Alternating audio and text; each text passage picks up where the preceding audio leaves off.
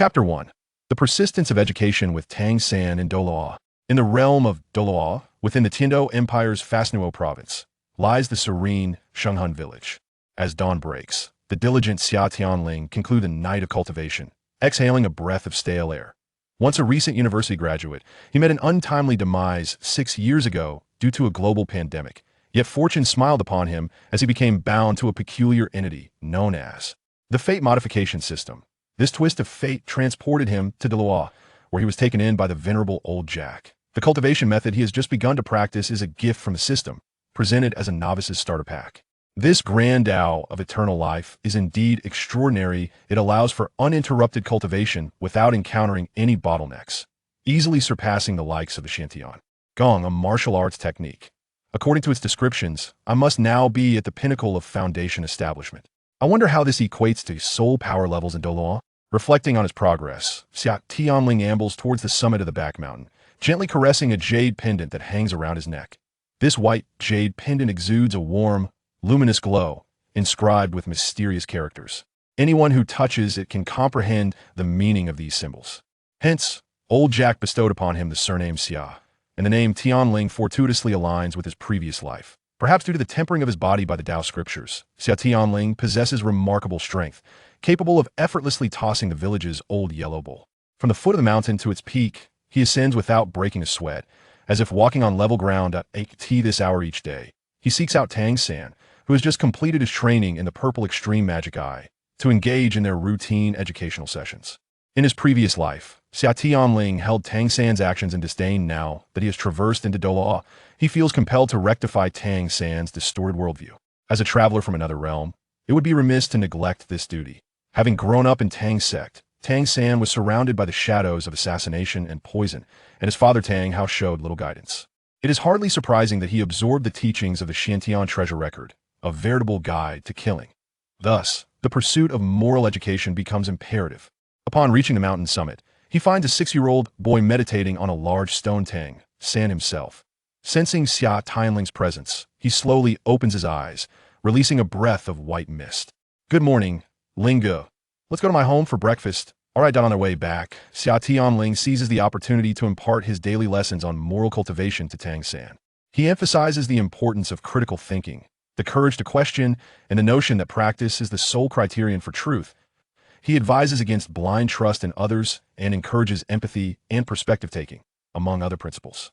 For 6 years, this has been their routine, and through such subtle influences, Tang San is transformed from indifference to a serene acceptance of these teachings. After all, these are profound maxims that have been honed through years of experience in his past life, and to call them truths would not be an exaggeration that I in the original text. Tang San is merely a scientifically inclined youth who has grown in a rather unconventional manner. He is not devoid of intellect. With the aid of certain elements, he can naturally perceive the profound truths embedded within the conversation. By the way, little San, a significant event will transpire in 3 days, remarked Xia Tianling, feigning an air of mystery during their meal. What significant event? Tang San inquired, already accustomed to Xia Tianling's eccentricities. For the past 6 years, one of Xia Tianling's cherished pastimes has been to predict future occurrences in the village, claiming to be a seer. However, aside from weather forecasts, his predictions have rarely been accurate. As for the inaccuracies, they stem from Xia Tianling's whimsical fabrications. Although divination is mentioned in the scriptures, one cannot master it without years of dedicated study. His self-proclaimed title of seer, in fact, serves as a prelude to his forthcoming plans. In 3 days, it will be the day of the awakening of martial spirits. At that moment, old Jack fortuitously entered the room. Tang San, somewhat bewildered, asked, "What is the awakening of martial spirits?" While he possessed a rudimentary understanding of martial spirits, he remained perplexed about the concept of awakening. The inebriated Tang Hao would never divulge such matters to him that on our Douluo continent, every individual possesses a unique martial spirit, as you are aware. At around the age of 6, we can undergo the awakening process, wherein another soul master assists in drawing it forth from our bodies. There are 2 categories of martial spirits: weapon spirits and beast spirits. Weapon spirits include common tools found in the village, such as hoes and sickles. In contrast, beast spirits, like the yellow cow martial spirit awakened by Uncle Erniu from the eastern part of the village, grant him remarkable strength for plowing. There are also plant spirits, similar to the vine spirit awakened by Uncle Taiju from the western side of the village, which enhances agricultural yield. His grapes flourish exceptionally well. Xiaoling speaks wisely. It seems he has not neglected his reading of the continent's chronicles. Old Jack interjected, "Yes, the village chief. Old Jack enjoys a modest stipend from the Tiando Empire, ensuring a relatively comfortable living, and his home contains a couple of ordinary yet informative books that in a few days, the esteemed members of the Martial Soul Hall will arrive to assist our village in the awakening of martial spirits. Little San, be sure to inform that drunken Tang Hao of this when you return home. I shall come and fetch you in the morning." Understanding Tang Hao's disposition, Old Jack sighed, "Take these cakes home with you." Understood. Thank you, Grandpa Jack. Tang San expressed his gratitude after helping to clear the table, then opened the door to head home. Xia Tianling hurriedly caught up, matching his pace alongside Tang San. "Brother Ling, what's this all about?" Tang San inquired with a hint of confusion. Xia Tianling once again donned a mysterious demeanor, grinning as he replied, "Little San, I have glimpsed the future once more." "What future?" "In 3 days, the one awakening us will be Master Su Yuntao from the Nodding City branch of the Martial Soul Hall, a level 26 lone wolf martial spirit, with 1 white and 1 yellow soul ring." Tang San? What on earth does that mean? With a perplexed expression, Tang San could not help but ask, "Brother Ling, what is a soul ring? What do 1 white and 1 yellow signify? And who is this battle soul master?" Summer waved his hand, saying, "Don't ask, you'll know when the time comes." With that, he turned and returned home. Well, curiosity piqued, Tang San returned home, presenting the pastries he had brought to Tang Hao and attempting to inquire. "Soul rings? Lone wolf? Who mentioned these to you?" Tang Hao took a sip from his wine bottle, squinting slightly. "It was Brother Tianling who told me. He said I would find out in 3 days." Tang San replied truthfully. "Summer Tianling." Tang Hao set down the wine bottle, stroking his bearded chin while lost in thought. "This child carries an air of mystery. Little San, do you wish to become a soul master?" Tang Hao sureli inquit. "Father, of course I do," Tang San responded eagerly. Through these simple clues and his understanding of martial souls over the years, he believed the reason his Xian Tian skill could not transcend the second layer likely lay within this martial soul, possibly related to the soul rings as well. To progress, he must undoubtedly become a soul master. Then, when the time comes, you shall go. Tang Hao waved his hand, a glimmer of brilliance flashing in his eyes before quickly fading into silence, lost in his own thoughts as he turned to retreat into the inner room to sleep. "All right, Father." That moment, Summer Tianling, who was meditating cross-legged in the room, received a system notification. "Beep. You have slightly altered the character's fate, gaining a fragment of destiny power." Awakened by the system, Summer Tianling felt a wave of frustration. This cursed system is utterly unhelpful, merely providing rigid notifications that it doesn't clarify how much destiny power I've accrued, only stating that accumulating more will allow for wishes. Damn it, how long will that take? And what can I even wish for? This was not the first time he had voiced his grievances against his system. He had done so countless times over the past 6 years. However, to his surprise, this time the system actually responded. "Please refrain from disparaging this system. When the destiny power reaches the minimum requirement for wishing, the system will notify you." Summer Tianling was overjoyed and quickly pressed for more details. "System, no, system brother. You're my dear brother. Could you please clarify these matters so I have something to look forward to?" Yet this time, no matter how much he called out, the system remained silent, offering no further response. Chapter 2. Twin Martial Souls? No, rather, combined martial souls. 3 days swiftly passed, with Summer Tianling continuing to summon Tang San to his home for breakfast each morning, while also providing him with quality education. Meanwhile, Tang San spent his afternoons at home learning forging from Tang Hao, a routine consistent with the original narrative. "Little San, come out. The day has arrived." Summer Tianling shouted from outside, his own heart racing with excitement. After 6 long years, he would finally discover what his martial soul was. "Gondon de la lunch préparation." Tang Hao's impatient voice drifted from within the house. Under Old Jack's guidance, they made their way to the central spirit hall of the village. Of course, this so-called spirit hall was merely a larger wooden structure designated for the annual awakening ceremony. This year, 9 children experienced awakening, yet the other 7 laughed and played, disregarding the 2 newcomers. The village children held a certain disdain for Tang San, exhibiting a penchant for wealth and status that pervaded their interactions. Despite his limited social experience from 2 lifetimes, Tang San, who had previously been enamored with hidden weapons, possessed a mature intellect and preferred to avoid engaging with these children, finding solace in their indifference towards him. Aside from the precocious Xia Tianling, he had no other companions in the village. Xia Tianling, on the other hand, was simply uninterested in these young rascals, dedicating himself wholeheartedly to his educational endeavors, aspiring to transform the self-serving Tang San into a competent and progressive youth. It was evident that his efforts were beginning to yield results. That moment, a young man rose from a seated position. He possessed striking features, with sharp brows and bright eyes, and bore a prominent character representing soul emblazoned on his chest, complemented by an extravagant black cloak. Xia Tianling focused intently and recognized him as the very embodiment of Su Yuntao from the original narrative. In his previous life, Su Yuntao was renowned as the blind-eyed Douluo, as those whom he misjudged invariably ascended to divinity. Greetings, esteemed battle soul master. I appreciate your assistance in this matter. The venerable old Jack respectfully saluted the young man. Su Yuntao nodded slightly, interrupting old Jack before he could elaborate. Time is of the essence. Let us commence. I have traversed 6 villages already and hope that your village will yield a child capable of becoming a soul master. All right, children, please form a line. Though Su Yuntao exhibited less formality towards old Jack, he approached his duties with utmost seriousness, treating the unawakened children with great gentleness. With a warm smile, he introduced himself. I am Su Yuntao, a level 26 battle soul master and your guide, that I will awaken each of you in turn. Remember, do not be afraid, no matter what occurs. He arranged 6 black stones into a formation, gesturing for one child to step within. Do not fear, close your eyes and focus intently. As he spoke, a sudden brilliance emanated from his eyes, and amidst the astonished gazes of the children, he bellowed, "Lone wolf, manifest!" Streams of azure light burst forth from his brow, causing Su Yuntao's form to swell, revealing wolf-like features and fur, transforming him into a veritable werewolf. 2 rings of light ignited beneath him, swirling from his feet to his head, one white and one yellow. By the heavens! Witnessing this, Tang San's eyes widened in astonishment, fixated on the wolf-embodied Su Yuntao. Level 26, lone wolf, 1 white and 1 yellow. It aligned perfectly with what Ling Gu had described. Could it be that Ling Gu possessed true foresight? Su Yuntao calmed the frightened children, preparing to proceed with the ceremony, when he noticed Xia Tianling at the far edge, gazing at him with unbridled excitement, his eyes shimmering like gold, seemingly intent on approaching. You are unafraid of me. Master Su, of course, I'm not afraid.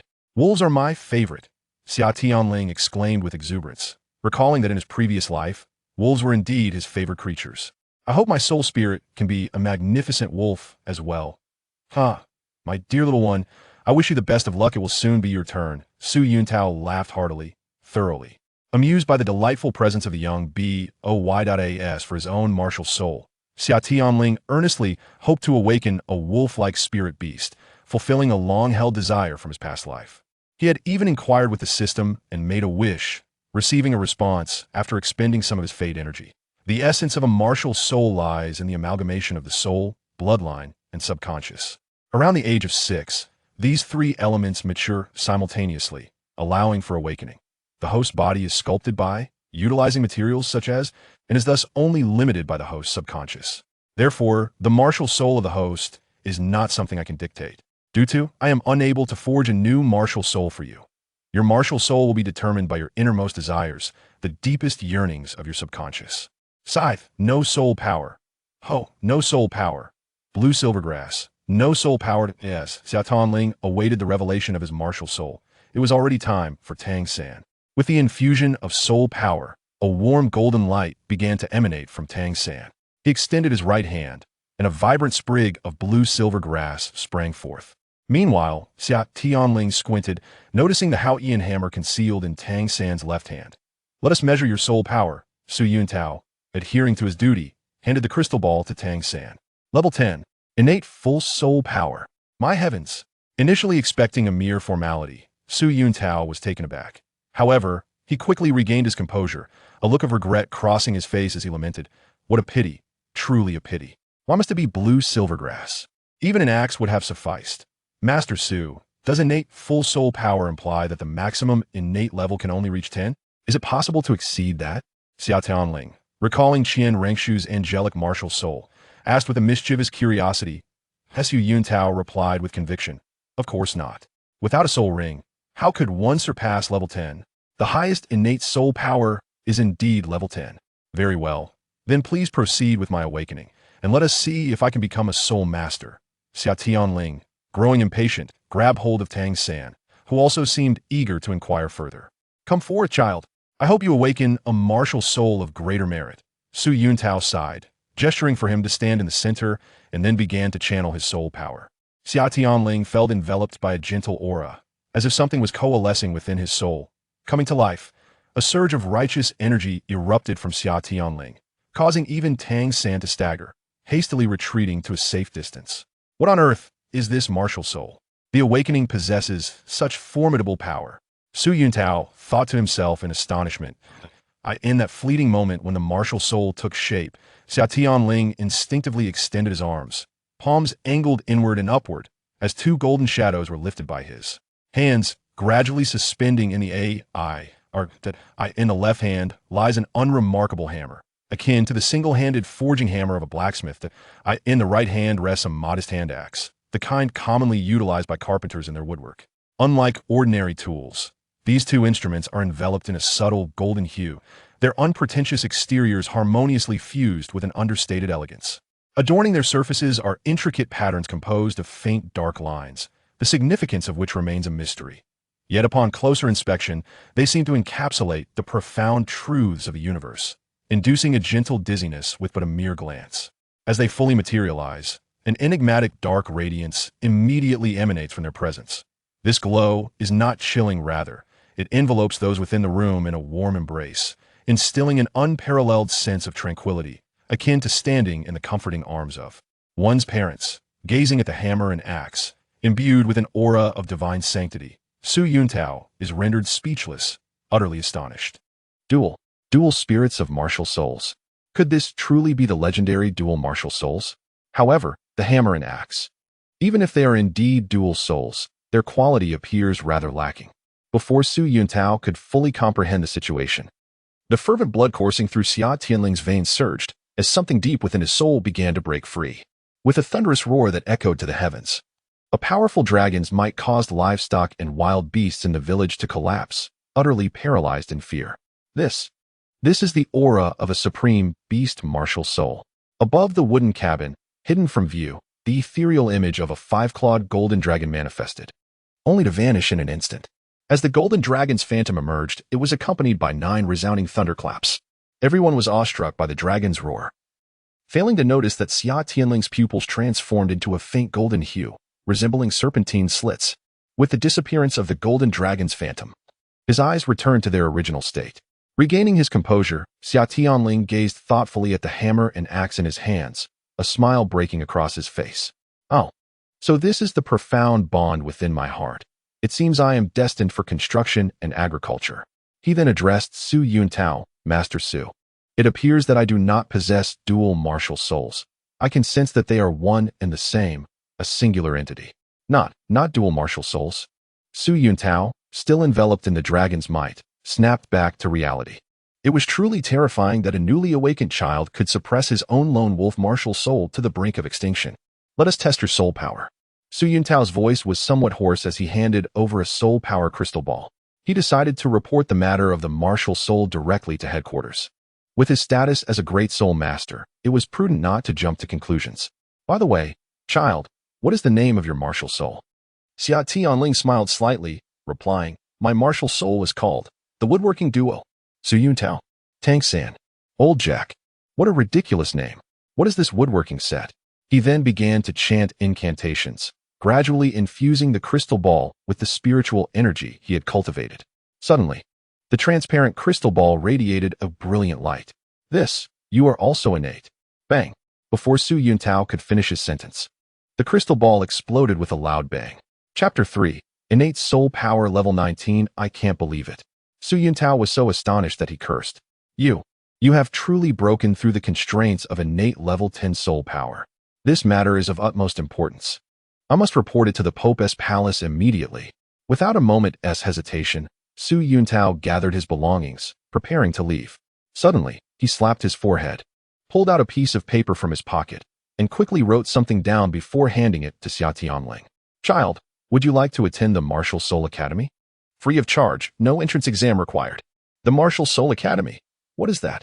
Xia Tianling feigned ignorance. As the name implies, the Martial Soul Academy is directly under the Martial Soul Hall and is dedicated to training soul masters. This is an invitation letter bearing my signature as proof. Su Yuntao replied, a hint of excitement in his voice. Who would have thought that after running through 6 villages in vain, he would encounter such an extraordinary talent here? If he could entice this child to join the Martial Soul Hall, his future would undoubtedly be bright, and breaking through to the Soul Douluo level would not be an impossibility. Xia Tianling felt somewhat bewildered. Originally, he had intended to follow Tang San's path and secure a place among the divine beings. It seemed he would need to devise a new plan. How about this? Child, where are your elders? Su Yuntao, noticing his hesitation, inquired with a spark of inspiration. I am Tianling's grandfather, old Jack quickly replied. Regardless of whether you agree or not, could you please take Tianling with me to the Martial Soul Hall branch? Transportation will be provided, and meals will be included. Su Yuntao, eager to recruit Xia Tianling into the Martial Soul Hall, had run out of words and even began using honorifics with old Jack. Very well, my good sir. Old Jack, pulling the bewildered Summerling, hurriedly followed the impatient Su Yuntao onto the carriage bound for the Wuhuan Hall, leaving 8 children, including Tang San, in the wooden cabin, staring at each other in confusion. As Su Yuntao rushed the grandfather and grandson towards the Wuhuan Hall branch, he remained oblivious to the uproar that had erupted across the continent due to the awakening of the true dragon Wuhuan. In the blacksmith shop of Holy Spirit Village, the inebriated Tang Hao, in a daze, rubbed his eyes, turned over, and fell back into slumber. In the Stardo forest, within the mixed region of the Lake of Life, a colossal gorilla squatted with its hands clasped over its head, while in the lake, a monstrous creature with a python's tail emerged, its enormous bovine eyes filled with disbelief. Not to mention the titan great ape. All the soul beasts in the forest trembled in fear under this overwhelming dragon might. In the heart of the Stardo forest, the immense golden-eyed black dragon king, Emperor Tian, opened his eyes, gazing incredulously towards the direction of Holy Spirit Village, murmuring to himself. Meanwhile, deep underground in the core region, a gigantic silver dragon slowly opened its eyes, momentarily sensing its surroundings before gradually succumbing to slumber once more. In Wuhuan City, within the Papal Palace, a stunningly beautiful woman, holding a scepter and originally seated in contemplation upon her throne, abruptly opened her eyes. This aura, Elder Ghost, proceed to investigate the happenings in the Phanos province. As you command, a ghostly figure suddenly appeared and then gradually faded away, 9 soul rings shimmering beneath its feet. In the Wuhuan City, within the offering hall, an elderly man, sitting quietly beneath a massive angel statue, had his eyes gleam with intensity as he gazed towards Holy Spirit Village, his sharp gaze seemingly piercing through the fabric of space. After a brief moment of perception with his hands clasped in prayer, he shook his head and closed his eyes to continue his meditation. At this very moment, completely unaware that he was under the watchful eyes of the continent's most formidable powers, Summerling was in the Nodding City branch, preparing to test his soul power level. To maintain secrecy, Su Yuntao had only informed the hall master, Matthew Noah. Child, place your hand upon the crystal ball and release your soul power. Matthew Noah, an 82-year-old elder and a grand soul master, instructed. All right, Grandpa Matthew, Summerling replied as he directed his soul power into the crystal ball, which began to emit a dazzling radiance. This is innate soul power at level 19.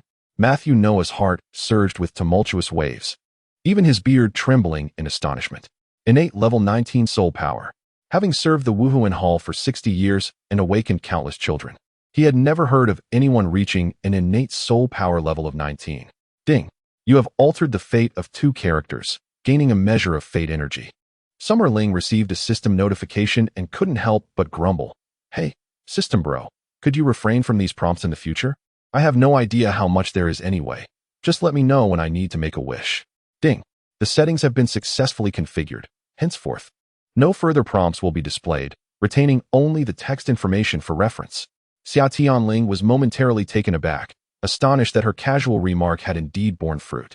Su Yuntao, please take good care of this child and his grandfather. I shall immediately set forth for the headquarters. As Xia Tianling was preparing to further refine the system, Matthew had already gathered his belongings and dashed out of the room. His movements so swift that one would hardly believe he was an elderly man on the brink of death, a stark contrast to his earlier leisurely demeanor. Before long, the afternoon arrived, and after relishing a sumptuous meal from Douluo, Xia Tianling had firmly resolved to pursue his studies at the Spirit Hall Academy. He was currently inquiring with Su Yuntao about some fundamental knowledge regarding martial spirits and the Spirit Hall.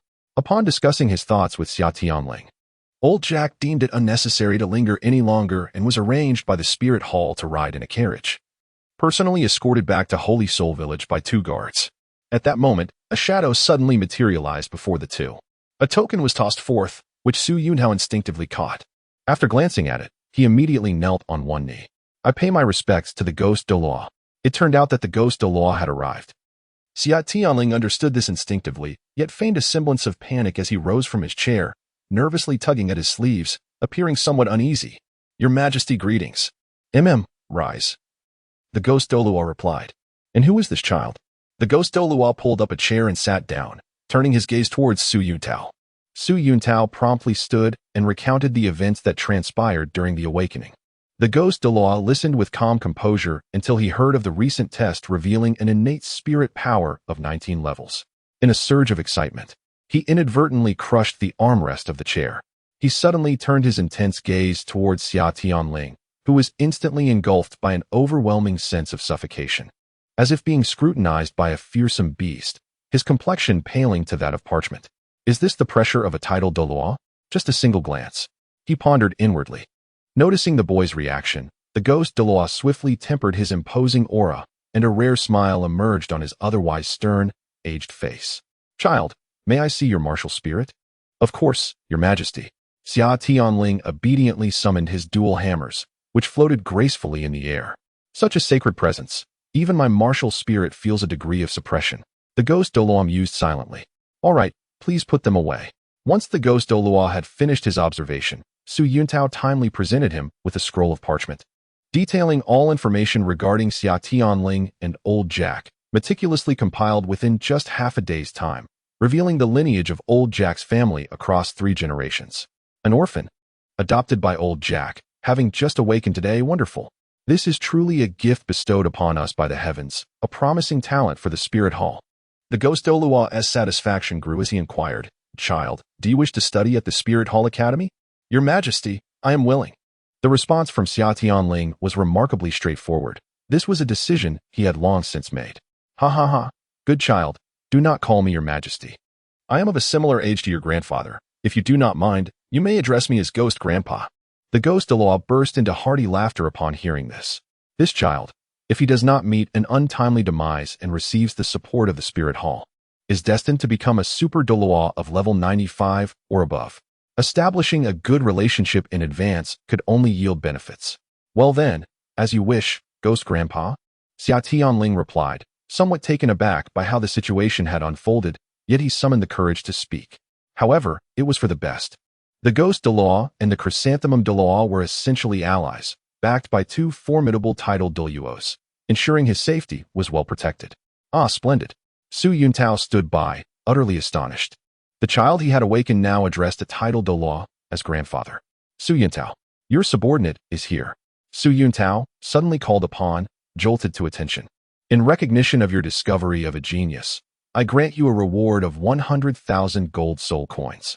Take my token to the Spirit City. There you will receive assistance in breaking through to the Soul Master realm, as well as obtain a suitable 1,000-year soul ring. Yes, thank you for your generous reward. Your Majesty. Su Yuntao was nearly beside himself with excitement. After years of diligent effort awakening children across the villages, this was the very opportunity he had longed for. All right, you may leave now. I have other matters to discuss with Tianling. Understood. Su Yuntao respectfully exited. Chapter 4, BBDong and the mysterious Qian Daoliu. 100,000 gold soul coins. Unbeknownst to them, Xia Tianling was also on the verge of madness upon hearing this. That was a staggering sum. Even a single gold soul coin would suffice for him and Old Jack to live comfortably for several months. Ghost Grandpa, would it be possible to lend me some gold soul coins? Xia Tianling feigned shyness as he inquired. Oh, what do you need gold soul coins for, young man? The ghost Douluo asked with a smile. I wish to give them to my grandfather, so he won't have to toil at his age anymore. I promise to repay you once I earn money. Ah, how filial. You understand the importance of gratitude. The ghost Douluo, observing Xia Tianling's slight embarrassment, felt even more pleased. He promptly retrieved a large bag and a card from his storage soul guide. Su Yuntao, come in. Upon hearing the ghost Douluo's summons, Su Yuntao, who had been reveling with his goddess in the next room, rushed in at lightning speed. This card contains 100,000 gold soul coins and an additional 5,000 in cash. Use it to purchase a decent house in Notting City and then bring old Jack over. The remaining funds should be given to him for his expenses. Additionally, find a few guards from your branch. Old Jack is an ordinary person, and it would be unsafe for him to carry such a large sum. Yes, I will do my utmost to fulfill this task. This money is a personal gift to you, little Tianling. Are you satisfied? Upon concluding his words, Ghost Douluo gazed at him with a smile that resembled the affectionate look one might bestow upon a beloved grandchild. I humbly accept your elder's grace and extend my gratitude to you, Lord Ghost. Henceforth, I shall surely repay your kindness. Although Xia Tianling appeared flustered on the surface, his heart was secretly brimming with delight. He understood that Ghost Douluo merely sought to strengthen the bond between them. Nevertheless, this was also a fitting way to repay the nurturing affection bestowed upon him by Grandpa Jack. This substantial sum of money would suffice for old Jack to live as a wealthy man in Notting City, ensuring his comfort for the latter part of his life. Ghost Douluo felt a deep sense of contentment. He then composed himself, raising his hand to channel his soul power, thereby sealing the atmosphere within the entire room. Xia Tianling understood that the main event was about to commence. Ghost Douluo was about to inquire about his true dragon martial soul. Dear Tianling, I have a question for you. Do you possess a dragon-type twin martial soul? Indeed, Grandfather Ghost, I do have another dragon-type martial soul. Xia Tianling had never contemplated concealment. Unless he intended not to use it, it would inevitably be revealed sooner or later. BBDong and Qian Daoliu, the two supreme Douluo, were not easily deceived fools. To fully integrate into the spirit hall, honesty was imperative. True dragon, manifest, he called out softly as the five-clawed golden dragon martial soul enveloped him. A subtle aura of draconic might swirling around his form. Xia Tianling's eyes transformed into golden vertical pupils, his body adorned with fine dragon scales and sharp claws. A pair of small dragon horns, no longer than his fingers, emerged from his head, while an ethereal silhouette materialized behind him, with antlers resembling those of a deer. A head akin to a camel, eyes like a rabbit, a neck reminiscent of a serpent, a belly akin to a mythical beast, scales resembling fish, claws like an eagle, palms akin to a tiger, and ears like a cow. This golden entity radiated brilliance, embodying the mythical image of a dragon. This oppressive force had even surpassed the realm of top-tier beast martial souls. Ghost Douluo, sensing the martial soul pressure reflected upon him, pondered in silence. Unbeknownst to him, the five-clawed golden dragon represented the pinnacle form of a true dragon, inherently mastering the five elements and wielding the power of heavenly punishment, particularly effective against malevolent spirits. With such an exceptional martial soul, given time, Tang Hao's title as the youngest title Douluo would likely change hands. Very well, Tianling, retracted, Ghost Douluo instructed. Today, accompany me to Spirit City to meet the Pope. Understood, Grandfather Ghost. Having thoroughly read the original text, Xia Tianling recognized that Ghost Douluo's swift arrival in Notting City must have been at BBDong's behest. As the only sensitive attack-type Super Douluo in the entire continent, Ghost Douluo was naturally swift. Even with Xia Tianling in tow, they made their way back to Spirit City by evening. Little Tianling, when you meet the Pope, do not be afraid. Simply answer whatever questions are posed to you. Rest assured I will. Upon reaching the entrance of the Pope's hall, Ghost Douluo offered one last piece of advice before leading Xia Tianling inside. Your Majesty the Pope, I have returned to report. Enter. A cool voice echoed. Stepping into the Pope's chamber, they beheld an extraordinarily beautiful woman clad in a purple-gold robe, holding a scepter, seated majestically upon a grand throne. This must be BBDong. Indeed, just as described in the original text, exuding an air of elegance and authority, thought Xia Tianling to himself. We pay our respects to your holiness. They both spoke in unison. Elder Ghost, who is this child? BBDong raised an eyebrow slightly. Elder Ghost promptly produced a scroll of parchment and presented it to BBDong. Your Holiness. The contents herein are what I have witnessed with my own eyes, and are unequivocally true. BBDong glanced over the parchment, her stern visage momentarily revealing a look of astonishment, yet it quickly gave way to her usual composure, now graced with a hint of a smile. She dismissed those around her and spoke coolly, Release your two martial souls for me to observe. Xia Tianling complied, first summoning his hammer and axe combination. Upon seeing BBDong nod slowly, he transitioned to the five-clawed golden dragon. Excellent, truly excellent. Elder Ghost, you have brought me a promising talent for the spirit hall. BBDong set down her scepter and descended the high platform slowly. This is what my subordinates ought to do.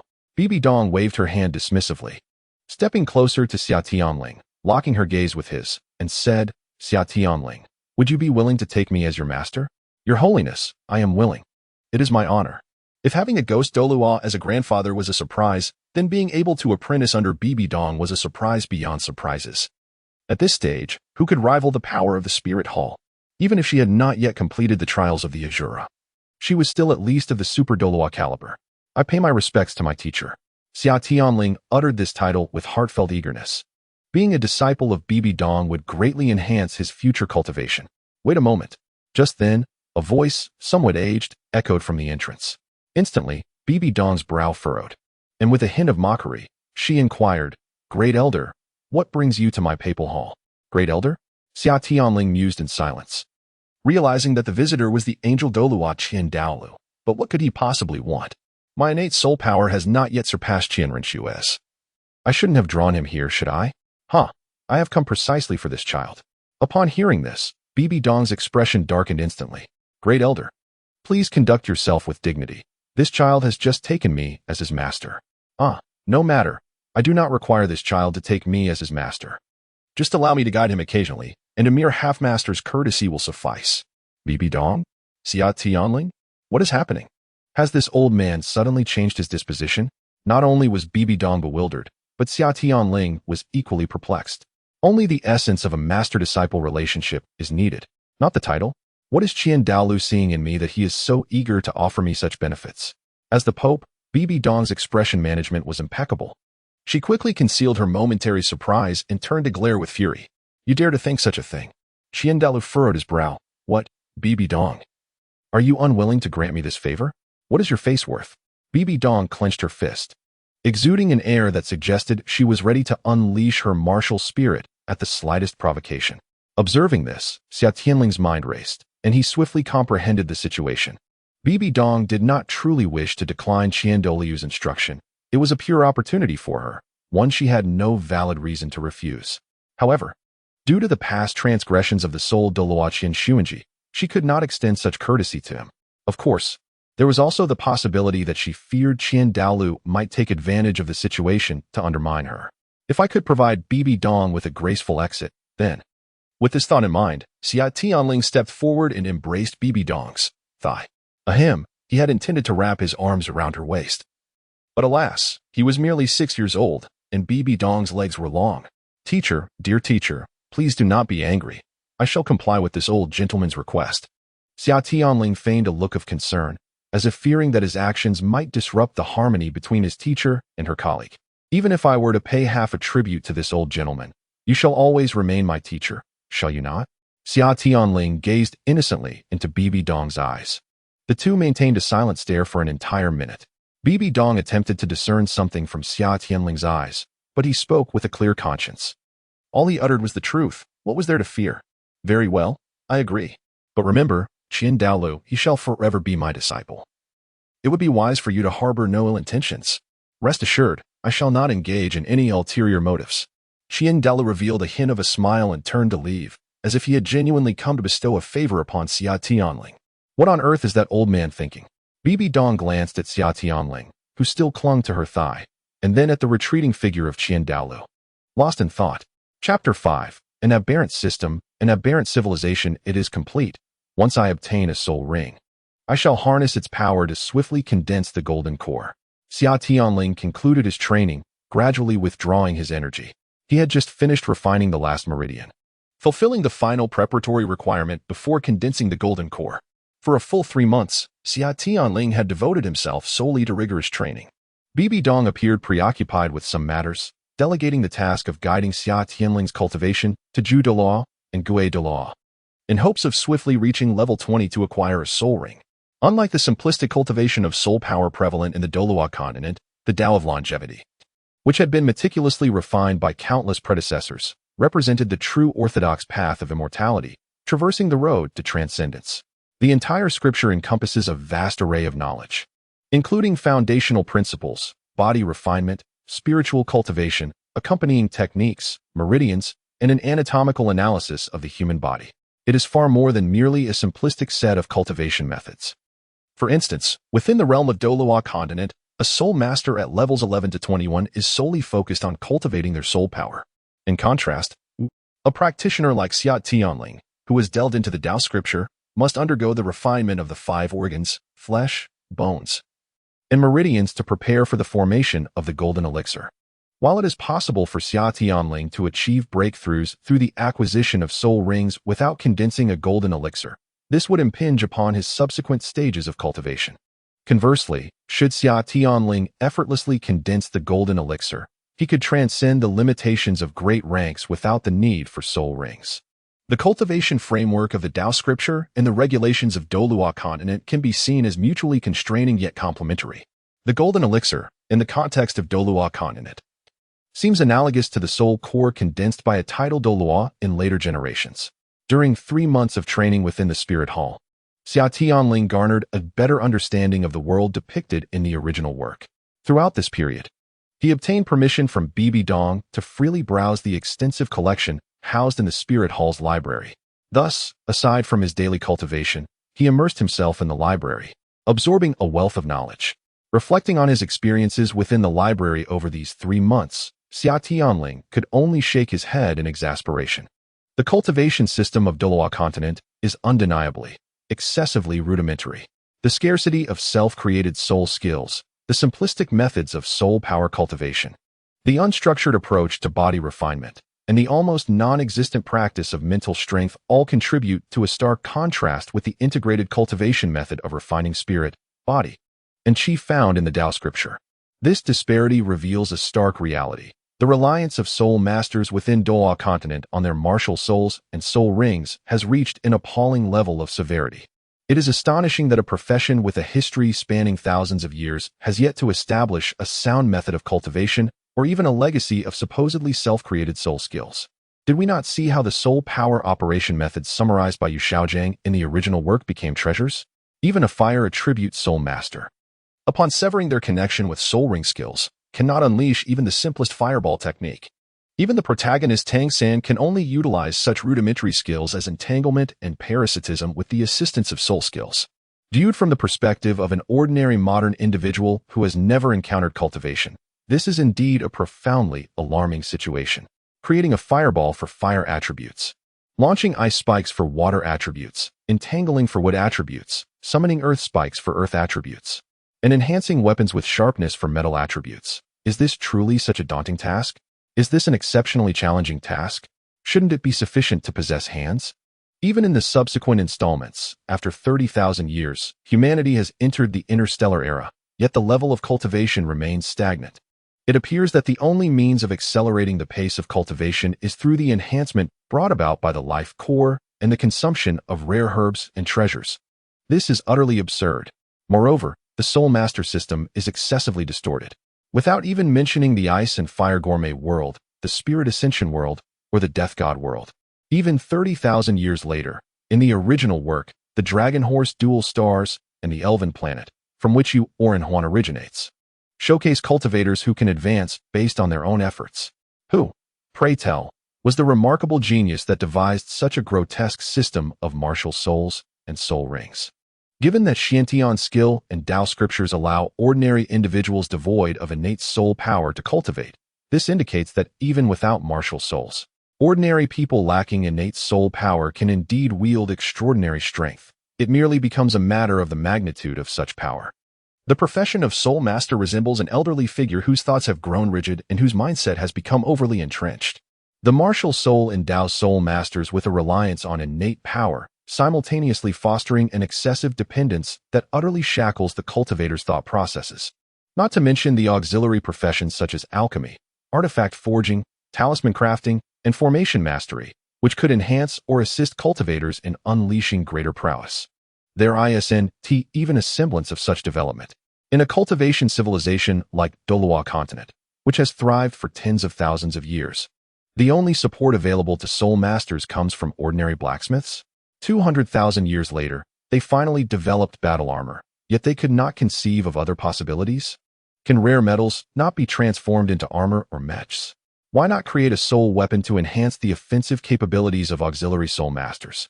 Consider the potential within your own cultivation system, my friend. While technology has certainly progressed, it has veered entirely towards a technological civilization, neglecting the inherent system. Martial soul cultivation intertwined with Douluo technology is a contradiction, as formidable as the body sect may be. With the old sect master wielding his iron fist to conquer the world, they have seemingly squandered the luminous path to developing human potential over 200,000 years. Progress has been made, yet it remains incomplete. The scope is truly too narrow. Had they explored their own potential further, they would not have been mockingly dubbed as fantasy floor tiles by countless readers from their previous lives. Low emotional intelligence, fantasy basement, high emotional intelligence, low martial ceiling.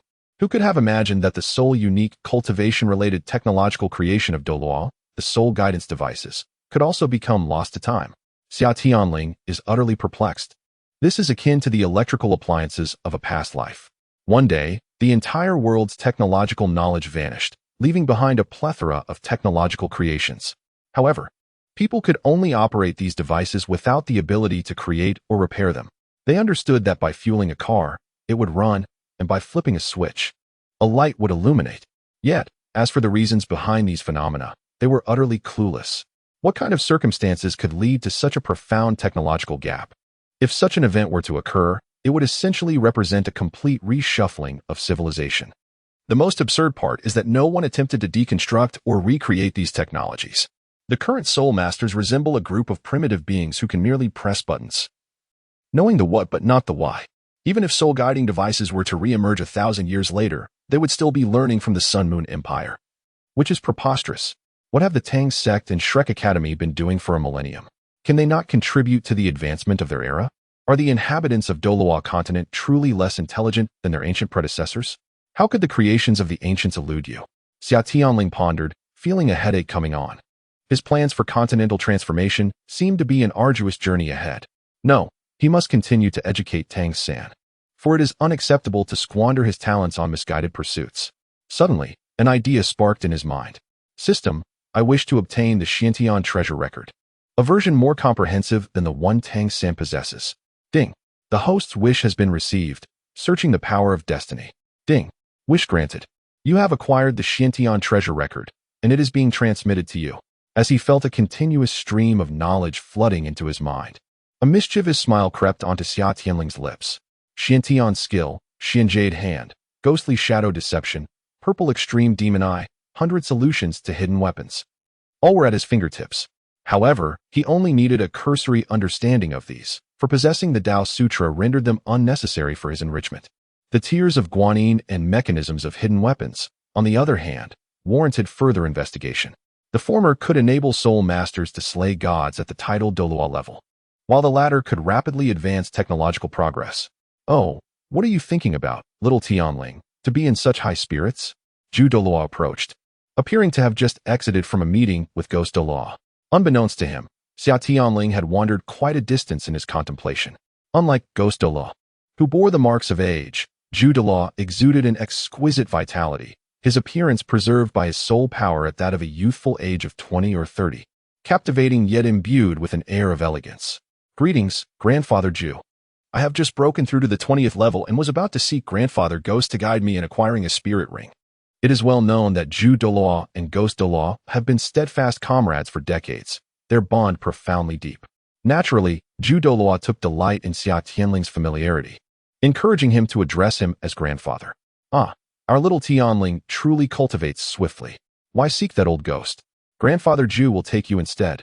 The kind-hearted Zhu Douluo gazed affectionately at Xia Tianling. After 3 months of companionship, it was indeed a novel experience for Zhu Douluo, who, like Gu Douluo, had neither offspring nor a partner.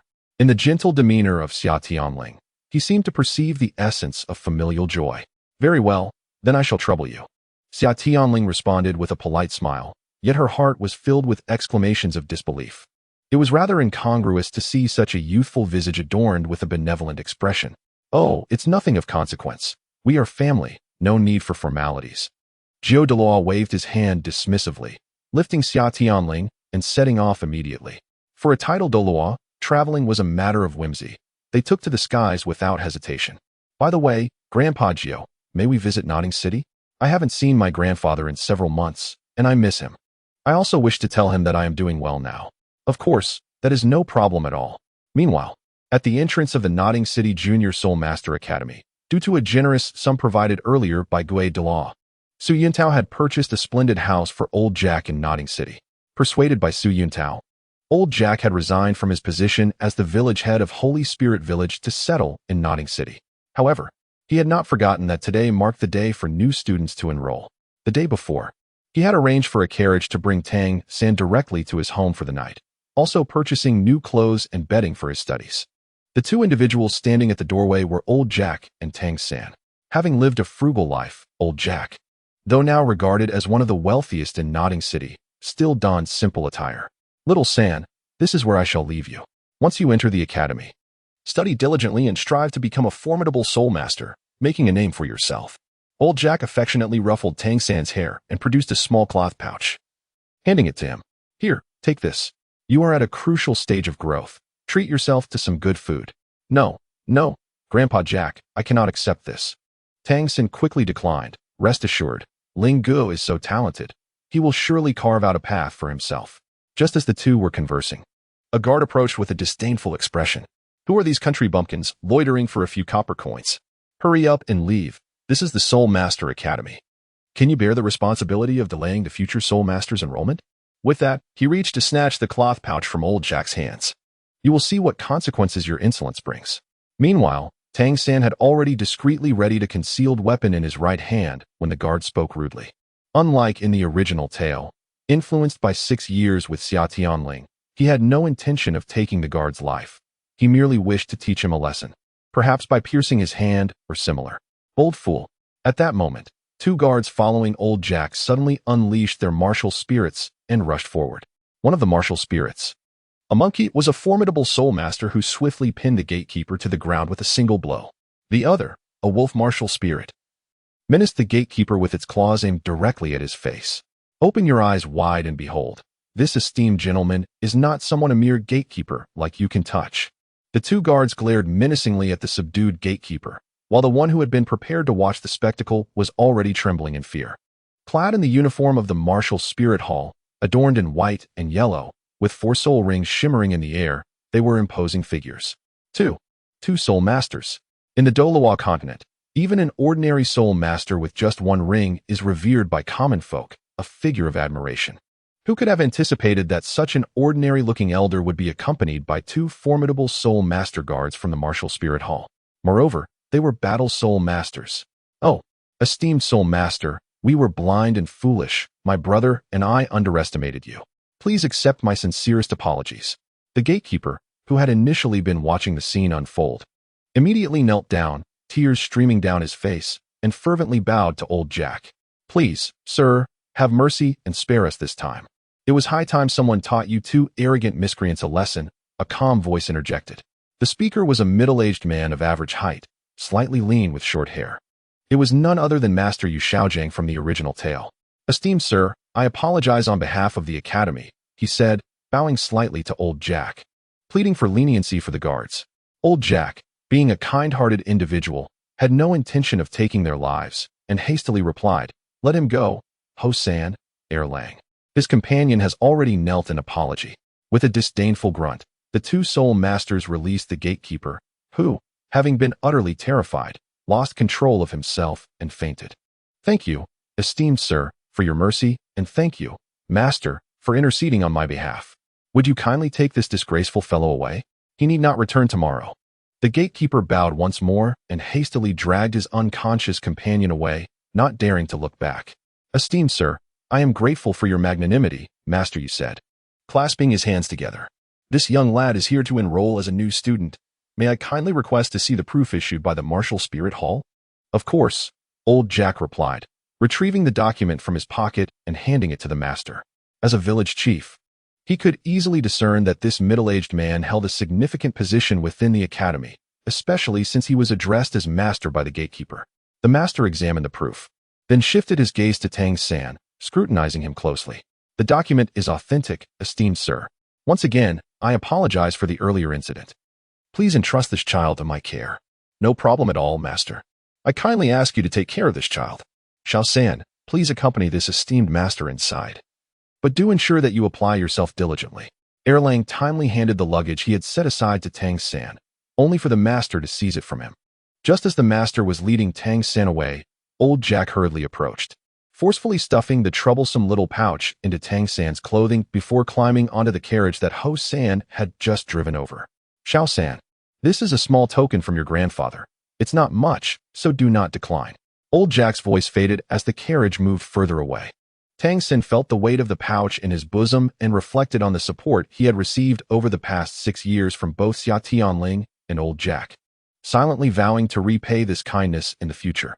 How gratifying it is that, after 6 years of positive reinforcement, the once selfish and self-serving Tang San from the original tale has begun to comprehend the values of gratitude and reciprocity.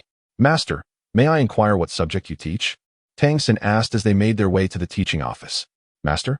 The elder glanced down at Tang San and replied coolly, I am not a teacher of the academy. Not a teacher? Did you not just say you represent the academy? I am merely a guest at the academy, enjoying its hospitality like others. You may call me master. That is how everyone refers to me, to the point that I have almost forgotten my own name. The certificate states your name is Tang San, correct? Tang San, you must understand that there is a vast difference between master and teacher. Do not confuse them in the future, unless... Here, he paused, his eyes gleaming with fervor, unless you truly wish for me to be your teacher. Do you wish to take me as your disciple? Tang San inquired. Do you wish it? The master halted, confronting Tang San directly. Tang San also paused, remaining silent as he pondered deeply. Xia Tianling had once advised him to think critically, to consider matters from another's perspective. In most cases, there is no such thing as unfounded goodwill. When one is not closely connected to another, why would they offer assistance upon first meeting? What could this person's intentions be? We have only just met, and he is eager to take me as his pupil? There must be something amiss. Noticing Tang San's silence, the master was about to elaborate on his theory. I apologize, master. Please allow me a moment to reflect. Chapter 7. The awkward master. The master stood there momentarily dumbfounded. This was not how the script was supposed to unfold. Wasn't it meant to be a grand exposition of my theory, followed by Tang San's immediate reverence? What had gone awry? To have been outright rejected by a 6-year-old child. Although the words were not spoken in their entirety, the embarrassment was palpable on his face. Reflecting on the conclusions he had drawn and the potential transformations Tang San might bring, the master took a deep breath, striving to regain his composure. Child, before you hastily dismiss me, allow me to demonstrate my abilities, he said. I cannot let such a promising talent slip away. After all, you are the third person in a century to possess a twin martial soul. Tang San pondered this statement. It did indeed seem reasonable. As Ling Gu had awakened later than he had, despite his internal skepticism, a sense of astonishment washed over him. Are you curious as to how I discerned your twin martial soul? As he spoke, he shook the certificate in his hand. It is this very document that reveals the truth. While others may overlook its flaws, should I fail to see them, I would not be worthy of the title master. I have conducted extensive research. What followed was a torrent of data and theoretical analysis from the master. Thus, I am certain that you possess another martial soul, and it is undoubtedly a formidable one. Exceptions exist in all things, but why could I not be a unique case? Tang San retorted. Indeed, exceptions do exist, yet your martial soul is blue silver grass. Tang San listened intently, sensing that while the master's assertions held merit, there was an underlying peculiarity. Suddenly, he recalled something and respectfully inquired, May I ask, master, what level of soul master are you? Upon hearing this question, the master's previously confident demeanor faltered slightly. His mouth twitched into an awkward smile. I am a level 29 Great Soul Master. My prominence in the study of martial soul theory has led my peers to affectionately bestow upon me the title of master. Tang San fell into silence.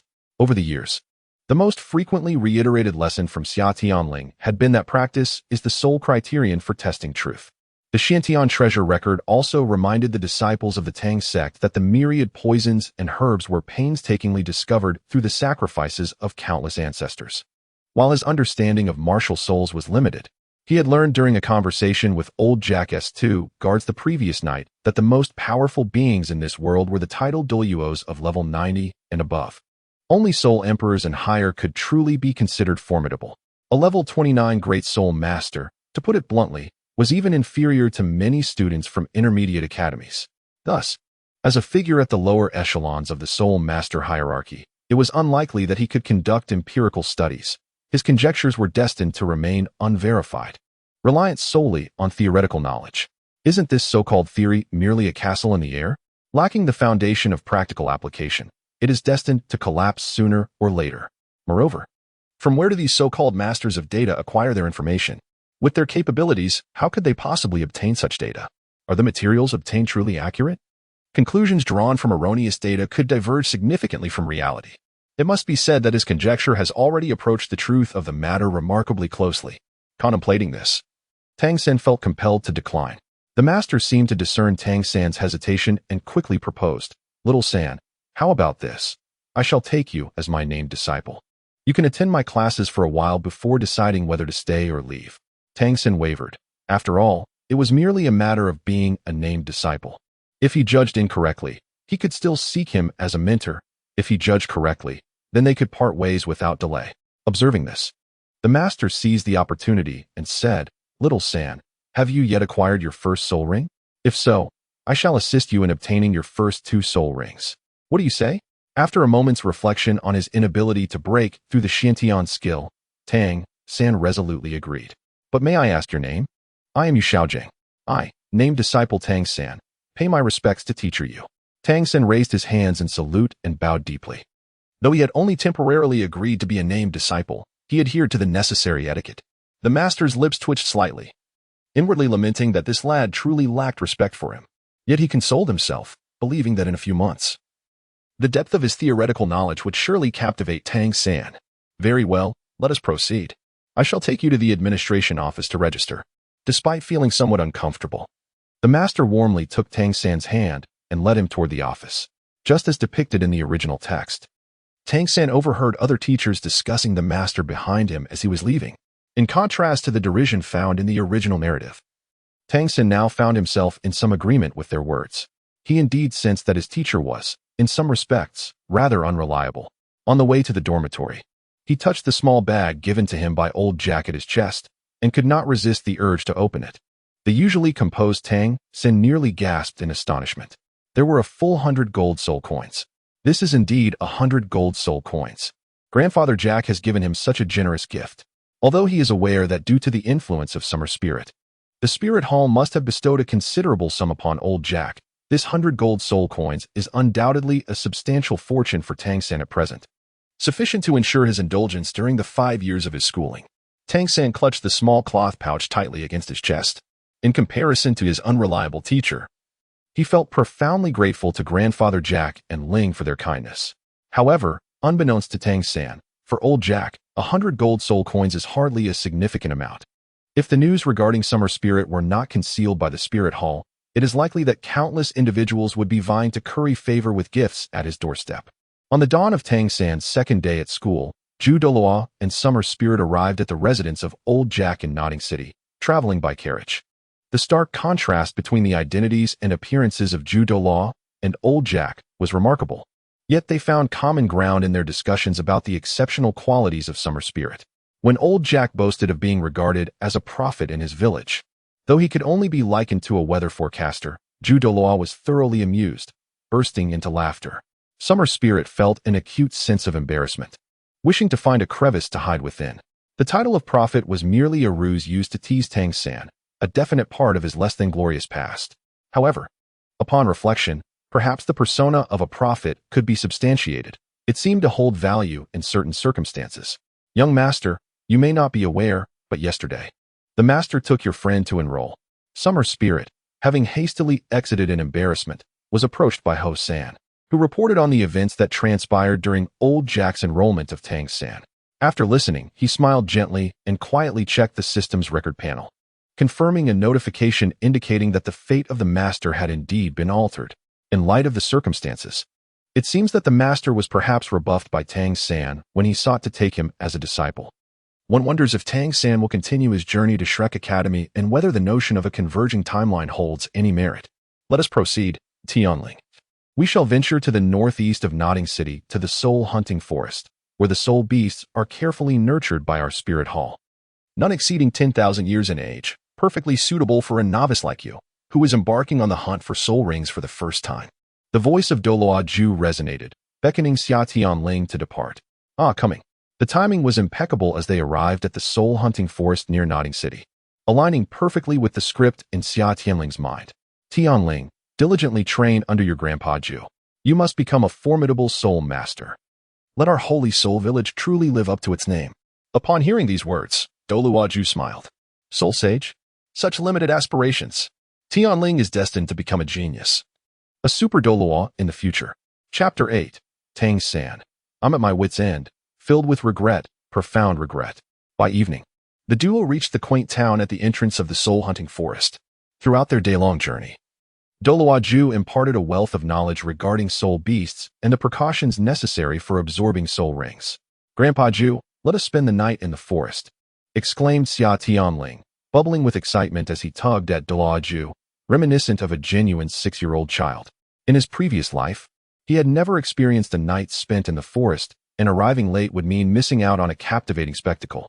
Douluo Ju paused. Initially, he intended to stay at the Spirit Hall's residence in the town for the night before entering the next day. However, upon hearing Xia Tianling's request, he attributed it to the child's innate exuberance and, filled with affection, readily agreed. Good day, please present your hand token. Came the prompt from the soldier at the forest's entrance, tasked with inspections. Unlike the guards at the entrance of Nodding Academy, who often displayed arrogance, these soldiers exhibited remarkable professionalism. Douluo Ju produced a token from his soul guide. Ju. The soldier's eyes widened in astonishment, and he was about to pay his respects. Before he could utter a word, Douluo Ju waved his hand to halt him, gently guiding Xia Tianling into the forest. Please proceed with care, my lord, the soldier murmured. Who just entered?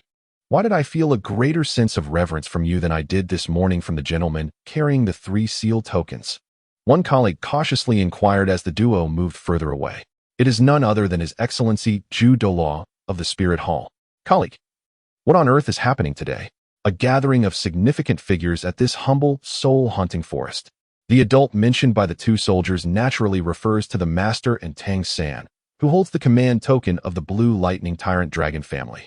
Our narrative takes us back to the early morning of a significant day, the day the Master brought Tang San to acquire his first spirit ring.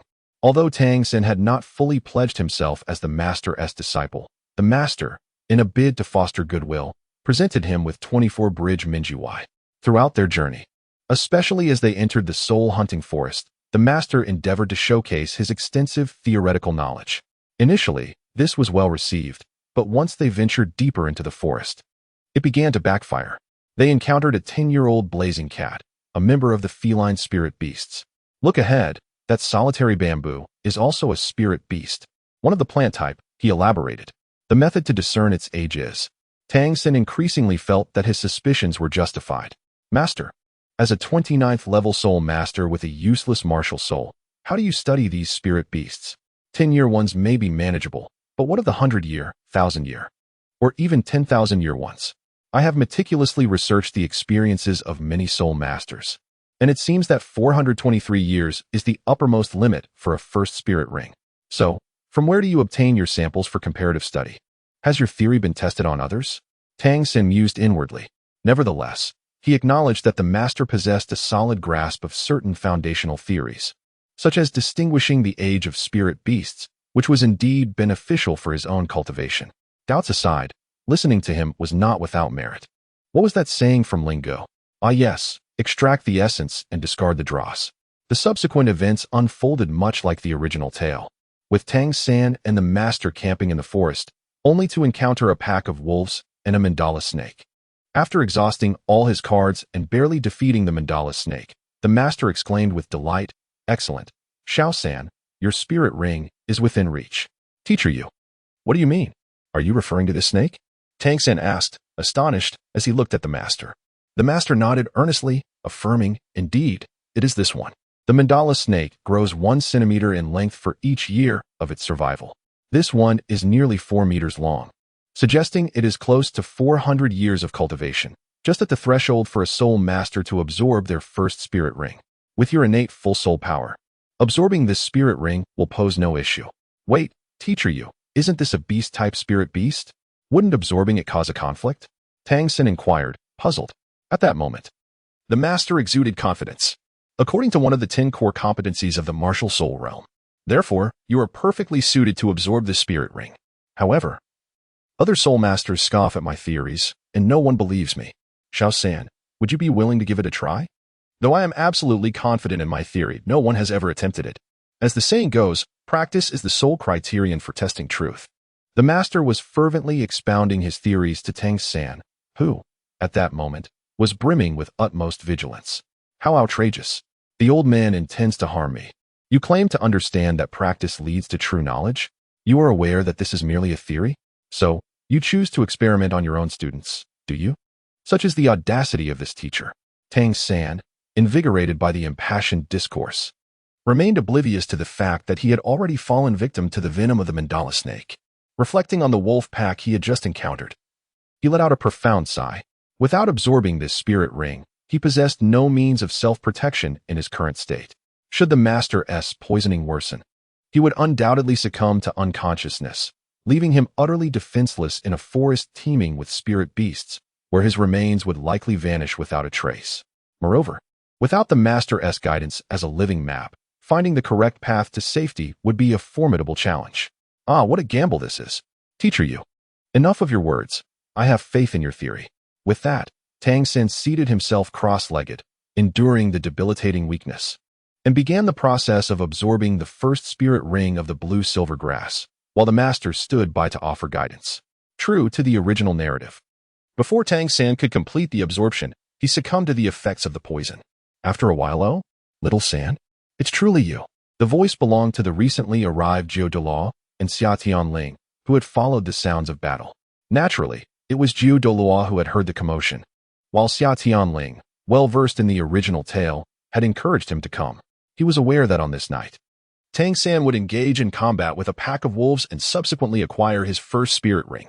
Feigning surprise at this serendipitous encounter, Xia Tianling arrived just in time.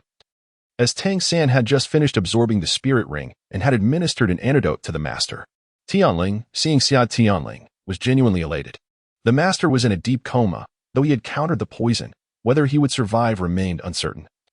And Tang San was at a loss for what to do next. Tianling, this is your dear friend Tang San, whom you often speak of from the village. Isn't it?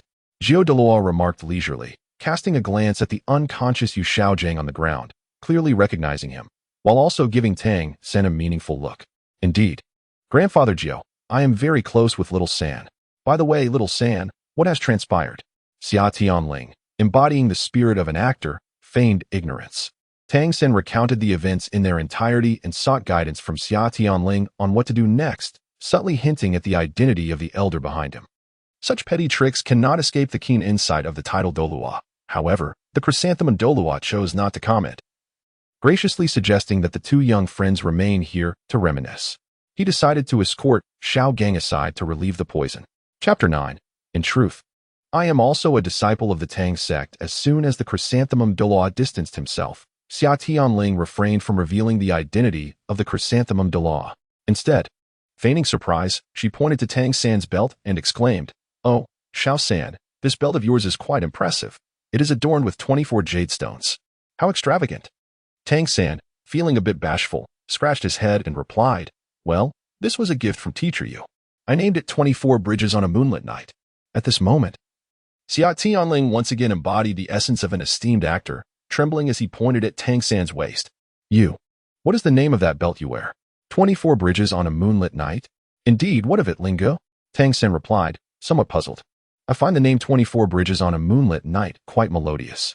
Xia Tianling took a deep breath, placing his hands on Tang San's shoulders and fixing his gaze intently into his eyes. "Xiao San, whatever I say next, do not cry out loudly." Understood. Subsequently, Xia Tianling recited in impeccable Mandarin, enunciating each word with precision. 24 Bridges on a Moonlit Night. Where do the jade figures learn to play the flute? Tianling Guyu. Tang San was genuinely astounded this time, struggling to suppress a gasp. The identity of a traverser was his greatest secret. The language of Douluo continent was vastly different from Mandarin. After 6 long years, hearing that familiar tongue again profoundly stirred his spirit. Tianling Gu. Could it be that you also Tang San inquired, trembling with anticipation. Xia Tianling embraced Tang San, concealing his own barely contained emotions, and after several deep breaths, released him. With a smile, he replied, "Indeed, I also hail from there." Upon uttering this revelation, he discreetly communicated with the system, expending some of his fate energy to activate a mysterious function. Who would have thought? I believed I was all alone, yet Tianling Gu, you are also. No wonder you possess such knowledge and maturity as a child, Tang San murmured. So, when you called yourself a prophet in your youth, were you actually employing divination?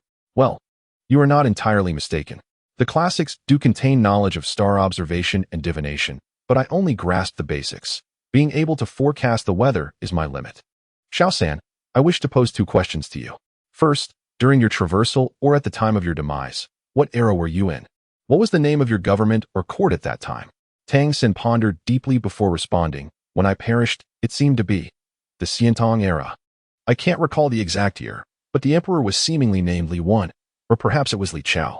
After a moment of contemplation, he answered. In his previous life, he was utterly engrossed in concealed weaponry and had never stepped outside the Tang sect, so his ignorance was understandable. Xiantong? Li Chao? Is that not the late Tang dynasty?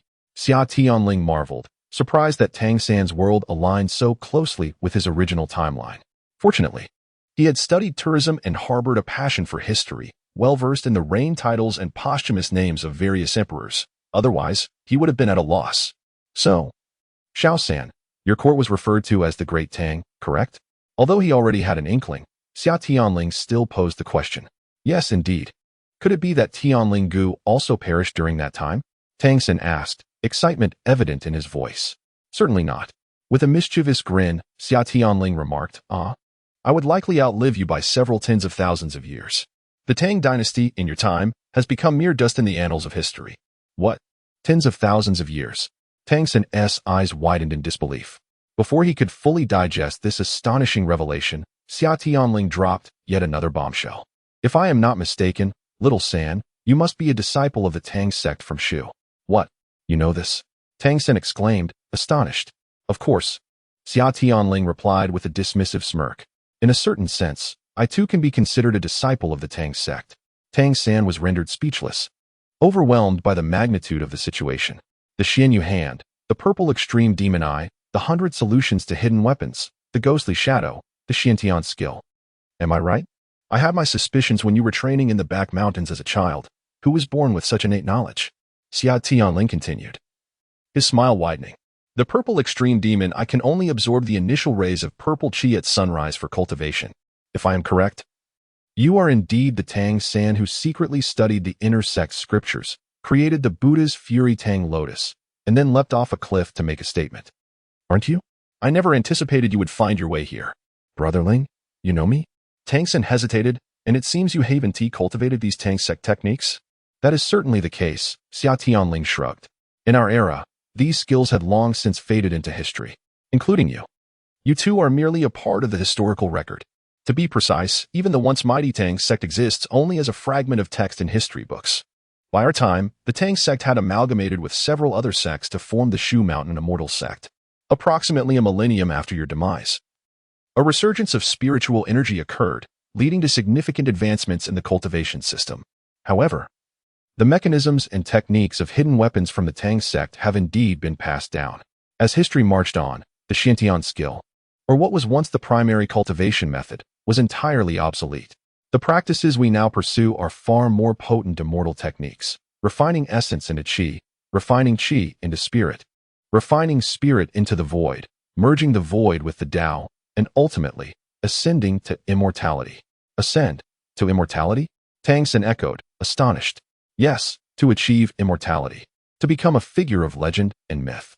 Xia Tianling continued, feigning a sense of nostalgia and regret, as if he were truly a powerful being who had failed his tribulation and been reborn.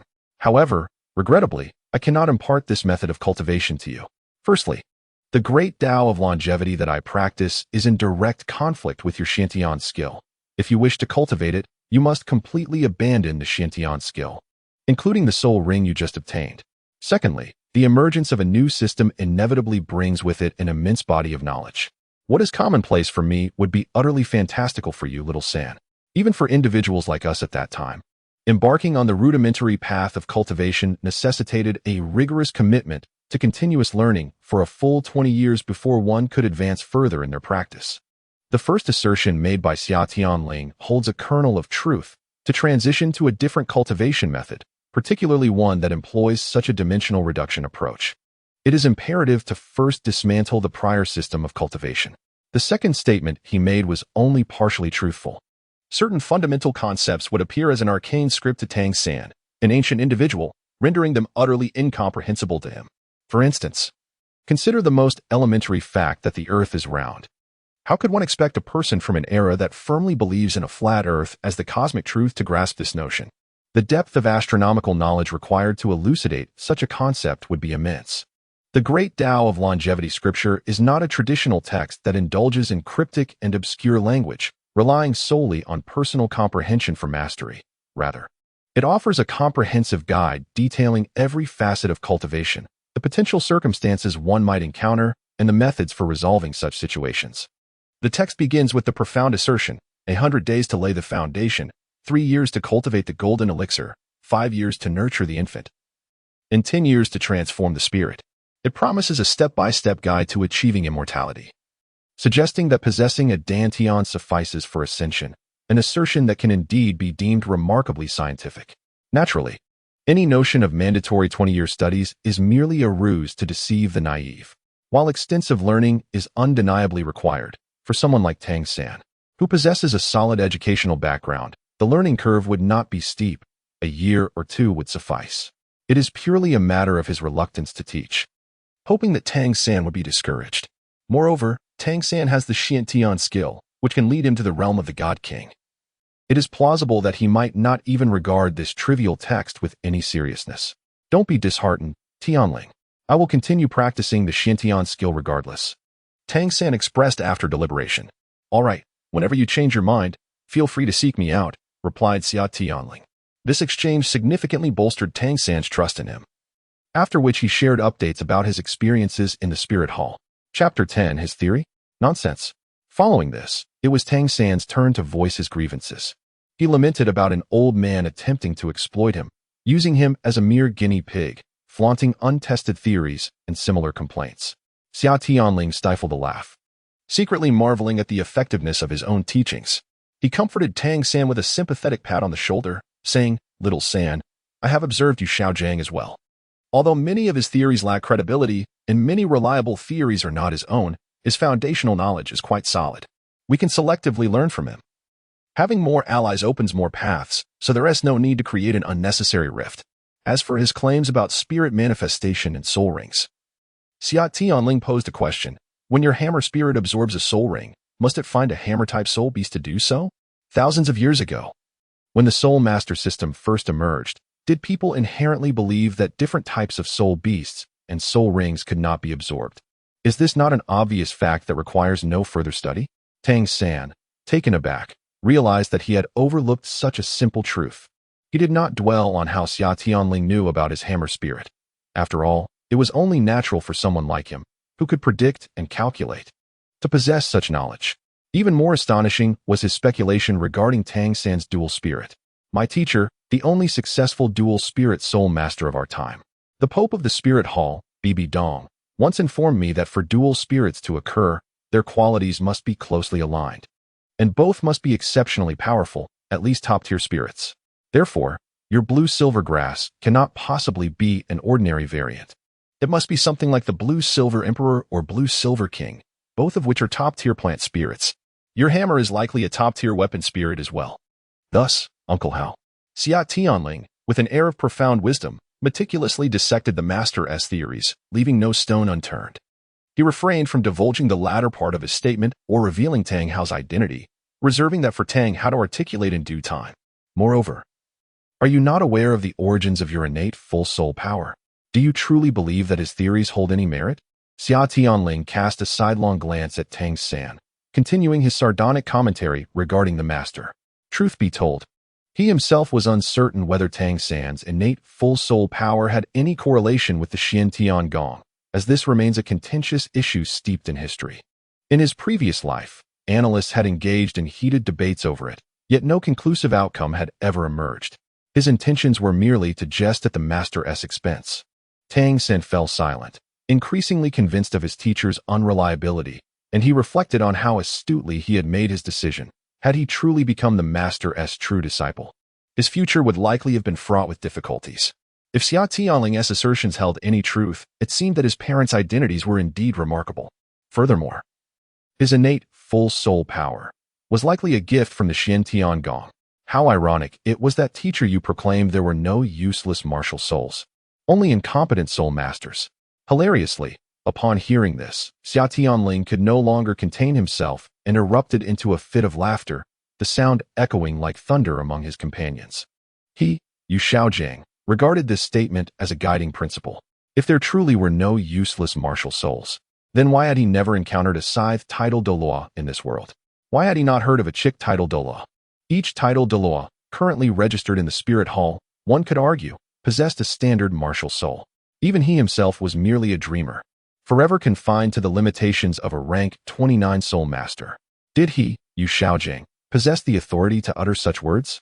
While it might be somewhat accurate to claim there were no useless soul masters, the assertion that there were only useless martial souls was far more fitting. Initially, he had intended to label Yu Xiaogang as a mere failure, perpetually stuck at rank 29, but he reconsidered, opting to exercise restraint and maintain some decorum. Low emotional intelligence, a lifelong rank 29 failure. High emotional intelligence, a theoretical dreamer with limited cultivation. Tang San's expression grew increasingly peculiar. For a master of his own rank 29 to articulate such a statement was akin to slapping oneself in the face. This is truly a case of being blind to what lies beneath one's nose. By the way, my dear, this book is for you. Xia Tianling inhaled deeply to stifle her laughter and produced a tome from the ring on her finger. The ring, a soul-guiding artifact gifted by BBDong, possesses a capacity exceeding 100 cubic meters. Brother Tianling, what is this?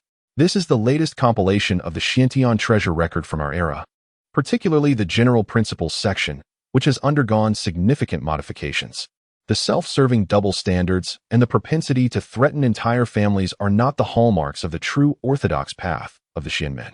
This explains why the formidable Tang sect warriors of your era have struggled to ascend to the pinnacle of power.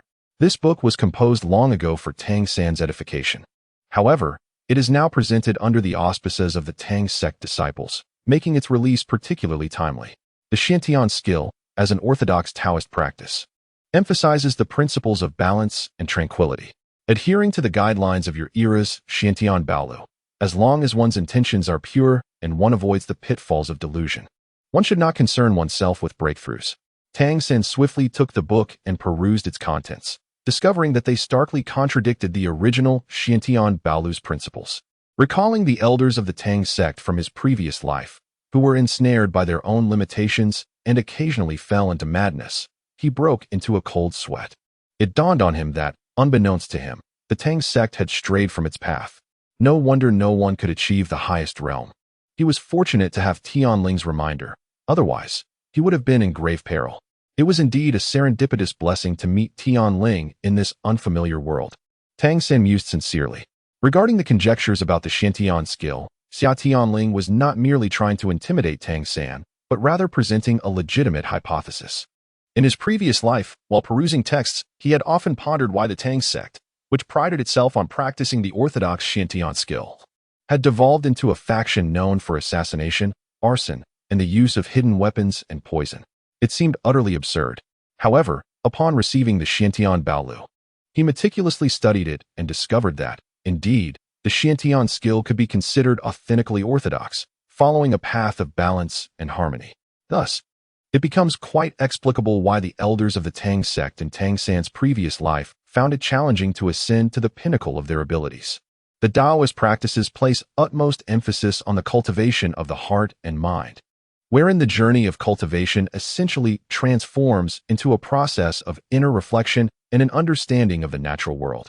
Without a resolute heart devoted to the Tao, achieving significant progress in cultivation would indeed be a miraculous feat, not to mention that the Tang sect had completely strayed from its true path.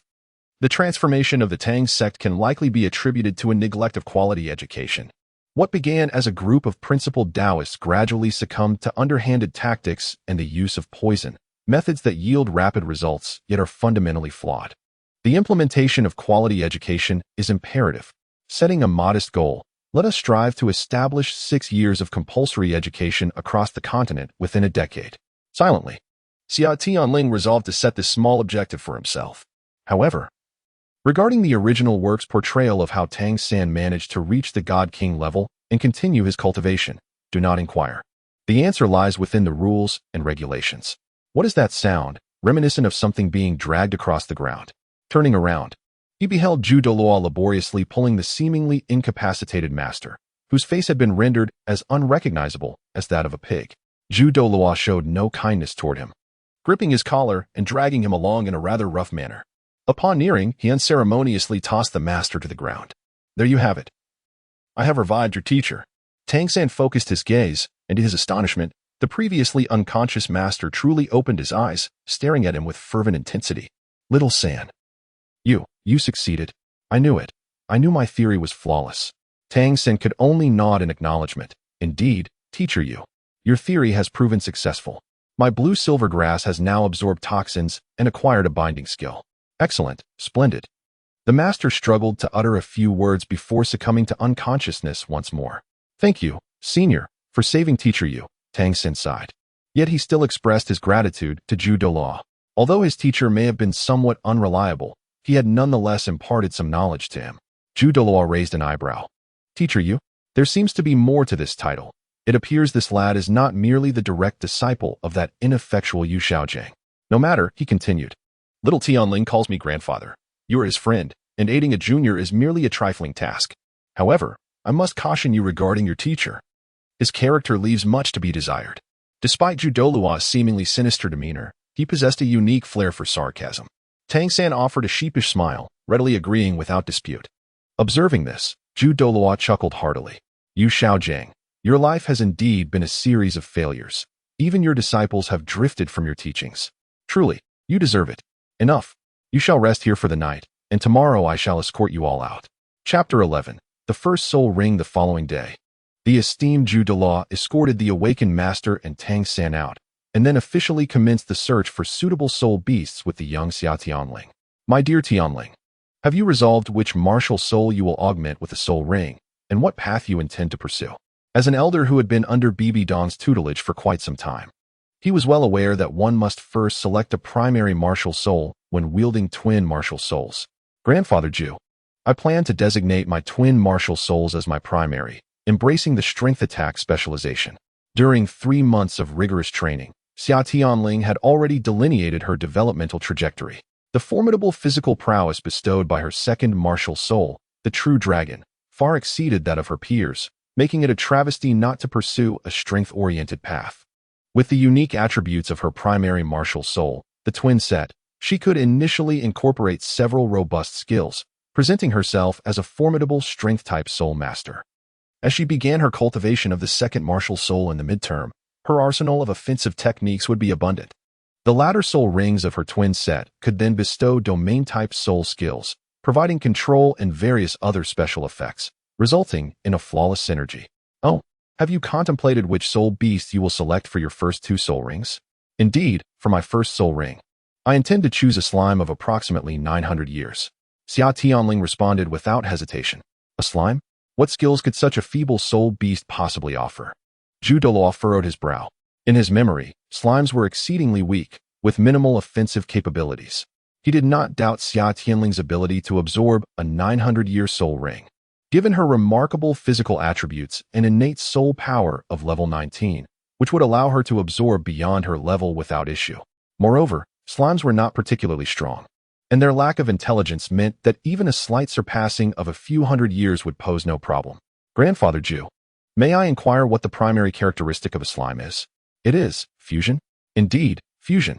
Slimes possess the unique ability to merge 2 distinct entities into one, thereby becoming stronger. This skill is essentially their soul capability. Upon acquiring it, I will likely be able to merge my twin martial souls into a singular, more potent weapon. Furthermore, given the low intelligence of the slime and the physical prowess provided by my second martial soul, I can certainly endure a soul ring that surpasses its limit in years. 3 months of study was not in vain. The Soul Hall's library documented a myriad of extraordinary soul beasts and methods for their identification. An organization with a legacy spanning tens of thousands of years would undoubtedly possess such foundational knowledge. Thus, as for Yu Xiaogang's understanding of soul rings and soul beasts, those who comprehend will grasp it, while others may ponder slowly. Merging into one, now that is intriguing, Douluo realized. Understanding that even a seemingly weak soul beast like the slime could serve a significant purpose. Since you are resolute in your decision, let us proceed. With that, Douluo led Xia Tianling through the soul-hunting forest. Occasionally, one captures a passing spirit beast to provide an on-site demonstration of the knowledge pertaining to these ethereal creatures. This recent live demonstration of teaching has greatly benefited Xia Tianling. As the ancients wisely stated, knowledge gained from books is ultimately superficial. True understanding comes from personal experience. The essence of knowledge gleaned from text pales in comparison to the profound insights acquired through direct engagement. As for the selection of a 900-year-old slime, it is evident that there are no 1,000-year-old slimes in existence. Such a feeble soul beast reaches its limit at 900 years, particularly in a realm devoid of top-tier soul beasts, like the soul-hunting forest. In the Stardow forest, even locating a century-old specimen would prove exceedingly challenging. Much like the ice silkworm, they are lamentably fragile. Over the millennia, only the fortunate Tianming, who fortuitously stumbled into an icy abyss, managed to cultivate a million-year soul beast. A feat that even the deep-sea demon whale king and Emperor Tian could not accomplish. For Xia Tianling, capable of cultivating immortality, the age of the soul ring matters only insofar as it aligns with his needs, unless it is a soul ring of 100,000 or even 1,000,000 years. In fact, there exists one nearby. With the perception of a tidal Douluo, it did not take long for him to locate a slime rolling about beside a large stone. Xia Tianling hurriedly approached. The slime presents a delicate translucent white hue, with a diameter of approximately 90 centimeters. Its growth of 1 centimeter per decade signifies nearly 9 centuries of existence. Go forth, little Tianling, for the slime possesses negligible offensive capabilities, even with its millennia of cultivation. It merely resembles a large sandbag, perfectly suited for your training. Douluo stands by, arms crossed. That is precisely what I had in mind. Summer Tianling replies with a gentle smile. True dragon, manifest. The second martial soul emerges. Compared to the two-piece martial soul devoid of any soul rings, the 5-clawed golden dragon, which offers a substantial enhancement to physical attributes, is far more fitting for the current circumstances. Once the true dragon manifests, Summer Tianling is enveloped in a layer of fine scales, small dragon horns sprouting from her head, and her hands transforming into formidable dragon claws. Imbued with a faint crackling of thunderous energy, the slime, a soul beast of exceedingly low intelligence, appears rather foolish.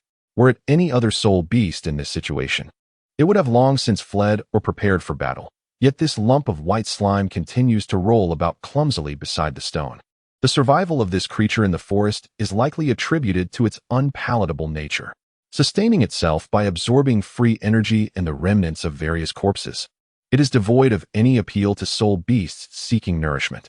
Although it may be rather distasteful, it occasionally serves as a mobile repository of experience. Xia Tianling strides forward, concentrating her soul power in the claws of her right hand, and forcefully strikes down upon the slime. A faint crackle of thunder dances across the slime's somewhat translucent white form, giving it an ethereal glow from a distance. However, this proves to be of little consequence, as the 5 gaping wounds inflicted by Xia Tianling's claws heal almost instantaneously upon withdrawal. The only noticeable change is that its color appears slightly more transparent than before. The characteristics of the slime dictate that to utterly vanquish it, one must engage in relentless attacks, gradually wearing it down until its entire essence is depleted, rendering it transparent. In this state, its gelatinous form transforms into a rigid, rubber-like consistency. At this juncture, one can seize the opportunity to cleave it in two or shatter it entirely, leading to its definitive demise. Should one attempt to sever it while it still possesses ample energy, it would merely split into 2 entities akin to a worm, capable of reuniting as one. It can be said that the abilities of the slime are largely ineffectual, yet they provoke immense irritation. Unless one possesses a remarkably powerful and large-scale skill that can instantly reduce the slime to ashes, the task becomes an arduous and monotonous endeavor. However, Xia Tianling lacks such capabilities, thus he must persist in his efforts. He relentlessly pummels the rotund slime, a process excruciatingly tedious, compounding his discomfort when the slime is energized. Its structure is exceedingly pliable, reminiscent of jelly. A solid punch merely results in an empty swing, with his arms sinking into its depths. Not only is this disconcerting, but the sticky residue left on his hands and arms is utterly repulsive. Yet, should he hold back his strength, he finds that each strike barely diminishes its energy. And the sight of the gelatinous blob pulsating mockingly before him is infuriating. Surely, this creature was conceived solely to elicit disgust? With a resigned expression, Xia Tianling perseveres for the sake of skill fusion. After laboring for a full half-hour, he could no longer sustain the continuous manifestation of his true dragon martial soul while simultaneously channeling his soul power through the hammer. His ability to endure for this duration is a testament to the superior quality of his soul power, refined through rigorous training. Now, Xia Tianling summons a dual set of weapons, wielding an axe in one hand and a hammer in the other, relying on sheer physical strength to strike and chop. Under such intense assault, the slime has become increasingly translucent, its form gradually solidifying. At last, the fruits of his labor begin to manifest. Just as Xia Tianling's frustration mounts to the point of considering enlisting the assistance of Duuluo, a decisive strike lands, causing the transparent slime to explode, sending shards flying in all directions. Mechanically, he swings his arms in the air, finally realizing the victory he has achieved. By the heavens, after nearly an hour, this wretched creature has finally met its end. With such tenacious vitality and such repugnant skills, which soul beast would dare to eliminate this abomination? It seems only a plant-type soul beast could possess such patience. A deep yellow soul ring ascends from the remnants of the slime's lower half. Xia Tianling, overwhelmed with joy, hastily summons his martial soul, sitting cross-legged as he envelopes the yellow soul ring around the interlaced hammer and axe. A timely reminder from Dugu echoes nearby. Tianling, focus on your martial soul and remain steadfast in your purpose. Chapter 12. First Soul Skill. Fusion in the realm of soul master cultivation on Douluo continent. Apart from Tang San, who practices the Xiangjia, there exists no concept of a Dantian. They possess this entity, yet it has never been utilized. In a certain sense, the martial soul represents an alternative Dantian for them. However, for Xia Tianling, the martial soul merely serves as a vessel for his power, while the true essence of his cultivation resides in the lower Dantian. He felt himself enveloped by a warm force, akin to a fledgling returning to its nest, gradually flowing through his martial soul into his meridians and circulating throughout his body.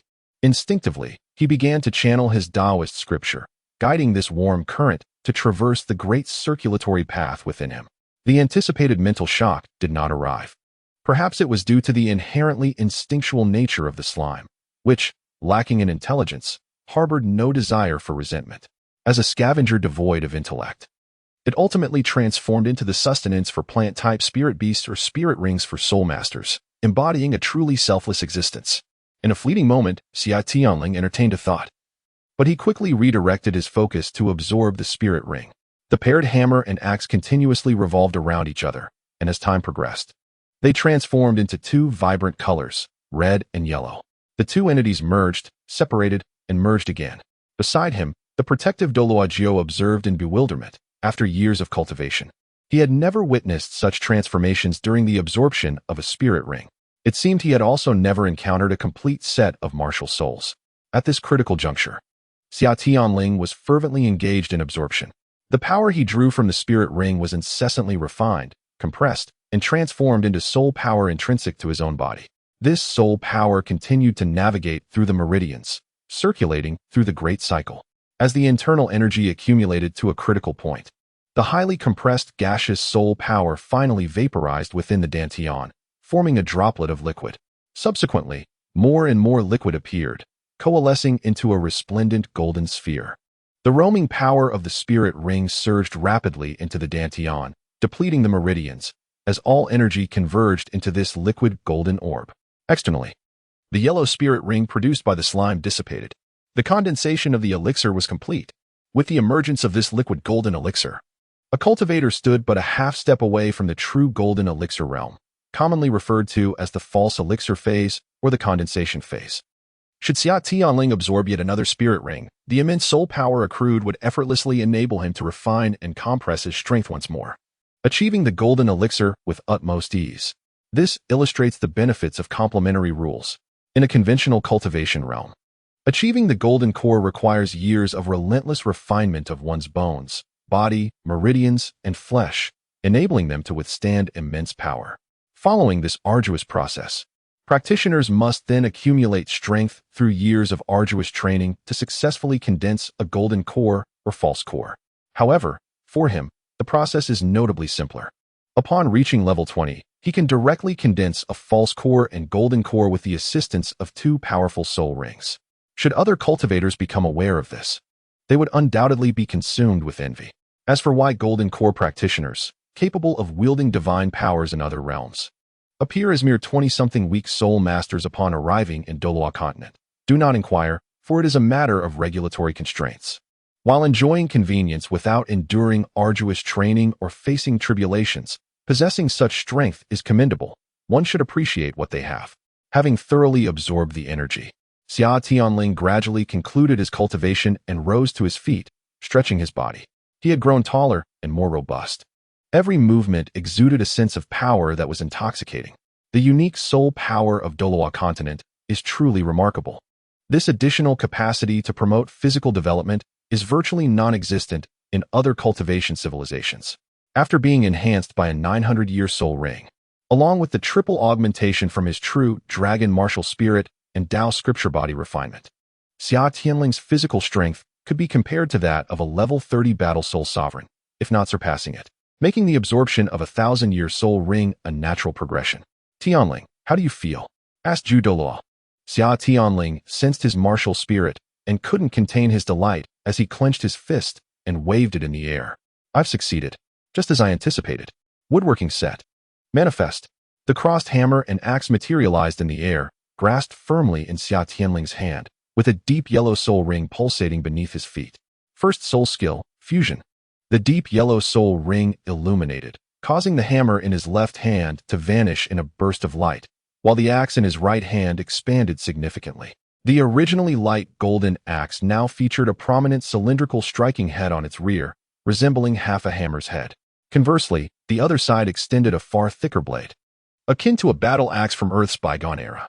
The sharpness of the axe and the heft of the hammer harmoniously merged, allowing this peculiar dual-bladed battle axe to maintain balanced weight on both sides, capable of both cleaving and smashing without hindrance to its maneuverability. Xia Tianling lifted the axe, swinging it a few times with satisfaction, nodding in approval. Tianling, what effects does your first soul skill have? What about its consumption? My first soul skill is quite straightforward. It amplifies my strength and soul skill effects by 100%. However, my soul power consumption also doubles during this dual form state, and additional activities will further exacerbate the consumption rate. Once I voluntarily deactivate the fusion, my soul power consumption will revert to normal levels. Xia Tianling pondered for a moment, noting that the soul power consumption during the activation of fusion is nearly negligible, with a consumption of double the soul power, amplifying strength by 100%. This transaction appears to be remarkably equitable and advantageous. Originally, Xia Tianling could sustain activity for approximately an hour post-spiritual possession. However, upon utilizing the fusion technique, even if he remained stationary, he would diminish after merely half an hour. Engaging in combat while fused would undoubtedly shorten this duration, and with the release of additional soul skills, it might not even last 10 minutes. That said, this extended duration is primarily due to the recent acquisition of the skill, which requires a considerable time to melt. Nevertheless, soul skills can be refined through persistent practice. In the future, should Xia Tianling master the ability to fuse or separate them instantaneously, he could employ it as a brief, explosive augmentation skill, potentially to deceive opponents as well. Upon hearing the description of this fusion skill, Zhu Douluo's eyes lit up. Tianling, this skill is quite impressive and exceptionally practical. Even many strength-based 1,000-year soul-B soul rings pale in comparison to yours. Truly, it is a remarkable compliment to your unique martial soul. By the way, does this weapon, which transforms into, an axe after fusion, possess a name? Xia Tianling glanced at the axe in his hand, contemplated the power of thunder he had mastered, and after a moment's reflection, declared, Let us call it the Storm Battle Axe. Chapter 13. Thousand-Year Soul Skill. Thunder God, aid me. Douluo found himself somewhat perplexed, pondering the relation to storms. It was as peculiar as his first martial soul, which was humorously named the Woodworking Duo. Nonetheless, as long as Tianling was pleased. The oddity was of little concern. It did indeed sound rather formidable. A splendid name. Now, what are your plans for the second soul ring? Given your current physical condition, a 1,000-year soul ring should pose no issues. Xia Tianling attentively assessed his physical state, reflecting deeply before responding, based on my present physical capacity. Absorbing a soul ring of approximately 2,000 years should be quite feasible. The subspecies of the blue lightning Tyrannosaurus, the Alii dragon, possesses both lightning and strength attributes, which should align harmoniously with me. Its most formidable aspects are its affinity for lightning and its overwhelming strength. The Woodworking Duo, being devoid of attributes, will assume whatever form is imparted to it. Hence, my primary choice will naturally be lightning. Moreover, with the Storm Battle Axe already in hand, and even a hammer form prior to fusion, it would be remiss not to incorporate a Thunder God aspect to honor this axe. Not at the same moment, but within the same soul-hunting forest, the following afternoon, a fortuitous Alii dragon was captured by Douluo to serve as Xia Tianling's soul ring, conveniently around the 2,000-year mark. This time, he did not dare to let Xia Tianling confront the challenge alone. With 2 millennia of cultivation in the lightning attribute, the subdragon was far beyond the capabilities of even a rank 1 Xia Tianling. Even a rank 3 soul master might struggle against it. However, to his astonishment, when Xia Tianling manifested his true dragon martial soul, he unleashed his bloodline aura to its zenith, pressing down upon the subdragon with overwhelming force. The unfortunate creature fainted from sheer terror, and a foul odor emanated from the ground. It had even lost control of its bladder. The subdragon lamented, "Brother, could you grant me a swift end? It is one thing to be captured by a tidal Douluo, but to be intimidated by such an intense bloodline pressure, compounded by my internal injuries and the oppressive aura of the tidal Douluo. What merit do I possess to withstand such formidable forces?" The ensuing events were far simpler. The dual martial souls manifested, merging into a singular entity. Xia Tianling wielded the Storm Battle Axe with great vigor, swiftly ending the life of this unfortunate creature with 3 decisive strikes, severing a massive dragon head from its body. Dugu scratched his head, aware that Dragonkind was particularly sensitive to bloodline purity, but he was astonished at the resilience of the 5-clawed golden dragon. Even the patriarch of the blue lightning tyrant dragon family, Yu Xiaogang, could only paralyze the subdragon at best, and that was under exceptional circumstances, owing to his status as a tidal Douluo. With a sense of delight, Xia Tianling sat cross-legged, skillfully summoning the purple soul ring to begin the absorption process. Drawing from his previous experience, combined with the intimidation of the true dragon aura and the affinity of attributes, the absorption proceeded with remarkable swiftness. The 1,000-year soul ring's energy continuously transformed Xia Tianling's body while gradually compressing his inner false Dan. Under the immense pressure of soul power, the originally liquid golden Dan began to solidify, spinning as it slowly ascended from the lower dantian. At the moment the false Dan reached the heart center of the middle dantian, the soul power refined throughout his body culminated in the instant solidification of the false Dan into a true golden Dan. The golden Dan had been formed. Following this, the abundant soul power of the 1,000-year soul ring continued to nourish and amplify the now solidified golden Dan, which had grown to the size of a dragon's eye. Thunder rumbled in the sky, yet it was merely sound without the accompanying thunder tribulation. On Douluo continent, or Douluo star, such a tribulation was non-existent. The heavenly Tao of this realm, which had birthed the Tao scripture, could not summon a thunder tribulation from other realms, resulting in this awkward situation of thunder without the manifestation of a tribulation. The thunder seemed to protest, "What a farce! Are you experiencing a glitch?" Xia Tianling, however, was oblivious to these trivialities, fully immersed in the exhilarating sensation of his power surge. His martial soul, the energy sea of the lower dantian, and the golden Dan of the middle dantian formed a stable circulatory path. The soul power flowed continuously among the 3, gradually increasing. By the time the subdragon's soul ring was fully absorbed, his soul power had ascended from the previous level 21 to a formidable 23. This prompted Xia Tianling, who had just regained his senses, to exclaim in astonishment that such an excellent means of auxiliary cultivation as the soul ring had been reduced to an essential requirement for breaking through great realms by the individual who conceived the soul master profession. A truly foolish predicament. Was there truly no one who had attempted to devise alternative techniques to alter this situation? Once he had successfully honed his skills and the compulsory education system was on the right track, he vowed to disseminate the great longevity sutra to benefit all beings. In silence, Xia Tianling set a small goal for himself. However, unbeknownst to him, even if Tang San wished to impart knowledge, the inhabitants of Douluo continent would be incapable of cultivating it. The reason lies in the stringent requirements of the scripture for practitioners' qualifications. Without the quintessence of the 5 elemental roots, one cannot cultivate it, and a balance of the 5 elements is essential.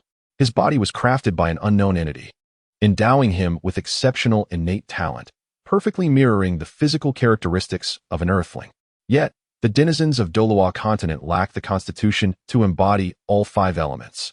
Most possessed only 1 or 2 attributes, often deriving from elements such as wind, thunder, light, or darkness, which are derivatives beyond the 5 elements, creating an exceedingly awkward situation. How is it, Tianling? Have you obtained the desired soul skill?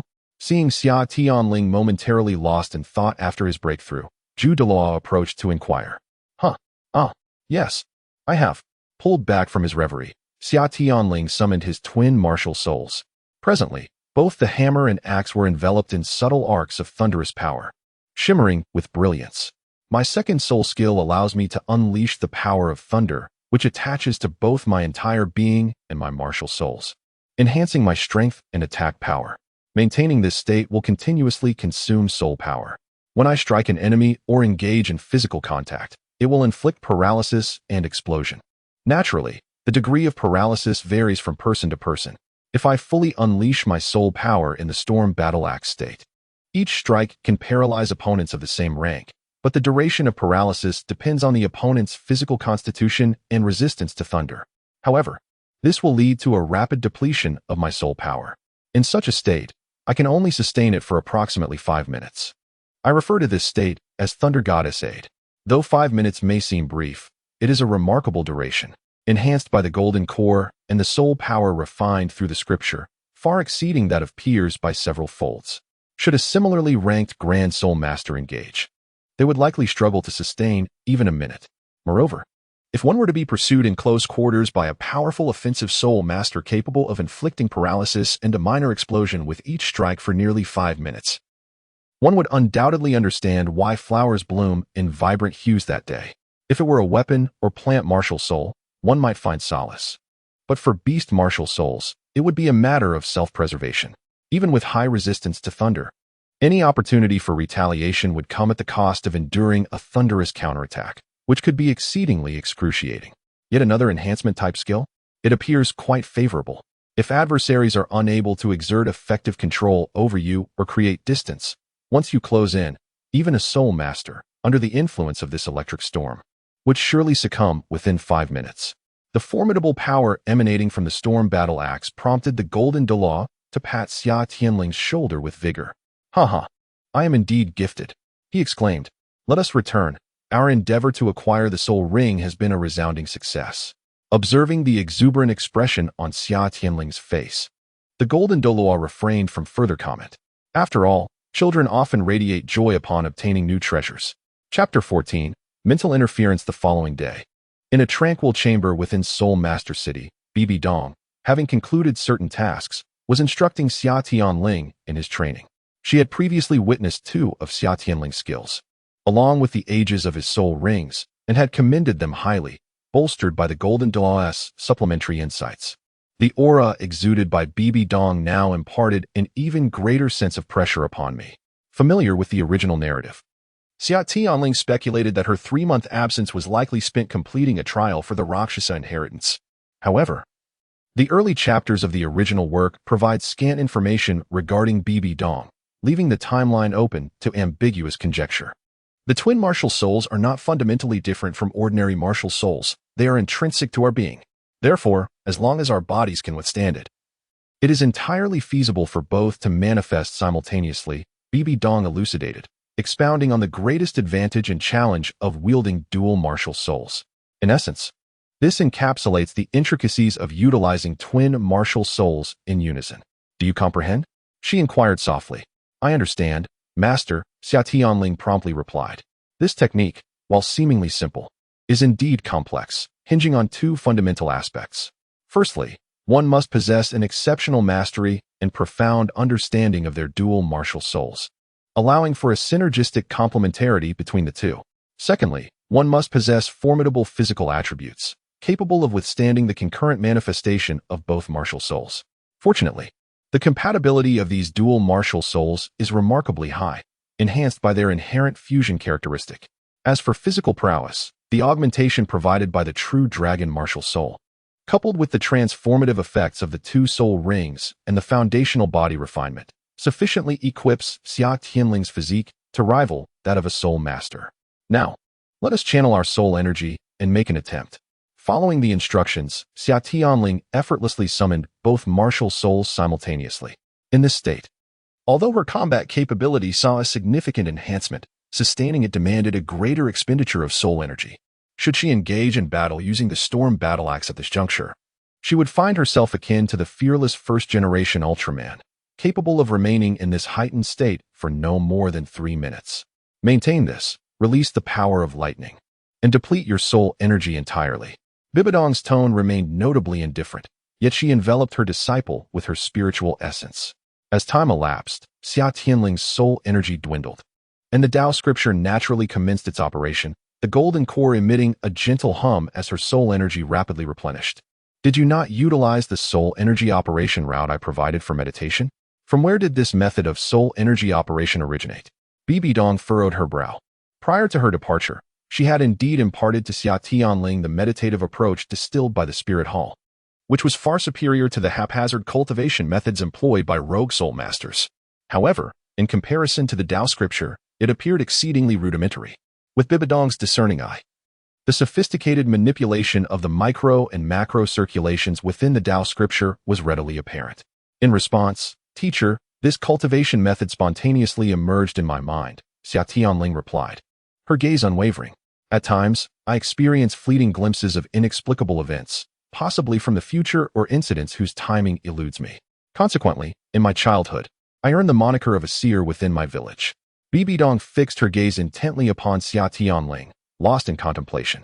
She had discreetly investigated Xia Tianling's background, a nameless orphan, discovered and taken in by old Jack in the mountains, who had spent 6 years without venturing beyond the Holy Soul village or interacting with outsiders.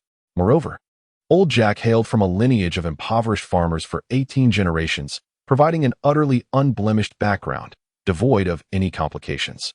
The path of soul power described here is utterly unprecedented. Even Tang Hao, that individual, could never hope to master it. Could he truly possess an innate understanding? Does such a being exist in this world? Indeed, BBDong has long been aware of Tang Hao's seclusion in the Holy Soul village.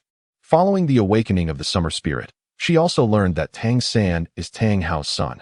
Given the vast reach of the Spirit Hall's influence, locating someone is hardly a challenge. The reason for not taking action against the father and son duo is simply that it is unnecessary.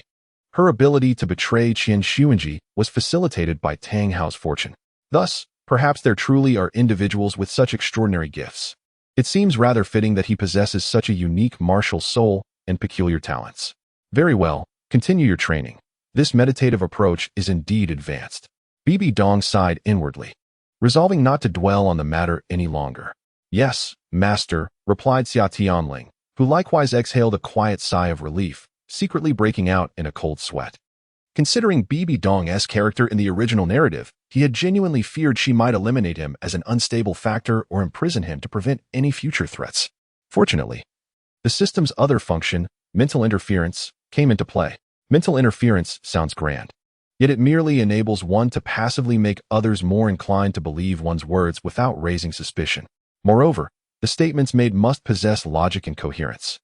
If one were to utilize mental interference to declare something absurd, such as claiming to be BBDong's wife, the outcome would be swift and fatal. This is a matter of mental interference rather than mental modification. It does not possess such extraordinary powers. Indeed, when not actively employed, the effects of mental interference are exceedingly feeble, nearly negligible. To harness this capability intentionally, one must similarly invoke the power of fate through a wish. The greater the investment, the more pronounced the effect. After its deliberate activation, one's verbal credibility is significantly enhanced, while simultaneously diminishing the likelihood of skepticism from the other party. However, if the individual possesses unwavering resolve regarding a particular matter, disbelief may still persist. Take, for instance, Tang San's behavioral patterns as outlined in the Grand Compendium of the Xiantian treasure, Xia Tianling. Through altering the meager remnants of fate acquired from the villagers of the Holy Soul Village, diligently transformed Tang San over the course of 6 years before witnessing any significant results. Recently, he made a wish to the system, committing half of his remaining fate power to activate mental interference. The decision to use only half was not due to parsimony. Rather, it was a strategic choice, as there were subsequent plans that could easily fail if all resources were depleted here. By altering the life trajectories of Su Yun Tao, Tang San, the Master, and BBDong, he amassed a substantial amount of fate power. Although the system did not provide explicit numerical values, if one were to liken the accumulated fate power to a large bottle of soda, then the standard amount required to activate mental interference would only necessitate a small can. That evening, after concluding his daytime training, Xia Tianling entered the hours of freedom. Unlike his usual visits to the library, today he ventured into the archives. The archive room, as its name suggests, serves as a repository for the historical records of the Spirit Hall, akin to an archive. His purpose for today was to investigate the records of spirit awakenings from the past 2 years, thanks to the Spirit Hall's enduring commitment to public service. Any soul master awakened by the Spirit Hall, provided they possess soul power, would be meticulously documented by the responsible officials and subsequently filed in the Spirit City for preservation. Among the vast array of records, Xia Tianling first perused the awakening logs for this year from Nodding City and its neighboring villages.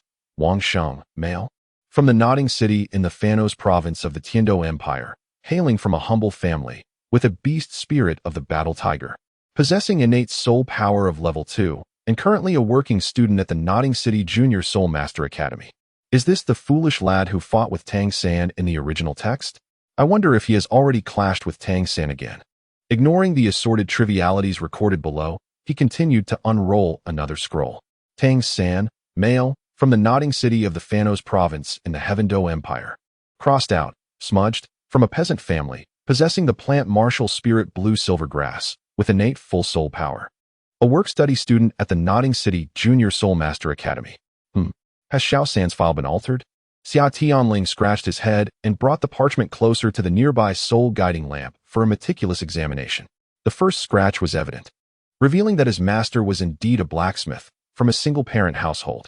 The second smudged area vaguely hinted at XXX Luo XXXXC. Could it have originally stated that he was the son of the Qian Daoliu Tang Hao? A cold sweat broke out on Xia Tianling's brow. Could it be that the Spirit Hall was already aware of Xiao San's identity? Upon reflection, it was not entirely implausible, and a wave of dread washed over him. Fortunately, he had invested significant fate energy to initiate mental interference. Otherwise, BBDong, who was well-versed in his background, would undoubtedly have grown suspicious of such a ludicrous explanation. It seems he must reassess his capacity for gathering grassroots intelligence on the Spirit Hall henceforth. It is likely that Tang San wished to keep his matters obscure, leading certain individuals to amend the original details. Had he not been familiar with the original plot, he could not have inferred the original content from just those 2 words. Shaking his head, Xia Tianling continued to peruse the documents at hand. Now, his mentor was BBDong, and the stronger the Spirit Hall, the better for him. Was there no record of his own file? Perhaps the information had been sealed. As he perused a plethora of records, Xia Tianling drew closer to unearthing what he sought. At last, a familiar name caught his eye. Ma Hongjun, male, from the Shurchen village in the Barak Kingdom Soto City, from a peasant family. Possessing a mutated beast martial spirit, the grass chicken, with innate soul power at level 9. Found you, little fatty. Chapter 15. The premature disintegration of the Shrek 7 monsters. The original text made no mention of Oscar and Ma Hongjun's origins, only clearly stating that Oscar was 2 years older than the little fatty, which added considerable difficulty to the search. However, diligence bore fruit. After several hours of arduous effort, Oscar's record was finally unearthed. Oscar, male, from the Lingshire village in the Barak Kingdom Soto City, an orphan, with the food-type martial spirit sausage, possessing innate full soul power. Just as I suspected, Xia Tianling mused inwardly. The awakening personnel responsible for the villages near Soto City had grossly neglected their duties. likely opting for convenience over thoroughly examining the little fatty's martial spirit, and Oscar's sausage martial spirit along with his innate full soul power had also gone unreported. However, logically speaking, a food-type martial spirit should be a precious gem even if it only possessed level 1 soul power. What on earth was happening that allowed such an extraordinary talent to fall into obscurity? Once the matter regarding Oscar is disclosed, it could set off a chain reaction, potentially leading to the downfall of the entire faction within the Soto City Spirit Hall. However, they deserve it. As the leaders of the sub-hall, the Master and Deputy should have conducted a thorough review after the awakened individuals returned with their records, yet they seemingly opted for convenience, sending the documents directly to Spirit City without scrutiny. Contemplating this, Xia Tianling approached the entrance of the archive room, clutching the scrolls detailing the two individuals' records. "Uncle, may I temporarily borrow these 2 scrolls?" Your Highness? Of course, just please sign your name in this ledger." The previously drowsy spirit master on duty, upon recognizing the Pope's disciple, hastily opened the door wider, eager to make a favorable impression. "Thank you, Uncle." It was indeed quite convenient to be a disciple of BBDong. This was rather splendid. At this late hour, the corridor remained brightly lit, yet eerily quiet, save for the occasional patrolling spirit master. Soon, Xia Tianling arrived at the entrance of BBDong's chambers. "Knock, knock, knock. Teacher, are you resting?" Xia Tianling gently tapped 3 times on the door, confident that BBDong was likely engaged in her routine cultivation. At the level of a tidal Douluo, while sustenance was still required, sleep was no longer necessary, with meditation taking its place. "Creak, come in." The grand door swung open, and upon hearing the invitation, Xia Tianling stepped inside. "Why are you here at such an hour instead of cultivating?" Initially irritated by the interruption, BBDong's annoyance subsided upon seeing her disciple. "Teacher, look at this. I stumbled upon it while reviewing the records in the archive room tonight." As Xia Tianling spoke, he communicated with the system, activating his mental interference. BBDong accepted the scroll and, upon perusing its contents, was soon engulfed in fury, nearly crushing the scrolls in her grasp. Goodness, truly a cadre of capable subordinates. BBDong seethed, her teeth clenched. How can a mutated herb chicken possess innate level 9 spirit power? An unprecedented food type innate full spirit power has not been reported? What audacity! "Someone," BBDong bellowed, and 2 maidservants hurriedly entered. "Inform Elder Gui to depart immediately for the Barak Kingdom's Soto City with my papal decree. Execute those derelict in their duties on the spot. Above all, bring back these 2 prodigies to my spirit hall, especially the one with the sausage spirit." "Tianling, since you discovered this matter, would you accompany Elder Gui? It would be my honor to relieve my teacher's concerns." This response delighted Xia Tianling, as he had been pondering how to accompany them. If he did not go, how could he easily transform Oscar and Ma Hongjun into the foundation of his future endeavors? The following morning, Ghost Douluo escorted Xia Tianling to the 3rd main hall of the Wuhuan Temple in Soto City. With Xia Tianling leading the way and Ghost Douluo following closely behind, the 2 confidently strode toward the main entrance of the sub-hall. This was a plan they had devised on their journey. The former sought a chance to display his audacity, while the latter aimed to hone the abilities of his junior. "Who are you 2? Please restrain yourselves. Such behavior is unacceptable before the Wuhuan Temple."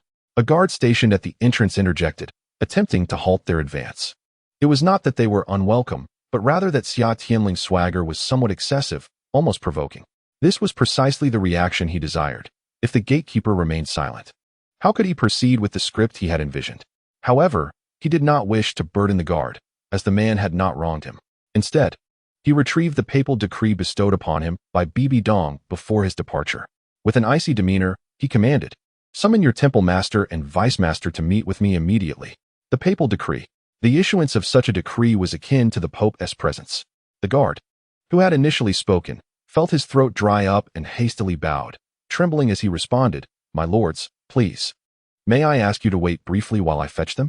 Another astute guard, having recognized the significance of the papal decree, had already bowed and, upon receiving a glance of approval, hurried off to summon the necessary individuals. Xia Tianling emitted a dismissive sound, striding forward with an air of undeniable arrogance. Shortly after they settled into the reception room, 2 middle-aged men rushed in, flustered, and immediately bowed to Xia Tianling, who was leisurely enjoying a glass of juice. The temple master and vice master, who had been engrossed in boasting in their office, were struck with terror upon realizing the arrival of 2 individuals bearing the papal decree. They abandoned their composure and hastily descended the stairs. As for doubting the authenticity of the decree, who would be audacious enough to forge such a document? Surely, one would be courting death. A forgery this morning would result in a battalion of the Wuhuan Temple's elite guards storming in by nightfall. Moreover, the commanding tone of this visitor indicated that the situation was far from favorable. Esteemed Lord, I am the master of the Soto City Third Main Hall. May I inquire about your? The vice master asked cautiously, bowing. Let us not dwell on pleasantries. My esteemed teacher is none other than the current pope. Her Majesty BBDong, Xia Tianling replied, swirling a beautifully crafted silver cup in a leisurely manner. Although it was not wine, one could only wonder at his peculiar habit. Nevertheless, this display only heightened the anxiety of the temple master and vice master.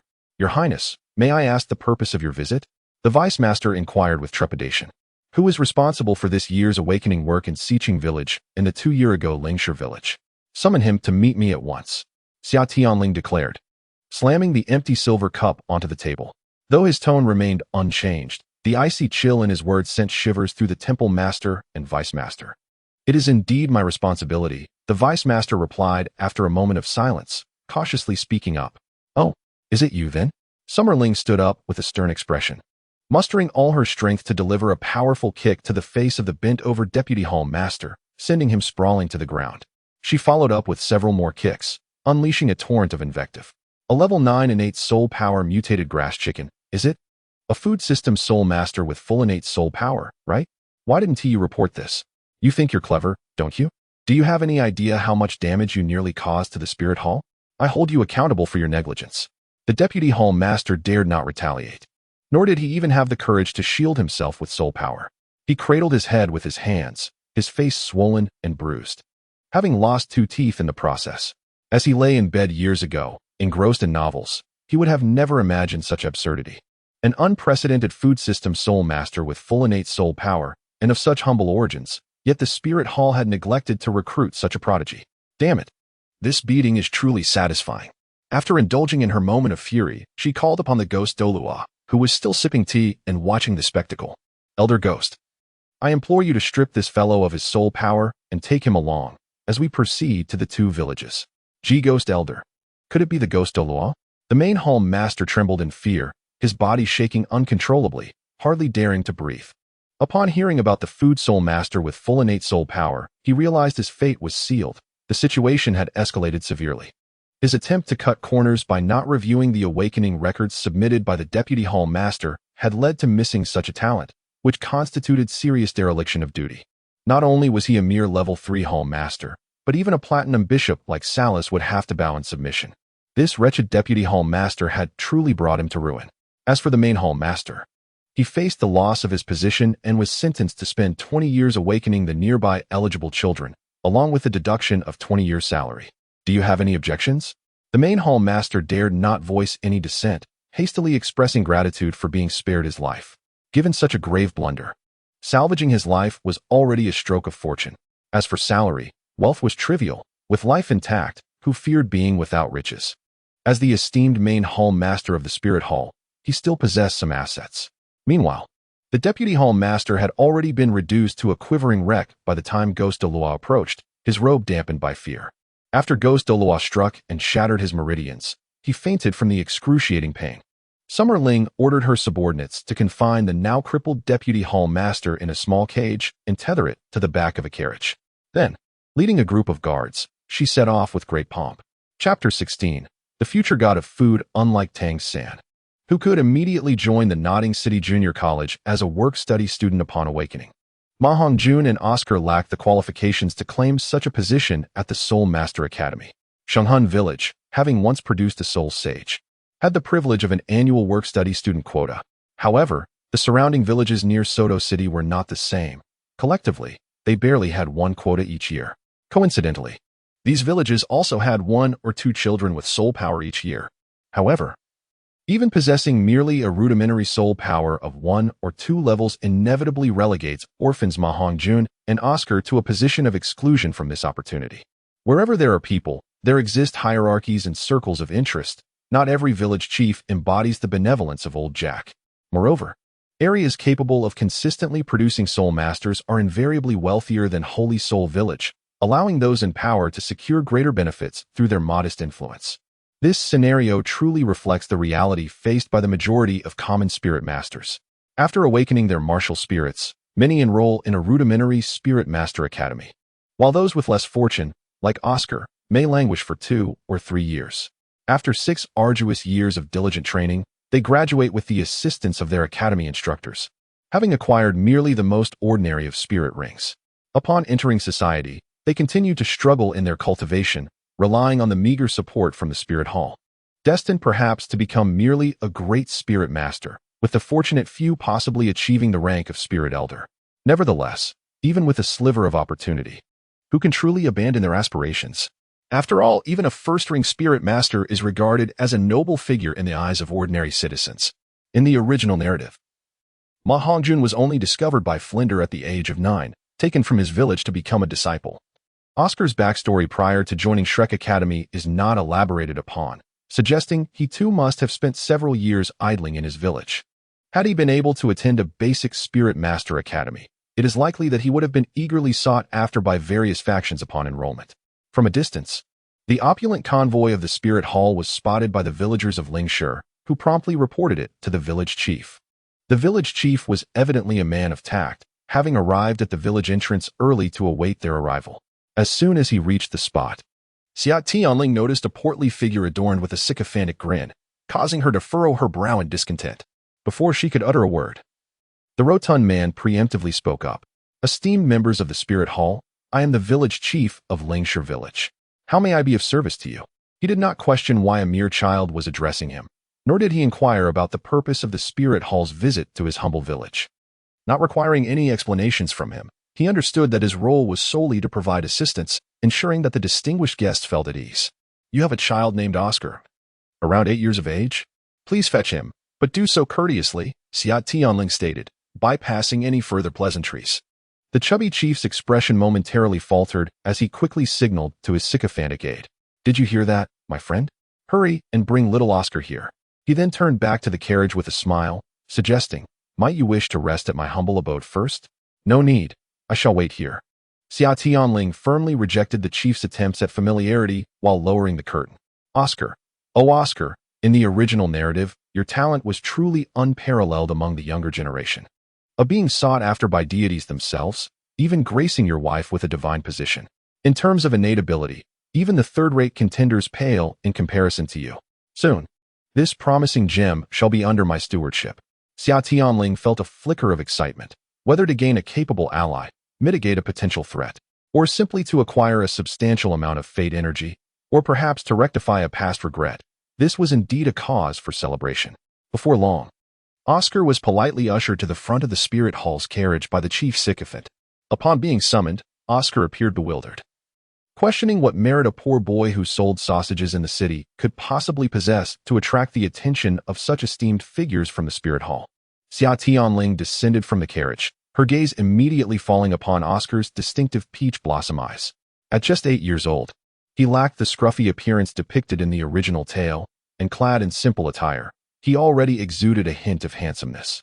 Standing before Oscar, she first bowed respectfully before speaking. "Oscar, I wish to extend my sincerest apologies on behalf of the Spirit Hall. Due to the negligence of lower-level personnel, you have been subjected to unjust treatment, and I hope to seek your forgiveness. The relevant individuals have been duly punished and stripped of their spirit power. They are currently detained." As her words concluded, the dozen or so guards following the carriage bowed in unison. "We ask for your forgiveness." This is what Summerling had instructed them on the way here. Naturally, their calls were not without reward. Each individual received 10 gold soul coins. A sum exceeding 100 gold soul coins is but a trifling amount to him at present, yet for these guards, who typically possess only the first ring, it represents nearly half a year's wages. It is no wonder they would readily shout an apology, or even 100. They are all laborers striving to make a living, who would willingly turn their back on gold soul coins. Oscar, at merely 8 years of age and earning his keep by selling sausages, found himself utterly bewildered as the myriad of guards from the Spirit Hall bowed and apologized to him. Coupled with the presence of this evidently significant child, he was at a loss for words. Not just Oscar, even the village chief and his sycophant stood in stunned silence. This is a deputy master of a third-tier main hall, a remarkable figure in the entire Balak kingdom. Yet now, he lies in a cage like a discarded dog, reduced to a mere mortal, inferior even to a first-ring soul master. Oscar hurriedly waved his hands, stammering, "And no, it's fine. I am already very grateful that the esteemed members of the Spirit Hall have awakened my martial spirit. With my martial spirit, I need not suffer from hunger so often, and I can even enjoy meat. I am quite well, truly well. Thank you, esteemed sirs." Alas, Xia Tianling sighed inwardly. After all, Oscar is still just a child, and seeing him so moved by a mere apology is quite pitiful. It appears that my subsequent plans may not be necessary. I can simply follow the script I have prepared. Seizing the opportunity while Oscar is unaware that he could directly enter the Martial Spirit Academy for substantial training, I can take this chance to further enhance my rapport with him. Thank you for your forgiveness. In light of that, there is another matter. Xia Tianling deliberately paused. I would like to invite you to join the Martial Spirit Academy and become my companion. From now on, I shall bear all your resources. He, a disciple of BBDong, is perhaps even considered a half-disciple of Qian Daoliu. Thus, claiming the resources of the Spirit Hall as his own is not entirely unfounded. Might as well make use of them in advance. Upon hearing this, Oscar's mind momentarily blanked, his eyes wide as he pointed at himself, trembling. Why, you mean I can attend the Martial Spirit Academy? Yes, that's you, Oscar. And please refrain from addressing me as you. Free? Free of charge? Indeed, free. Will there be meals provided? Of course. Xia Tianling chuckled. Not only meals, but also lodging, clothing, money, and assistance in acquiring suitable soul rings for you. After confirming that this child was indeed speaking of himself, Oscar, in disbelief, let out a yelp and, with excitement, knelt before Xia Tianling, hugging his leg. Brother, from now on, you are my true elder brother. You are so kind to me. Xia Tianling felt a wave of embarrassment and quickly pulled him up. Stand up, stand up. We do not engage in such behavior. Moreover, I am not your elder brother. You are 2 years my senior. Whether you are or not, from now on, you shall be my leader. I will follow you. Oscar, an orphan with nothing to his name, promptly decided to accompany Xia Tianling. In this light-hearted atmosphere, Xia Tianling led him to an empty carriage at the back, allowing the ghost Douluo to ride solo. Not everyone possesses the heart to share a carriage with the title Douluo under unfamiliar circumstances. Chapter 17. No one understands reputation building better than I do Xiqing Village, also known as Majiakan. In this village, the majority of the residents bear the surname Ma, and their martial spirits are predominantly ordinary, akin to common chickens. However, this year, a golden phoenix emerged from the humble chicken coop. A chubby boy named Ma Hongjun awakened a phoenix martial spirit, although this spirit seemed to possess certain flaws. His innate soul power of an impressive 9th level brought immense joy to the villagers. Regrettably, Xiqing Village is impoverished. The village chief, whose honest nature is influenced by the martial spirit, lacks the cunning of the plump chief from Lingshire Village and cannot afford to offer gifts. Consequently, the opportunity for the chubby boy to attend school naturally fell to a more astute child from another village. There was always next year to hope for. As the village chief toiled in the fields, he felt a sense of worry. The tuition for a regular student was exorbitant, amounting to dozens of gold soul coins per year, a sum that even the collective efforts of the entire village could not afford. After so many years, the village had finally produced a prodigy like Hongjun, only to see him unable to attend school due to their financial constraints. Alas, how could he, as an elder, face the deceased boy's parents? While the old chief was consumed by his troubles, a grand procession of carriages approached the village with great commotion. Upon closer inspection, he realized that the luxurious convoy belonged to the Spirit Hall. As the caravan drew near, the old chief hurried forward to greet them, only to see a child leap down from one of the carriages. Esteemed elders of the Spirit Hall, I am the village chief of Xiqing, he began. But upon seeing the child dismount, the procession halted, and he sensed that this child held an extraordinary status. However, he was uncertain how to address them. Village chief, we have come to seek out Ma Hongjun, who should have recently awakened a mutated phoenix martial spirit, the child spoke. In contrast to the arrogant plump chief, Xia Tianling felt an affinity for this weathered elder, reminiscent of the kind-hearted old Jack. I shall fetch the boy at once, please. Ah, elder, please. Take a seat in the carriage. We will ride together, Xia Tianling insisted, pulling the old chief onto the carriage. The chief, taken aback by this unexpected honor, repeatedly expressed his gratitude and promptly directed the carriage driver.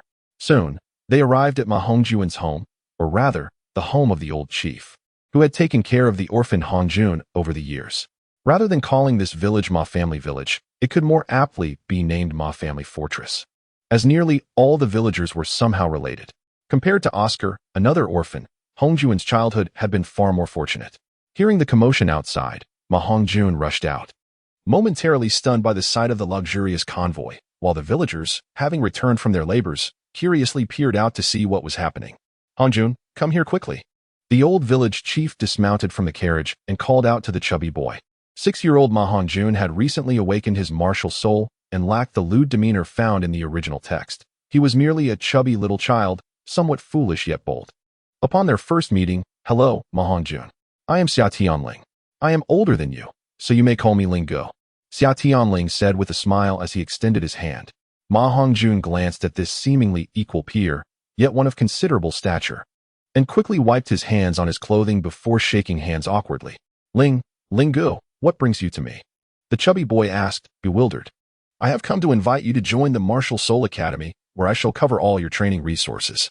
The academy will provide for your necessities, including soul rings.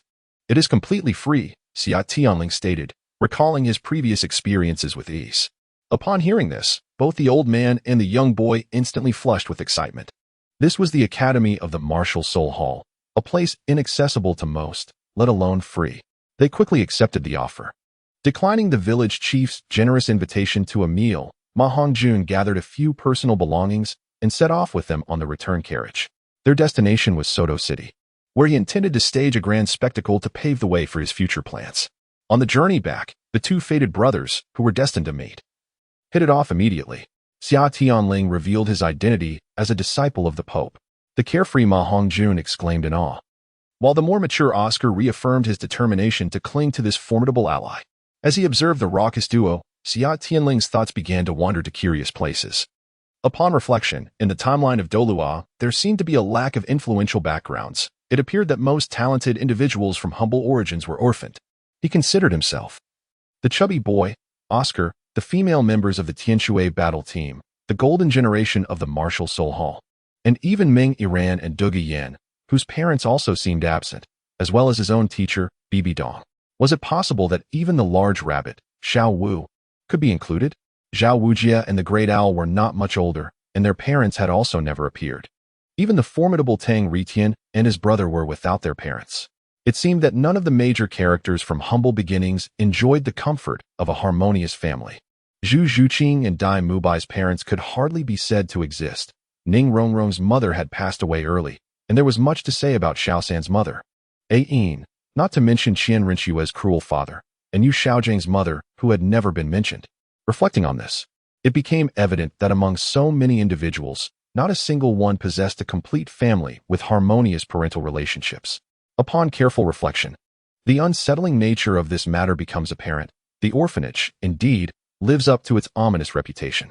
While I have only ever heard of the protagonist's halo turning against them, it seems that even the supporting characters are not spared from such repercussions. The following day, before the Spirit Hall branch in Soto City, a tall wooden platform was erected, upon which sat a cage containing the branch leader, who had awakened but remained vacant in expression. Upon returning, Xia Tianling had intended to interrogate him about why he failed to report these two prodigies, but to her surprise, he merely sat there, dazed, with a crooked mouth and drooling. A probe of his mental state by Ghost Douluo revealed that he had been utterly frightened into a stupor. Thus, the carefully planned interrogation was rendered obsolete. However, this turn of events ensured that the subsequent reputation-boosting initiative would proceed without interruption. At this moment, Xia Tianling stood on the platform alongside Ma Hongjun and Oscar, the quintessential representatives, ready to address the gathered crowd. As the grassroots personnel from the Spirit Hall returned with a multitude of curious onlookers, Xia Tianling cleared her throat and retrieved a simple amplification device from her ring. "Greetings to all residents of Soto City. I am an inspector dispatched by His Holiness the Pope of the Spirit Hall. My purpose today is to thoroughly investigate a grave dereliction of duty. Before all of you, we shall conduct a trial. The two prodigies, who ought to have been exempt from entrance examinations to the Spirit Hall Academy, nearly faced obscurity due to the negligence of the branch leader. Consequently, he shall be subjected to the punishment of having his spirit power revoked and will be expelled from the Spirit Hall, never to be employed again." Upon this declaration, a wave of astonishment swept through the crowd. The leader of the Soto City Spirit Hall was no ordinary figure. He was a high-ranking soul master, a member of the esteemed Four-Ringed Soul sect. To have his entire cultivation stripped away due to negligence was unfathomable. Silence, everyone. Serving the public is our duty. No matter how remote the village, we at the Spirit Hall will send personnel to assist the children there in their awakening. Furthermore, we provide funding for student quotas in each village and subsidies for lower-ranked soul masters, striving to ensure that no capable individual is overlooked. We shall not let any wrongdoer escape justice. Soul masters who err shall be held accountable, just like the common folk. Listening to Xia Tianling's impassioned speech and the cheers of the Soto City citizens, Ghost Douluo observed in astonishment. Such eloquence in garnering public favor made him feel as though he had wasted many years of his life. Perhaps this is the essence of genius. At 6 years old, he was merely an ignorant child, while she stood as a testament to the vast chasm of difference. The crowd's cheers reached a crescendo when Xia Tianling announced the removal of the Soto City branch leader from his position and commanded him to dedicate 20 years to awakening the village children. The notion that these exalted soul masters could face such severe punishment for their transgressions was utterly unimaginable. Reflecting upon the formidable figures who wield power with impunity, one cannot help but feel a sense of satisfaction at witnessing the fall of the Vice Hall Master, reduced to a mere shadow of his former self. Chapter 18. No one understands the art of gaining favor more than I. Having concluded the arduous journey of dismantling the Shrek 7 monsters, Xia Tianling returned to the Pope's palace, accompanied by his newly acquired companions. En route, the prospect of meeting the Pope filled Ma Hongjun and Oscar with excitement. Perhaps even more so for the soul rings they were about to obtain. Upon their return to the Pope's palace, the two companions awaited outside. After grasping the situation, BBDong wasted no time in dealing with the sub-hall master, reducing him to a gruesome spectacle. This stark display of lethal force left Xia Tianling witnessing real bloodshed for the first time, feeling queasy and pale. BBDong adjusted her rumpled sleeves and spoke with deliberate calmness. Tianling, you handled this matter admirably. Not only have you brought back 2 prodigies for our Spirit Hall, but you have also upheld our reputation for justice. However, your approach was excessively lenient. To achieve great things, one must act with decisiveness and ruthlessness. Yes, Master, I acknowledge my error, and I shall amend my ways henceforth, Xia Tianling replied, suppressing his nausea with some difficulty. For one who had lived in the modern world for 2 decades, the notion of taking lives so casually was a profound challenge to his moral compass. BBDong refrained from further comment, attributing his reaction to his youth and the normalcy of struggling to accept such a ruthless style of conduct. Is there anything else you wish to add regarding this matter? The disciple proposed, I believe we should establish an organization directly under your command. This organization would be responsible for the daily supervision of each sub-hall to ensure they fulfill their duties and prevent any instances of negligence. These thoughts had crossed Xia Tianling's mind on the way back. The supervisory organization could simply emulate the Jinui or similar inspectorates without requiring much deliberation. Upon careful reflection, it is rather astonishing that such a vast entity as the Spirit Hall lacks an oversight institution, which undeniably challenges the moral boundaries of humanity and is, in fact, somewhat unscientific. Well, perhaps not entirely fantastical. It is commendable that you have grasped this nuance. Everything you mentioned has already been set in motion. The Spirit Judgment Hall has been clandestinely established. The teacher has, of course, meticulously considered every aspect. Xia Tianling aptly offered a compliment. Who does not relish kind words? Concurrently, the disciples believe that we should intensify our efforts in discovering talent among the common populace. During my recent visit to Soto City, I observed that many age-appropriate children awakening their martial spirits are unable to afford tuition at the academy. We could allocate additional funding to provide more work-study positions and directly inform them that the conditions for their education are sponsored by our Spirit Hall. In doing so, we would not only better unearth talent, but also foster a sense of gratitude among those beneficiaries of our generosity, who, upon achieving success, would be more inclined to support our Spirit Hall. It is not solely the students who benefit from our assistance. Their families and even neighbors would express their appreciation. For without our support, it is exceedingly challenging for common spirit masters to pursue their cultivation. This discourse is not solely aimed at the Soul Hall's recruitment of talent. Xia Tianling also seeks to utilize the Soul Hall's influence to provide greater opportunities for the common populace to ascend. There is a saying, with great power comes great responsibility. The allocation of additional funds is inconsequential, as the wealth of the Soul Hall is vast beyond measure. Even the release of several tens of thousands of positions annually poses no issue, especially since not every year sees a plethora of children capable of becoming soul masters. It can be asserted that this is a mutually beneficial arrangement. The soul hall gains talent and prestige, while the common soul masters receive their chance to rise. BBDong was momentarily taken aback, having occupied a high position for so long. She had never contemplated the true state of the lower-tier soul masters and had certainly not considered providing them with additional opportunities. Having successfully ascended to the position of Pope after outmaneuvering Xiangjia and under the guidance of Qian Daoliu, BBDong is far from foolish and possesses keen strategic insight. She immediately recognized the advantages this initiative would bring to the future development of the Soul Hall and readily praised Xia Tianling, instructing Duuluo to implement the proposal. Simultaneously, she lowered her final guard against this disciple. In just 3 months, he had introduced an unprecedented innate, full soul power food system soul master and proposed a suggestion that would benefit the Soul Hall for countless years to come.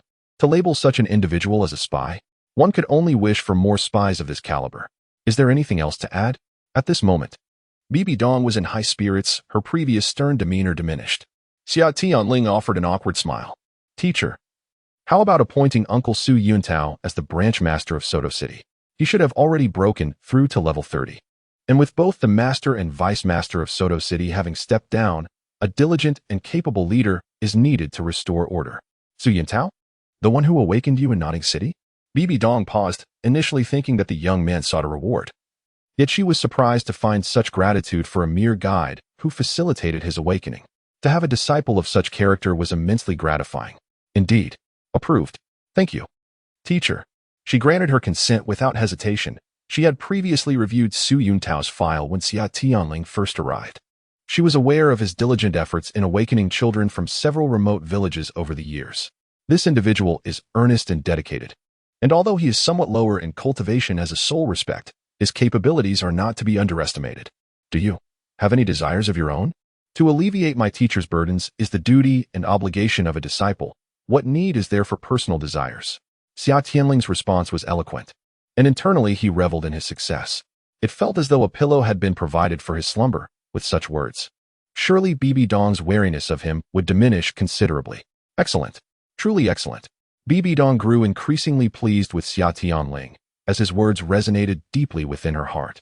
After showering him with a few more compliments, she gestured to those around her, summoning Oscar and Ma Hongjun to enter, while also calling for an elderly gentleman to join them. Although this elderly gentleman may not possess a striking appearance, he is, in fact, a formidable food system soul Douluo, boasting an impressive rank of 82. Moreover, he stands as the sole food system soul Douluo in the contemporary realm of soul masters, with his martial soul resembling a fruit akin to an apple. This is likely one of the 4 food-type soul masters not mentioned in the original text, surpassing the esteemed Xiao Xian from the soul sage Tang Hao. Observing Oscar bowing before this venerable elder as his master, Xia Tianling pondered quietly. The original narrative stated that Shrek's teacher, Xiao Xian, ranked among the top 5 food-type soul masters on the continent. Yet the other 4 never made an appearance by the story's conclusion. Witnessing his companions pay homage to a soul Douluo teacher, the chubby boy beside him erupted with palpable envy. In the days to come, you two shall train alongside Xia Tianling. Oscar, remain here. Elder Ju, please escort Oscar to obtain his first soul ring. Elder Lu, accompany them. The soul rings must be selected with utmost care. The Elder Lu mentioned by BBDong refers to that very food-type soul Douluo. You are dismissed. Yes, sir. The group responded in unison. Chapter 19. Here it comes. A few days later, Oscar returned triumphantly with his first soul ring. As in the original tale, Oscar acquired the healing sausage. Surprisingly, since no one had imparted knowledge of soul mastery to him, Oscar, diligently training in solitude, leaped directly to the 19th level upon obtaining the soul ring. He had always believed that soul rings would manifest on their own. His lack of breakthrough was merely a consequence of insufficient effort. Amidst Oscar's boastful display, Xia Tianling and his companions commenced their formal training at the Martial Soul Academy. At their age, the training regimen was rather straightforward, theoretical lessons in the morning, followed by personal practice in the afternoon. When afternoon practice arrived, Xia Tianling rejected the teacher's guidance, seizing a training room exclusively for himself, the chubby boy, and Oscar. Fatty, when you practice alone, do you often feel an unnamed fire rising in your lower abdomen, distracting you and hindering your training. Indeed, Lingu, how did you know? Ma Hongjun replied, perplexed, as he had not confided this to Xia Tianling. That is of no concern to you. I shall now impart a set of soul power cultivation techniques to you. Follow my lead and abandon that previous method of meditation. Xia Tianling produced a jade tablet and handed it to Ma Hongjun, indicating he should place it upon his forehead. The chubby boy complied, immediately feeling a surge of information flooding into his mind. Resolving Ma Hongjun's internal fire had been a contemplation of Xia Tianling's for quite some time. Relying on the inner elixirs of the rooster-crowned phoenix and the 10-headed fiery serpent would take an indeterminate time.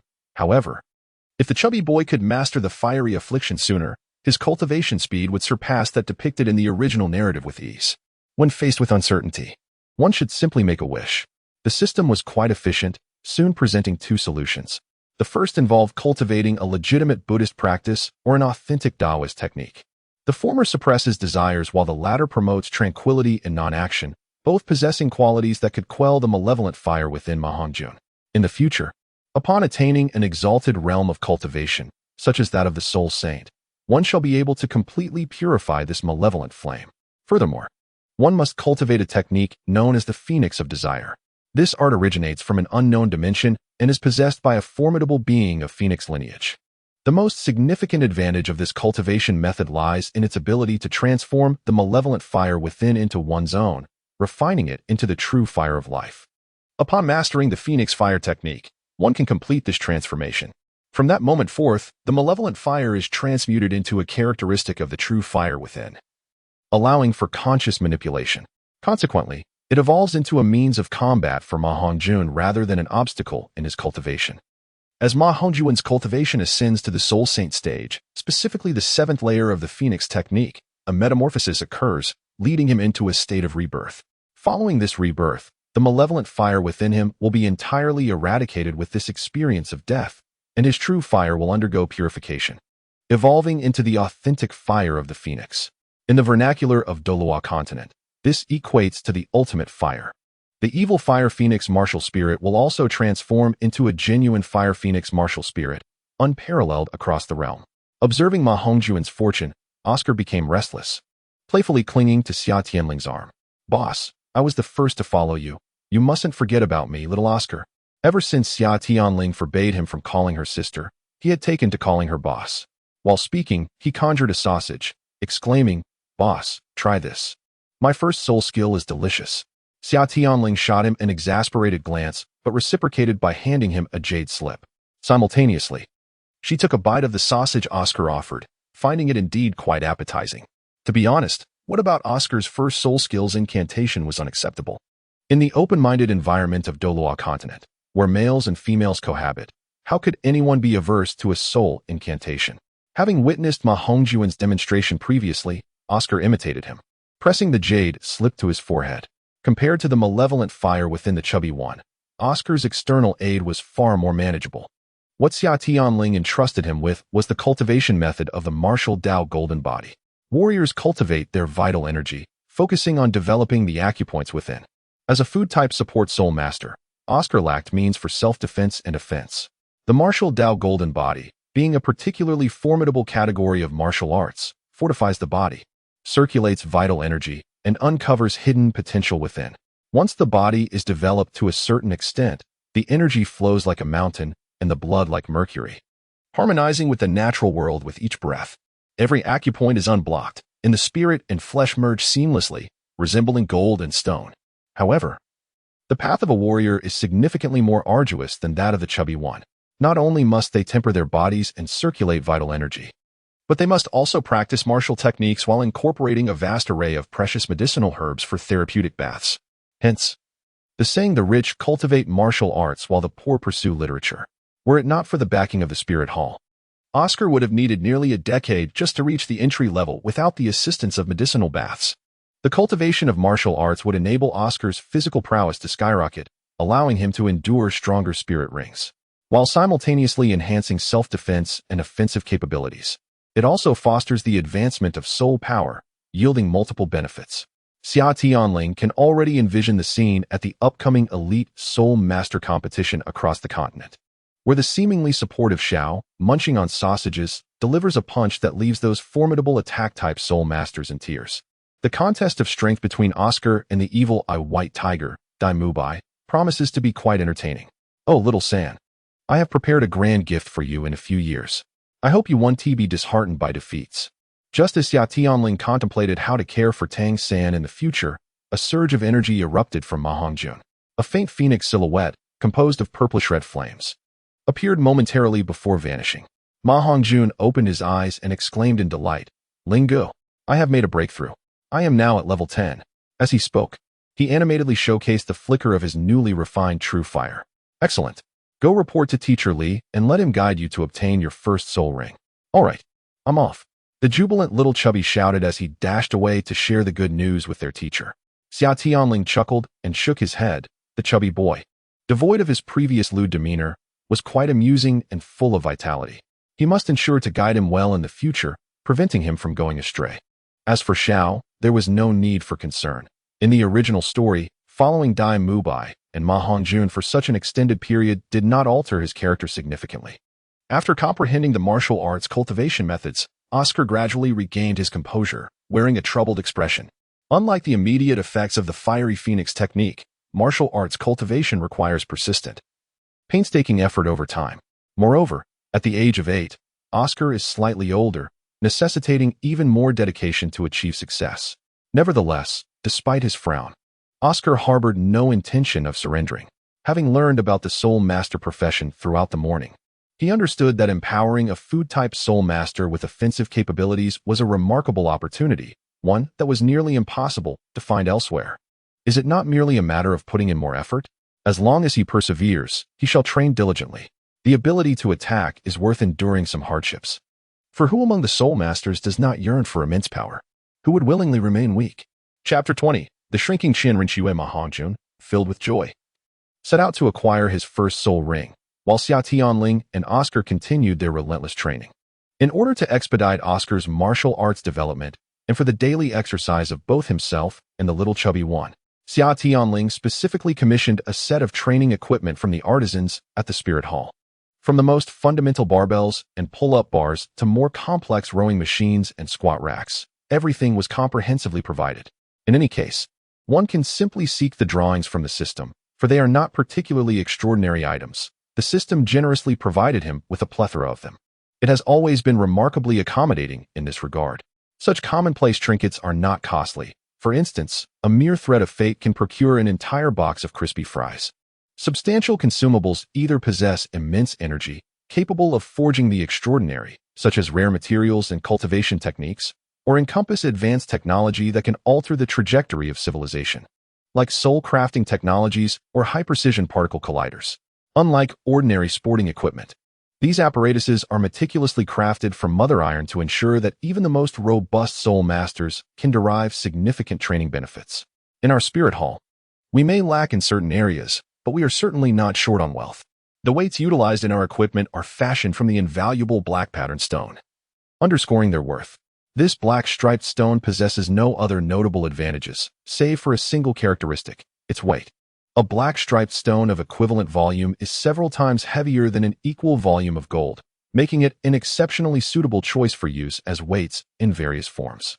Observing Oscar, drenched in sweat beneath the gym equipment, Summerling couldn't help but smile with paternal pride. Look at that. Now this is what true physical training entails. Merely relying on weighted running? That is utterly ineffectual. A holistic approach to training the entire body is the true path to mastery. Not content with simple workout equipment, he even aspires to emulate the gravity training chamber of Vegeta from Dragon Ball, envisioning a space where gravitational forces can be adjusted. Training within such an environment would not only enhance physical conditioning, but also facilitate the advancement of soul power, akin to the divine light of the sea god on Sea God Island in the original narrative. With such assistance, prior to the elite soul master competition across the continent, he might even be able to assemble a team composed entirely of soul kings. At that moment, the expression on the master's face would surely be quite amusing. Oh, so you think you are the only one capable of guiding students in physical training? You have truly underestimated the depths of this endeavor. After the jovial little fatty returned with his first soul ring, He was immediately thrust into a rigorous routine of theoretical knowledge in the morning, physical training in the afternoon, and soul power cultivation in the evening. Even BBDong, who periodically visited to instruct Summer Ling in his training, personally experienced the benefits of these devices. In admiration of his ingenious ideas, she waved her hand and commanded the creation of 100 sets. Each larger branch would house one set, while 20 sets would be distributed throughout the Martial Soul Academy, all utilizing this apparatus for training. Thus, time passed steadily, and the cultivation and physical prowess of the three continued to grow stronger. On this day, Qian Daoliu unexpectedly approached the physically training Xia Tianling, expressing his desire to introduce him to someone. Meet someone. Xia Tianling was somewhat perplexed. Could it be Qian Rinxue? However, wasn't she supposed to be undercover in the Heaven Do Empire at this time? Could she truly return? Confused, Xia Tianling followed Qian Daoliu into the inner sanctum of the worship hall, where beneath a magnificent statue of a six-winged angel, a stunning young girl was seated on a mat, engrossed in her cultivation. Sensing the presence of others, the girl gradually opened her eyes and gently called out, "Grandfather." To his astonishment, it truly was Qian Rinxue. What was Qian Daoliu up to? Did the Qian family, possessing the angelic divine inheritance, really need to recruit him? Xiao Shui. This is the young genius I mentioned to you before, whose martial soul quality is second only to yours, Xia Tianling. Qian Daoliu spoke slowly. Tianling. This is my beloved granddaughter, Qian Rinxue. Please take a moment to get to know each other and ensure a harmonious relationship moving forward. Just then, an unexpected figure burst in, BBDong, having heard the commotion. I told you I mean no harm. Why must you be so anxious? Qian Daoliu interrupted, shaking his head. You two converse first. I will return shortly. With that, he forcefully pushed BBDong out with an unknown power, closing the door behind her. The girl, Qian Rinxue, gazed at BBDong, opening her mouth as if to speak, yet ultimately refrained. Seizing the opportunity amidst this minor disruption, Xia Tianling took the chance to observe Qian Rinxue. Based on the original narrative, Qian Rinxue should be around 15 or 16 years old now, yet she appeared remarkably youthful, even considering the enhancement of soul power on development. She looked no older than 11 or 12. Never mind, I shall exploit this advantage of appearance and age to engage her in conversation. Hello, Sister Rinxue. I am 6 years old and have just awakened my martial soul as a new disciple of teacher BBDong. Hello, I am. Qian Rinxue seemed to struggle momentarily. I am the granddaughter of the Grand Worshipper Qian Daoliu, and I am 11 years old. 11? That does not add up. How could she be so much younger? She is just about the same age as Hulaina. However, this could work in my favor, allowing me to alter my initial strategy towards Qian Rinxue. Initially, upon entering the spirit hall, I had intended to focus on my cultivation before approaching the three members of the Golden Generation, Hulaina included. As for Qian Rinxue, I planned to let things unfold naturally at first, later easing her relationship with BBDong through mental influence. For this purpose, I had even amassed a substantial amount of fate energy for unforeseen circumstances. Indeed, it has been put to use now. It seems I can save considerable time for other endeavors, and my plan to ease the relationship between Qian Rinxue and BBDong can commence ahead of schedule. Having clarified the development of events, Xia Tianling naturally struck up a conversation with Qian Rinxue. Steering clear of sensitive topics, they discussed life, interests, hobbies, friends, and similar subjects. In my previous life, I was a tour guide. Engaging in conversation was second nature to me. With a mere thought, I could converse with anyone. Before long, laughter and dialogue flowed between me and Qian Rinxue. I couldn't help but wonder about the progress of Qian Rinxue's undercover plan and whether the true crown prince, Xue Qinghe, was truly deceased. Xia Tianling pondered silently. However, this was not the opportune moment to probe such matters. After all, it was their first encounter, and inquiring about sensitive issues could easily raise suspicion. Patience is key. Such matters cannot be rushed. After some pleasant exchanges, the meeting came to an end with the entrance of Qian Daoliu. Xia Tianling rose to bid farewell, expressing a desire to stay in touch. Qian Rinxue watched Xia Tianling's departing figure with a face full of reluctance. Due to her status, she had grown up in solitude, not to mention friends. She had not a single childhood companion. Her only company consisted of her grandfather Qian Daoliu and a few worshippers at the shrine. After deciding to undertake the undercover mission, each day in the palace felt like walking on thin ice, and the concept of friendship became a distant luxury. Meeting Xia Tianling, though their conversation was brief, offered Qian Rinxue a rare experience of interacting with someone her own age an experience she had never encountered before.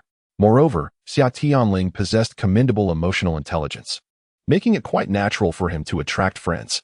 "Grandfather, will I be able to see him again?" she asked. Of course, Qian Daoliu affectionately ruffled Qian Rinxue's hair. "Why not befriend him?" "A friend?" Qian Rinxue lowered her head, lost in thought. Chapter 21. Intense reactions. Days passed by in a steady flow, and before one knew it, nearly a year had slipped away. In the past 6 months, Xia Tianling frequently sauntered around the shrine under the guise of seeking guidance from Qian Daoliu, but in reality, he was covertly engaging in conversation with Qian Rinxue. As time passed, the two individuals gradually became acquainted with one another. With the aid of her psychic interference, Xia Tianling had already gleaned the information regarding the undercover operation from Qian Rinxue. Coincidentally, last year, the crown prince of the Heaven Do Empire, Xue Qinghe, passed away due to illness, not as a result of any malevolent intention from the spirit hall, but rather from natural causes. The grand priest, Qian Daoliu, upon reflection, decided to turn the situation to his advantage by entrusting the angelic set to Qian Rinxue, enabling her to impersonate Xue Qinghe in a bid to usurp the nation. Qian Rinxue, motivated by the desire to prove herself to her mother, resolutely resolved to accomplish the mission of infiltrating the Heaven Do Empire. To conceal the truth of Xue Qinghe's replacement from others, she returned to the Spirit City under the pretext of trainings, seldom making appearances within the territory of the Heaven Do Empire. This elucidates why Xia Tianling could frequently find Qian Rinxue in the Grand Hall throughout the year, as well as why, in the original narrative, Qian Rinxue was able to remain undetected by the Xue family for over a decade. However, the details of how Qian Rinxue managed to infiltrate in the preceding years remain shrouded in mystery. Yet, that is of little consequence, is it not? Returning to the present circumstances, every 6 days, the students training at the Spirit Academy are granted a day of rest. During these moments, Xia Tianling seizes the opportunity to visit the Grand Hall for conversations with Qian Rinxue. After half a year of interaction and various hints and tests, Xia Tianling has discerned Qian Rinxue's temperament. At this juncture, she remains merely a young girl yearning for maternal affection and validation, possessing some abilities, yet far removed from the powerful and skilled, yet emotionally fragile beauty depicted in the original timeline. This reality significantly simplifies Xia Tianling's subsequent plan for reconciliation between mother and daughter. It is worth noting that, in the original timeline, BBDong harbored a semblance of maternal affection for Qian Rinxue. However, societal expectations and certain unspoken issues prevented her from expressing it openly. Conversely, the situation with Qian Rinxue was considerably more complex. The bitterness Qian Rinxue felt towards BBDong, stemming from over a decade of animosity, is not easily erased. This is why Xia Tianling initially amassed a substantial amount of fate energy, aiming to alter this dynamic in one fell swoop. Now, it suffices to expend only a small portion of that energy to achieve her goal. As was her custom, Xia Tianling engaged Qian Rinxue in conversation about daily life, gradually steering the dialogue towards the theme of familial bonds, reiterating her sentiments. The underlying message remained clear: a child with a mother is akin to a treasure, and I truly envy you for having blood relatives. Observing Qian Rinxue entering a state of emotional resonance, Xia Tianling discreetly activated her system to initiate a standard level of psychic interference. Sister Xue, I genuinely believe that teacher BBDong still loves you. However, perhaps she harbors some unspoken difficulties. Xia Tianling softly articulated, in my moments of training, I often see her gazing longingly towards the Grand Hall, perhaps reminiscing about you. What mother would not love her own child? Consider the intricate gaze she casts upon you each time you meet. It undoubtedly harbors feelings of affection. Reflect further upon the quarrels that arise between her and your grandfather upon each encounter. Does this not suggest that there are underlying issues? Moreover, Grandmaster has always yielded to her. There must be a deeper story here. Xia Tianling spoke with a persuasive tone, reminiscent of a devil's whisper yet akin to an angel's gentle murmur. Under the influence of her mental persuasion, Qian Rinxue found herself hazily acquiescing. It seems, indeed, there are some matters at hand. Sister Xue, consider this. Your name is Qian Rinxue, your grandfather's name is Qian Daoliu, and my teacher's teacher, the previous pope, is named Qian Xuanqi. Before Xia Tianling could finish, Qian Rinxue's eyes widened in realization. Are you suggesting that the previous pope, Qian Xuanqi, is actually my father? But that contradicts the natural order. The truth is becoming increasingly evident. It must be that the former pope committed some grave misdeed against your mother. leading her to harbor resentment towards your grandfather and indeed, towards you as well. Xia Tianling raised her hands in a gesture of surrender. However, she surely still holds affection for you. Otherwise, it would not be possible. I must confront my grandfather for clarity. Qian abruptly stood, disregarding Xia Tianling's attempts to restrain her, determined to seek out Qian Daoliu. At 12 years of age, having recently attained the soul sect level and endowed with a complete set of angelic soul bones, Xia Tianling found herself unable to impede Qian fervent pursuit. Xia Tianling, left bewildered on the ground, thought to herself that this girl was rather too intense. This situation had exceeded her expectations. Alas, little Shui, do not cause a scene. Your grandfather will reveal the events of the past to you. An aged yet commanding voice resonated in the air. It was the revered angel Douluo, Qian Daoliu. The sudden appearance of Qian Daoliu calmed the agitated Qian, who then turned her gaze towards the seated Xia Tianling with a look of complexity. Such a young mind.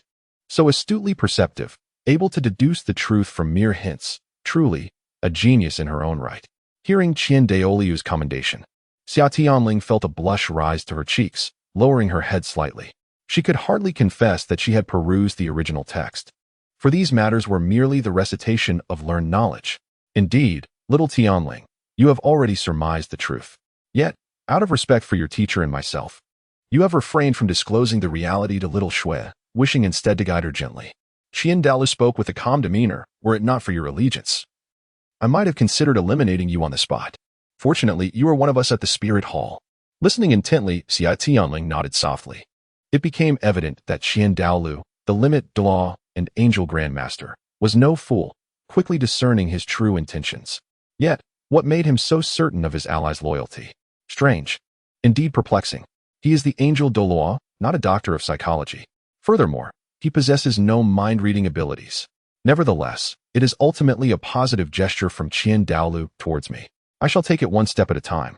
With this thought, he quietly rose to his feet and offered a respectful bow to Qian Daoliu before exiting the worship hall, leaving the subsequent moments to the somewhat agitated Qian. It seems he may have inadvertently caused some trouble for Qian Daoliu.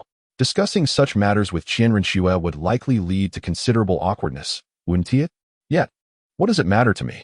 After all, it is still due to your son, the abyss Douluo Qian, being a scoundrel.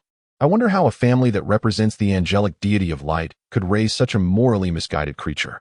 This exemplifies the peril of possessing great power, yet lacking a righteous heart. Xia Tianling once again reflects upon the significance of quality education and the distorted nature of the spirit master cultivation system. The consequence of solely honing one's strength without nurturing the heart results in the emergence of individuals like Qian, whose malevolence is akin to being subjected to 1,000 blades. Chapter 22, BBDong, the glutton upon exiting the Hall of Offerings. Xia Tianling contemplated for a moment before turning towards BBDong's quarters behind the Pope's palace. The Pope, after all, is not divine. She cannot tirelessly attend to duties every single day of the year, like any ordinary spirit master, unless extraordinary circumstances arise, after fulfilling her morning obligations. The afternoon is reserved for BBDong's personal respite. Interestingly, regardless of their immense strength, even the most formidable spirit masters on Douluo continent, including the unparalleled rank 99 Douluo, must partake in sustenance. Seizing this opportunity, Xia Tianling subtly showcased his culinary skills, inadvertently capturing BBDong's attention. In a moment fueled by filial piety, BBDong naturally indulged in a meal prepared by him. The exquisite flavors instantly captivated her palate, prompting Xia Tianling to propose that he would prepare 2 meals for her each week. As for Xia Tianling's culinary prowess, a simple wish sufficed. The Destiny system, ever reliable. With a single wish, he was bestowed with the skills of a master chef, proficient in all 8 major cuisines, and even adept at foreign delicacies. His culinary abilities surpassed those of renowned chefs like Dog Dan and Wang Kuan-yu. Who could resist the delights of our great celestial empire? Not even the super Douluo or the beautiful Pope. Through these repeated opportunities to cook and share meals, Xia Tianling continuously bridged the gap between himself and BBDong, gradually dissolving the barriers that separated them. Due to the past misdeeds of Qian, women of this ilk, including BBDong, are often plagued by regret. Engaging in ruminative thoughts, she would ponder how much better it would have been had she not placed such trust in him, deeming herself foolish for her naivety. Additionally, as the perpetrator was a familiar face, she would be less inclined to seek familial support, finding it increasingly difficult to trust relationships or those close to her. As she grappled with this secret, her pressure would intensify, leading her to a state of disbelief in the world and in others. However, a more harrowing reality than that faced by women with families is BBDong's own solitude. Her closest companion was once her teacher, Xiangjia, the very architect of her misfortunes. Moreover, following that, the man she once cherished, Yu Xiaogang, abandoned her, leading to a second profound wound. It is almost unfathomable to imagine the depths of despair that BBDong experienced at that time. She had once yearned for illumination, only to be scorched by its brilliance. Consequently, this despair gradually transformed into resentment, a seething animosity towards the world around her. Hatred became her sole sustenance for survival. Hatred for Qiangjia, hatred for Qian Daoliu, hatred for Qian Daoliu, hatred for Yu Xiaogang, hatred for the Spirit Hall, and even a profound loathing for the entire Douluo continent. Thus, it was only natural that she would commit those apocalyptic, inhumane acts described in the original text. Trust in others had all but evaporated. She sought to annihilate the Qian family, obliterate the Spirit Hall, and even drag the world into oblivion alongside her. Simultaneously, stripped of any sense of security, she pursued immense power with fervor, ultimately becoming the inheritor of the Rakshasa god. To counteract her extreme antisocial tendencies, Xia Tianling found himself with limited options, relying on a method akin to water dripping on stone. Through companionship, comfort, and the enhancement of psychological intervention, he gradually guided BBDong, who was veering towards extremism, back onto a more righteous path. Confronted with BBDong's psychological defenses, as formidable as granite, Xia Tianling had no choice but to make another wish, acquiring master-level psychological abilities. This was all in pursuit of better guiding her, attempting to assist her in escaping this quagmire. In his previous life, while reading the original work, he had felt immense sympathy for the unfortunate BBDong and harbored a deep-seated disdain for the misfortunes that befell her. Now, armed with newfound abilities, he was determined to intervene and amend the tragic scenes, not for any other reason, but solely to rectify the regrets of his past. It is not her fault, nor should she bear such suffering. Xia Tianling meticulously prepared a sumptuous feast, choosing to serve it himself rather than calling upon a servant. "Teacher, dinner is ready." He softly beckoned. "I'm coming." A graceful figure swiftly appeared beside the dining table, deftly grasping the chopsticks. As a competent gourmand, she had become quite adept at wielding this utensil. "Today, we have spicy dragon tendons and garlic-flavored greens. Of course, I know this is your favorite." After nearly a year of companionship, Xia Tianling's efforts had proven remarkably effective. At least in his presence, BBDong could occasionally shed her mask. While she had not fully emerged from her shell, she had certainly approached a semblance of normalcy. She could converse, smile, and even express delight over a favorite dish, occasionally blushing when she indulged a bit too much. Such progress was indeed commendable. Observing the transformation of BBDong into a devoted diner, Xia Tianling couldn't help but chuckle. Who would have thought that the icy and formidable Pope of the Spirit Hall could exhibit such demeanor in private? "Ah, Tianling, your culinary skills are truly improving. Any girl fortunate enough to marry you will be blessed." After satisfying her appetite, BBDong teased the still-eating Xia Tianling. "Why don't you consider pairing up with your senior sister?" The senior sister she referred to was naturally the little fox, Hulaina, who was 5 years older than Xia Tianling and currently not studying in the Spirit City. Swallowing a mouthful of food, Xia Tianling rolled his eyes. "Teacher, please don't matchmake carelessly. I haven't even met my senior sister yet. Besides, I just turned 6. Isn't it a bit too early for such talk?" BBDong propped her chin on her hand, watching her helpless disciple chuckle heartily. The disciple she had accepted over half a year ago was initially intended purely to bolster her future prospects and to vex that old fellow, Qian Daoliu. Yet, as time passed, she found herself genuinely fond of this disciple. It was not romantic affection, but rather a pure teacher-student bond. He was diligent in his training, intelligent, amiable, and an excellent cook. Where could one find such a commendable disciple? Compared to him, her eldest disciple, Hulaina, seemed rather dull-witted. Not that she was lacking in merit, but rather too obedient, devoid of her own opinions. "Listen to how you speak. Being obedient has become a fault," she mused, pausing for a moment of silent homage to the little fox. It was astonishing how swiftly time had passed. A year had already flown by. BBDong savored a sip of the exquisite wine in her cup. "The surprises you bring me are truly remarkable. At such a young age." You are on the verge of breaking through to the Soul Master realm. Even at your current age, I was far from your level. When she mentioned she, it was indeed Qian. BBDong was aware of the close bond between Xia Tianling and Qian, and thus made no effort to conceal their mother-daughter relationship. During this period, Xia Tianling dedicated nearly all of his time to cultivation, and he has now reached the 27th level. With the dual enhancement of the Golden Core and the Tao Sutra, coupled with the continuous supply of resources from BBDong, his cultivation has skyrocketed as if propelled by a rocket. Had he not devoted half of his time to physical training and gaining practical combat experience, he would have undoubtedly already ascended to the rank of Soul Master. Speaking of combat experience, Xia Tianling has long surpassed his peers in skill. With his current soul power and physical prowess comparable to a soul sect, even a moderately skilled soul master would find themselves easily overwhelmed by him. Although he can only maintain his full power for 3 minutes, his sheer strength is terrifying. 3 minutes is sufficient to resolve most battles. Chapter 23. A favor. Would you share a meal? This is indeed a testament to your excellent teaching, Xia Tianling flattered, eliciting a suppressed laugh from BBDong. You little rascal. You truly have a way with words. Today, I am in a good mood, so I shall grant you a gift. BBDong sat up and rummaged through her storage soul guide. What do you desire? A soul bone? A soul guide? Precious metals? Xia Tianling scratched his head, feeling a surge of determination. Hey, just when I was unsure how to broach this topic, the opportunity has presented itself. Teacher, I must ask you to promise me that you won't be angry. Angry? Why would I be angry? I promise, go ahead and speak. Clearly, BBDong had yet to realize that such requests often precede her ire. I would like for you to share a meal with Sister Shui. Her birthday is the day after tomorrow. Xia Tianling took a deep breath and uttered these words, bracing himself for the storm to come. Crack, crack. The exquisite crystal cup was crushed to bits, with ruby-like liquid spilling down the pristine tablecloth. The previously cheerful expression on BBDong's face darkened instantly as she hissed in a low voice, No. Teacher, you just promised me you wouldn't get angry. Xia Tianling hurriedly interjected while activating his mental interference. Why do you dislike Sister Shui? In theory, you should not have known about this matter. At least in BBDong's belief. I said no, and that is final. Choose another. BBDong's countenance was as cold as ice, her crystal cup now reduced to powder, scattering across the table. At this moment, she struggled to suppress her urge to erupt, her voice imbued with an unyielding authority.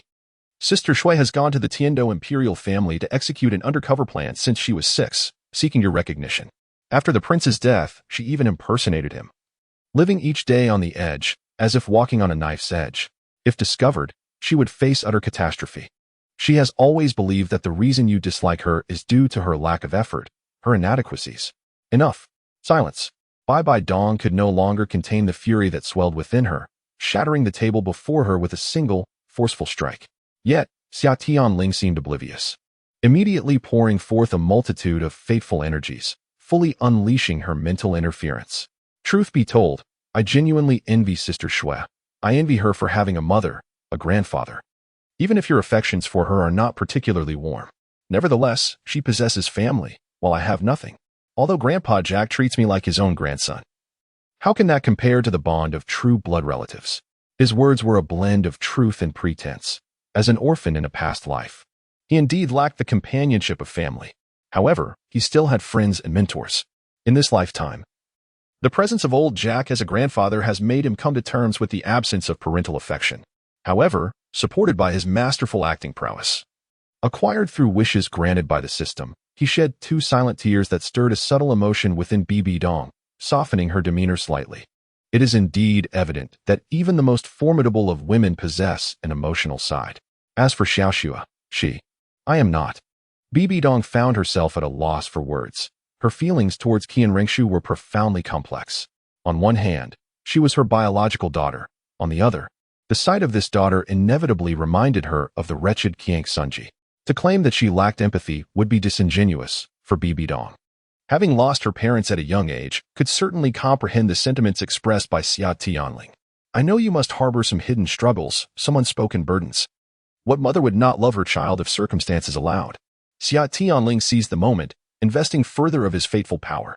Being well-versed in the narrative, he understood the turmoil within BBDong.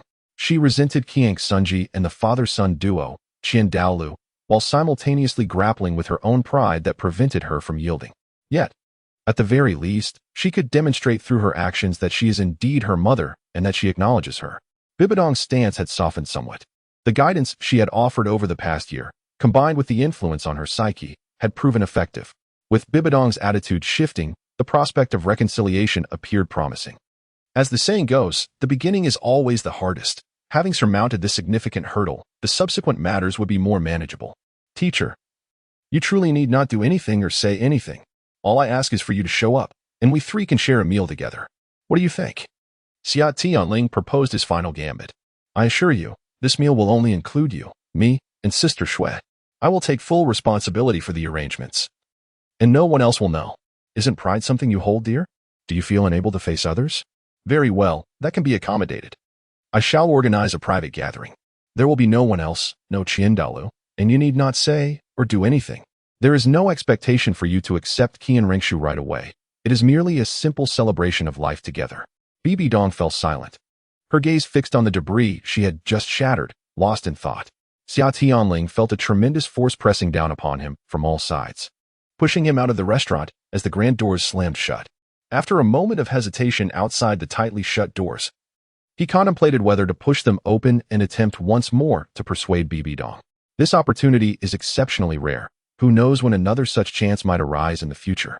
At 7 o'clock the day after tomorrow, I shall partake in a single meal, refraining from any other activities. Should others be present, do not hold it against me if I become unrecognizable. Very well, my teacher. Xia Tianling was overjoyed, having initially thought this matter was doomed, only to witness a remarkable turnaround. The woman as proud as a cat. Having resolved a significant issue, Xia Tianling felt a sense of tranquility within. Meandering leisurely, upon returning to her residence, she found Ma Hongjun already home, leaving only Oscar engaged in meditation. The academy was now on holiday, and the little chubby fellow could hardly contain his eagerness to flaunt his cultivation achievements to the villagers. What was that saying? Wealth and honor unreturned home are akin to wearing splendid garments under the cover of night. Given his nature, it was only natural for the little chubby one to return and boast. In contrast to the lethargic Oscar of the original narrative, the current Oscar was diligently dedicated to his training, pushing his physical limits each day. He had recently reached the 21st level, attaining a soul ring nearly a millennium old. The soul skill remained the familiar detox sausage, yet due to the formidable age of the soul ring, it had transformed into the detox big sausage, far exceeding its original potency. The Oscar of the original tale was a mere auxiliary, but now, through rigorous training, he truly became formidable. In the original timeline, following the Continental Elite Soul Master competition, Oscar had struggled tirelessly to gain Ning Fengji's approval in order to marry Ning Rongrong, his cultivation rising swiftly. Now, with the aid of the martial arts golden body, his progress was even more accelerated. It is worth noting that among the Shrek's 7 monsters, Oscar possessed the most exceptional talent. Even the protagonist Tang San fell short, needing to personally seek the legacy of the deities. Oscar, however, was remarkable. Upon breaking through to the title Douluo level, he effortlessly followed the aura to find it, even bringing his wife along to share in divine status. What truly defines a genius? Currently, Oscar's physique was harmoniously muscular, his simple garments concealing explosive strength. Approaching the first stage of the martial arts golden body, Oscar could triumph over soul masters of equivalent rank, relying solely on his formidable physique. With the enhancement of his powerful body, even the martial skills and agility inherent to the martial arts golden body could unleash tremendous force. Ahem. Though it must be acknowledged that the martial skills he possessed were not to be underestimated. Techniques such as the Diamond Tiger Fist, Mighty Diamond Leg, Buddha's Palm, and Flying Willow Technique, all renowned martial arts from a previous life, were included within the repertoire of the martial arts golden body. These martial skills, once merely fundamental exercises in a flourishing civilization of martial arts, find themselves utterly outmatched in the world of Douluo. One cannot help but notice that even the Xiantian skill, once cultivated to the level of a divine king, can still be practiced further. The martial arts golden body is indeed a presence even more formidable than the Xiantian skill. Chapter 24. Birthday 3 days later, in Xia Tianling's private kitchen, he hummed cheerfully while preparing the evening's feast. Tonight, he intended to craft a birthday cake reminiscent of those from his past life, sought a few delectable dishes, and serve a bowl of longevity noodles. in the Douluo continent. The concept of celebrating birthdays is rather uncommon. Thus the young girl, Xiangjia, was understandably thrilled upon hearing the news. However, Xia Tianling refrained from disclosing that BBDong would also be attending. He could only hope that the surprise would not turn into a fright. Manually whipping cream, crafting chocolate, and preparing. Without the aid of modern tools, cooking truly becomes a laborious endeavor. After spreading chocolate cream on the cake, decorating it with intricate designs, adorning it with fruits, and adding the words Happy Birthday in Douluo language made from fruit preserves, he placed it on a tray made of cold spirit stone. The result was nothing short of perfection. Gazing at the fruits of his labor from the afternoon, Xia Tianling nodded in satisfaction. Surely, all girls have a penchant for sweets, and he hoped this cake would bring joy to both mother and daughter. While he possessed culinary skills, the challenge of translating those skills into tangible dishes was a daunting task indeed. This is precisely why the Spirit Hall boasts a vast enterprise, capable of sourcing ingredients such as cocoa beans. As for the other materials that are lacking, I earnestly wish for them. As the clock approached 7, Xia Tianling completed her preparations and was ready to commence cooking. Wow, brother Tianling, is this the dessert you have created? What is it called? Chocolate cream cake. A voice filled with surprise suddenly emerged. It was the eager Qiangjia. When Xia Tianling previously mentioned that she had invented a new type of dessert, it had already piqued her curiosity. Having been an undercover agent within the Tiando royal family for years, she had tasted a myriad of desserts. However, it is a pity that the Douluo continent lacks such a delicacy as chocolate, and similarly, cream is nowhere to be found. In a world where production capabilities are severely limited, the sweetness of sugar, derived through rudimentary methods, is rather insipid, rendering any dessert made from it exceedingly bland. In this realm, the primary source of sugar for the nobility is still wild honey, reminiscent of the medieval times on Blue Planet. The cakes made from modern industrially extracted high-sweetness white sugar and sucrose represent a significant shift in dimension on the Douluo continent. Do not touch, you can indulge later. Xia Tianling swiftly swatted away Qianjia's hand as she attempted to sneak a taste, then turned to enter the kitchen. Qianjia, however, stuck out her tongue in defiance. Her back turned to him. Creak. The sound of the door hinge caused both to glance back, as BBDong, dressed in her everyday attire rather than the purple golden robes of a pope, entered. It was merely a simple, long dress. Teacher. Qianjia had not anticipated BBDong's arrival. She opened her mouth, unsure of how to address her, now aware of the truth behind their circumstances. Her feelings towards BBDong had grown exceedingly complex, and she understood the reason BBDong did not wish for her to call her mother. You have arrived. Yes. Teacher, please sit with Sister Shui. The dishes will be ready shortly. Xia Tianling shook her head, pondering how to express the peculiar dynamics between the mother and daughter. The two women sat across from each other, exchanging silent glances. The food is coming. The awkwardness was swiftly shattered by the sound of dishes being served, as Xia Tianling emerged, gracefully carrying a large tray. She arranged the dishes meticulously, and amidst the bewildered gazes of the mother and daughter, she retrieved 12 candles from her storage ring, evenly placing them atop the cake. The electric arc produced by the friction of her thumb and middle finger ignited each candle in succession. Meanwhile, the soul-guiding lamps in the restaurant were extinguished, plunging the room into darkness save for the 12 candles flickering gently. Clearing her throat, Xia Tianling announced, "Today marks Sister Shui's 12th birthday. A celebration also for her recent advancement in the ranks of the Soul Sect." Soul Sect, BBDong murmured softly, her gaze drawn to the 12 flickering flames in the darkness. A 12-year-old in the Soul Sect. Even I, in my youth, was far inferior. Subsequently, she invited Sister Shui to face the cake and silently make a birthday wish before blowing out the candles in one breath.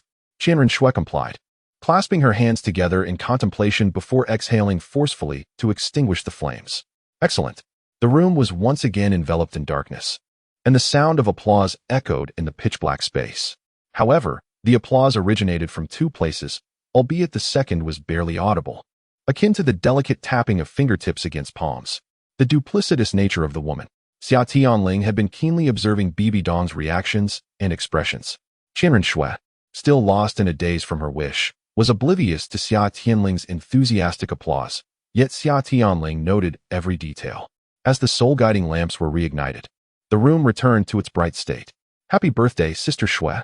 Now, come, enjoy a bowl of longevity noodles, and remember to finish it in one go. Xia Tianling presented a bowl of long noodles, adding, "Teacher, let us partake as well, to share in the joy." BBDong's previously melancholic expression instantly hardened. Sharing a bowl meant she had no choice but to accept. Xia Tianling swiftly lifted a single noodle and placed the bowl before her. BBDong found herself in a frenzied internal struggle, staring at the noodle with palpable conflict, as if it were a deadly poison rather than mere sustenance. Qian, who had been eagerly watching, felt her spirits plummet upon witnessing BBDong's reaction, her eyes slightly reddening as she lowered her head. Each time she dared to hope, it resulted only in profound disappointment. What am I truly hoping for? Xiangjia had done such a thing to her. With a click, a pair of chopsticks was picked up, only to be returned to their designated holder. The small segment of noodle in the bowl had vanished without a trace. Qian, lifting her head at the sound, widened her eyes in disbelief as she beheld the woman elegantly wiping her mouth with a napkin. It's a bit bland. Adding some chili would suffice. Ha ha ha, dear teacher, this longevity noodle must be light and delicate. On another day, I shall prepare for you some dan noodles and oil splash noodles. As summer brings joy, one savors their own portion of noodles. Upon tasting this longevity noodle, BBDong feels that today's matter is settled, leading to a delightful conclusion for all. Qian lifts her bowl, vigorously slurping the longevity noodles with her fork. Two streams of tears, discreetly concealed behind the large bowl, mingle with the broth. The meal unfolded in an atmosphere that was both heartwarming and peculiar, culminating in a delightful conclusion. Having experienced the earlier course of noodles, BBDong graciously accepted the final segment featuring cake. The chocolate cream cake crafted by Xia Tianling garnered unanimous praise from the mother-daughter duo. Sweets, truly, are a divine indulgence. Once the trio had satiated their appetites, as BBDong prepared to depart, Qian softly uttered a heartfelt remark. Thank you, mother. To her surprise, BBDong's hand, which was poised at the door, came to a halt. Gradually, she turned and approached Qian, offering her a gentle embrace. Happy birthday, little Xue. With that, she gracefully exited the room, leaving Qian in a state of astonishment. Wow, that's remarkable, exclaimed Xia Tianling, who was busy tidying up the utensils, giving a thumbs up. This was not part of his plan. It was entirely the actor's spontaneous improvisation. Chapter 25. The Perils of Cross-Boundary Cultivation 5 years later.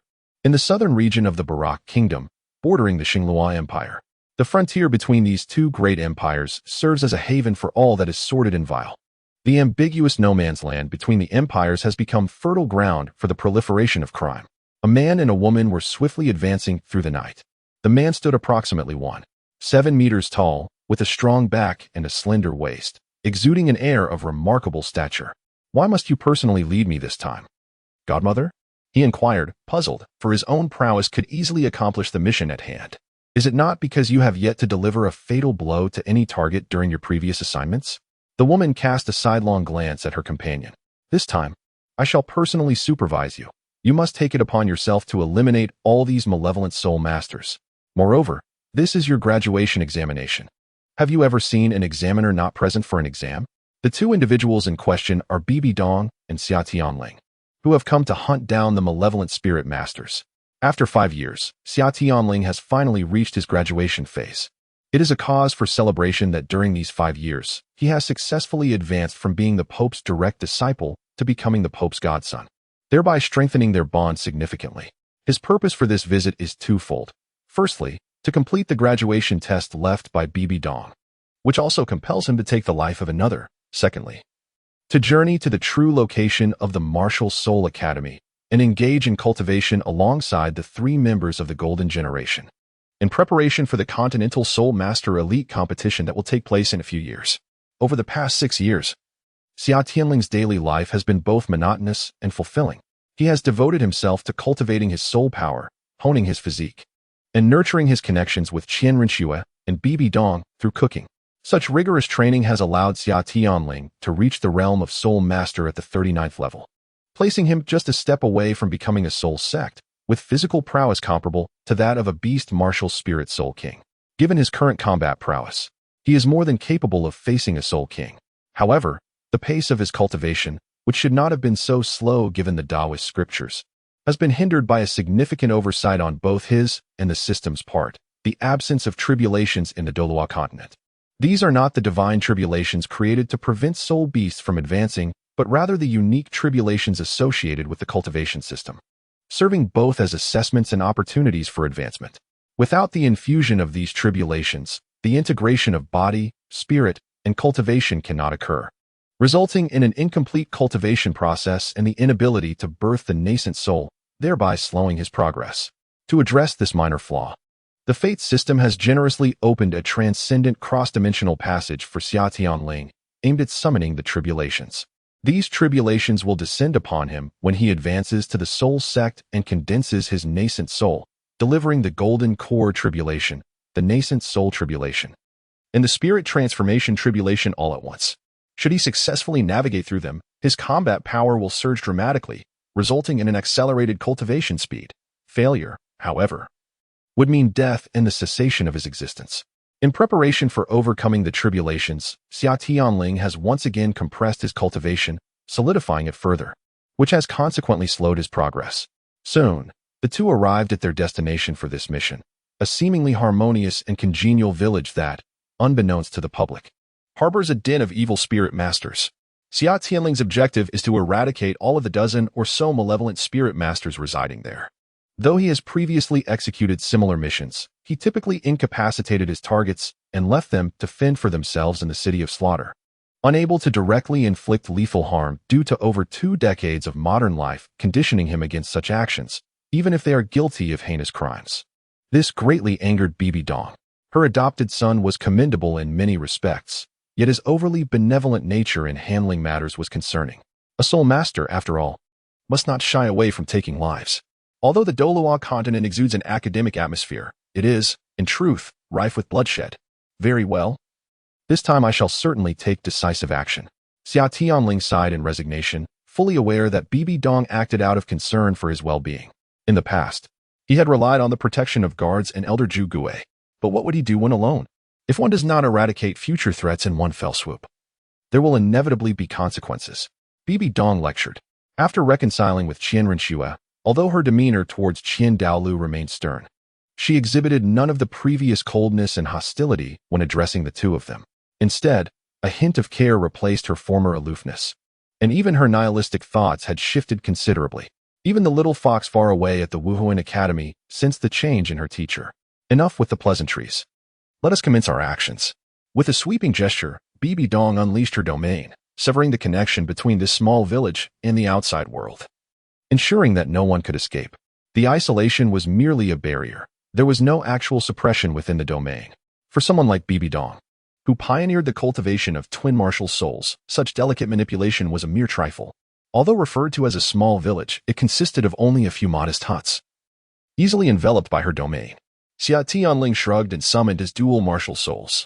A hammer in his left hand and an axe in his right, the yellow, purple, and black soul rings floated beneath his feet.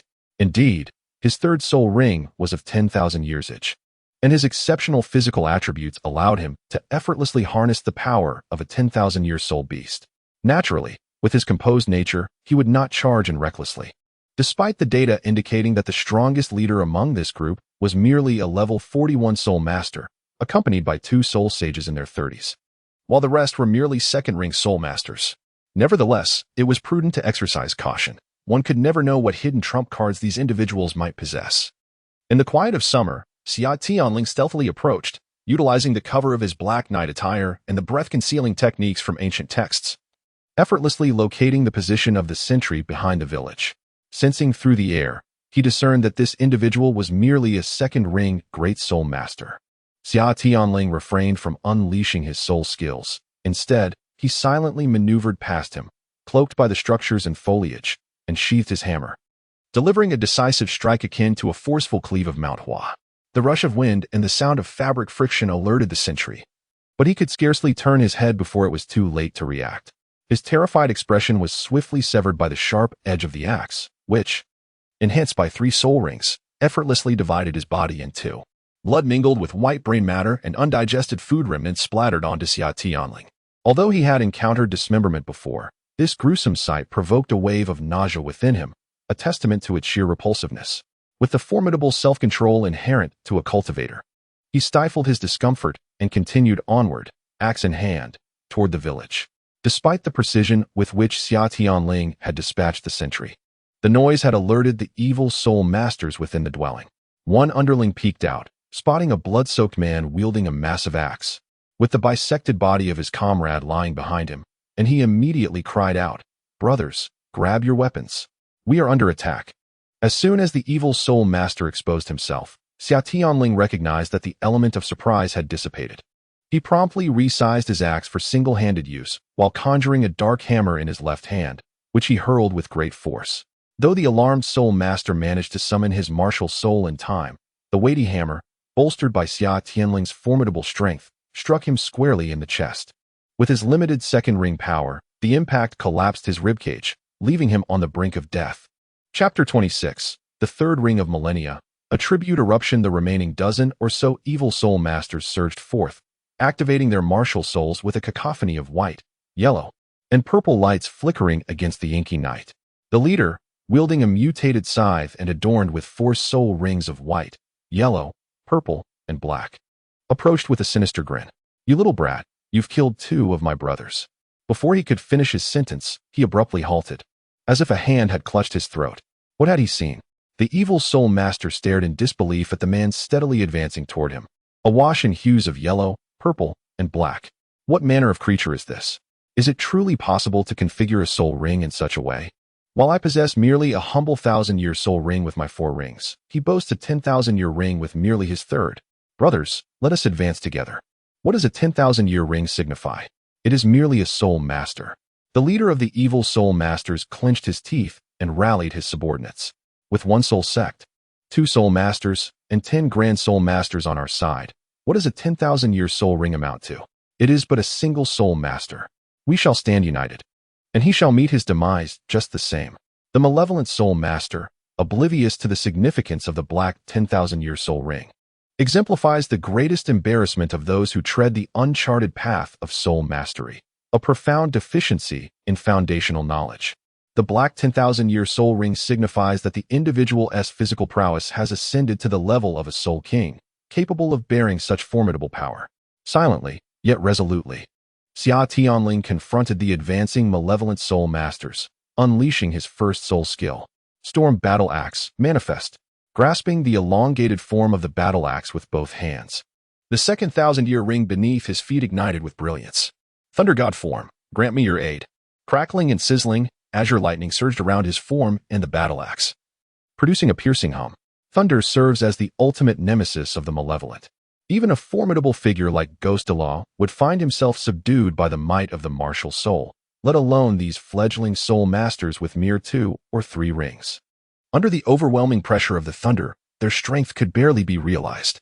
As the malevolent soul master closed the distance to less than 5 meters, Xia Tianling, composed, retreated on 1 leg, raising the storm battle axe diagonally. The black soul ring beneath him glowed with intensity. 10,000-year 3rd ring, Thunder Half Moon Slash. This soul skill is derived from a formidable plant-based soul beast known as the Thunder Vine. As anticipated, the 2-piece set has bestowed upon its wielder an extraordinarily potent offensive skill, the attribute of explosion. When activated with a hammer, it generates a violent, thunderous explosion upon contact with the target. If employed with an axe, it delivers a strike composed of lightning. When placed upon the storm battle axe, both abilities are amplified significantly.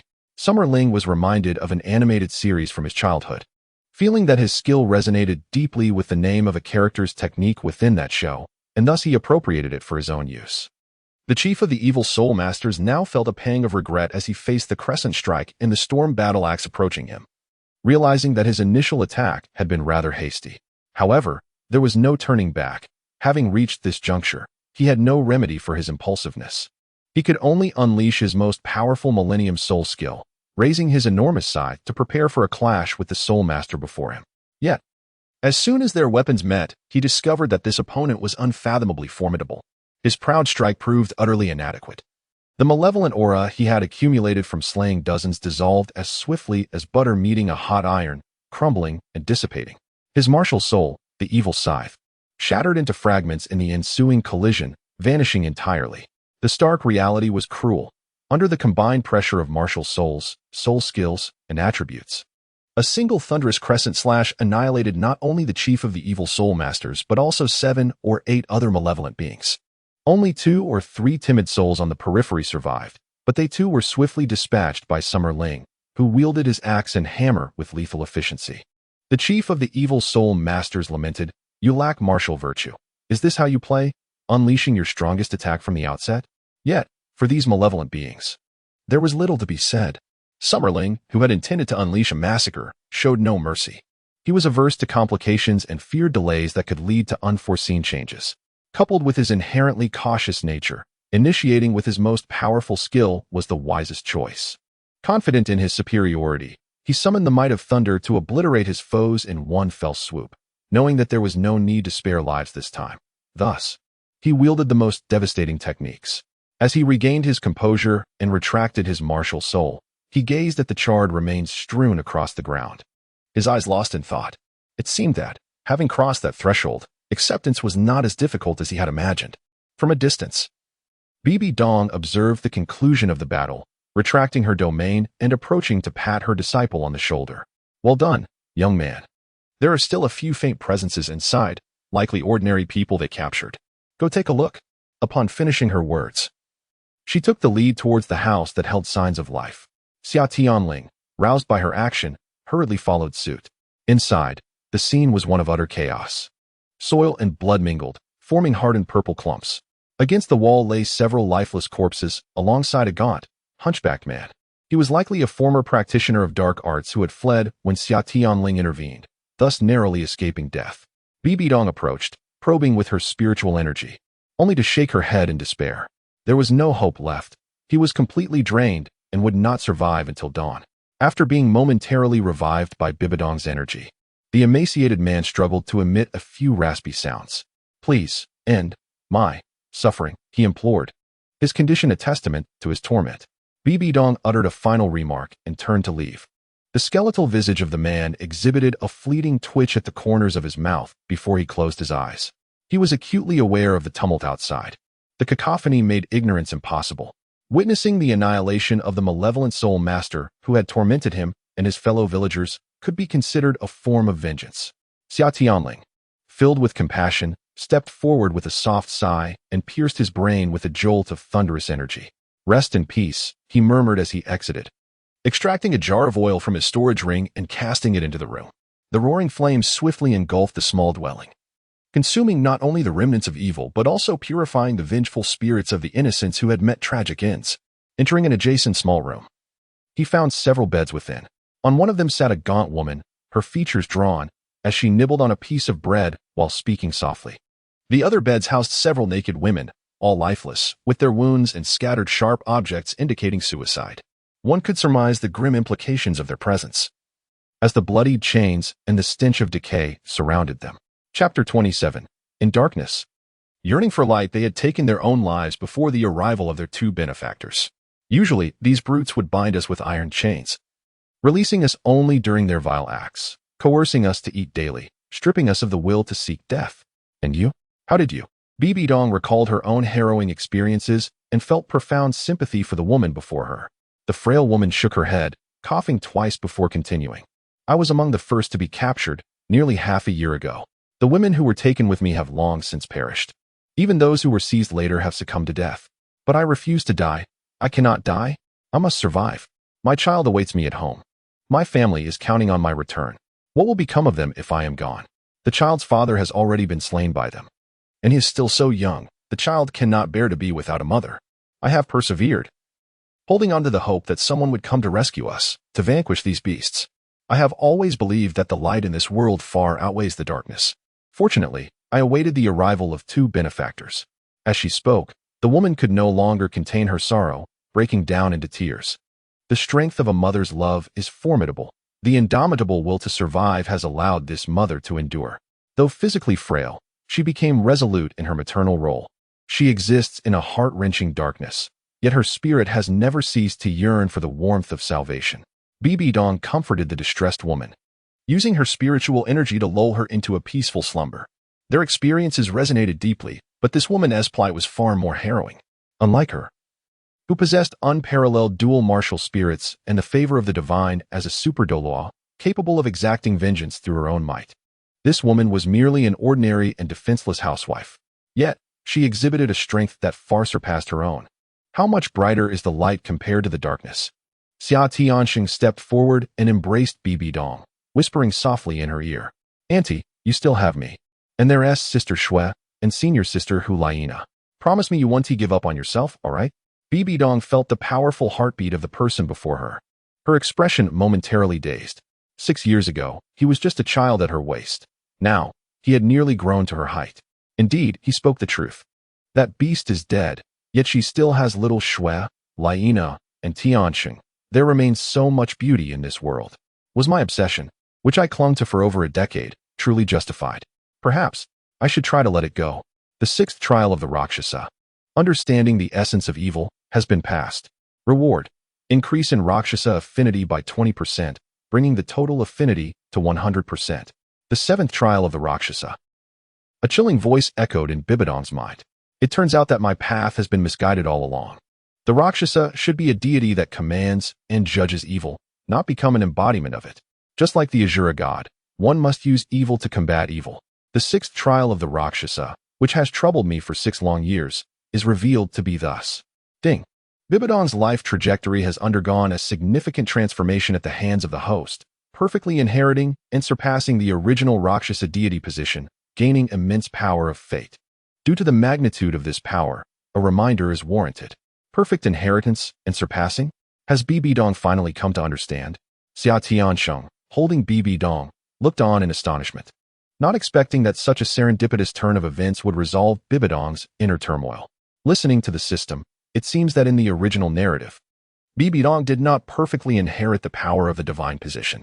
Indeed, host, in the original timeline, BBDong misinterpreted the concept of the Rakshasa, leading to an incomplete fusion with the divine position.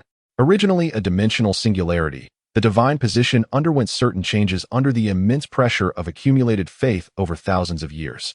This impacted BBDong's mindset, and coupled with her inherent malevolence, she ultimately became a puppet of the Rakshas's divine power. Therefore, after BBDong inherits the divine position now, there will be no significant shift in her character as depicted in the original work. Yes, BBDong has now correctly grasped the meaning of the Rakshasa, and her understanding of power even surpasses that of the previous generation's Rakshasa. Ah, that is reassuring. My efforts have not been in vain, Xia Tianling sighed in relief. After 6 years of relentless endeavor, he has finally resolved the ticking time bomb that was BBDong. After a long moment, BBDong pushed aside her disciple, her aura surging dramatically. Having relinquished her obsessions, her thoughts became clear, and her soul power ascended a level. Unlike before, the unsettling malice that once surrounded her had dissipated. Thank you, Tianling. If it weren't for you, I might have embarked on a very dark path. BBDong gazed at the young man before her, profoundly grateful that she had taken him on as her disciple. It is good that you have let go. One must always look forward. Xia Tianling smiled. Since you have released it, why not let Sister Xue also abandon the undercover plan? BBDong shot him a glance, retorting with irritation, have you dulled your mind from training? Didn't we cancel that matter years ago? Xia Tianling hastily checked the system records and indeed found a notification regarding Qianren Xue's fate trajectory alteration from 4 years ago. At that time, he was troubled by his failure to condense the nascent soul and the absence of a thunder tribulation. Qianren Xue seemed to have mentioned it to him, but he apparently, had forgotten. He could only awkwardly scratch his head and feign ignorance, smiling foolishly. Upon reflection, it seemed that he had seen Qianren Xue at the offering hall all these years without ever doubting it. After canceling the undercover plan 4 years ago, we had allowed little Xue to stage a false death to escape. Shortly thereafter, news arrived from the Tiando Empire regarding the unexpected demise of Prince Xueqinghe, establishing the royal family's only legitimate heir, the 4th Prince Xuebian, as the new crown prince. Interestingly, after Xuebian ascended to the position of crown prince, he seemed to have transformed entirely, going from a frivolous wastrel to a diligent and studious second-generation royal. TSK, perhaps he feared that little Xue would eliminate him. It truly is impressive how he has managed to maintain this facade for so many years. Oh, has Xuebian reverted to his true nature after becoming crown prince? With him and Prince Xuexing no longer obstructing, it seems that the others may indeed become students of the Royal Do Academy. This is getting interesting. It remains uncertain whether Yu Xiaogang and Flander will ever encounter Lu Erlong again. The matter has been resolved, and there is no longer any necessity to linger here. The master and disciple, therefore, departed from this place of filth, carrying the unconscious woman with them. However, before they left, Xia Tianling set fire to the small cottages, reducing them to ashes. This act served a dual purpose: to cleanse the battlefield and to prevent the corpses from decaying and potentially spreading infectious diseases. It is essential to remember that the Black Death of medieval Europe and the plagues of ancient China were both formidable threats. The purpose of this endeavor is to completely incinerate the blood and remains of those malevolent soul masters. Who knows if any among them possesses the ability to manipulate corpses like the necromancers? The remains of a powerful soul master would undoubtedly serve as valuable material. Chapter 28. Do you have any idea how challenging it is to emulate Xiaohuahua? Very well, consider this assessment passed. I shall grant you a few days of respite. However, do not forget to report to your senior sister punctually. Here is your saint's token. I have taken the liberty of canceling the ceremony, as I am aware that you are not fond of such formalities. With that, BBDong left with a few words and a token in hand. Cancellation is precisely what I prefer. I abhor complications. A holiday? That suits me perfectly. Xia Tianling's mind began to whirl with an audacious idea. Why not head in the opposite direction to the Dugu Empire and intercept the little cat? After all, 2 of the Shrek's 7 monsters have already been dismantled. What's one more? I've long harbored disdain for that flamboyant aristocrat, By. A heroic rescue mission to abduct the little cat back to the Soul Master Academy. The original timeline's narrative development is quite absurd. How did Zhu Zhuqing, a high and mighty goddess, transform into a lovesick fool shortly after arriving at Shrek? Moreover, how did By, who had sunk into a life of decadence, become a model citizen after merely exchanging a few words with Zhu Zhuqing? Such a change of heart cannot occur so swiftly, especially considering they had never even met in their childhood. Is he genuinely a wayward son returning home or merely swayed by desire? Who can say? What a scoundrel! And you wish to perform a soul fusion technique with the little cat? The spectral white tiger is challenging? I suggest you abandon that notion. Old Go, with his mischievous intentions, charged headlong toward the path leading to the capital of the Dugu Empire. As for returning home to pack a few belongings? Absolutely not. Since acquiring a spatial ring, Xia Tianling's compulsive collecting tendencies have been greatly satisfied. From large items like stoves and beds to the minutiae of daily necessities. Were it not for the limitations of his storage soul tool, he would have preferred to cram his entire home inside.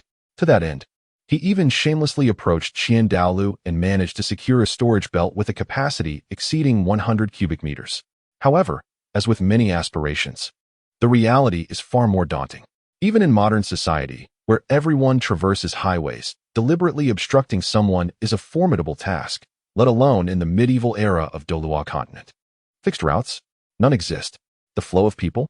Alarmingly sparse. The target? Still being pursued, with no indication of their whereabouts. In exasperation, Xia Tianling resorted to invoking the power of fate to wish for Zhu Zhuqing's location, fortunate that altering BBDong's life trajectory had bestowed him with ample destiny energy. System. I wish to obtain the precise location of Zhu Zhuqing, preferably one that can be tracked. Ding. The host's wish has been received. Destiny energy is currently being retrieved.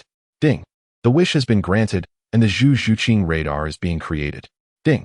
The creation is successful, and the radar will automatically project the map and target location into your mind, continuing until the host encounters the target. The sensation of having such an ability is truly remarkable. Summerling experienced the mental map, akin to a rather untrustworthy navigation system from a past life, capable of zooming in and out. Hundreds of kilometers away, an icon of a small black cat is moving towards the kingdom of Balak, presumably representing Zhu Zhuqing. Behind the small black cat icon, several skulls linger, perhaps the work of Zhu Zhiyun's assassins? Never mind, if things become troublesome, I can always reveal my identity, surely. The local branch of the Spirit Hall would grant me some respect. As the esteemed son of the Spirit Hall, it should not be difficult to protect someone.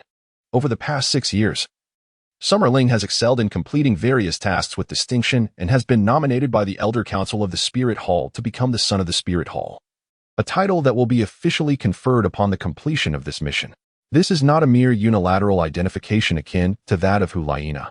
His identity as the Saint's son has been personally authenticated by Qian Daoliu, designated as the next pope of the Spirit Hall.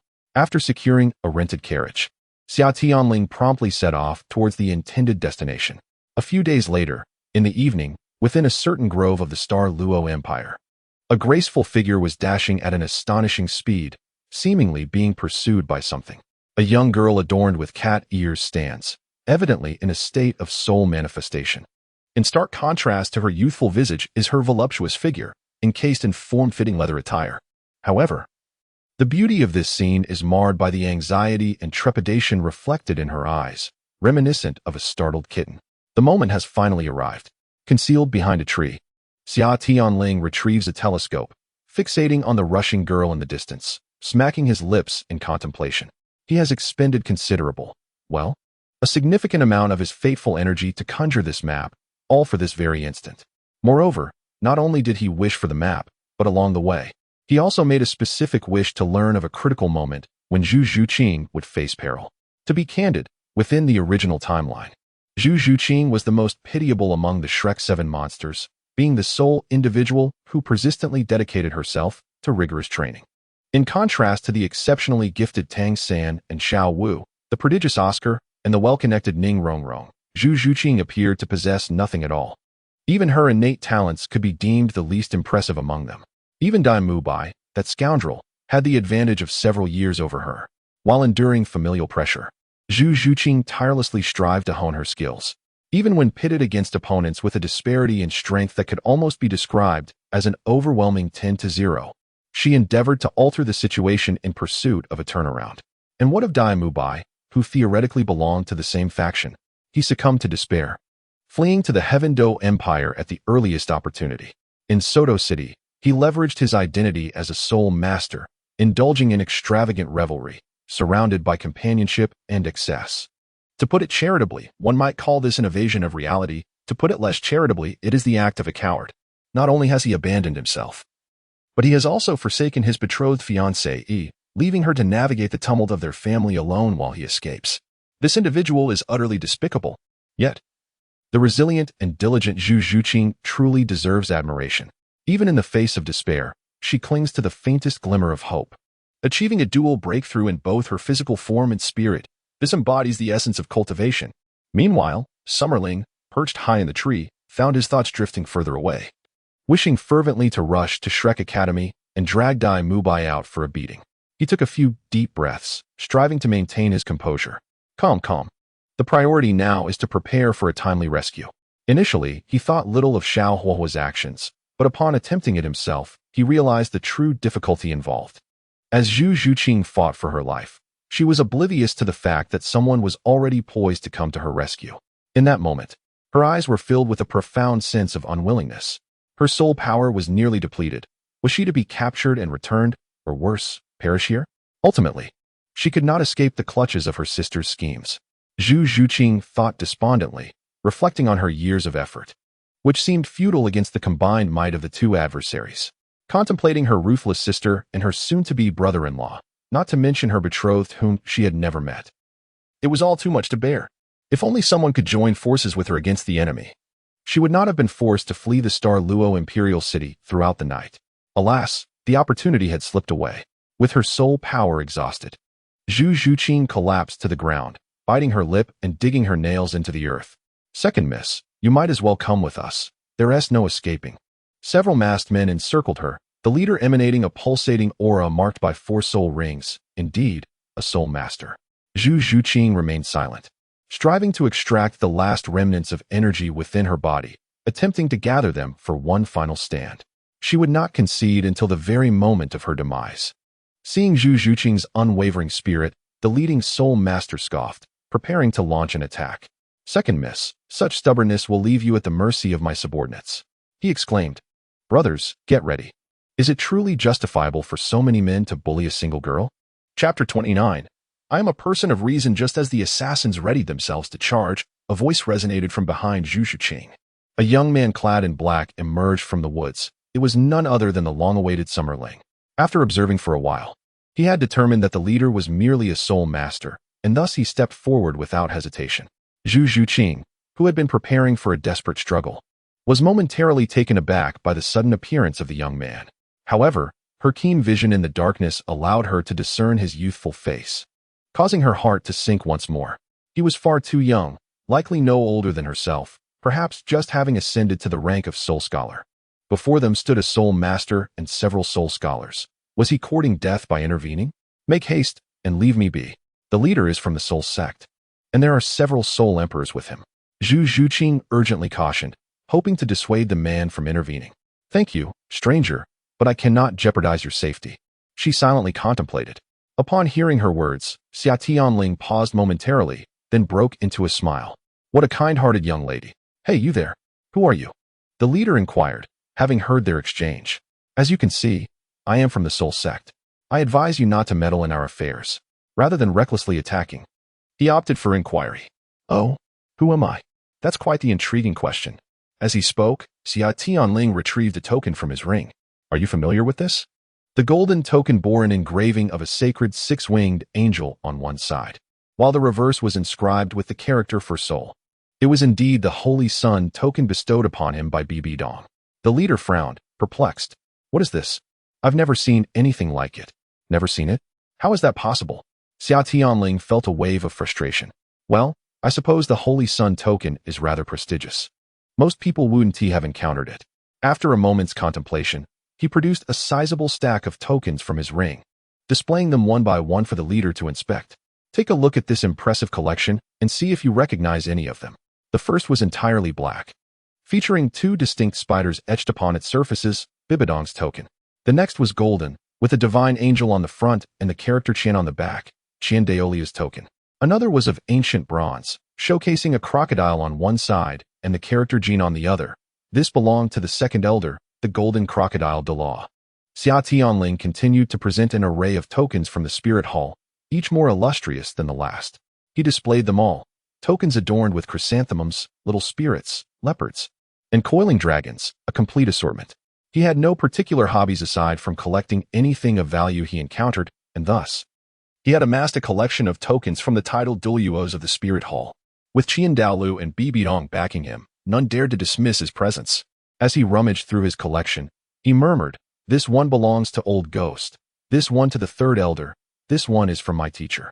The leader watched in astonishment as Xia Tianling unveiled token after token, his expression shifting to one of sheer disbelief, cold sweat soaking through his garments. Oh, and there's also this one. This is an emblematic token from the Spirit Hall, adorned with 6 intricate designs, a chrysanthemum, a specter, a star crown, a hammer, a Tyrannosaurus Rex, and a sword. This is the highest-ranking elder's decree of the Spirit Hall. What manner of person is this, truly? Could this lad possibly be the biological son of the Pope of the Spirit Hall? In truth, his conjecture has drawn perilously close to the truth. The leader's heart was heavy, my lord. We are merely acting under orders. I implore you not to hold it against us. Oh, you recognize the emblem? That's agreeable. I am one who values reason above all else. Xia Tianling waved his hand and turned to regard the somewhat dazed Zhu Zhuqing, gently waving his hand before her eyes. Little cat. Ahem, my lady, how shall we deal with these individuals? Still enveloped in her martial spirit, Zhu Zhuqing instinctively swatted at the paw that was swaying before her. Upon realizing the foolishness of her actions, her face flushed crimson, and the manifestation of her martial spirit dissipated. Let them go, but there is one among them who has long wished for my demise. He. Very well, then that individual shall be dealt with. Before Zhu Zhuqing could continue, Xia Tianling interjected, decisively determining this person's fate. Zhu Zhuqing understood that these individuals were merely following orders, desiring only to return her to her family. How else could she, a formidable soul master, have escaped the clutches of so many powerful pursuers? My lord, I cannot bring myself to harm my comrades. Returning home, I would have no explanation to offer. Please, do as you see fit. Upon hearing the words of this seemingly royal youth, the leader hastily withdrew with a few subordinates, leaving only a soul venerable behind. Xia Tianling cast a glance at the remaining figure, snorting disdainfully. You wish to play games with me? If my cultivation were insufficient, you would think I had no choice but to let you go? Fear not, for I am a man of reason. Speak with me civilly, and we shall engage in discourse. Should you persist in your tricks, we might just delve into the realm of physics. The soul venerable, realizing the gravity of the situation, activated his martial spirit, preparing for combat. Yellow, and purple, 3 colors of soul rings materialized. Do you think that by employing petty tactics, you can secure your survival? Xia Tianling wasted no time, summoning his woodworking tools, his aura fully unleashed. Yellow, purple, black. To his astonishment, Zhu Zhuqing discovered that her savior was a soul venerable. She gasped, covering her mouth in disbelief. Judging by the intensity of his aura, he was perilously close to the threshold of a level 40 soul master. How could this be? How young could he possibly be? The terrifying configuration of soul rings left all present in utter astonishment, as the leader rubbed his eyes in disbelief. What had he just witnessed? A millennium-old second ring? A 10,000-year third ring? Indeed, a 10,000-year soul ring had manifested upon the body of a soul sovereign. Regret began to creep into his mind for not having acted decisively to eliminate that accomplice. After all, they were merely affiliated with the young lady and posed no real threat to him. Yet, should he provoke this young man, the forces behind him? The soul sovereign under Zhu Zhiyun's command gazed upon this extraordinarily gifted young prodigy with a steely resolve and charged forward, unleashing his most powerful Millennium Soul skill. At level 37, he believed he had a fighting chance. The attack was none other than the Yinming Slash, which was, in fact, Zhu Zhuqing's third soul skill from the original narrative. This soul master also possesses the martial spirit of the Nether Cat, but he is a bastard child, not a legitimate heir. The enduring legacy of the Nether family has led them to develop an optimal combination of abilities, resulting in a striking similarity among the skills of their clan members. Summerling did not activate the Storm Battle Axe form. Instead, he sheathed the axe and enlarged the hammer in his right hand, gripping it with both hands. The second and third soul rings illuminated, enveloping his entire being in a dazzling layer of thunder. The blue arcs of electricity shimmered brilliantly against the encroaching darkness of the evening. With a fierce determination, he swung the immense hammer, creating a howling wind as it cut through the air. Using his calves for support and driving through his waist and arms, he resembled a released spinning top, rebounding with tremendous force. If Tang San were present, he would undoubtedly recognize this as the initial stance of the chaotic wind hammer technique. Essentially, the chaotic wind is merely a technique for channeling power, and its detailed description in the original work makes it quite accessible. The challenge lies in connecting it to the 81 strikes. The initial gesture is straightforward, allowing Summerling to execute it with ease after some practice. The massive hammerhead collided with the Nether Slash unleashed by the Soul Master, and augmented by sheer force. The hammer struck with over 1,000 pounds of might, resulting in a catastrophic explosion that shattered the Soul Master's arms, fracturing the bones therein. Following this, the hammer's momentum did not wane. It crashed into his chest, igniting a second explosion. The Soul Master, propelled high into the air, hurtled back along the path he had come, slamming into several trees with greater speed. Observing his sunken chest and exposed bones, it was evident that he was on the brink of death. He heavily lowered the hammer and leaned on it, casting a glance at the leading Soul Master. Is this it? The leader silently chuckled to himself while hastily offering compliments, praising the Lord's might. A figure clad in black deftly approached the wounded Soul Master, performing some task before swiftly returning. My lord, he is dead. Here are his possessions. The black-clad figure presented a small cloth bag. Well done, your path has widened. Summerling tossed the small bag to the bewildered little cat. What is your name? Replying to my lord, I am Zhu Si. Summerling retracted his martial spirit and nodded. I shall remember that. Very well, I will ensure this girl has safety. If there is nothing else, you may return. Take the unfortunate soul with you as well. The group of cloaked figures, as if granted amnesty, hastily retreated with the lifeless body of their companion. Watching the panicked escape of these dark-clad individuals, Zhu Zhuqing felt as though she were in another world. The family assassins who had relentlessly pursued her had simply withdrawn. Who, then, was this young man who had come to her rescue? Could it be that he was truly the son of the Pope? The little cat, having narrowly escaped death, found herself engulfed in confusion. Chapter 30. The little cat must eat fish. Thank you for saving me. Regaining her composure somewhat, Zhu Zhuqing rose to her feet and expressed her gratitude to her savior. After a moment, she bit her lip and inquired, why did you choose to save me? After all, they had merely crossed paths by chance, regardless of his background. He would inevitably offend some unknown power. Well, how should I put it? You caught my eye, if that counts. Also, I couldn't stand a group of men bullying a young girl. Xia Tianling scratched his head awkwardly, attempting to shift the conversation to a less pressing topic. Allow me to introduce myself. My surname is Xia, and I am called Xia Tianling. I am from the Spirit Hall and am headed to study near Soto City.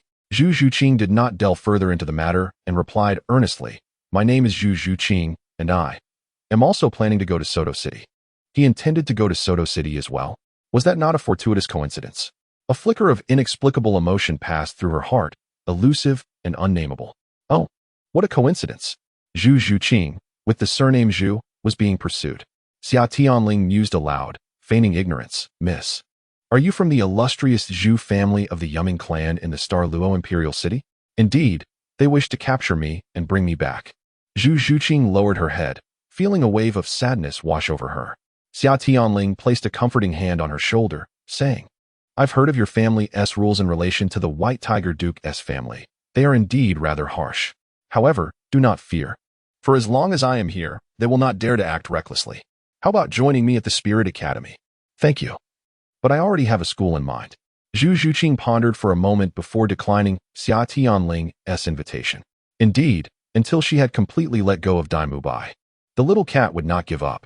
Moreover, this was their first meeting, and her refusal was entirely understandable. Just then, a rumble echoed from her stomach, causing Zhu Zhuqing's face to flush a deep crimson. Well then, let us discuss it later, Xia Tianling chuckled, beckoning her to venture deeper into the woods. You must be famished after being chased for so long. Before I arrived here, I had set up a camp nearby to cook some food. Come, let us share a meal. Having been on the run for several days, Zhu Zhuqing dared not venture into the crowded city, opting instead for the depths of the forest.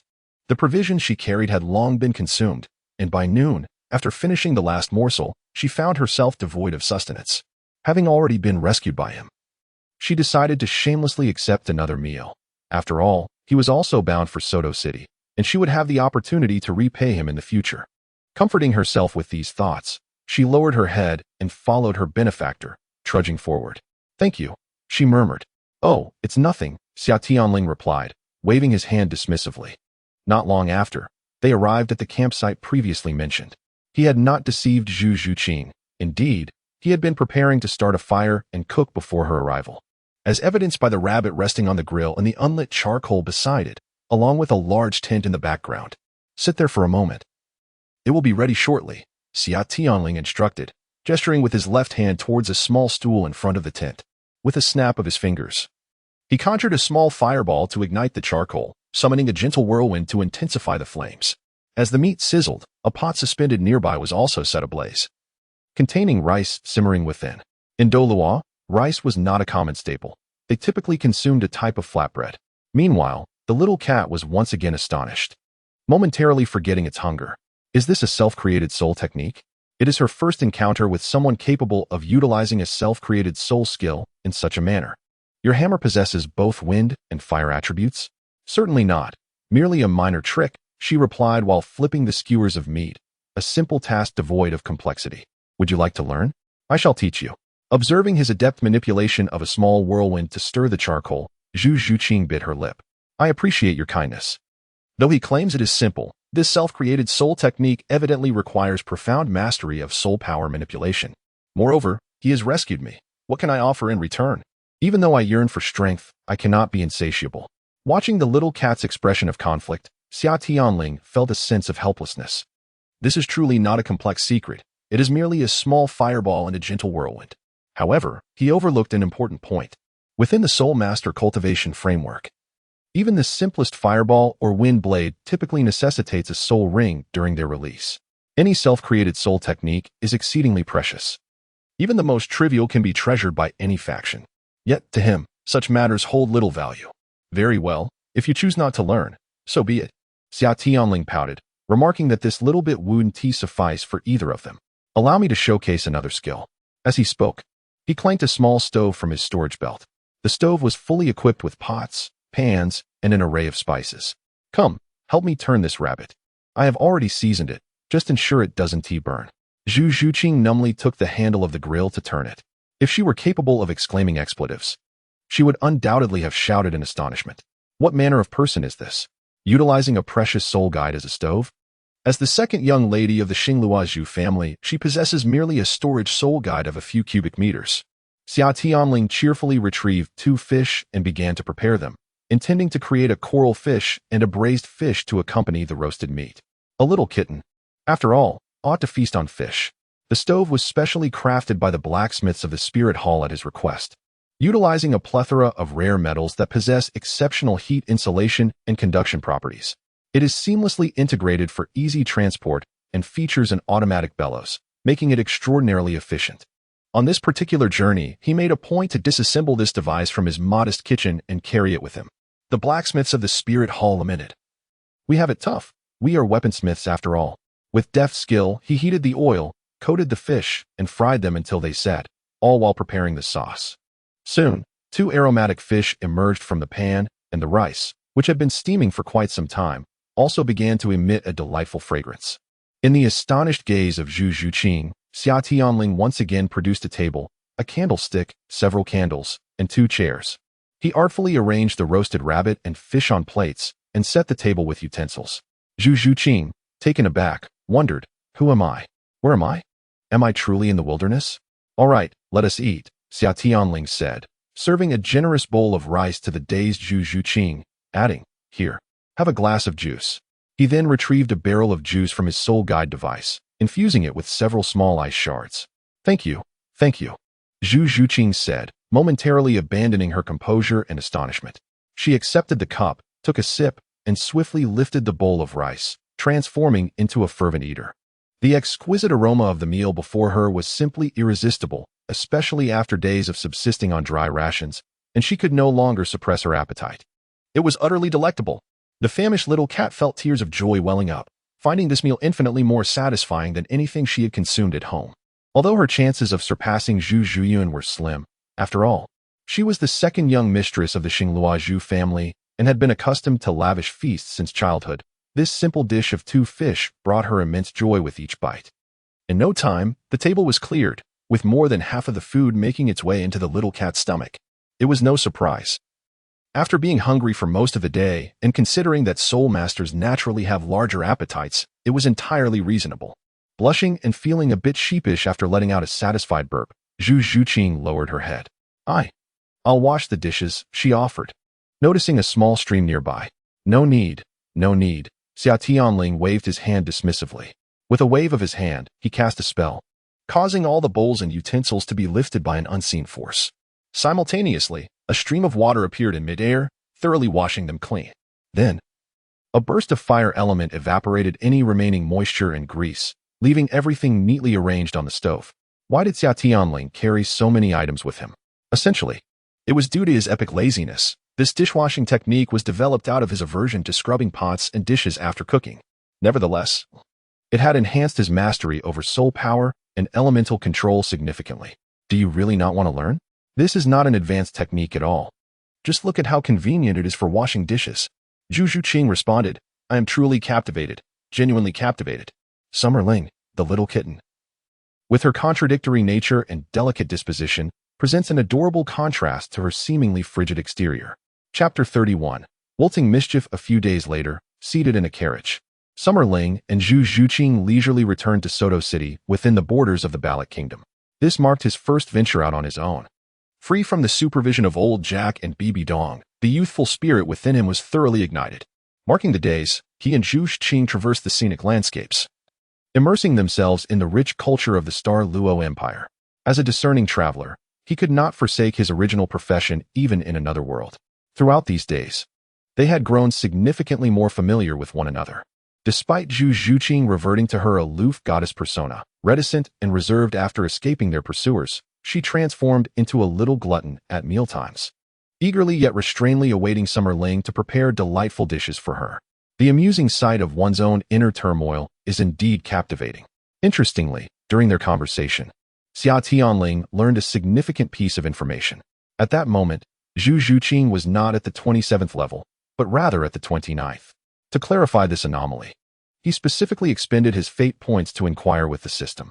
The system's response elucidated that had the host not provided assistance previously, in the original narrative, Xia Tianling had employed a unique secret technique of the Yumming clan to extricate herself from peril. This technique could only be used once in a lifetime. It consumed a portion of the user's soul power and potential, allowing them to momentarily enter the realm of Yumming and escape over a considerable distance. Thus, Xia Tianling was enlightened. In the timeline of the original plot, Xia Tianling had utilized this very technique to narrowly evade pursuit and reach Soto City, consequently falling back to the 27th level. This also explains why, after consuming the celestial herb, her martial soul did not undergo a marked evolution, but rather experienced a mere enhancement in soul power and a slight increase in speed.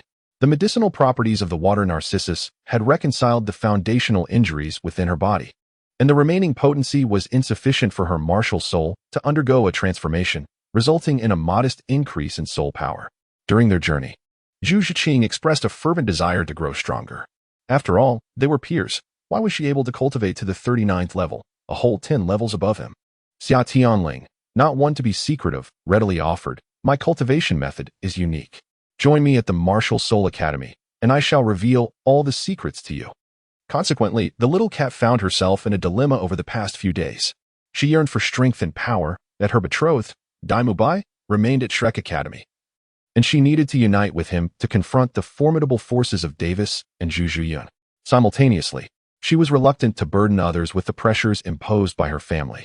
It was indeed a challenging situation. Xia Tianling did not press her, for he harbored a mischievous plan in his heart, resolutely deciding to recruit Zhu Zhiqing to the Martial Soul Academy. With the Golden Generation comprising senior sisters like Hulaina, Yin, and Xie Yu, along with Ma Hongjun, Oscar, and finally himself, they could form a formidable team reminiscent of the 7 monsters of the Martial Soul Hall. As for Qian Renxue, as the inheritor of the angel god, she would undoubtedly rise to become a limit Douluo in the future, and thus look down upon participating in such competitions. He could hardly wait to witness the Shrek's 7 monsters brought to tears in defeat. Oh what? There are only 4 remaining members of the Shrek 7 monsters? Then it's of no concern. Zhuqing, which academy are you heading to? The Advanced Soul Master Academy in Soto City? It was a familiar yet redundant inquiry. It's called Shrek Academy. Oh, where is that academy? Do you know it? Zhu Zhiqing shook her head in confusion. All she knew was that By attended an academy called Shrek, located in the city of Soto within the kingdom of Barak. Beyond that, she was at a loss for further information. Well, let us first find a place to stay. It was almost mealtime, and we could search again later in the afternoon. Indeed, as everything felt utterly foreign to Zhu Zhiqing, she placed her trust in Xia Tianling, her savior, who surely would not lead her astray. Thus, it was only natural that he guided Zhu Zhiqing to have a meal before they strolled to a 3-story hotel. Rose Hotel? It seems quite nice, Zhiqing. Shall we stay there? Xia Tianling pointed to the rose-shaped building. All right. The words of the little cat were as sparse as ever. Upon entering the Rose Hotel, they were greeted by a delightful fragrance of roses, just as depicted in the original narrative. The refreshing aroma was invigorating and soothing to the spirit. Approaching the front desk, he began, "Could I please have 2 rooms?" Before he could finish, a girl's voice echoed from outside, "Rose Hotel, brother, let us stay there." "Okay, I'm following your lead," a male voice responded. With a creak, the door swung open, and a pair of youthful and vibrant adolescents entered. It was none other than Tang San and Xiao Wu. "Hey, I timed this perfectly." Not a moment off, Xia Tianling feigned surprise and greeting. "Brother Ling." Tang San recognized Xia Tianling standing at the front desk. Although they had been apart for 6 years, they often corresponded through letters and had not lost touch. They had even gathered a couple of times at old Jack's house during holidays, so recognition was easy. "This must be the sister you frequently mention, Xiao Wu," he remarked, glancing at the girl with braided hair, who bore a striking resemblance to her animated counterpart. "Yes, that's her." Tang San, with a serious demeanor, introduced, "Xiao Wu, this is my elder brother whom I told you about." "Hello, Brother Ling." Xiao Wu curiously looked at the young man before her, pondering what charm he possessed that made the proud Tang San willingly refer to him as an elder brother. "Greetings." Xia Tianling replied with a smile, "This is my companion, Zhu Zhiqing. She has a somewhat reserved nature, so please don't take offense." Zhu Zhiqing nodded lightly, acknowledging the introduction. "Then, please arrange for 4 rooms, as I will treat Xiao San and Xiao Wu." Xia Tianling turned to the attendant, the clerk behind the desk, while secretly marveling at the fortune of today's youth, exchanged knowing glances with Xia Tianling. "Apologies, dear guest, but we only have 2 rooms remaining." "2 rooms?" Tang San and Zhu Zhiqing both furrowed their brows, though Zhu Zhiqing chose to remain silent. Having lived 2 lives, Tang San was acutely aware of the values of propriety and integrity from his past existence, as well as the teachings of Ling Gu in this life, which emphasized the notion that men and women should maintain a respectful distance. In their childhood, sharing a dormitory with Xiao Wu had posed no issue. However, now that they were on the cusp of adulthood, sharing a room, especially a bed, seemed rather inappropriate. Fortunately, thanks to the generous sponsorship from old Jack, Tang San did not share a bed with Xiao Wu in this lifetime. The waiter emphasized, "Indeed, We only have 2 rooms available. However, rest assured, our accommodations are spacious and well-equipped, perfectly suitable for 2 guests. As he spoke, he exchanged a knowing glance with Xia Tianling and Tang San. Tang San thought to himself, is there something wrong with this person's eyes? Xia Tianling, being a modern individual, understood the implication, while Tang San, in his naivete, failed to grasp it entirely. Nearby, Xiao Wu boldly declared, 1 room is just fine. We used to live together at the academy, after all. Tang San could only shake his head helplessly, thinking that he could always sleep on the floor, as he usually practiced at night. How about this? Xia Tianling suggested at an opportune moment. I will share a room with Xiao San, while Zhu Qing and Xiao Wu can compromise and share the other. Although he had understood the waiter's insinuation, he was not inclined to partake in such privileges. Despite being a modern person, his mindset remained relatively conservative. Xiao Wu, the carefree little rabbit, was indifferent. But Zhu Qing was a respectable young woman who needed to maintain a degree of privacy and decorum. I am fine with it, Zhu Qing responded, her demeanor still cool and composed. Oh, very well, Xiao Wu pouted, as she still desired to share a room with her brother. This arrangement is for the best. Tang San sighed in relief. Then, I shall trouble you to reserve these 2 rooms, Xia Tianling decisively concluded. Just as the waiter was preparing to assist them with the check-in process, an unexpected voice interrupted. I say, one of these rooms should rightfully belong to me. Don't you think? He has arrived, the renowned By, accompanied by the twin beauties. Chapter 32, By. Your vision is too limited. All turn to see 3 figures approaching leisurely from behind them. The 3 individuals comprised 1 man and 2 women.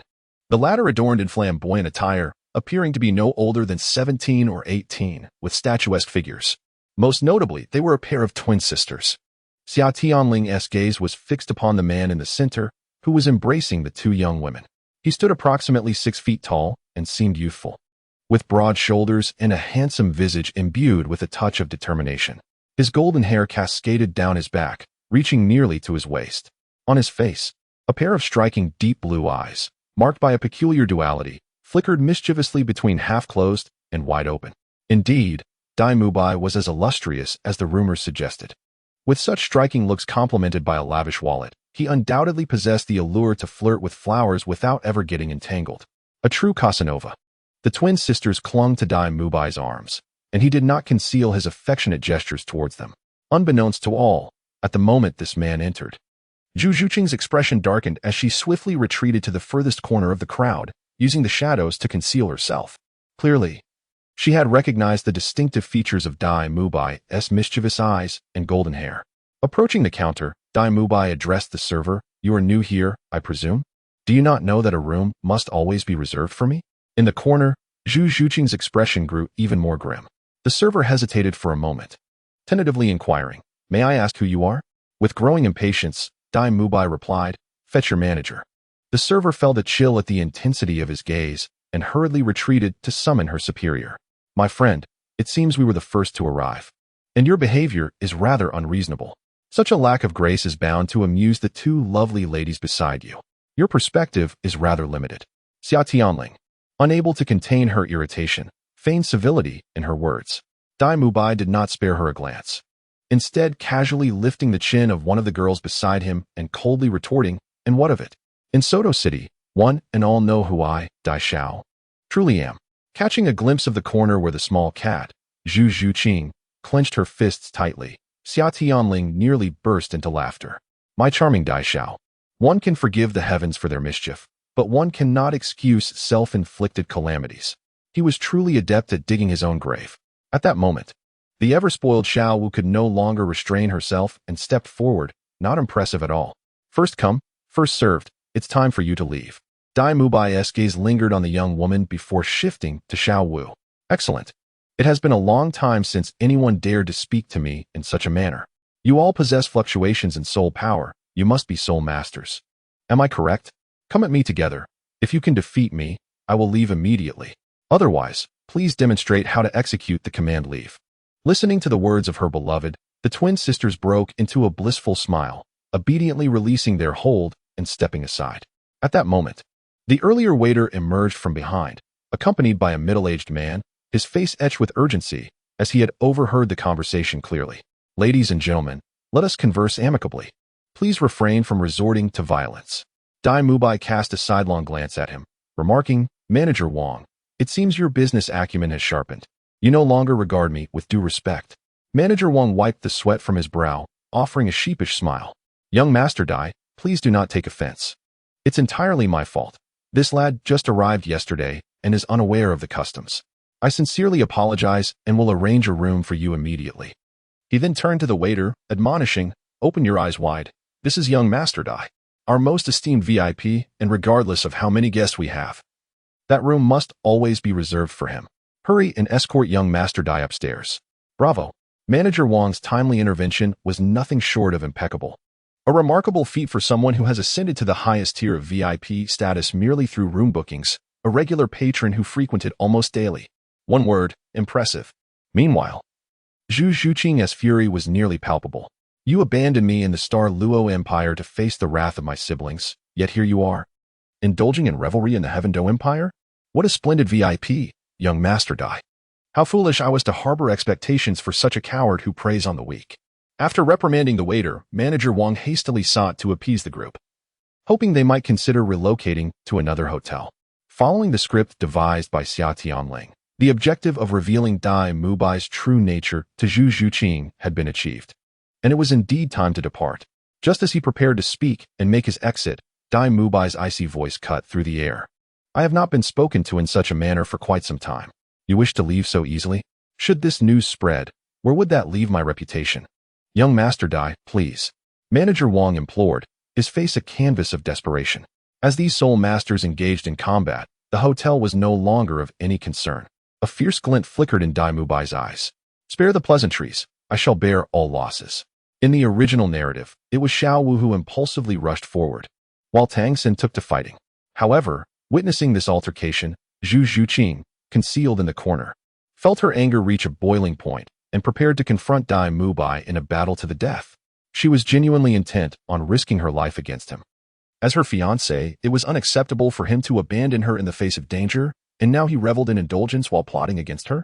Xia Tian, sensing the murderous intent approaching from behind, swiftly positioned himself to shield Zhu Zhuqing, gently patting her claw-like hand and softly saying, You are no match for him. Allow me to handle this. He then stepped forward to face the group. Zhu Zhuqing's eyes brimmed with defiance and an inexplicable emotion.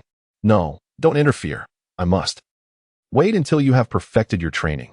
It will not be too late to defeat him yourself, Xia Tian replied, spinning around and casting a small gust of wind element to keep Zhu Zhuqing in place before turning to confront Dai Mubai.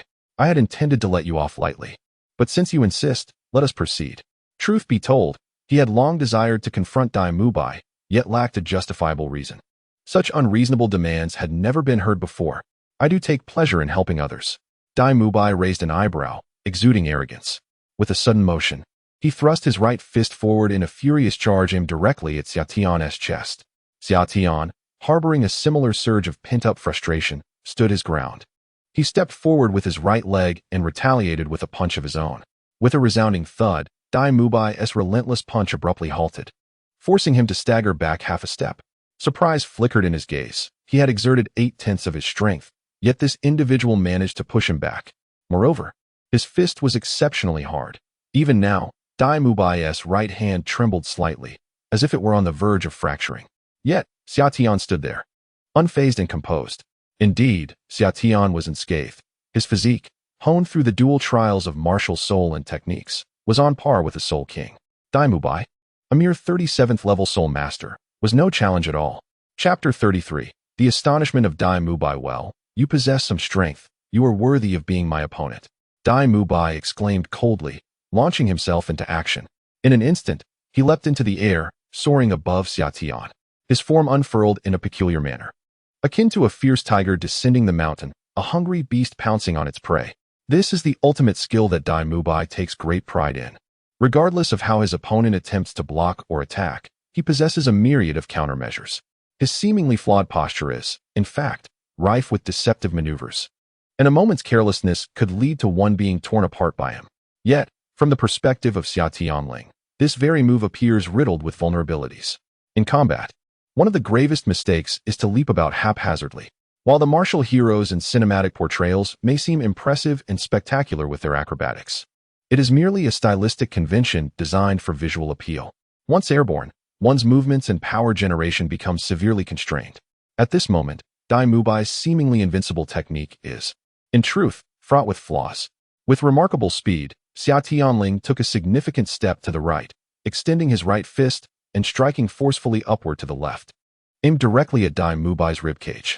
Suspended in midair, Bai found himself unable to pivot or redirect his momentum.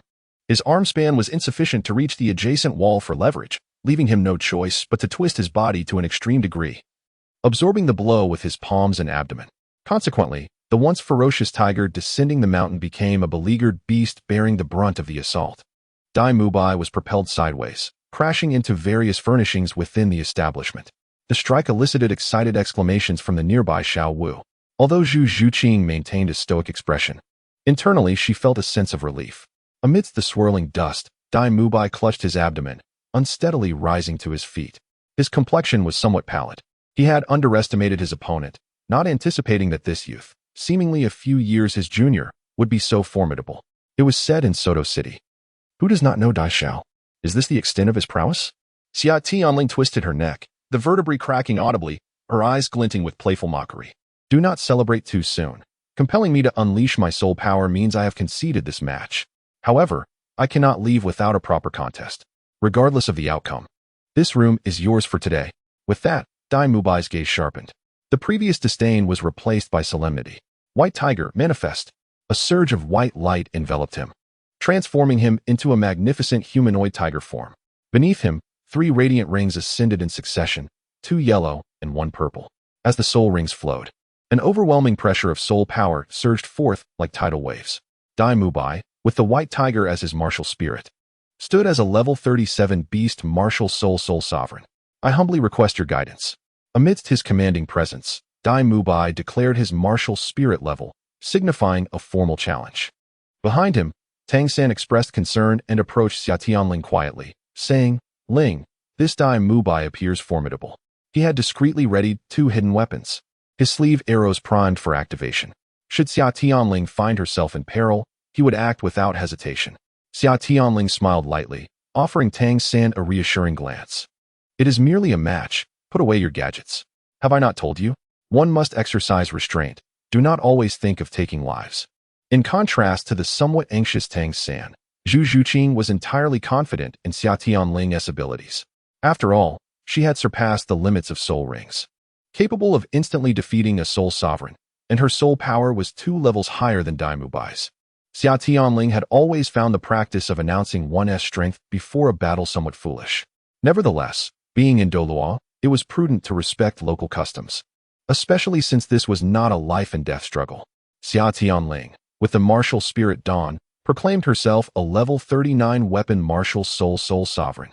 Over the past 6 years, she had endured ridicule from the spirit hall and some outsiders for the unappealing name of her martial spirit, prompting her to change it.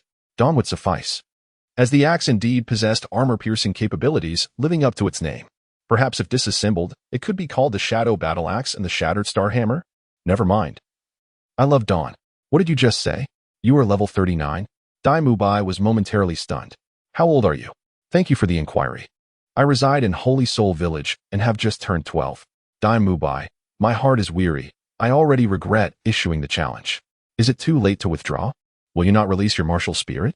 Feeling somewhat weary, Bai observed that his opponent remained motionless after introducing himself, prompting a perplexed inquiry.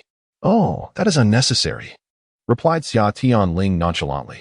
"If I were to defeat you with a single strike of my martial soul, how would I find any enjoyment in that?" Enraged, Bai could hardly contain his fury. He, the illustrious Dai, had roamed the city of Soto for several years, and never had anyone dared to belittle him in such a manner. "Be cautious," he bellowed, charging directly towards Xia Tianling. A brilliant white light erupted suddenly, transforming Bai's sinister gaze into a radiant white. The first soul ring shone brilliantly, enveloping him in a circle of white light. "White Tiger's guardian barrier," he proclaimed, as his second soul ring ignited with brilliance. A massive surge of white light condensed instantaneously, and with a powerful roar, a milky white sphere of light erupted from his mouth. White Tiger's radiant wave. This time, He did not underestimate his opponent. He initiated the battle with two soul techniques, one for offense and one for defense, leaving no room for error. Xia Tianling observed the approaching white tiger's radiant wave and the swift follow of By. Unhurriedly, he raised his right hand and uttered a single syllable. Among the gathered spectators, only Tang San comprehended its meaning and enunciation of the character condensed in Mandarin. Instantly, a vast amount of water elemental energy coalesced in the air, forming the shape of a concave lens, followed by a chilling aura that froze the water into solid ice. The white light wave struck fiercely against the ice mirror and rebounded at an astonishing speed. What? How could this be possible? Bai's pupils contracted. Are you not a weapon soul master? How can you manipulate elements? As you can see, it is quite simple. Xia Tianling waved his hand, dispersing the ice mirror, and leveraging the scattered light waves, he advanced, delivering one powerful punch after another against the white tiger's protective barrier. There is much more that you cannot fathom. With a resounding crash, the white circular shield was shattered by Xia Tianling's sheer force. By stared at Xia Tianling, a fierce glint in his eyes, recognizing the immense power before him. If you can withstand my next strike, I shall concede defeat. A violet halo ignited instantaneously, warping the air around him. Suddenly, his form transformed into a deep crimson hue. Second transformation, Millennium Soul Skill, White Tiger Diamond Transformation. At this moment, Bai's muscles bulged grotesquely, his upper garments exploding under the strain, revealing a terrifying muscle definition. Most bizarrely, dark patterns emerged upon his skin, enveloping him in a golden sheen, emanating the majesty of a beast king. Are you not going to summon your martial soul? Then do not blame me.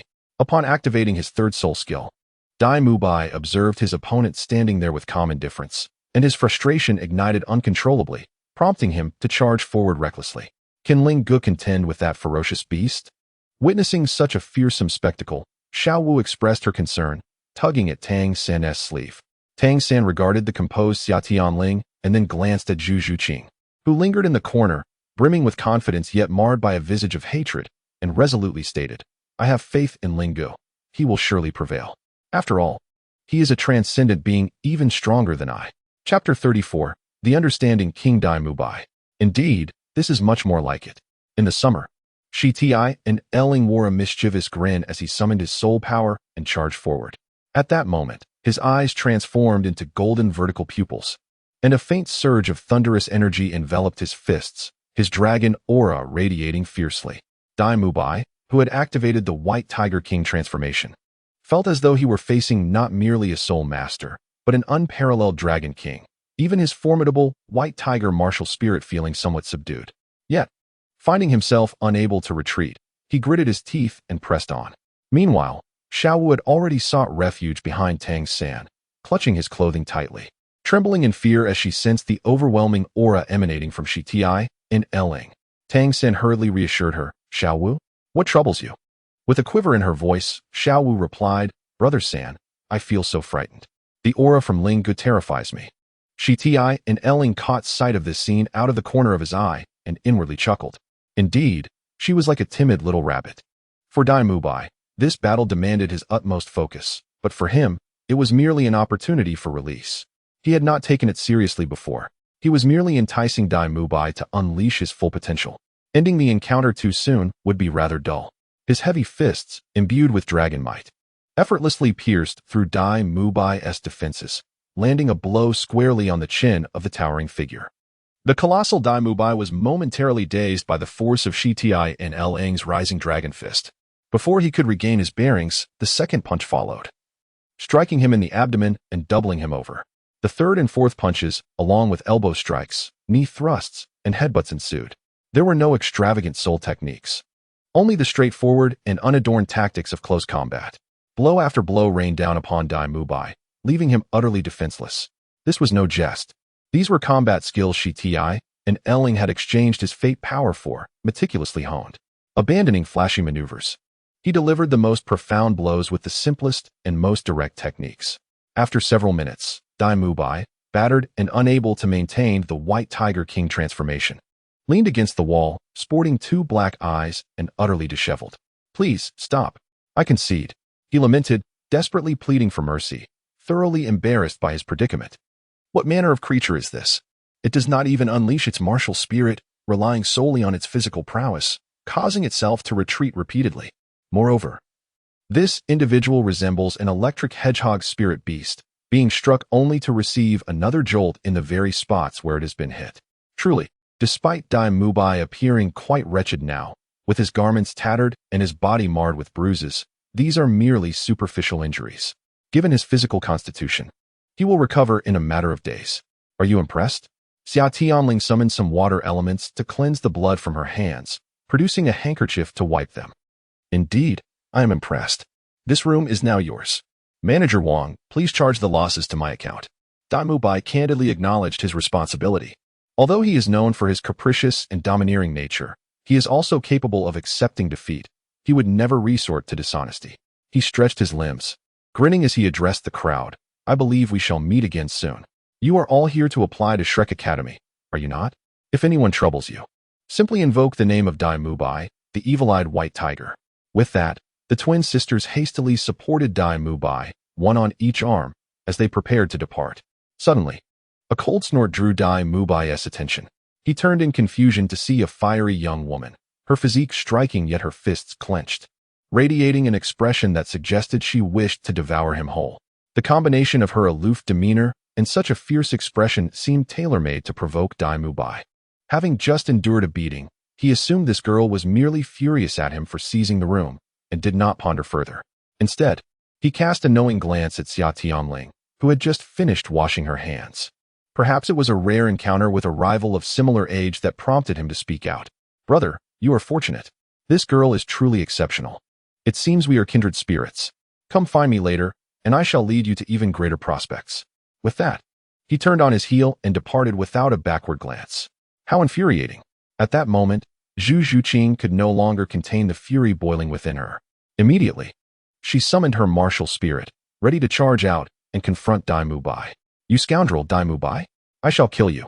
She had traveled a great distance to the Heaven Do Empire, only to find herself entangled with a lecherous, woman-obsessed scoundrel. Is this the man with whom I am bound by a marriage contract? Is this the kind of person he is? Having already distanced himself from the scene, By chose to ignore the situation, attributing the girl's fiery temperament to her bold nature, completely oblivious to what he had overlooked. Xia Tianling, quick-witted and agile, seized Zhu Zhuqing, yet the leather attire she wore was exceedingly smooth, leaving no grasping point, thus he could only lightly press her shoulder. Observing his elder brother's predicament, Tang San swiftly summoned the blue-silver grass to restrain Zhu Zhuqing just enough. Zhuqing, calm down. Stay composed. After a futile struggle, Zhu Zhuqing gradually quieted. The fury that filled her heart did not dissipate but was instead buried deep within, waiting to erupt with even greater intensity upon the next provocation. The desire to grow stronger and her disappointment in By became increasingly uncontainable, leading Zhu Zhuqing to resolutely declare to Xia Tianling, I wish to grow stronger. I will follow you. Xia Tianling nodded with a smile, signaling Tang San to release the blue-silver grass's hold. Hee, the plan is successful, little kitty one. No problem. Once Zhu Zhuqing regained her composure, Tang San released her from the grip of the blue-silver grass, her eyes ablaze with fervor. This time, she was determined not only to surpass her sister, but also to trample the debased young Master Dai underfoot. The once exuberant Xiao Wu only peeked out from behind Tang San after Xia Tianling subdued his imposing aura, nervously glancing forward. What's wrong, little rabbit? Am I truly that terrifying? Xia Tianling chuckled. Don't call me little rabbit. I feel as though you might devour me at any moment. Xiao Wu retorted, then hesitantly added, devour you? Little San wouldn't he agree to that, would he? He shot a playful look in Tang San's direction. Tang San could only chuckle in resignation. Of course not. Xiao Wu is my sister. Not to mention, there's Deming and Erming. Xiao Wu's eyes widened in disbelief. How do you know Deming and Erming? Just as you see. Tang San, perplexed, interjected, Xiao Wu, Lingo. What riddle are you two playing at? Who are Deming and Erming? Deming and Erming are Xiao Wu's family. This is not an easy matter for her. You will learn of these things in due time. Xia Tianling refrained from exposing Xiao Wu's identity, knowing that in time, after Tang San's breakthrough with the purple extreme demon eye, he would uncover the truth himself. Very well. Tang San ceased his inquiries. Yet he could surmise that Xiao Wu's background was likely not simple, much like his own alcoholic father, Tang Hao. Their conversation deliberately omitted critical information. What could it be? Are you also? What did this refer to? Could it be that Xiao Wu, like him, was also a traveler from another realm? It should not be so. She appears devoid of wisdom, merely a carefree child. What are you concealing from me? Nevertheless, it matters little. Since Ling has mentioned that I will come to know in due time, I shall wait patiently. Chapter 35. The Pope is not my biological mother. She is my godmother. So, esteemed guests, will you be staying? Manager Wang, who had been lingering in the background, gathered his courage to inquire. Noticing that the esteemed soul masters seemed to have concluded their conversation.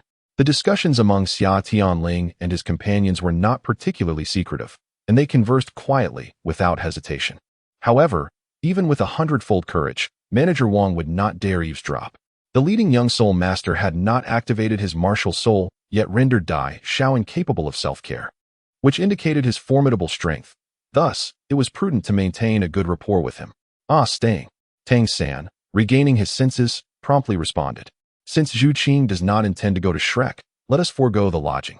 Xia Tianling produced some gold soul coins to compensate Manager Wang for any losses.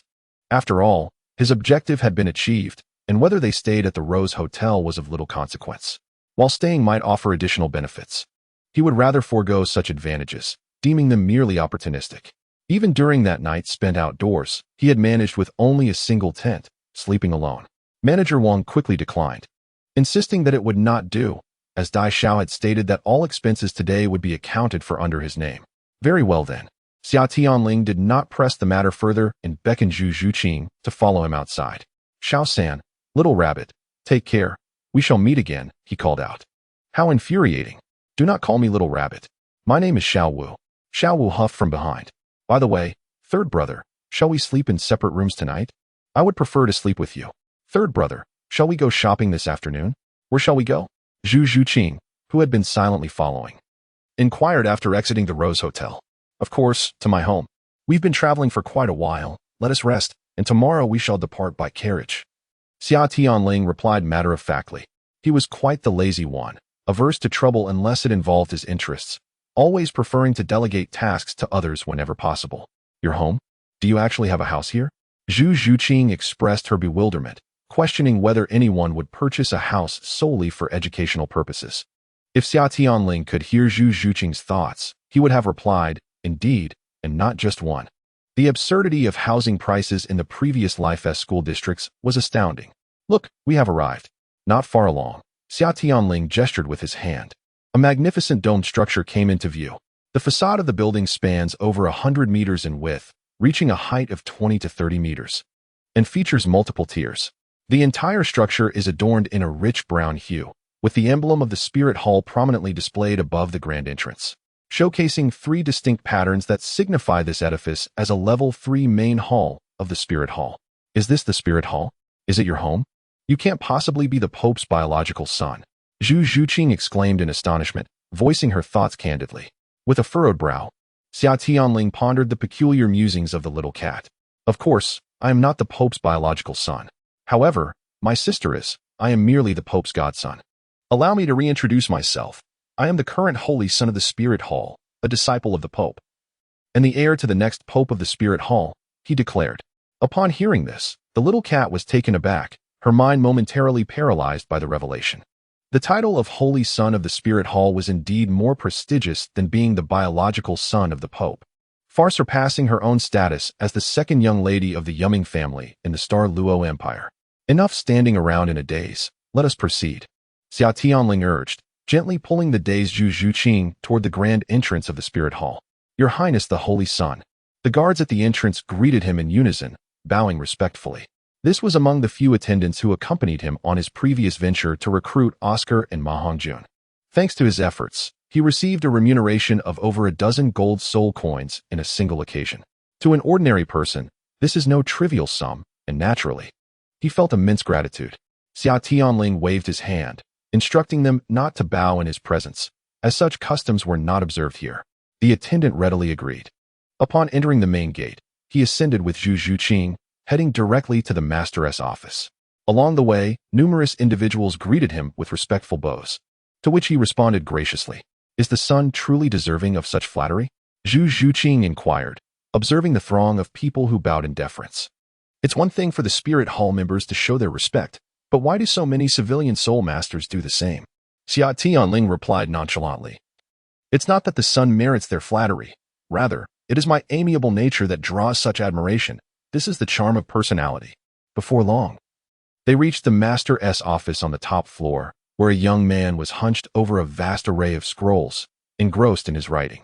Uncle Su Yuntao, Xia Tianling exclaimed loudly, comfortably taking a seat and pouring juice for both himself and Zhu Zhuqing.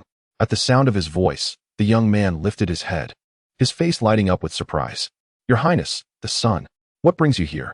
Recently, Su Yuntao had been enjoying a period of great success. Upon discovering Xia Tianling's talent, he received accolades from Ghost Douluo and, with the assistance of the Spirit Hall, broke through to the 30th rank, earning a Millennium Spirit Ring. Subsequently, he continued to receive commendations and swiftly ascended, transforming from a mere attendant of a sub-hall to the master of a third-level main hall, surpassing even his longtime superior, Master Matthew. Moreover, even the goddess he had long admired turned her gaze upon him, leading to a successful union a year prior, which Xia Tianling attended, much to his delight. With status, strength, a family, and a supervisor who recognized his worth, he had undoubtedly become a winner in life. To put it in contemporary terms, he had achieved a promotion and salary increase, assumed the role of general manager, become a CEO, and married a beautiful heiress, reaching the pinnacle of success. Years later, when Su Yuntao, now in a high position, was interviewed by reporters about the wisest decision of his life, he would unequivocally state that it was his diligent work that ultimately facilitated the soul awakening for His Highness. Let us find accommodations. We shall depart for the academy tomorrow. The hotels in the city are subpar. It is far more comfortable to stay at home. Xia Tianling remarked, glancing at the desk cluttered with documents, teasingly adding, Uncle Su. Even as a master, you still approach your work with such seriousness. Su Yuntao quickly waved his hands, modestly insisting, I cannot accept such praise. This is simply my duty. And how can you call me uncle? You should know me better than that. In private, we can speak freely. I am not concerned about such formalities. For the past 6 years, Xia Tianling's ability to thrive within the Spirit Hall can be attributed to his character. Having come from a modern society, his upbringing instilled in him a belief in the equality of all individuals. Consequently, he finds it quite difficult to accept the archaic titles of servitude, preferring instead to acknowledge others as his subordinates. Thus, he has never flaunted his status. He always interacts amicably with the staff of the Spirit Hall. Should anyone assist him, he is certain to express his gratitude in abundance. With his capabilities and potential, coupled with his refusal to impose harsh demands on his subordinates and his inclination to show appreciation, who wouldn't admire such a leader? Furthermore, everyone enjoys the feeling of being respected. Ah, Your Highness has returned with a companion. I shall arrange for a more spacious room for you this evening. Ahem. Make that 2 rooms. This is a newly discovered talent I wish to bring to the academy. Merely a friend, Xia Tianling hastily clarified. Joking aside, he is indeed a man of integrity. Although in his previous life he often boasted online about his desires, he remains fundamentally conservative. All interactions must be predicated on mutual consent. While he would not refuse willingly offered benefits, he certainly shies away from any forced advantages. Taking advantage of others is unbecoming of a gentleman. Chapter 36. The Gathering of 7 at the Spirit Academy. The Spirit Academy, designed to accommodate a substantial number of students, is situated not within the territories of the 2 great empires, but rather at the intersection of their borders, forming a strategic position opposite the Spirit City.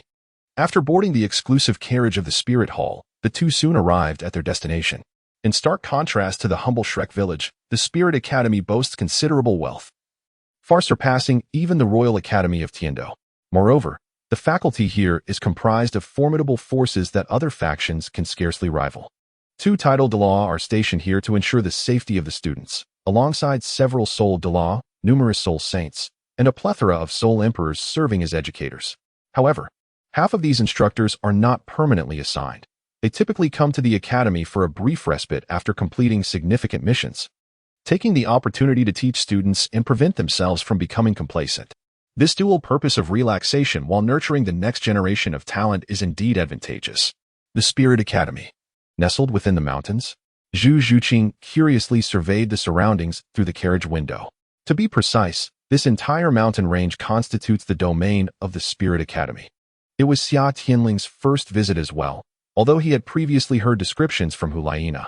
The Spirit Academy encompasses not merely the mountainous exterior, but also offers simulated training environments tailored to various elemental attributes.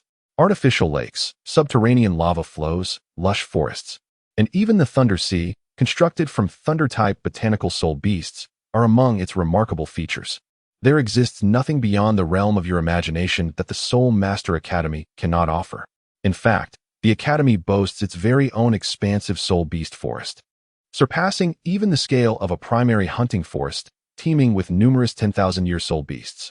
The Soul Beast Forest is a designated area cultivated by the Academy for the purpose of evaluating, training, and hunting for soul rings. Wealth indeed affords one the liberty to act as one wishes. It is only the Spirit Hall, which commands 70% of the world's soul masters, that possesses the resources to enclose an uninhabited mountain range as an academy, complemented by a separate hunting forest. With prior arrangements made, the carriage glided smoothly towards the heart of the academy. At the foot of the mountain within the academy, there exists a cluster of villa-like structures, specifically reserved for the elite students. In contrast to the two great empires that monopolize everything, the Spirit Hall profoundly understands the meritocratic principle of valuing talent above all. As long as one possesses capability, cultivation, and aptitude, one can enjoy superior privileges. Each newly enrolled student, upon completing their aptitude assessment, receives an initial rank insignia. As one breaks through in cultivation, accumulates merit through task completion, or achieves outstanding results in annual assessments, they may apply to the academy for rank elevation, thereby gaining access to greater resources and superior instructional guidance. For instance, the purple Lu insignia earned by the Golden Generation in the original text symbolizes the highest rank among students upon graduation. They are immediately positioned in significant roles within the Spirit Hall. Under normal circumstances, Xia Tianling and his two companions would have reported to the academy directly after their awakening. However, there are invariably a select few individuals of paramount importance to certain organizations, and thus, until they possess a modicum of self-defense capability, the three of them must remain within the confines of Spirit City for cultivation. For them, this is of little consequence, as the initial years of cultivation primarily focus on enhancing soul power levels and acquiring theoretical knowledge, which can be pursued anywhere. Now that they have made some progress, they can commence practical combat training. Xia Tianling led Zhu Zhuqing to a multi-storied building before them. Here lies the exclusive teaching building for prodigious students, accessible only to a select few. As soon as one steps through the door, the sound of hurried footsteps resonates. A strikingly adorned young lady, her face adorned with flirtation, swiftly descends from the upper floors and envelopes Xia Tianling in a warm embrace. Wow, little junior brother, I've missed you dearly. In just a short while, you've grown taller, nearly catching up to your sister. It is none other than Hulaina, the saintess of the Spirit Hall from the original narrative. Ahem, sister. Please let me down. I can hardly breathe, Xia Tianling gasps, struggling to extricate himself from Hulaina's grasp. Is that longing I sense? Or is it merely your craving for my cooking? Hee, who can blame me? Your culinary skills are unmatched. After tasting your dishes, the cafeteria fare seems utterly unappetizing. Hulaina playfully sticks out her tongue. Even Xiao Ao's spirit food can become tiresome after a while, and your cooking far surpasses his. As a fellow ward of the Spirit Hall, she often returns to Spirit City during the Academy's breaks to train with her teacher. After fortuitously sampling Xia Tianling's cuisine, she began to shamelessly frequent his quarters for meals, forging a camaraderie with Oscar and Ma Hongjun along the way. To be candid, I often find myself envious of Tianling. A few more individuals descend from above. Yan, with your sycophantic ways, how could Sister Laina possibly harbor feelings for you? Upon recognizing the speaker, Xia Tianling retorts with a hint of irritation. One must be strong oneself to forge connections. Ha ha ha ha ha. Tianling speaks the truth. If only you devoted a fraction of your energy to training, my sister wouldn't be so exasperated with you, chimed in another young man, Hulaina's brother. Xieyu. Yan awkwardly rubbed his nose, feigning indifference. After all, his role as Hulaina's devoted admirer was no secret to anyone. Hey Lingu, why didn't you join us? Were you secretly sneaking off to see the ladies? Exactly. The fat one speaks wisely. Boss, you're being rather unfair. Don't call me fat. I'm not chubby at all. Oscar and Ma Hongjun, two lively characters, were engaged in a spirited exchange of banter. Over the span of 6 years, not only had BBDong and Qian Renshua undergone transformation, but so too had Oscar and the once chubby Ma Hongjun. No, he could no longer be referred to as the chubby one. Having cultivated the Phoenix of Desire technique, Ma Hongjun now possessed a physique that was quite normal. He had shed the lewd aura he once bore in the original narrative. Instead, he radiated a vibrant sunlight, exuding the invigorating energy of youth, and upon first glance, one might even find him somewhat handsome. Coupled with his 32nd level of strength, he had become a genuine young, affluent gentleman in Soto City during his recent holiday back home, capturing the secret affections of many young ladies in the village. However, liberated from past burdens, Ma Hongjun no longer sought solace in romantic entanglements. After 6 years of guidance from Xia Tianling, he had not transformed into a lecherous fiend as depicted in the original story. To this day, he remained a pure-hearted young man devoted solely to his cultivation. In contrast, Oscar had experienced an even more profound metamorphosis compared to his original counterpart. Following his training in the martial arts Golden Body, he had become imbued with newfound confidence. Far removed from the despondency and aimlessness that characterized him at this point in the original timeline, the augmentation of his strength, particularly through martial practice, had fortified his resilience and self-assurance from within. With a physique well-toned and muscular, beneath what appeared to be a slender exterior lay explosive power that could instill fear even in soul masters. Having perfected his unleaked body technique and possessing soul power at an impressive 35th level, Oscar's prowess was sufficient to vanquish soul masters of equal rank wielding beast spirits. Who would believe that he is a food-type soul master? Who would dare to trust such a claim? You, my stout friend, are feeling a bit too audacious, aren't you? Your cultivation level is not even higher than that of Xiao, the food-type soul master. It seems you have grown complacent lately. Would you like me to assist you in some extra training? Ma Hongjun's expression immediately soured. Please, Lingu, that guy Xiao is simply a freak. I cannot compare. Although Xia Tianling had already resolved his issue with the evil fire, Ma Hongjun's inherently lazy disposition remained unchanged, a trait deeply ingrained in his nature. You, my dear fellow, are blissfully unaware of your fortune.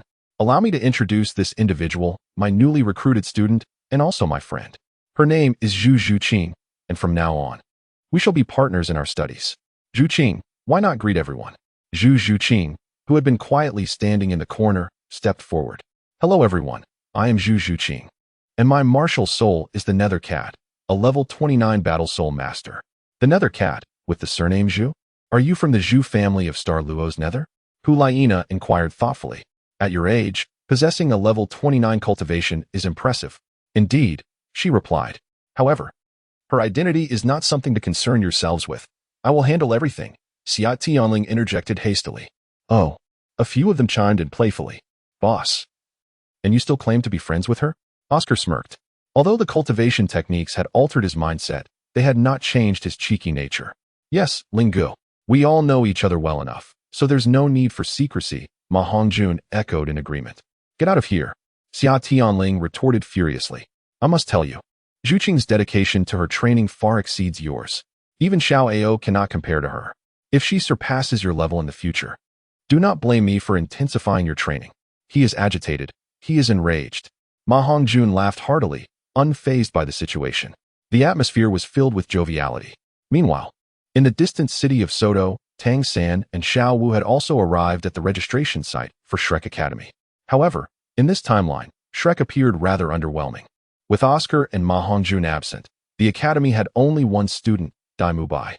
6 teachers for a single student. It was reminiscent of a certain paleontology department. As expected, during the 4th round against Zhao Wujia, Xiao Wu fell victim to her own allure. Yet, unlike in the original narrative, Tang San did not attempt to strike Zhao Wujia with lethal force. He understood that this was a consequence of Xiao Wu's own actions. Lacking Zhu Zhuqing's support, he merely engaged Zhao Wujia with hidden weapons for a brief moment before conceding. However, as the saying goes, the tide of time sweeps away the travelers. It is the beaten Zhao Wujia who remains. Even though the two did not engage in a fierce battle, Zhao Wuji could not escape the fate of being beaten by Tang Tian. Frankly speaking, Xiao Wu's mental fortitude is rather feeble. It is truly perplexing that a formidable soul beast, having transformed into a human after 100,000 years, possesses a mental strength inferior to that of a power-type soul sage. This is indeed your innate skill, little rabbit. Wait, does the little rabbit possess a charm as one of its innate abilities? Tang San's hat seems to have taken on an even greener hue. Chapter 37, the Assassin's Blade. After completing the enrollment procedures with Zhu Zhuqing, Xia Tian adeptly guided her to his exclusive training grounds. This is the advantage of being a top-tier student. One does not have to share resources with others, but rather has a dedicated individual crafting the most suitable experience for oneself. Speaking of Zhu Zhuqing's agile assault path in the original narrative, Xia Tianling finds herself utterly speechless. Agile assault? Control? Defense? Strength? Are they truly effective? Among all the titled Douluo across the continent, can any claim to be formidable without being of the strong assault type? The notion that control-type fighters hold an advantage in one-on-one encounters, countering agile assaults, is dubious at best. Old Poison has much to say about the metrics of combat power. Aside from merely being a bystander, control-type fighters have little relevance. The most ludicrous aspect lies in the agile assault type. Even when considering all the titled Douluo on the continent, only the Ghost Douluo embodies this classification. Is it truly useful? What should agile assault entail? It should resemble that of an assassin, concealing oneself, possessing high attack and agility, delivering a lethal strike to claim a target's life, and then swiftly retreating. To kill a man from 10 paces, to leave no trace over 1,000 miles. Once the deed is done, one departs quietly, hiding both merit and name. Yet, what do agile assault fighters in Douluo continent engage in? They may possess agility, but where is the attack? Where is the explosive power? Striking with a flashy array of skills only to have a defense-type soul master remain unscathed? What, then, is the significance of agile assault? There lies a fundamental misunderstanding of the essence of cultivation in this game, or rather, in the understanding of cultivation itself. After all these years, the soul masters of Douluo continent have yet to grasp the purpose of agile assault fighters. Each insists on confronting foes head-on like strong assault types. This is utterly misguided. Consequently, Xia Tianling resolves to instruct the little cat on how to become a competent assassin. Can I grow as strong as they are?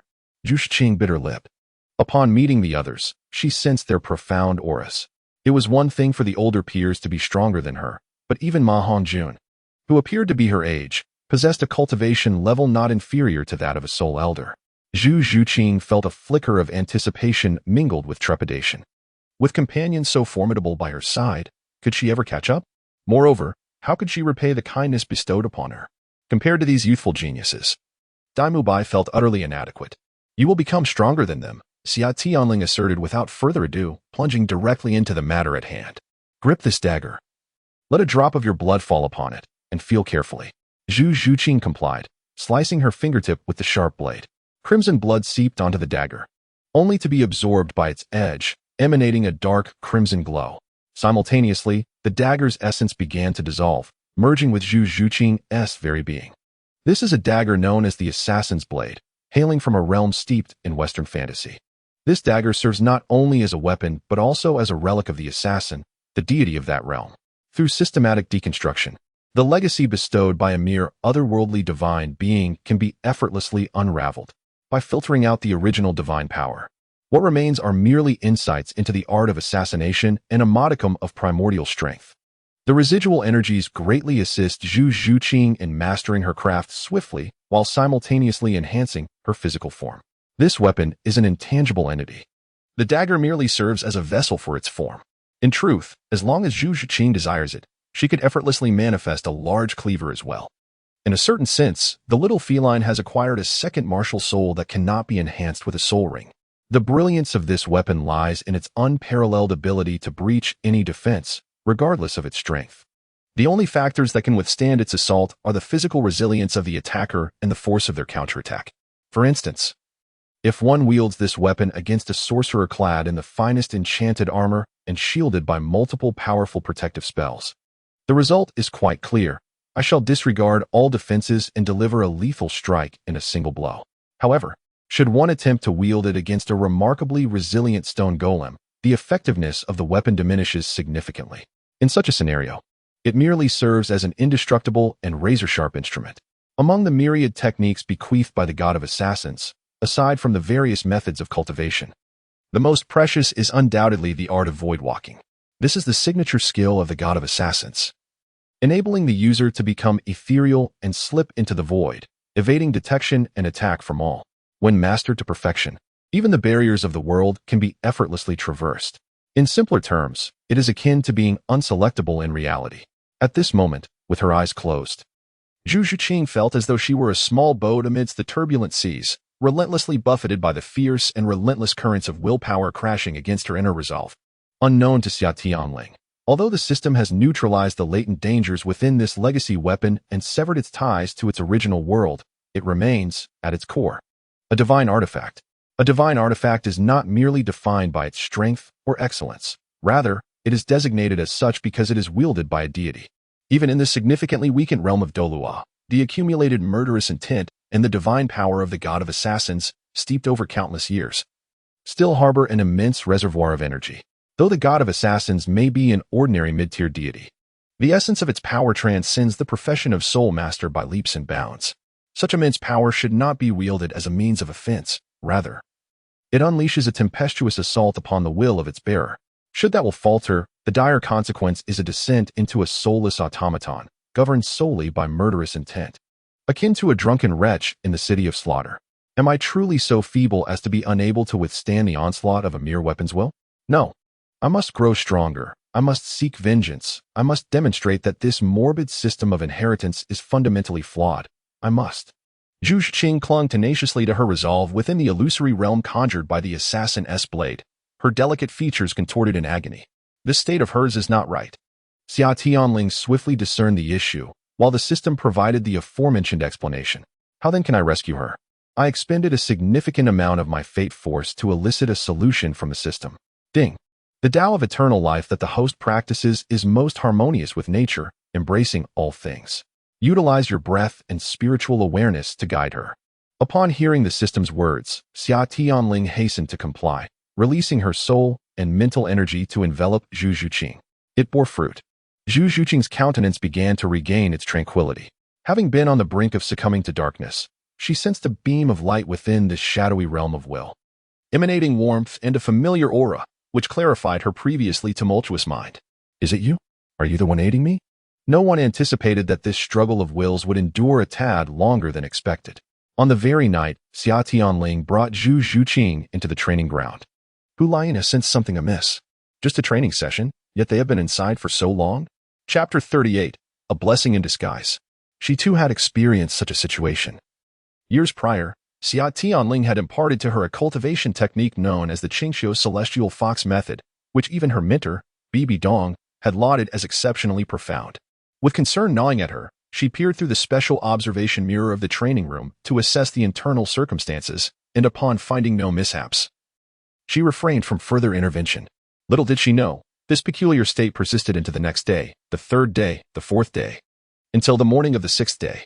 At this moment, several individuals were already gathered outside the training room, apart from his few companions. The rest possessed exceptionally high levels of soul power. Both titled Douluos stationed at the academy had arrived, accompanied by several healing-type soul masters, including a Douluo specializing in healing. This is indeed the contemporary holy son of the spirit hall, and any formality would not be excessive. Just as the two titled Douluos were deliberating on whether to forcibly break down the door, fortune smiled upon them, for the inheritance had finally concluded. After 4 continuous days of exerting his spiritual power, Xia Tianling was on the verge of exhaustion.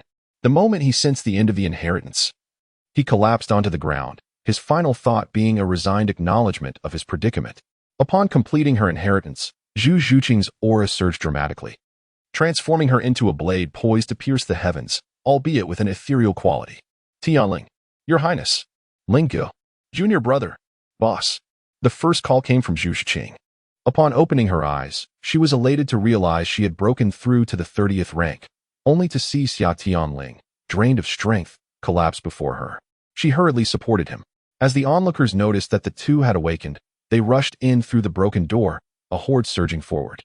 The healing soul Douluo promptly directed his soul power towards the feeble Xia Tianling, assessing his condition while unleashing healing soul techniques upon him. No, please don't heal me. Teacher Wang, I'm fine. Xia Tianling lay weakly in Zhu Zhuqing's embrace, assuring her that his spiritual energy was merely depleted and that a moment's rest would suffice. Depleted spiritual energy? That can be remedied. A voice emerged as Qibao Liuli turned to reveal itself, declaring, God. A spiritual power enhancement buff enveloped him, gradually replenishing his drained energy. This individual was indeed a soul emperor from the Qibao Liuli sect, one of the upper 3 sects. which had maintained a cordial relationship with the Spirit Hall.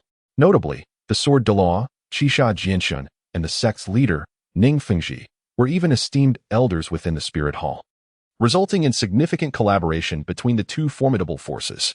Tianling, thank you, Zhu Xing said, embracing the pale-faced Xia Tianling, her eyes glistening with unshed tears. He had done all this for her sake.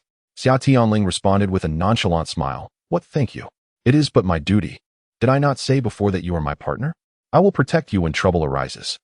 Evil Moonflame, why haven't I seen you extend such care to us? Is there a distinction in how you treat us? Stop talking and focus on resting. Zhu Zhuqing retorted, her eyes reddening further, her cheeks aflush. One titled Douluo, witnessing their highness seemingly unscathed and even engaging in light banter with the lady, felt a surge of indignation. Enough. Everyone disperse and return to your training. Ning Tao, escort his highness back to his quarters. However, regarding the events that followed, Xia Tianling was utterly oblivious. His mental state was indeed quite dire. He had merely mustered the strength to utter a few words before succumbing to unconsciousness. When he finally regained consciousness, it was already the following morning. Ah, what a delightful slumber it had been. Sitting up from the familiar embrace of his bed, he stretched languidly, a luxury he had not indulged in for quite some time since he had replaced sleep with cultivation. Oh, his soul power had surprisingly surpassed level 40? Perfect. He could now accompany the little kitty to the Stardo forest to acquire a soul ring. I wonder how she is faring after receiving her inheritance. This time, it truly felt dire. After navigating through so many challenges with ease, my guard had lowered, and I nearly faced disaster. In the future, I ought to consult the system before engaging in uncertain matters. Tianling, you have awakened. Just as Xia Tianling sat on the bed reflecting on the gains and losses from the recent event, Zhu Zhuqing entered the room.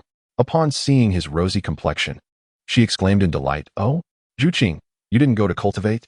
Young man, what good fortune you possess." Hearing Zhu Zhuqing's voice, the healing soul Douluo from yesterday also made his entrance. He had remained in the living room downstairs, vigilant against any unforeseen circumstances. After you fell unconscious yesterday, this young lady has steadfastly stayed by your side without leaving. Ah, youth is indeed wonderful, the old man sighed, expressing his sentiments. Since all seems well, I shall not intrude upon your youthful moments any longer. Zhu Zhuqing's face flushed crimson, resembling a ripe fruit. As she bowed her head in silence at the foot of the bed, she hadn't left for an entire night? This little kitten is truly. Well, Zhuqing, how do you feel after completing the inheritance? Xia Tianling, feeling a hint of embarrassment, swiftly changed the subject. I have broken through the 30th level and feel significantly lighter. Zhu Zhuqing pondered for a moment before responding earnestly. Moreover, the dagger you bestowed upon me yesterday can now transform at will. As she spoke, Zhu Zhuqing summoned the assassin's blade. Perhaps it should now be referred to as the assassin's claws. A pair of obsidian claws manifested over Zhu Zhuqing's hands, exuding a sharp aura.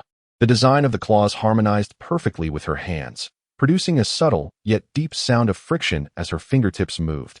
The sound was exceedingly faint. Had it not been for the formidable perception of the cultivator, it would have gone entirely unnoticed. Quite impressive. Xia Tianling sprang from his bed with the agility of a carp and declared, "Let us summon Xiao Ao and Fatty. We shall venture into the Stardo Great Forest to hunt for soul rings. Shall we not invite senior sister Huliena and the others? Moreover, why refer to Ma Hongjun as Fatty? He does not appear to be overweight," Zhu Xing inquired with curiosity as she retracted her claws. Our journey to the Stardo Forest serves two purposes. One is to procure soul rings, and the other is for training. The three senior sisters have completed countless missions. In terms of combat experience, I must admit, I fall short. Thus, they need not accompany us. Although Xia Tianling had participated in several efforts to eradicate evil soul masters in the past, those experiences were primarily for the sake of gaining knowledge rather than engaging in combat. As for the moniker Fatty for Ma Hongjun, it stemmed from his childhood as a chubby boy, a nickname that had simply persisted over the years. As they conversed, they ambled toward the teaching building, with Xia Tianling predominantly leading the dialogue, while Zhu Zhuqing occasionally responded with a hum or a nod. They successfully found Oscar and Ma Hongjun, who were training. And upon hearing of Xia Tianling's fortuitous breakthrough to level 40, they immediately offered their congratulations. With their quartet assembled, they sought permission from the station titled Douluo, after which a formidable soul Douluo of exceptional prowess, at level 88, led them toward the Stardo Great Forest. As for why a title Douluo was not leading them, the rationale is quite understandable. Each title Douluo is a prominent figure in the world. Escorting 4 individuals into the Star Do forest could easily attract the attention of other powers and formidable figures, especially given the less than favorable reputation the Spirit Hall holds with the likes of the Ming brothers. Should they encounter other powerful factions within the Star Do forest, the presence of students personally escorted by a Soul Hall elite would undoubtedly highlight these prodigies' significance to the Spirit Hall. Human intentions are unpredictable.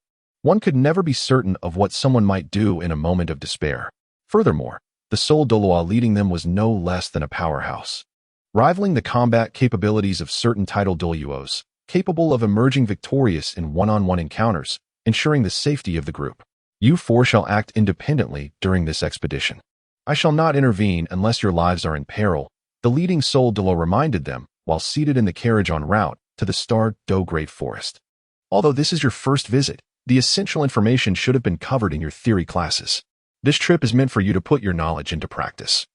You are free to make your own decisions, and I hope you will avoid making too many mistakes.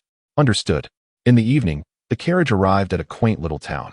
With the authority to make decisions, the astute Xia Tianling promptly resolved to take a night's respite before continuing their journey the following day.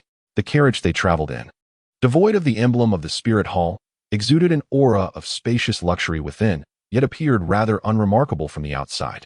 Upon entering the town, the commanding Soul Douluo leader vanished in an instant, leaving no trace behind. In the absence of their guardian, the children showed a marked increase in exuberance. The young Ma Hongjun, embarking on his first venture away from home, busily drove the carriage while curiously gazing around.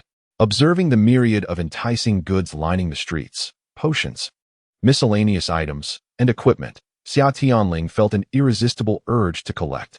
The thought of purchasing everything she desired was exhilarating. She yearned to acquire a complete set of various supplies, feeling incomplete without them, especially since the allowance from her teacher was more than ample. At that moment, Oscar pointed towards a seemingly ordinary hotel ahead. "Boss, let us stay there for the night," he suggested.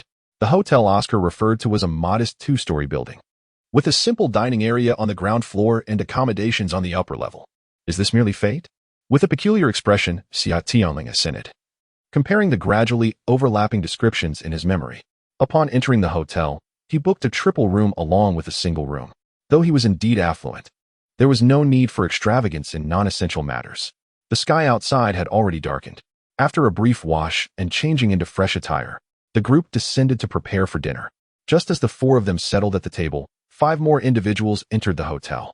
The leader, a stocky figure, though not particularly tall, was muscular and robust, resembling a formidable bear. Could it be? Is this mere coincidence?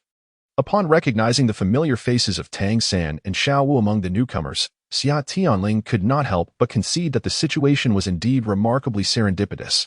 Is this the convergence of world lines? Ah, Tang San, Xiao Wu, and Dai Xiao, what a delightful reunion. Ling Gu, you are here as well? What a remarkable coincidence. Xiao San, By, do you know each other? The man at the forefront is none other than Xiao Wudi. Dai By recalled some rather unpleasant memories from a few days prior and awkwardly replied, I suppose we are acquainted through conflict. Tang San, brimming with excitement, introduced Xiao Wudi, Teacher Xiao. This is my childhood friend and elder brother, Xia Tianling. Ling Gu, this is our guiding instructor from Shrek, Teacher Xiao Wudi. And this is my classmate, Ning Rongrong.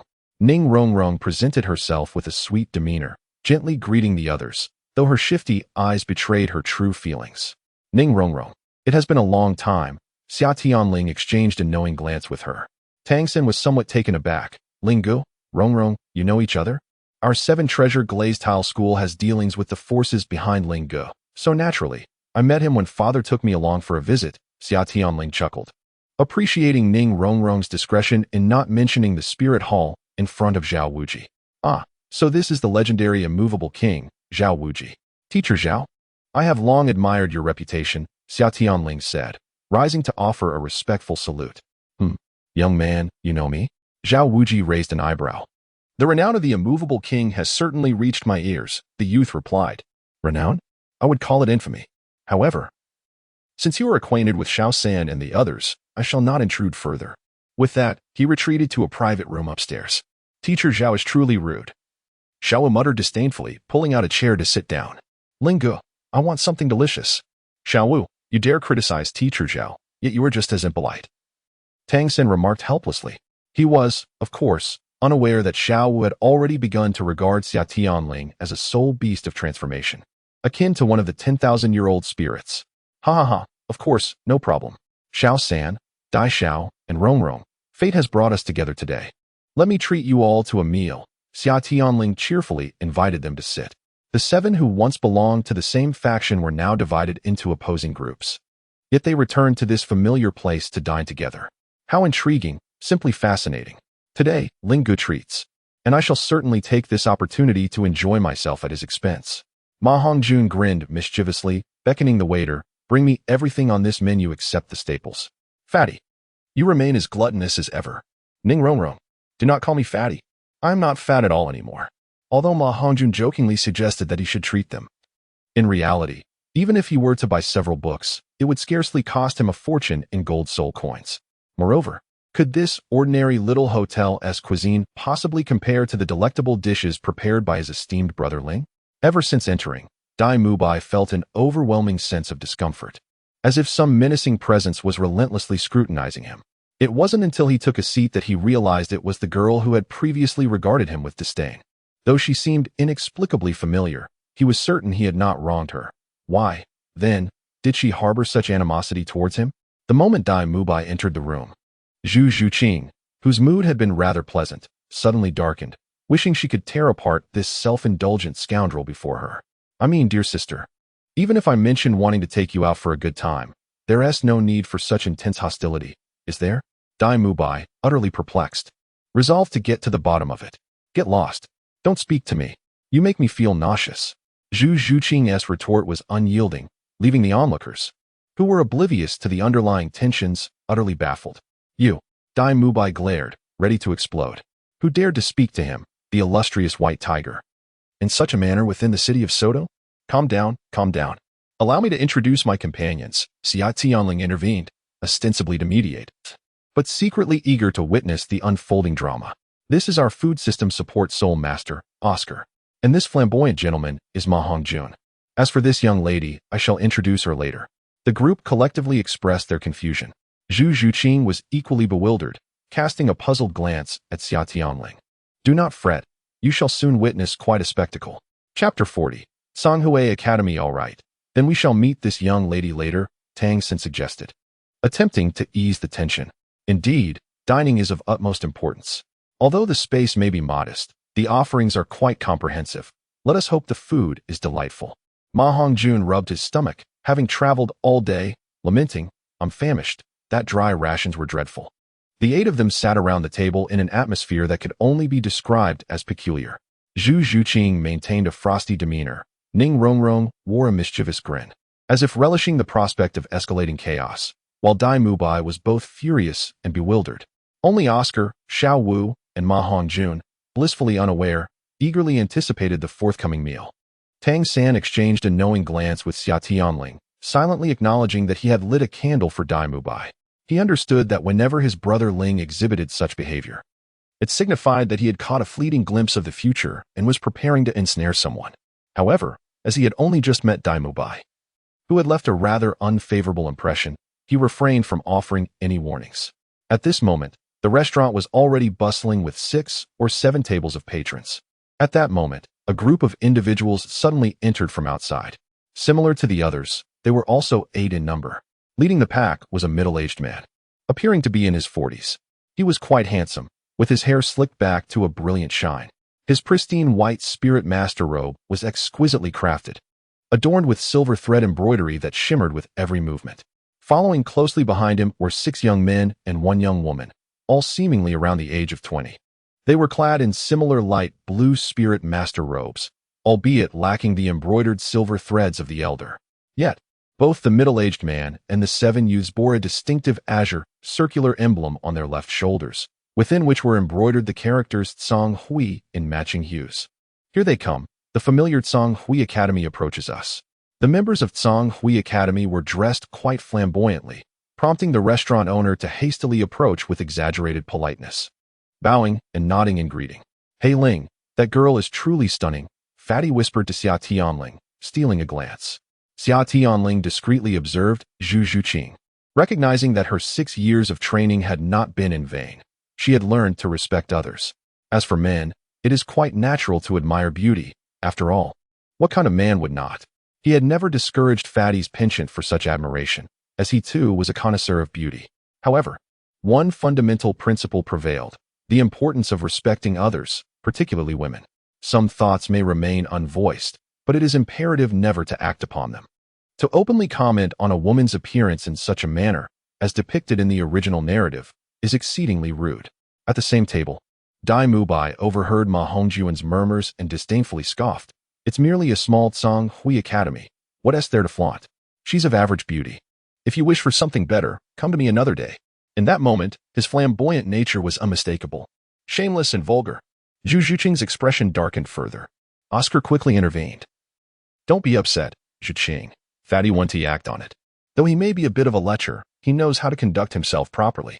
Ma Hongjun, feeling rather aggrieved, replied, Indeed, I merely speak. I am a man of lustful thoughts but lacking the courage to act. Meanwhile, Ning Rongrong, having watched the unfolding drama, chimed in, No man is worth a dime. That is nonsense. My third brother is quite wonderful. Xiao Wu quickly retorted. Tianling seems quite decent as well. Zhu Zhuqing silently added in her mind. Amidst the commotion, the middle-aged man from Song Hui Academy cast a discerning glance their way, furrowing his brow. By had spoken rather loudly, and the members of Song Hui Academy had certainly heard him. Your open commentary on others appears rather inappropriate, Xia Tianling remarked calmly. And what of it? By cast a sidelong glance at the already seated members of the Tsanghui Academy. The esteemed dean had once taught him that a soul master who refrains from causing trouble is not worthy of the title. As the saying goes, avoidance of conflict is the mark of mediocrity. However, the notion that instigating trouble is the way to greatness is utterly preposterous. Xia Tianling, crossing her arms, scoffed. Is this what you call causing trouble? This is nothing more than blatant bullying of the weak. If you have the guts, provoke a title Douluo and show me. Don't even think about it. Would your dean dare to confront a title Douluo? Last time, you provoked me and still haven't recovered from my blows, have you? In an instant, By found himself at a loss for words, his retorts lodged in his throat. Indeed, he had instigated trouble before, only to find himself at a loss against a formidable opponent. Meanwhile, a teacher from Songhui Academy whispered to a young man at his side, who soon stood and approached Tang San.'s table, making a beeline for By, with a hint of disdain flashing in his eyes. By dismissed the Songhui Academy's weaklings, despite having suffered a setback at Xia Tianling's hands. The young man feigned indifference as he passed by By, yet stealthily aimed a kick at the leg of the chair beneath him. Merely a wooden chair, the leg snapped under the pressure, causing By to lose his balance. At the moment the young man struck, By reacted. Having endured a beating from Xia Tianling and endured the scorn of Zhu Zhuqing, he was already simmering with frustration. Thus, when provoked, it was as if the ignition had been struck. With a resounding thud, the young man felt as though he had kicked a wall of iron. His calf tingled with the shock. Immediately after, By's palm came crashing down. The young man attempted to brace himself, but his soul power paled in comparison to By's, and he was forcefully struck in the solar plexus. His body bent backward, akin to a weightless scarecrow, and he was propelled backward, crashing into 2 tables before tumbling toward the group from Songhui Academy. The teacher from Songhui Academy sprang to his feet, raising his hands to catch the young man by the shoulders, but the youth turned pale, spitting a mouthful of blood, his vitality severely diminished. By halted his movements, stretching lazily as if to apologize for his unintentional display of violence. His devilish eyes gleamed with arrogance and disdain. Not only did the members of Songhui Academy find his expression infuriating, but even Xia Tianling could not help but feel that he was asking for trouble. Let it go, will you? Even if his kick had landed, with your strength, it would have merely caused a stumble, hardly worth mentioning. Yet you struck him so hard that he left bleeding. Your force was excessive. At that moment, Xia Tianling remained expressionless, coldly gazing at By. After all, it was he who initiated this matter. By, with an air of nonchalance, spread his arms wide, as if to say, so what? Chapter 41. If there is nothing to do, why seek trouble? Isn't it delightful to make a friend? Inside the restaurant, a commotion erupted as diners at nearby tables hurriedly moved aside to avoid being caught in the fray. However, most did not immediately leave. Instead, they watched the unfolding scene with excitement. Normally, witnessing a duel between soul masters required a trip to the Great Soul Arena, which came at a cost. Now, witnessing it for free, they certainly would not miss this opportunity. The group from Tsanghue Academy could hardly contain themselves, as the remaining 6 students stood up in unison, glaring fiercely at Dai Mubai's table. They attempted to charge forward, but were halted by a middle-aged man. The man helped the young student into a chair and, with a serious expression, questioned Dai Mubai about which academy they belonged to. Dai Mubai, with a flicker of mischief in his eyes, retorted, "And who are you to ask?" He then returned to his seat. Xia Tianling, remaining silent, gently pulled Zhu Zhuqing, Oscar, and Ma Hongjun back, addressing the Tsanghue Academy students. "Apologies. But we four are merely passing acquaintances with this individual. We shall not involve ourselves in this matter. Just because you say so doesn't make it true. We're all at the same table. Who would believe that?" A young man shouted. "Indeed, they must be in cahoots. Let us teach them a lesson." As they spoke, they all prepared their martial souls, ready to confront the 4. Each of the 7 boasted 2 spirit rings of white and yellow, indicating their rank as Great Soul Masters. Without hesitation, Dai Mubai activated his spirit rings as well. "I said we are not allied. Do you insist on pursuing this?" Xia Tianling, slightly exasperated, had intended to watch the spectacle but found himself embroiled in trouble when he had inadvertently invited. He summoned his axe from the dual weapons, activating its attributes. Arcs of lightning crackled around him as his yellow, purple, and black spirit rings shone brilliantly beneath him. Black, a 10,000-year spirit ring. How could his 3rd spirit ring possibly be 10,000 years old? A spectator among the soul masters gasped in disbelief. His 2nd spirit ring was a purple 1,000-year one. Others quickly realized that something was amiss with his spirit ring configuration. What kind of monster is this? Upon Xia Tianling releasing his martial soul, the students from Tsanghue Academy were rendered speechless. The disparity in rank was monumental. Even the 1,000-year 2nd ring and 10,000-year 3rd ring alone could obliterate them. Even his 1st spirit ring, a deep yellow, clearly surpassed their 2nd spirit ring in age. In stark contrast, even the soul master with the white tiger martial soul appeared somewhat mediocre when compared to him. "Stop!" A teacher from Tsanghue Academy could no longer restrain himself. Standing up and waving his hand to his students, "You all withdraw." The students, somewhat disheartened, took a step back, while the teacher was overwhelmed by an indescribable shock. Not to mention the extraordinary individual who had shattered the conventional wisdom of spirit ring ratios. Even the verbally provocative white tiger spirit Douluo possessed a millennium spirit ring. "I am Yi Zhiqiu, the director of the Foreign Affairs Department of Tsanghue Academy. May I inquire which sect you belong to?" "We are from Shrek Academy." Dai Mubai replied nonchalantly. "Shrek Academy? I seem to have never heard of it." A contemplative glimmer appeared in Yu Zhiqiu's eyes. Dai Mubai snorted coldly. "That is merely your ignorance. It is not renowned at all. Indeed, it is unfamiliar, just some obscure academy." Ma Hongjun muttered softly from a corner. Fortunately, Dai Mubai did not hear him. "May I ask, who are you?"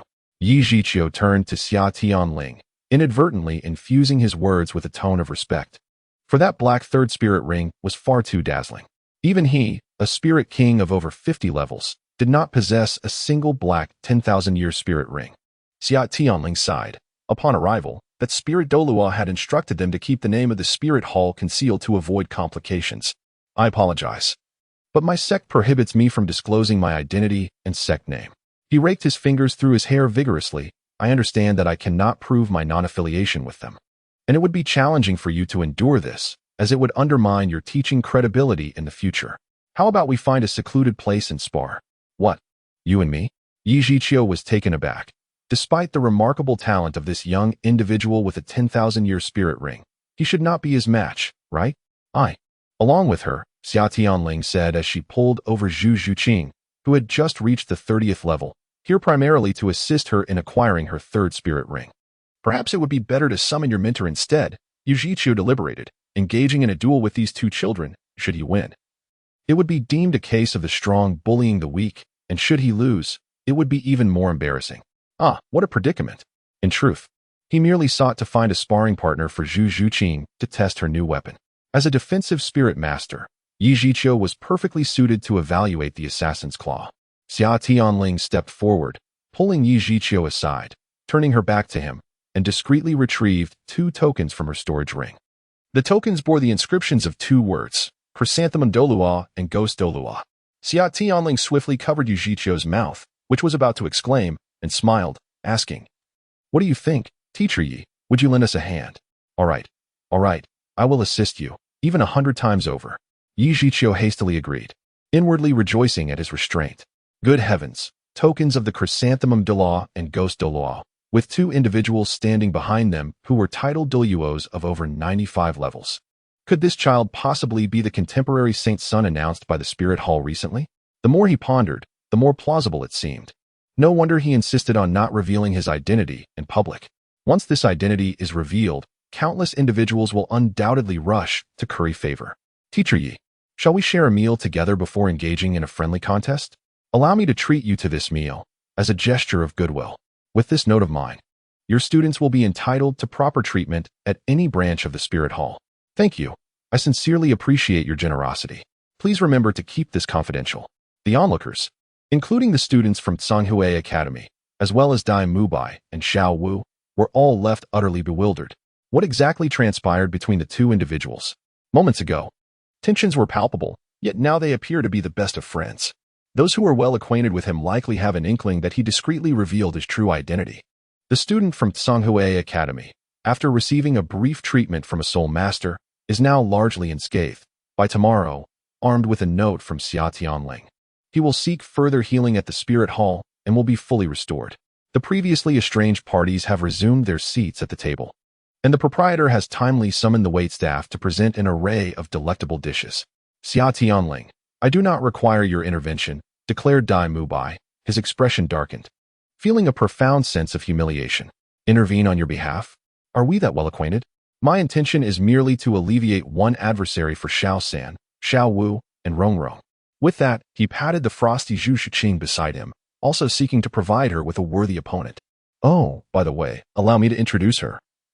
Her name is Zhu Shiqing." "What did you say her name is?" By abruptly rose, nearly toppling the table, his eyes wide with incredulity. This action drew the attention of those dining nearby, even catching the eyes of several individuals from Tsanghua Academy. By exclaimed, "What the hell, Zhu Shiqing? No wonder she looks so familiar. She is none other than my betrothed. What have I done? I flirted in front of her, acted arrogantly, provoked trouble, and even intended to take her friends along for a gaming session. It's no surprise she harbors such animosity towards me." At this moment, By wore a bitter smile, wishing he could return to a few days prior and eliminate that version of himself. Regret consumed him. "Zuqing, please allow me the chance to explain." "Leave. Don't follow me. Your presence repulses me." Zhu Shiqing's expression was as frigid as ice, not bothering to cast a glance back. In her heart, By had long since become a source of disappointment. Their two encounters and his conduct had extinguished any flicker of hope she once held for this irredeemable man. A profound disillusionment had set in. He was 5 whole years her senior, and even Oscar, a food-type soul master who was only a year younger, was nearly on par with him, with a mere 2-level difference. This indeed is a food system soul master whose cultivation journey is fraught with challenges. At the tender age of 15, Oscar must have been nearing the rank of Soul King, while even Ma Hongjun, who often shirks his training, has reached the 32nd level. Not to mention the already surpassed 40 levels of Xia Tianling. Over these years, he has squandered his innate talent entirely. Her innate disdain for someone who willingly wallows in mediocrity runs deep. By stood there, momentarily dazed, wishing to follow. However, having just faced a slight, an inexplicable sense of self-restraint and pride prevented him from doing so. TSK, the mighty tiger falters, unable to keep his woman from straying. Ning Rongrong had long been displeased with By, and in the absence of others, her true nature as a sorceress was fully revealed. As for how she knew of Zhu Shiqing and By's relationship, it was quite simple. The Seven Treasure Glazed Tile School is one of the top 3 sects, and she had been exposed to the prominent affairs of the world since childhood. "Leave. Do not disturb me." Though By appeared somewhat meek in the presence of Zhu Shiqing, he still maintained his arrogant demeanor as the White Tiger, a figure of notoriety. "Huh. A self-indulgent waste amidst this impotent fury. What right do you have to speak to me like that?" Ning Rongrong turned away, not forgetting to mock By a few times. If your brother Davis were here, he might still possess some semblance of arrogance, but you? Do you think you are worthy of engaging with me? Without the support of Oscar and Ma Hongjun, Flander lacked the means to compel Ning Rongrong to lower her head. As a princess spoiled by two titled Douluos and Ning Fengji since childhood, how could she tolerate such indignity? She retorted immediately, Princess of Zwan, online and ready to unleash her ire. As for Ning Rongrong's current view of Shrek, it was merely a dilapidated village she had come to toy with. An academy with only one remaining student before their arrival, and such a lowly one at that. How high could their teaching standards possibly be? In terms of auxiliary abilities, could Xiao Xian with his sugar bean martial soul surpass his father? In terms of strength, could Flander and Zhao Wujia's two soul saints compare to the Bone Douluo and Sword Douluo? Regarding theoretical knowledge, apart from the vast accumulation of the Spirit Hall, could anyone rival the Seven Treasure Glazed Tile School? And about training facilities? Oh, pardon me, but Shrek has no training grounds whatsoever. As for the friends that Flander mentioned before their departure, the renowned master in the Soul Master world is even more laughable. The so-called top 10 competitive martial souls he speaks of are either thoroughly dissected by powerful factions or utterly nonsensical. Is that truly worthy of being called his research theory? What kind of belonging could she, Ning Rongrong, possibly find in such a dismal institution? Spare me the nonsense. By was incensed, nearly ready to lash out at Ning Rongrong, but he restrained himself forcefully. At this moment, Zhao Wujia was upstairs, and judging by Ning Rongrong's tone, she was most likely the little princess of the Seven Treasure Glazed Tile School. This restraint he exhibited was remarkable, had he truly dared to strike at Ning Rongrong. It is highly likely that the Sword Douluo, Chen Xian, would not have spared him. Let us not forget that he is merely an unsuccessful heir. Even if he were the Star Luo Emperor, his fate would still be dire. In a certain sense, Bai's moment of clarity saved his life. Meanwhile, Xia Tianling and his companions were utterly oblivious to the events that transpired after their departure. They had now arrived at a grove outside the small town. Teacher Yi, I must trouble you, Xia Tianling said with a gentle smile as he unleashed his dawn martial soul. My martial soul is rather unique. It is not a twin martial soul.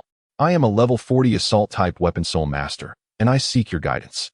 Zhu Zhuqing also released her nether cat martial soul. Yet it seemed to possess an inexplicable aura, different from its original form. Yu Xiaogang was taken aback.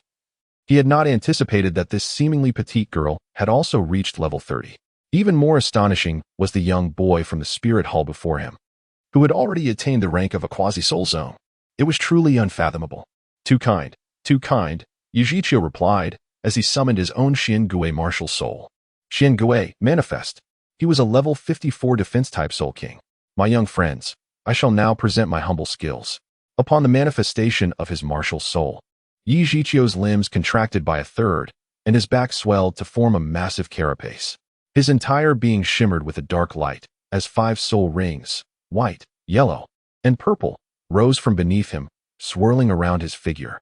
Teacher Yi, let us engage in a one-on-one match, Xia Tianling declared, preparing himself. He gripped his hammer and axe tightly.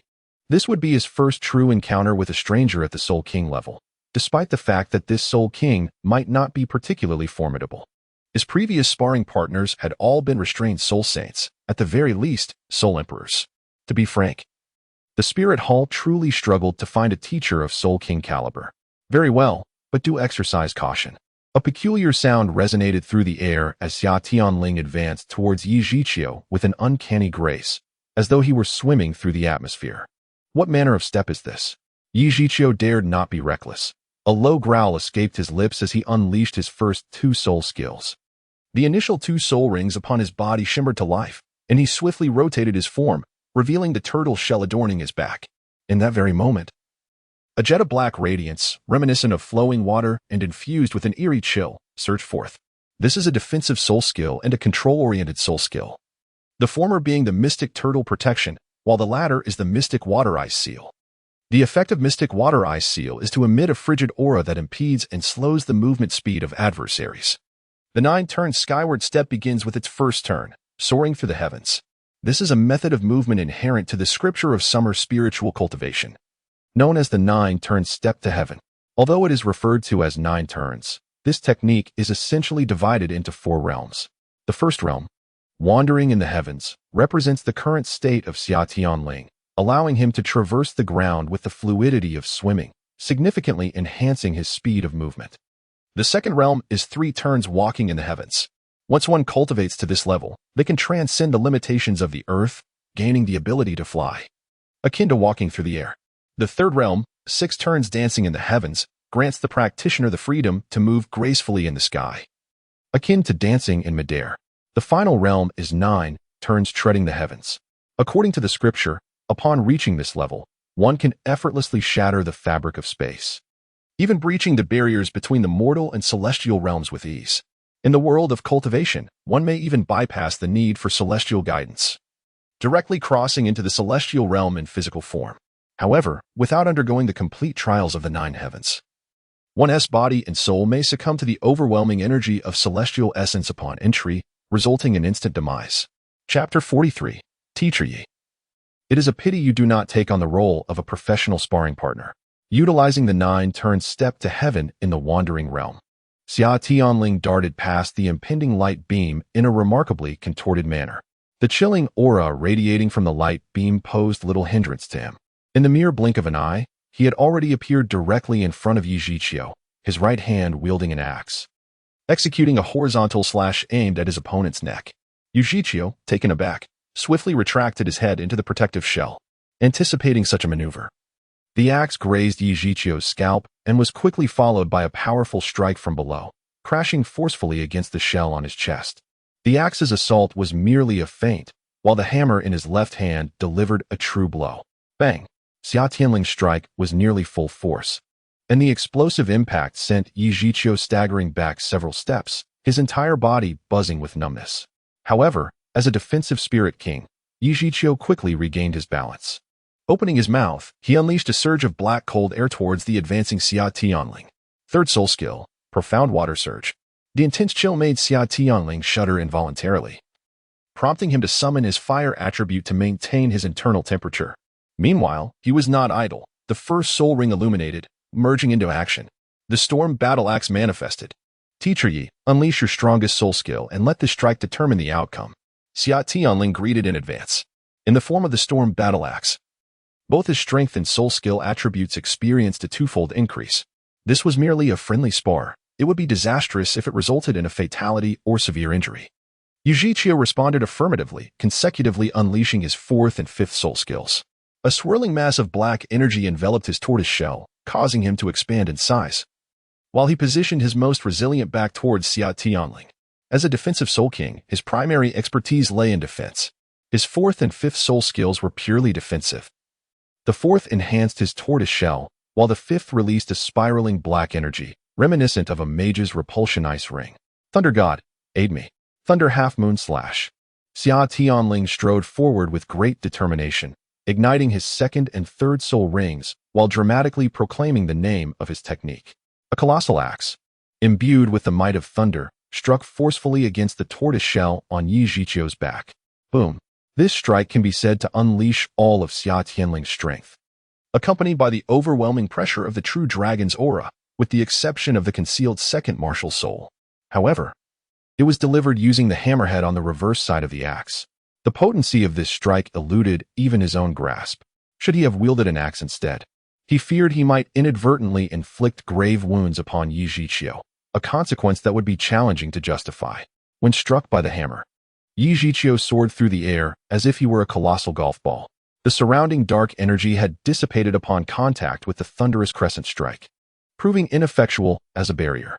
The massive tortoise shell collided with the hammer, and amidst the thunderous explosion, it shattered with a resounding crash. The shell disintegrated into the very essence of soul power, vanishing into the ether, and in midair, he was abruptly liberated from the state of martial soul possession. In that fleeting moment of direct confrontation with Xia Tianling, Yu Xiaogang felt an overwhelming sense of intimidation emanating from a natural adversary. A primal urge to submit that resonated deep within his bloodline. This impulsive action nearly diminished his strength by as much as 20%. How could a mere tortoise chancellor dare to display his ferocity before a true dragon? This was merely an aura. If Xia Tianling were to manifest the dragon martial spirit, the resultant pressure could potentially have his capabilities. Cough, cough.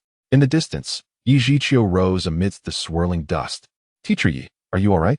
Xia Tianling hurried over, offering a leaf from a plant, urging Yu Xiaogang to chew and swallow it, as this herb was notably effective for healing wounds. This herb, cultivated by the Spirit Hall, is a healing plant particularly effective for low-ranking soul masters. Before his departure, he had gathered a substantial amount and stored it in his ring. In terms of strength, I feel myself lacking, Yu Xiaogang remarked with a wry smile as he consumed the leaf. Thank you for the herb. Just moments ago, Xia Tianling's formidable strike had left him reeling, causing his internal organs to shift and his bones to feel as if they might crack. He pondered that had she wielded an axe or employed that peculiar agility to flank him, a single blow could have left him gravely injured. Fortunately, with the aid of this remarkable plant, he felt a warm current coursing through him, steadily mending his wounds, and soon he was nearly restored. Teacher Yi, are you all right? Perhaps we should let Chu Qing strike you while you utilize your strongest defense, just as I did, he suggested, assessing his current state. Yu Xiaogang considered that this agile attacker was merely a great soul master and likely did not possess such terrifying strength, thus he readily acquiesced. I am fine. Proceed without hesitation. He prepared once more, summoning his martial spirit alongside several defensive soul skills. Yu Qing, test your new abilities. Understood. Yu Qing nodded, her martial spirit manifesting as well.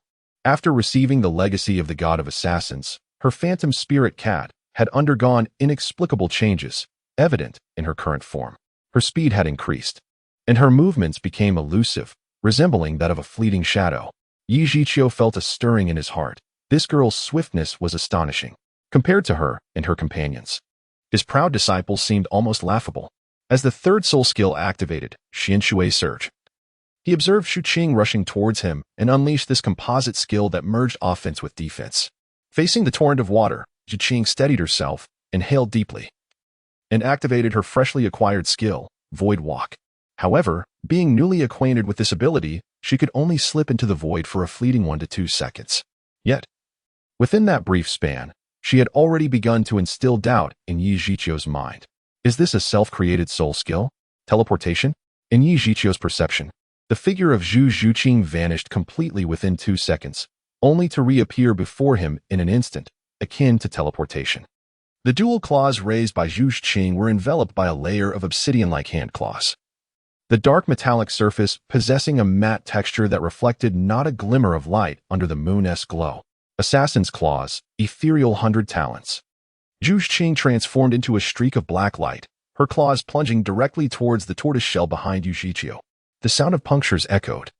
Contrary to the anticipated clashing of claws against shell, Zhu Zhuqing's ethereal 100 talons entirely disregarded Yu Xiao's protective dark aura, piercing straight into the thick shell, akin to a searing blade sinking into a substantial block of cheese. As the assault concluded, Zhu Zhuqing halted her movements, staring vacantly at the substantial wound on the shell, then glanced at her own feline claws. Is this truly the result of my actions? Zhu Zhuqing distinctly sensed that her eerie 100 claws, converging the force of countless assaults upon a singular point, had utterly breached the defenses of the tortoise shell, revealing Yu Xiao's true form within. If she were to unleash another eerie thrust, it would undoubtedly inflict severe damage upon the Soul King before her. The legacy of the formidable warrior known as the Assassin possesses an astounding power. Chapter 44. The unchanging nature of the little demoness Ning Rongrong. Observing from the sidelines, Xia Tianling nodded in satisfaction. This truly aligns with the assassin's archetype: high attack, high agility, and explosive damage, capable of swiftly eliminating foes. Without the assassin's claw, which guarantees a complete breach of defense and enhances sharpness, even if Yu Xiao refrained from using any skills while allowing Zhu Zhuqing to merely scratch at him, she would hardly be able to penetrate his defenses, just as depicted in the original narrative. When Zhu Zhuqing used the Phantom 100 Claws to attack Xiao Wudi during the assessment, even upon landing a hit, there was scarcely a scratch. Xiao Wudi was not merely a defensive-type soul master. Thank you, Teacher Yi, for your hard work. Please remember to keep this confidential. Xia Tianling handed Yu Xiao a few herbal remedies before leisurely escorting Zhu Zhuqing towards the hotel. Yu Xiao wiped the perspiration from his brow, exhaling a sigh of relief. Although he had endured a beating, he had forged a beneficial relationship with a promising genius and acquired several miraculous healing herbs. This transaction was hardly a loss. They would return to the academy with the disciples that very night. Healing injuries was of utmost priority. The following day, at the break of dawn, Xiao Wujia's booming voice reverberated through the hotel. Even Xia Tianling and his companions in the adjacent room were roused by his resounding tone, prompting them to rise, freshen up, and gather for breakfast. At the dining table, the dynamics among the 9 individuals were distinctly apparent. Oscar and Ma Hongjun were engrossed in their meals, while By and Ning Rongrong, who had exchanged barbs the previous day, were clearly at odds, ignoring one another entirely. Little Wu, with a curious expression, inquired about the events of the previous night from Zhu Zhuqing, wishing she could have engaged in a duel with Yi Zhiqiu herself. Tang San sincerely invited Xia Tianling to join them, his admiration for Xia having risen another level upon hearing of his triumph over Yu Xiaogang in their one-on-one confrontation. Joining in? We have no objections, Xia Tianling replied, momentarily taken aback, then turned to Xiao Wujia, who was intensely gnawing on a steamed bun. His expression a mix of conflict.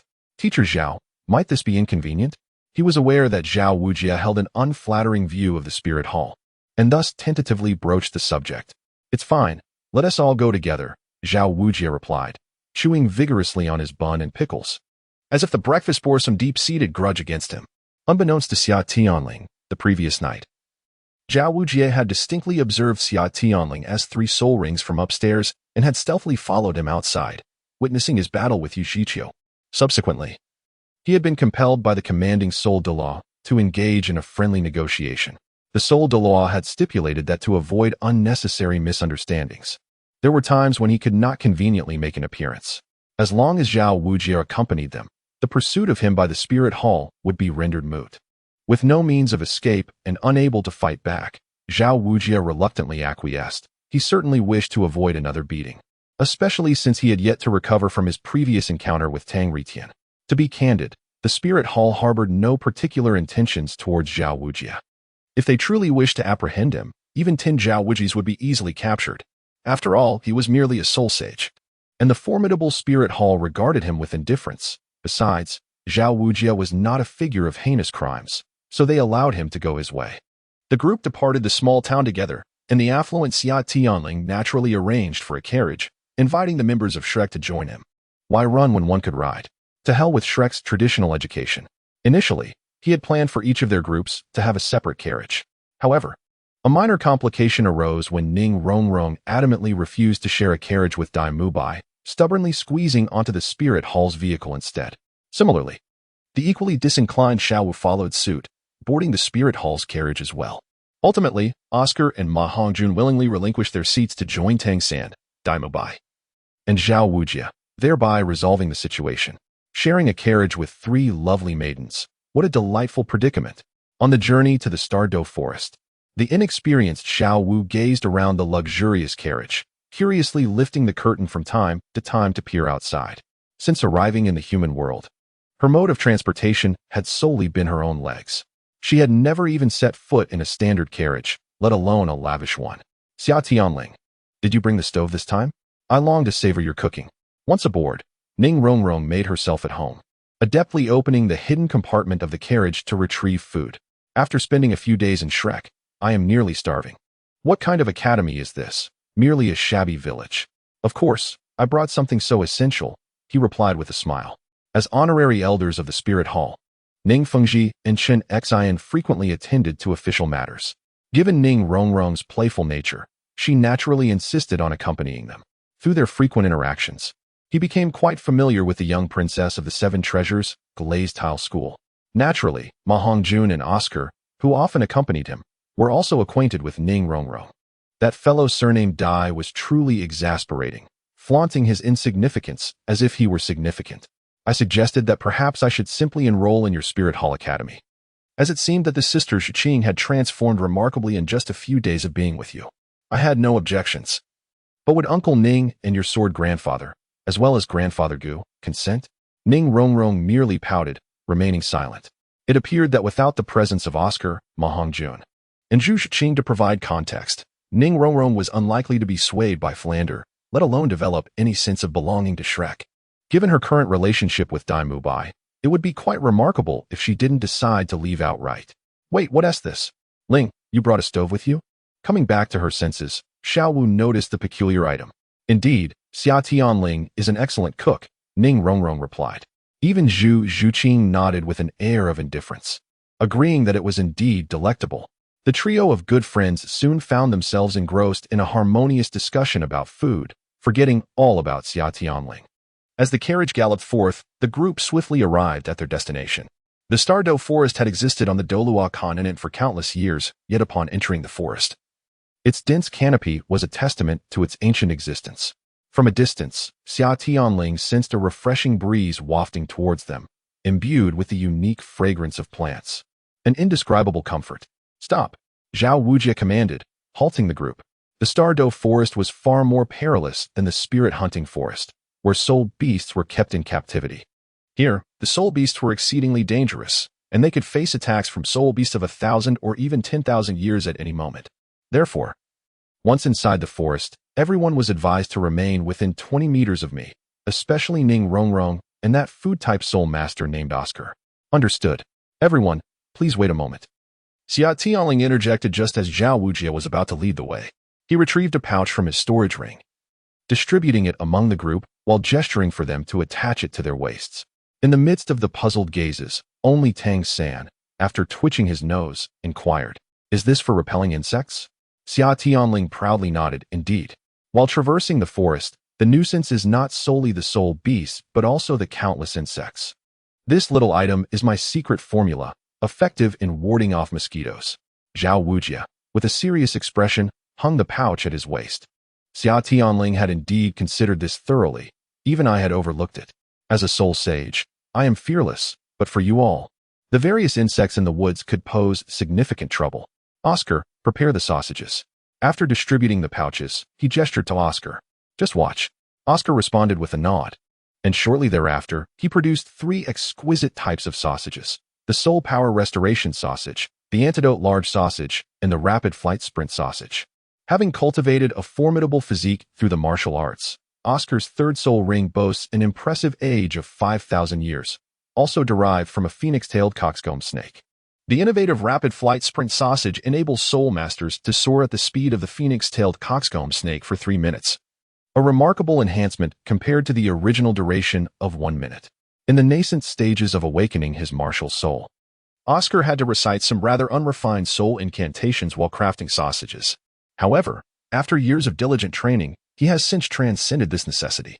Essentially, soul incantations serve merely as aids in the sausage-making process rather than being fundamental to it, surpassing the need for such incantations. Oscar now crafts sausages with even greater speed than before. Allow me to reintroduce my companion, the 35th level food system soul master, Oscar, whose martial soul is sausage. His 3 soul skills are, and their effects are. Upon hearing of the remarkable properties of Oscar's sausages, the members of Shrek were utterly astonished. Particularly, Zhao Wujie, who wore a pensive expression, lamented why such a prodigy was not among their ranks at Shrek. It had been quite some time since he savored one of Oscar's creations, and he felt a wave of nostalgia wash over him. The others diligently stored their sausages, while Ning Rongrong, upon receiving hers, immediately took a bite, exclaiming that store-bought sausages could not compare to this flavor. "Oh, Rongrong, if you love them so much, I shall make you more," Oscar said, displaying a servile demeanor as he stuffed several more sausages into Ning Rongrong's hands. In this timeline, Oscar and Ning Rongrong are still acquainted, albeit not within Shrek Academy, but rather in the Soul Master City. However, in this particular timeline, after numerous instances of mental intervention from Xia Tianling, Ning Rongrong has matured beyond her naive portrayal in the original narrative.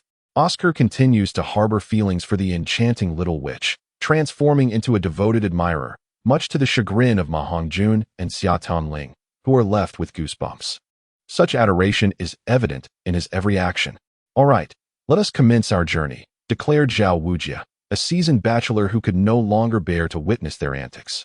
Interrupting the pair's interaction, I took the lead alongside Dai Xiao, while Fatty, Xiao Wu, and teacher Zhao followed closely behind. Rongrong and Xiao Ao were positioned centrally, with Zhu Qing scouting the flanks. Noticing Dai Mubai's attempt to fall in step beside Zhu Qing, Xia Tianling promptly assumed command. The others complied with her directives, leaving Dai Mubai no choice but to begrudgingly manifest his white tiger form, clearing the path alongside Xia Tianling for the group. Upon entering the Stardo forest, Xiao Wu, like a fledgling returning to its nest, displayed an exuberance that starkly contrasted with the tension felt by the others. She frolicked joyfully, eliciting a frown from Zhao Wujie. Will this little rabbit not draw out erming again? The group has been journeying for quite some time and has now reached midday. During this period, They encountered numerous spirit beasts. However, prior to their arrival, they were all frightened away by the true dragon aura unleashed by Xia Tianling. This left Zhao Wujie, who lingered at the rear of the group, somewhat perplexed, pondering whether these soul beasts had undergone a change of temperament today. All right, everyone take a moment to rest. Zhao Wujie's voice eased the tension among the group, allowing them to relax slightly. Xia Tianling and By collaborated to clear a circle of thorns, creating a small clearing. The group sat on the ground, taking a brief respite. Xia Tianling, I crave something delicious. Did you not bring a stove? Why not take it out and cook something? Ning Rongrong mumbled, aware that Xia Tianling's ring contained not only a stove, but also an array of ingredients and seasonings. What are you talking about? We are in the Stardow Forest. Do you think we are out for a picnic? Zhao Wujie shot Ning Rongrong an exasperated glare. You want to start a fire and cook? If a formidable soul beast shows up, we will be the meal. Though Ning Rongrong enjoyed causing mischief, she had to concede that Zhao Wujie's reasoning was sound, resigning herself to nibble on the sausages Oscar had prepared. Just as the group had been resting for about half an hour, a sudden commotion erupted from the depths of the forest. Xia Tianling and Zhao Wujie simultaneously called out, "Everyone rise. Something is approaching." The group swiftly got to their feet, forming a formation with Xia Tianling and By at the forefront, protecting Ning Rongrong behind them. Oscar, aren't you a food-type soul master? Step to the back. Zhao Wujie exclaimed upon noticing Oscar had also moved to the front line. Oscar chuckled. So what if I'm a food-type soul master? A food-type soul master can fight too. It should be a phoenix-tailed coxcomb snake of around 1500 years.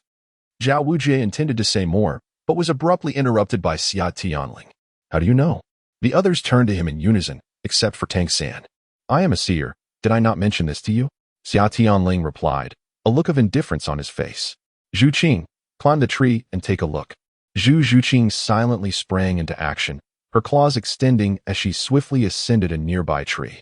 Soon, Zhu Qing's icy voice echoed down. It is a flying snake. But it cannot fly high, only about 3 meters off the ground. It has a fleshy crest on its head, which appears larger than its head, blood-red and fan-shaped. Well, it truly is a phoenix-tailed coxcomb snake. Boss, you're incredible, Oscar shouted excitedly. His third spirit ring was indeed from a phoenix-tailed coxcomb snake, making him quite familiar with its characteristics. While the others were busy expressing their astonishment, Tang San, who was relatively calm, given his knowledge of Xia Tianling's abilities, inquired, "What is the length of the snake? What color are its wings?" Zhu Qing replied, "The wings are a pale red, approximately 6 to 8 meters in length."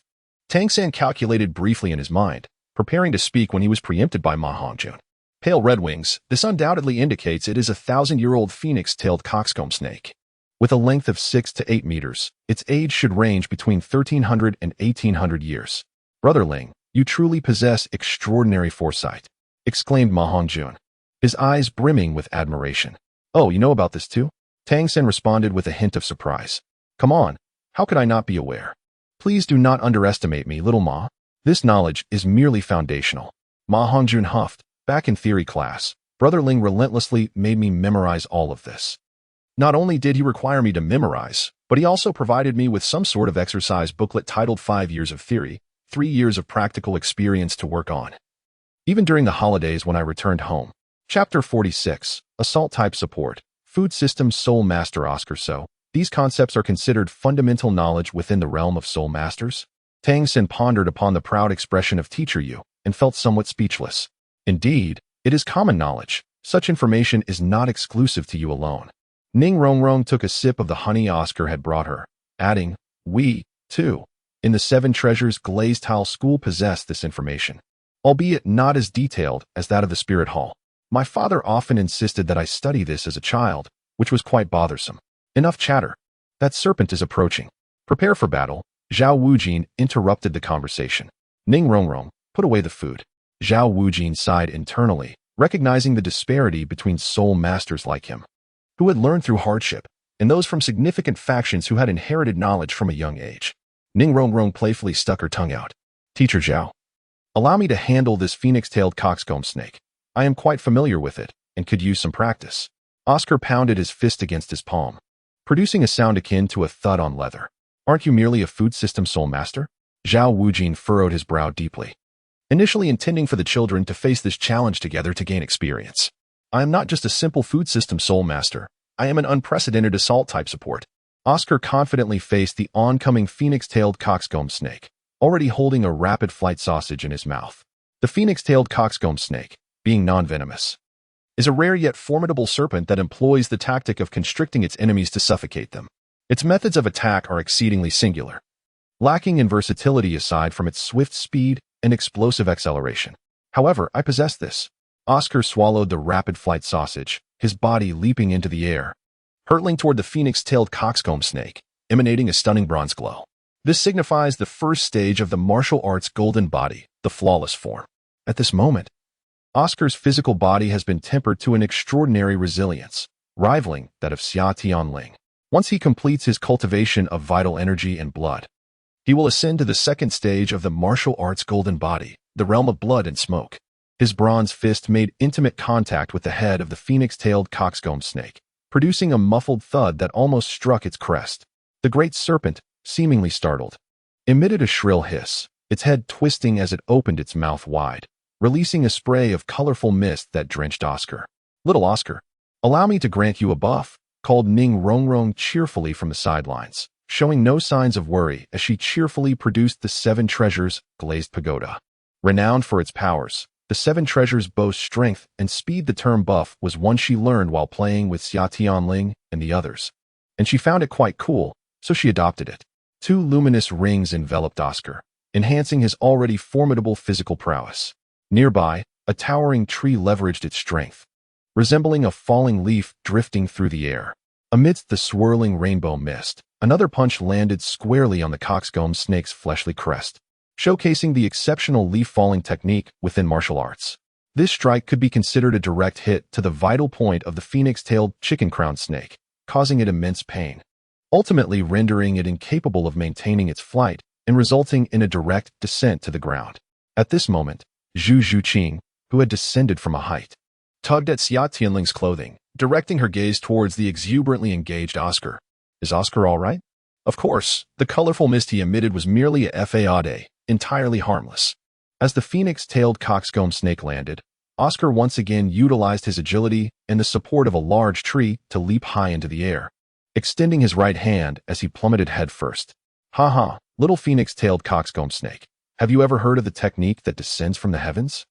He cackled as he descended, resonating with celestial sounds, and a swastika appeared in the palm of his hand. A Buddhist symbol. The emblem of a certain failed art student is the inverted swastika. Great might heavenly dragon, world-honored earth store. One Mani Padme Hum. Was this the supreme Buddhist art? The Tathgata divine palm? Tang San was momentarily stunned. This was a secret of the Mahayana Buddhism from his previous life, known only to disciples of the highest standing. Yet now, it was being wielded by Oscar, undoubtedly taught by Ling. Although merely the most rudimentary, entry-level Tathgata divine palm, this technique was exceedingly effective for suppression, especially in the Buddhist arts regarding the subjugation of animals, akin to an all-purpose remedy. A certain monkey and a certain snake could certainly attest to this. On the ground, the phoenix-tailed coxcomb snake writhed and struggled, acutely aware of the overwhelming golden Buddhist light and the massive palm imprint exerting tremendous pressure upon it. However, having recently sustained a critical blow, it found itself momentarily unable to control its body, its movements becoming sluggish. Attempting to flee was far from simple. The enormous golden palm imprint descended upon the phoenix-tailed coxcomb snake, transforming into a gleaming mound of earth, sealed with a mantra composed of 6 characters, pinning the unfortunate serpent beneath it. Nevertheless, this snake was a millennium-old spirit beast, not easily subdued. As it thrashed violently below, numerous fissures soon appeared on the mound, even causing the seal formed by the 6-character mantra to wobble precariously. Fortunately, at that moment, Xiaogjia intervened. The gravity compression activated, and the snake's struggles immediately subsided. He then sprang forward, positioning himself before the mound, and flicked the fleshly crest of the phoenix-tailed coxcomb snake, rendering it unconscious. "Who among you can handle this snake?" "Xiao Wu, and that girl named Zhu Zhuqing?" he inquired of the 2. Zhu Zhuqing shook her head. Her third soul skill, Xia Tianling, had already mapped out her strategy. With the assistance of Void Walk and Assassin's Blade, she merely required substantial single-target burst or offensive skills. "Teacher Zhao, I also do not need it. This snake is not suitable for me," Xiao Wu said, sounding somewhat despondent. Xiao Wujia scratched his head, and since neither of them needed it, suggested, "Let us release it.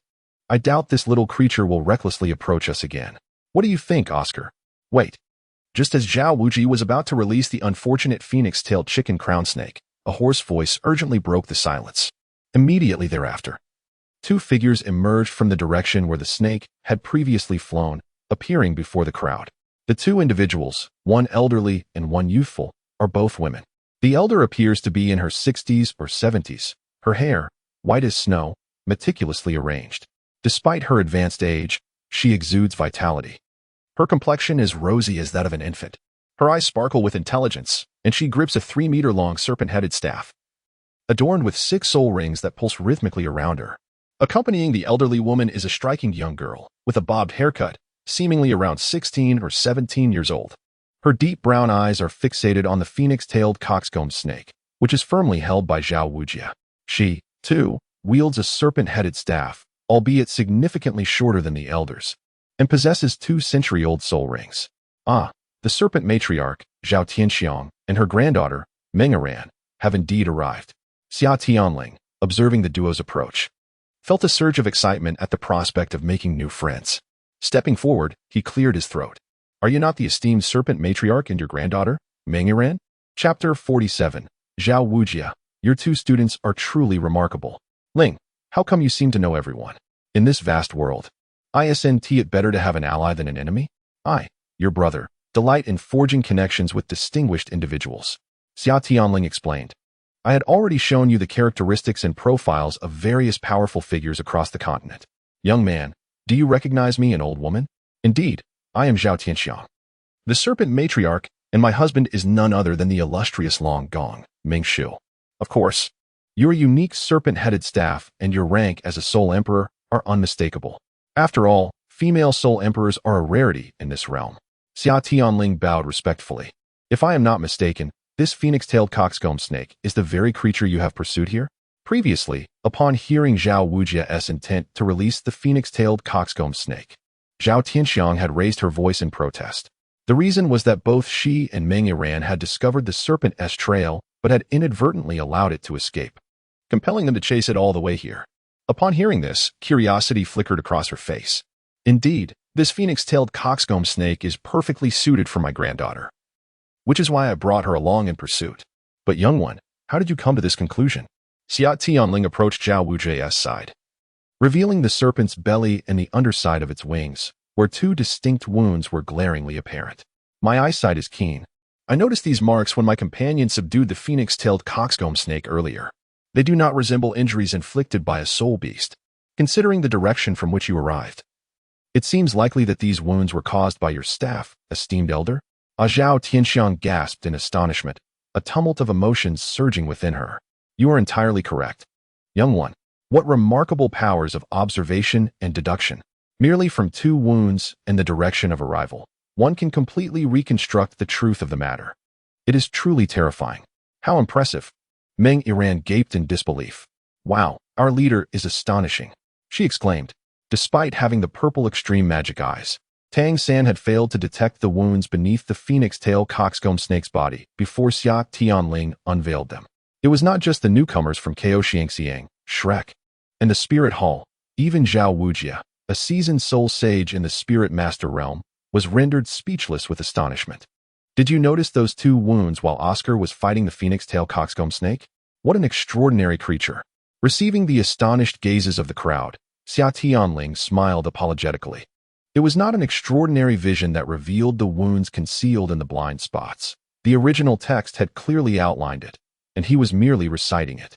As for feeling embarrassed? Oh, that was primarily due to the somewhat shameful nature of quoting in such circumstances.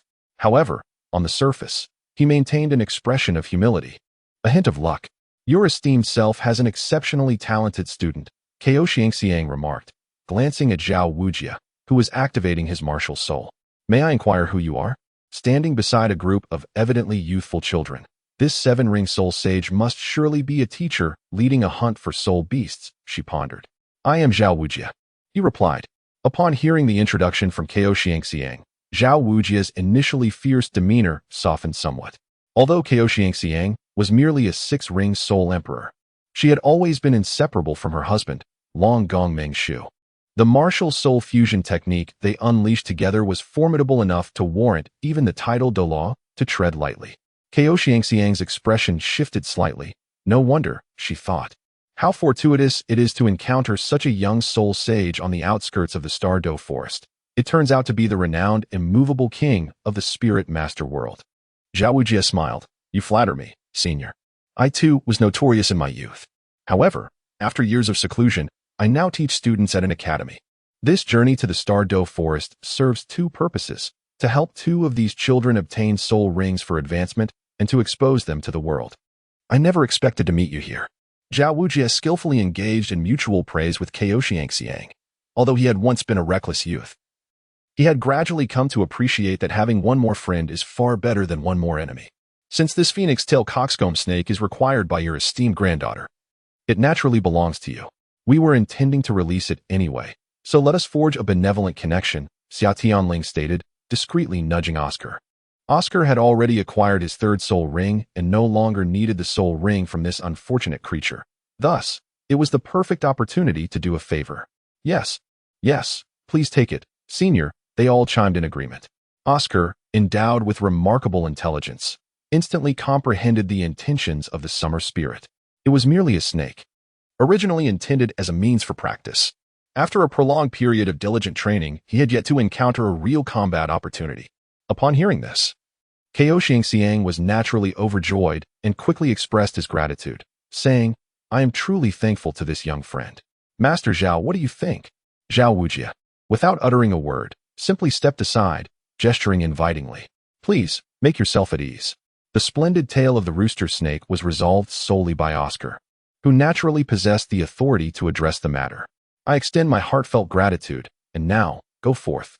Subsequently, Tianxiang approached Oscar and handed him an object, saying, My young friend, I owe you a favor. Please keep this token. Should you encounter any insurmountable issues in the future, do not hesitate to seek my assistance. Very well. Esteemed senior, may our paths cross again in the future, Oscar replied as he accepted the token. This is a token, symbolizing the serpent woman's investment in the future. From the exchange of words among a few individuals, he discerned that this magnificent phoenix-tailed rooster snake was likely acquired by the young man before him.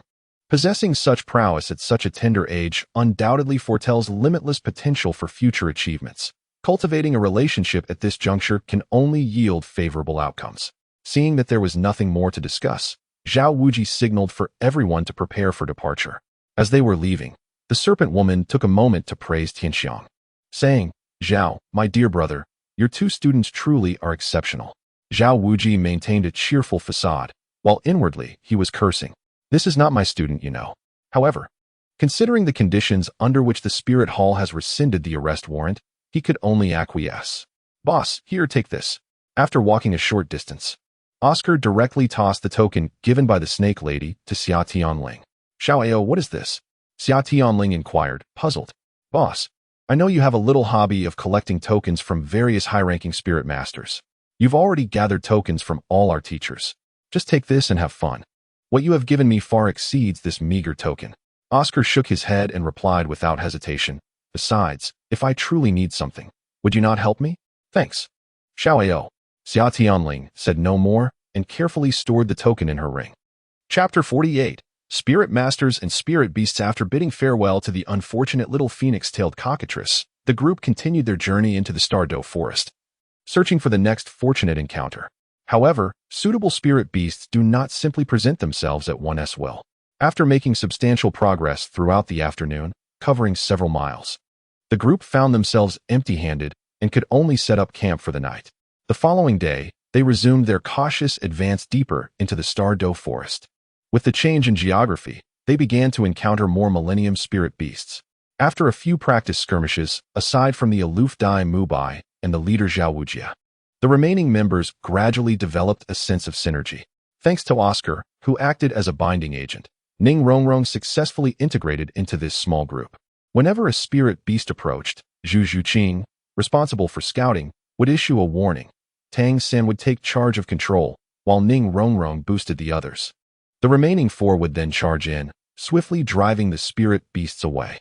Only By, who had less than amiable relations with the others, remained an outsider, watching from a distance with a forlorn expression as Zhu Zhuqing interacted with the group. By mused. The joys and sorrows among people seem to be disconnected. I merely find them somewhat noisy. As night fell once more, each person diligently set about erecting the campsite and preparing the tents. After a simple meal, with the night still young, they gathered to engage in conversation. Lingu, it seems we are quite unfortunate. We've been here for 2 days and haven't even caught a single hare. We are 4 people in need of spirit rings. Yet we haven't encountered a suitable spirit beast. The plump one, with a small flame emanating from his left hand, held several sausages in his right, roasting them while grumbling. In the Dugu forest, they could not light a fire with wood, so Ma Hongjun had to resort to this method for heating. Indeed, we have been rather unlucky, Xia Tianling acknowledged verbally, though her mind was calculating the time. The event would arrive the night after tomorrow. Little fatty, toss me a sausage too. After 2 days of travel, Xiaojia had become quite familiar with Xia Tianling and the others, and thus joined them in teasing Ma Hongjun. Teacher Zhao, why are you like them? Ma Hongjun exclaimed with a face full of indignation, secretly sprinkling a generous amount of chili on Zhao Wujia's sausage. Zhao Wujia took the sausage, took a bite, and sighed, noting that the starry forest had begun to feel desolate. Many years ago, he recalled the bustling scene that once thrived here. Back then, even at the forest's edge, one could frequently encounter soul beasts of a millennium's age. Yet now, as they approached the interior, they encountered merely a few small cats and kittens among the millennium soul beasts. Tang San remarked, regardless of the reason. It is a consequence of our own making. While soul beasts are fierce, soul masters are even more formidable, are they not? Zhao Wujia was taken aback, questioning the meaning behind his words. Because soul masters require soul rings and soul bones to cultivate, Xia Tianling interjected. Consider this. Teacher Zhao, how long does it take for humans to reach the rank of title Douluo? The poison Douluo took as long as 70 or 80 years, while the Haoyan Douluo achieved it in as little as 40 years. If it were me or Xiao San, we could attain it in just 2 or 3 decades. But how long does it take a soul beast to cultivate? A typical soul beast without a bloodline heritage must live a full 100 years to reach that stage. A soul beast with a superior bloodline, however, takes nearly a decade to do so. In contrast, a talented human soul master can become a great soul master in just a few years. Take us, for instance. We are merely 12 years old this year. Oscar is 14, and the eldest, Dai Xiao, is only 15. Yet, we have all already reached the 3rd ring of soul respect. Almost every century, the ranks of human soul masters are refreshed. In each cycle, a dozen or 20 titled Douluos emerge, representing the consumption of nearly 100 millennium soul rings. And this is merely concerning titled Douluos, not to mention the soul beasts and soul rings required by soul masters of other ranks. However, how long does it take for a talented soul beast to reach the level of 10,000 years? It cannot possibly compare to the speed at which human powerhouses are born. Indeed, while there are numerous soul beasts in the forests, how can they withstand the relentless harvesting by human soul masters, akin to cutting wheat? Every powerful soul beast lost diminishes their numbers. If this continues, a millennium from now, soul beasts, along with the profession of soul masters, may fade into the annals of history. Tang San nodded in agreement from the side, affirming, Ling Gu is correct. Teacher Yu has also expressed similar sentiments. If it were not for the spirit hall imposing certain restrictions, the number of high-level soul beasts would be even fewer. Even if one's soul rings are plentiful, who wouldn't desire soul bones? This is a direct quote, not an alternate interpretation, so please refrain from debating. Even with 6 pieces, more would never be unwelcome. Passing them to the next generation could bolster the family's power base. If powerful soul masters were allowed to slaughter soul beasts indiscriminately for soul bones, we would not only struggle to find suitable soul beasts, but the very existence of soul beasts would also become a question. Taking the spirit hall as an example, even a single title Douluo could effortlessly sweep through the Dugu forest. Of course, Tang San was unaware of the truly formidable monsters lurking in the heart of the forest on the surface. The only known 10,000-year soul beasts were the sky blue bull python and the titan giant ape. If one were to include that particular entity, it would not only surpass the spirit hall, but even the guardians of Sea God Island might prove inadequate in comparison. The others pondered this revelation. It was unexpected for the usually frivolous Ning Rongrong to speak up. Brother San, Ling, you both present compelling arguments. My father has expressed similar thoughts. Yet, which spirit master truly contemplates this issue? Everyone yearns for more powerful soul rings and additional soul bones, and very few, like us, are willing to release those soul beasts that do not suit them. Thus, the distorted profession of spirit masters must inevitably undergo significant transformation. Although I currently lack the capability and still require soul rings and soul bones, I am determined to discover a method for spirit masters to cultivate without the need for soul rings in the future. Xia Tianling's words stirred a tempest, particularly in By, who scoffed openly. Transforming the profession of spirit masters? Breaking through without soul rings? What audacity! Who do you think you are? A deity? Even Zhao Wujing interjected, Kid, having dreams is commendable, but altering the cultivation system of spirit masters is somewhat unrealistic. Don't you think? I am not just anyone. I am the man destined to alter the landscape of Douluo continent in the future, he declared, gazing resolutely at the night sky. I believe in you, said Zhu Zhuqing, who sat beside Xia Tianling, tugging at his sleeve. Boss, I also believe in you, echoed Oscar and Ma Hongjun, who had both embraced the cultivation method Xia Tianling had imparted, which starkly contrasted with the spirit master system, thus fostering their unwavering faith. Tang San remained silent, merely exchanging a meaningful glance with Xia Tianling. Their unspoken understanding was profound. Ling, I hope that day truly comes, thought a little rabbit in silence. Chapter 49. The Devil Be King. The next day, after a night of rest, the group resumed their quest for soul beasts.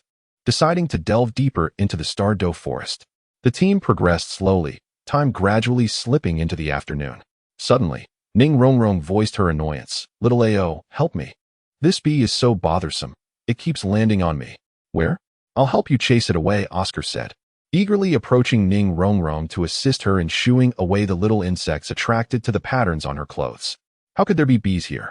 Tang San pondered.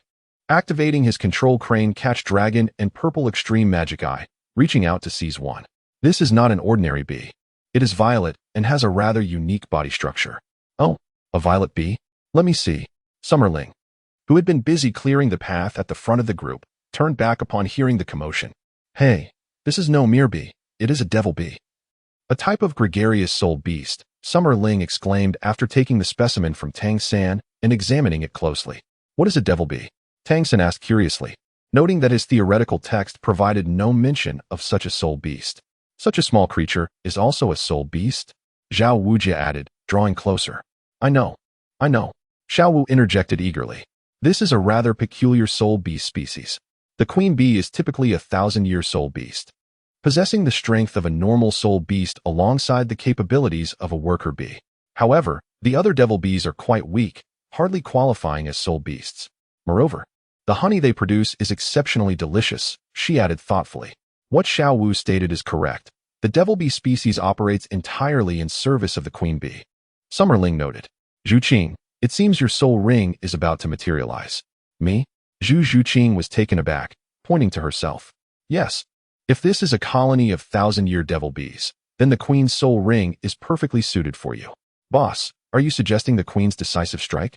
Oscar pondered based on his previous studies. Precisely, Zhuqing is in dire need of a powerful single-target burst soul skill, and the decisive strike is just right for her. Ning Rongrong, from which direction did they come? That way, Ning Rongrong gestured toward a direction. Zhao Wujia scanned the surroundings and declared, then everyone, activate your martial souls and proceed toward the devil bees.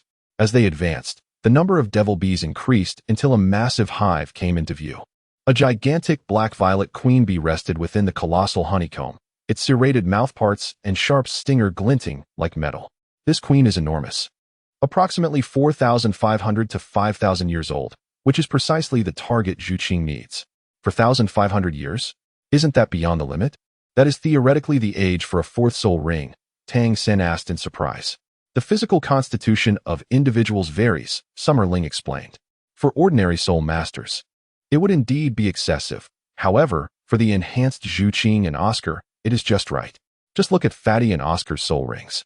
Tang San observed intently, noticing that both Oscar and Ma Hongjun possessed exceptionally vibrant yellow second soul rings. Oscar's second soul ring even exhibited a hint of purple. Their third soul rings evidently surpassed the 500-year mark mentioned by Yu Xiaogang. For Zhu Zhuqing, whose physique had been enhanced by the power of the assassin god, The improvement in her physical attributes was significant enough to easily bear a 5,000-year soul ring. I trust you. Zhu Zhuqing smiled at Xia Tianling. You're on your own, Zhao Wujie commented as he stepped aside. After all, they were not his students, and he could not intervene. His responsibility was merely to ensure their safety at all other times. If there were indeed issues with the absorption of soul rings, the hidden soul Douluo would intervene.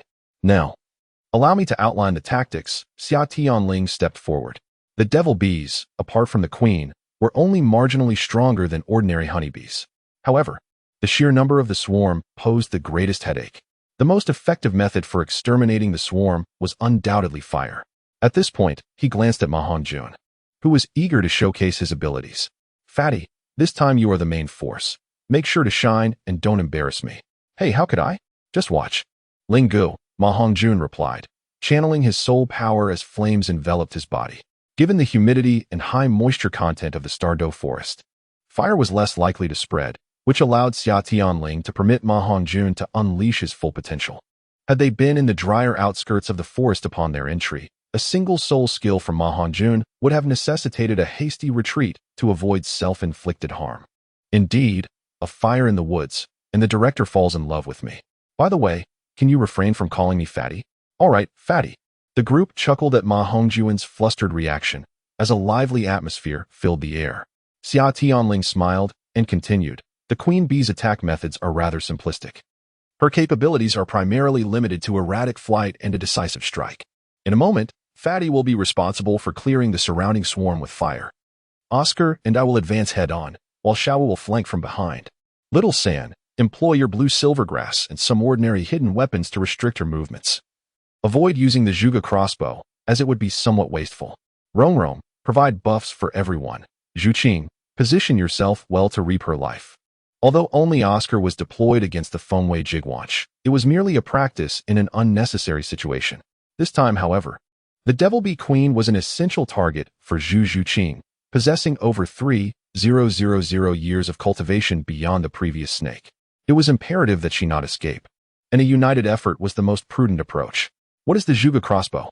Ning Rongrong inquired about a term she had not encountered before. The Zhuge crossbow is a lethal weapon created by Ling Gu and me. Tang San initially intended to claim the invention as his own, but upon recalling that Xia Tianling also possessed the Xiantian treasure record, he revised his statement. However, this is not the crux of the matter. Rong, if you are intrigued, perhaps later you could enlist San to craft a few for your amusement. Xia Tianling deftly steered the conversation back on course.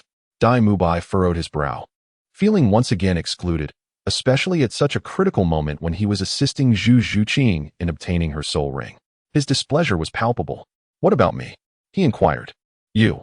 Adapt and ensure Zhuqing's safety, Xia Tianling responded, somewhat exasperated. Several members of their team were acting petulantly, complicating his task of assigning roles. I do not require your protection, Zhu Zhuqing coldly retorted before vanishing into the void, leaping effortlessly into the trees. Xia Tianling shrugged, an expression of helplessness crossing his face. Damn it! By clenched his fists, his teeth grinding audibly, creating a sound that was painfully grating. Zhu Zhuqing, do you truly despise me so? I have humbled myself to seek your favor. What more do you want from me? A flicker of malice glinted in his eyes as he stormed to the side in indignation. Chapter 50, United against the Bee King everyone. Grasp the 3 types of Oscar's sausages firmly. Once you are prepared, we shall commence. Ignoring the sulking By, Xia Tianling continued to outline their strategy. Observing that the others were ready, he issued the command to engage. Onward. The trio simultaneously consumed the rapid flight sausage, propelling themselves towards the Bee King in their predetermined formation. The 7 Treasures Glazed Tile School's reputation is renowned, with its first tenet being strength and the second, speed. Instantly, the group's velocity surged by 30%. Ma Hongjun even activated all 3 of his soul rings. First soul skill, Phoenix Fire Line. Second soul skill, Phoenix in the Flames. Third soul skill, Phoenix Wings Soaring. Though the names were identical, the attributes of the skills varied significantly. Having mastered the Phoenix Fire technique, Ma Hongjun not only bore a more formidable soul ring, but also enhanced the original effects of his skills. The Phoenix Fire Line, now double the thickness of its original form, soared above the 2 individuals and struck fiercely against the beehive. The dense flames of the phoenix fire erupted upon impact, splattering like a viscous liquid. The intense heat radiating from above was enough to draw a bead of sweat from Oscar, let alone the ordinary devil bees. In an instant, a multitude of fiery devil bees dispersed explosively, their lives extinguished like brilliant fireworks fading in the night sky. Witnessing the devastating impact of his attack, Ma Hongjun, floating in midair, cackled gleefully as he consumed a fortified recovery sausage, continuing to unleash the phoenix fire line to sweep away the ordinary devil bees. A piercing sound pierced the air. It was the devil bee king. Unable to contain its fury upon witnessing the massacre of its kin, it hurtled straight towards the rotund Oscar. Could it reach him?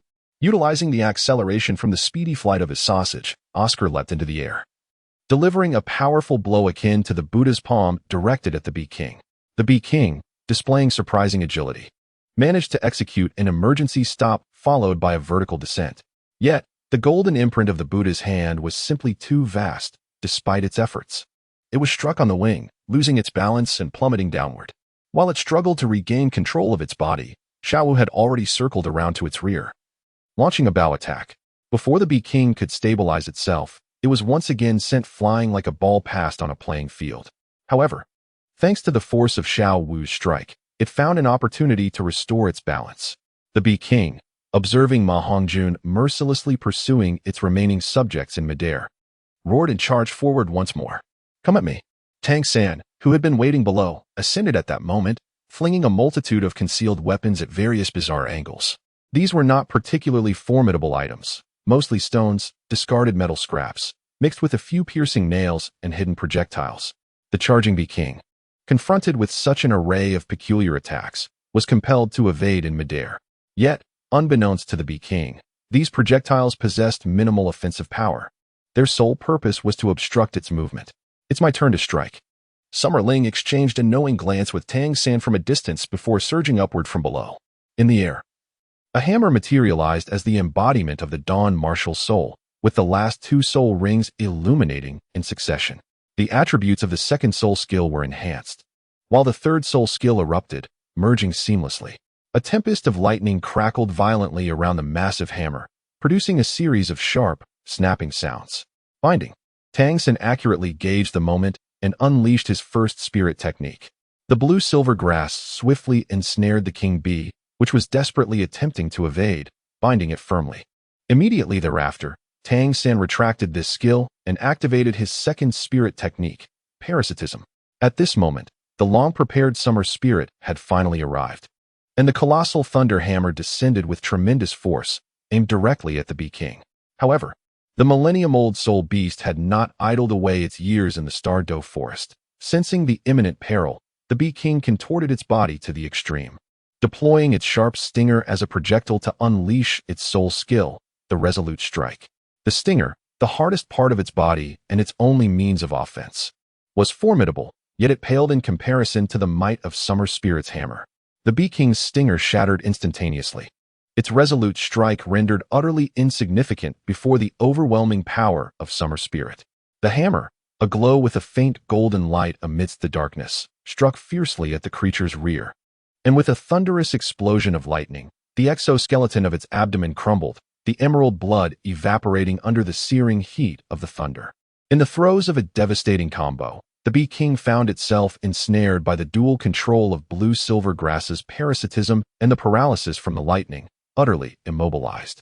Zhu Qing, attack its head, Summer Spirit shouted.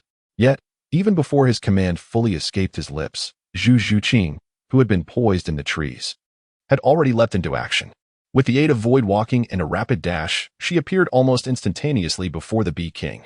The dark assassin's claw, enveloped in a shroud of black light, merged into one, and with the assistance of gravitational acceleration, it pierced straight through the massive head of the bee king. As Zhu Qing executed her shadow strike, the enormous corpse of the bee king thudded to the ground with a resounding crash. A swirl of violet light rose above its lifeless form, slowly coalescing into a halo. The devil bee king had perished. The formidable 5,000-year-old devil bee king fell victim to a series of coordinated strikes executed by just a handful of individuals. Had they been more familiar with each other, the bee king might not have even had a chance to evade, as they would have ensnared it in an unbroken chain of control. ultimately allowing Zhu Zhuqing to deliver the finishing blow. The notion of weakening it first before striking? That would have been far too cumbersome. A round of applause erupted as two figures approached the crowd, one preceding the other. Leading the way was the Soul Douluo from the Spirit Hall, followed closely by the seemingly exasperated Xiao Wudi. Magnificent, truly magnificent, exclaimed the Soul Douluo. Such exquisite teamwork, and it comes from you young ones. In my youth, I was nowhere near as skilled. I am humbled. Zhu Qing, you may proceed to absorb the soul ring, he added, stroking his beard with a look of satisfaction. Yes, Teacher Lu, Zhu Zhuqing replied, settling into a cross-legged position to begin absorbing the soul ring. Teacher Lu, what brings you out here? Summer Spirit inquired, scratching his head. Ha ha. I simply couldn't resist watching how splendidly you all coordinated, Lu chuckled. As the conversation unfolded, the spirit warrior chuckled heartily, suggesting that it would be prudent to let the three young ones accompany him, deeming their placement within Shrek a sheer waste. Xiao Wudi, with a rueful smile, implored, Senior, please do not put me in a difficult position. I am unable to make such decisions. In a distant corner, By observed the praise lavished upon a few individuals. His fists clenched in frustration. It was clear to him that he, too, deserved a share of the accolades. Chapter 51. The arrival of Erming as evening approached. Zhu Zhuqing gradually concluded her meditation, successfully absorbing the 5,000-year soul ring of the Devil Bee, combined with the excessive energy from her previous fusion with the Assassin's Blade, propelled her directly to the 33rd rank. Tianling, I have succeeded. Thank you, she declared. Haha, it's wonderful that you have achieved success. Xia Tianling replied with a slight smile, nudging the dazed Ma Hongjun beside her. Fatty, ensure you practice diligently upon our return. Is this truly beyond me now? Ma Hongjun protested with indignation. Linge, this is profoundly unfair. You have secretly given Zhu Qing an advantage. Oh, an advantage? What kind of advantage? Xia Tianling retorted. I have not bestowed any unfair benefits. This is the result of perseverance and hard work. Do you even comprehend? She waved her finger dismissively, embodying an air of confidence. At that moment, the atmosphere seemed to resonate with a nostalgic melody, reminiscent of the moment one sets forth with their belongings, leaving home behind. Zhu Qing, what is your third soul skill? Have you acquired what we desire?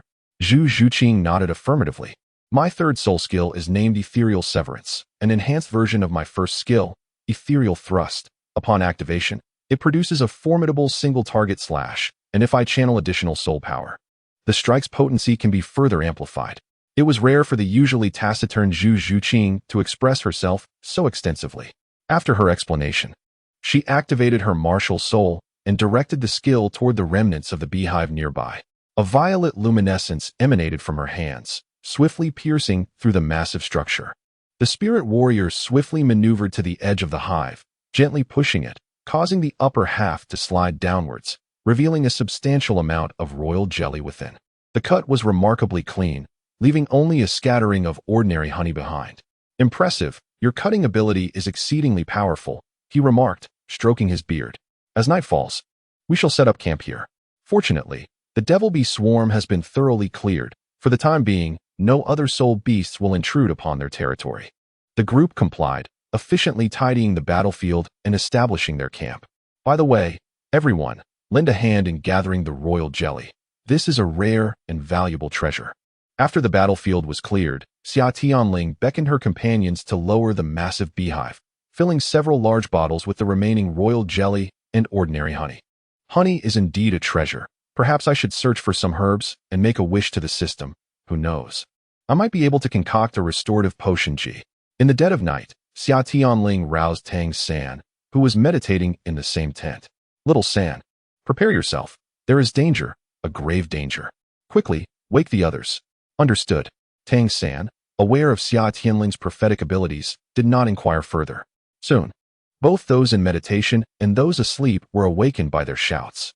By, disturbed from his slumber, appeared disgruntled. What are you two doing waking us up in the middle of the night? Are you bored? Enough of your chatter. Danger is approaching. Xia Tianling shot him a glance. You claim there is danger as if you were a prophet?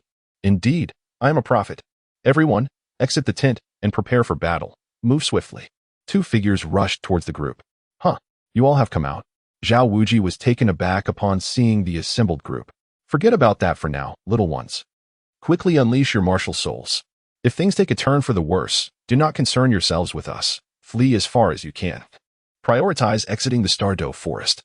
The Soul Douluo, sensing a formidable threat, summoned his martial soul, a firearm, surrounded by 8 soul rings of yellow, purple, and black.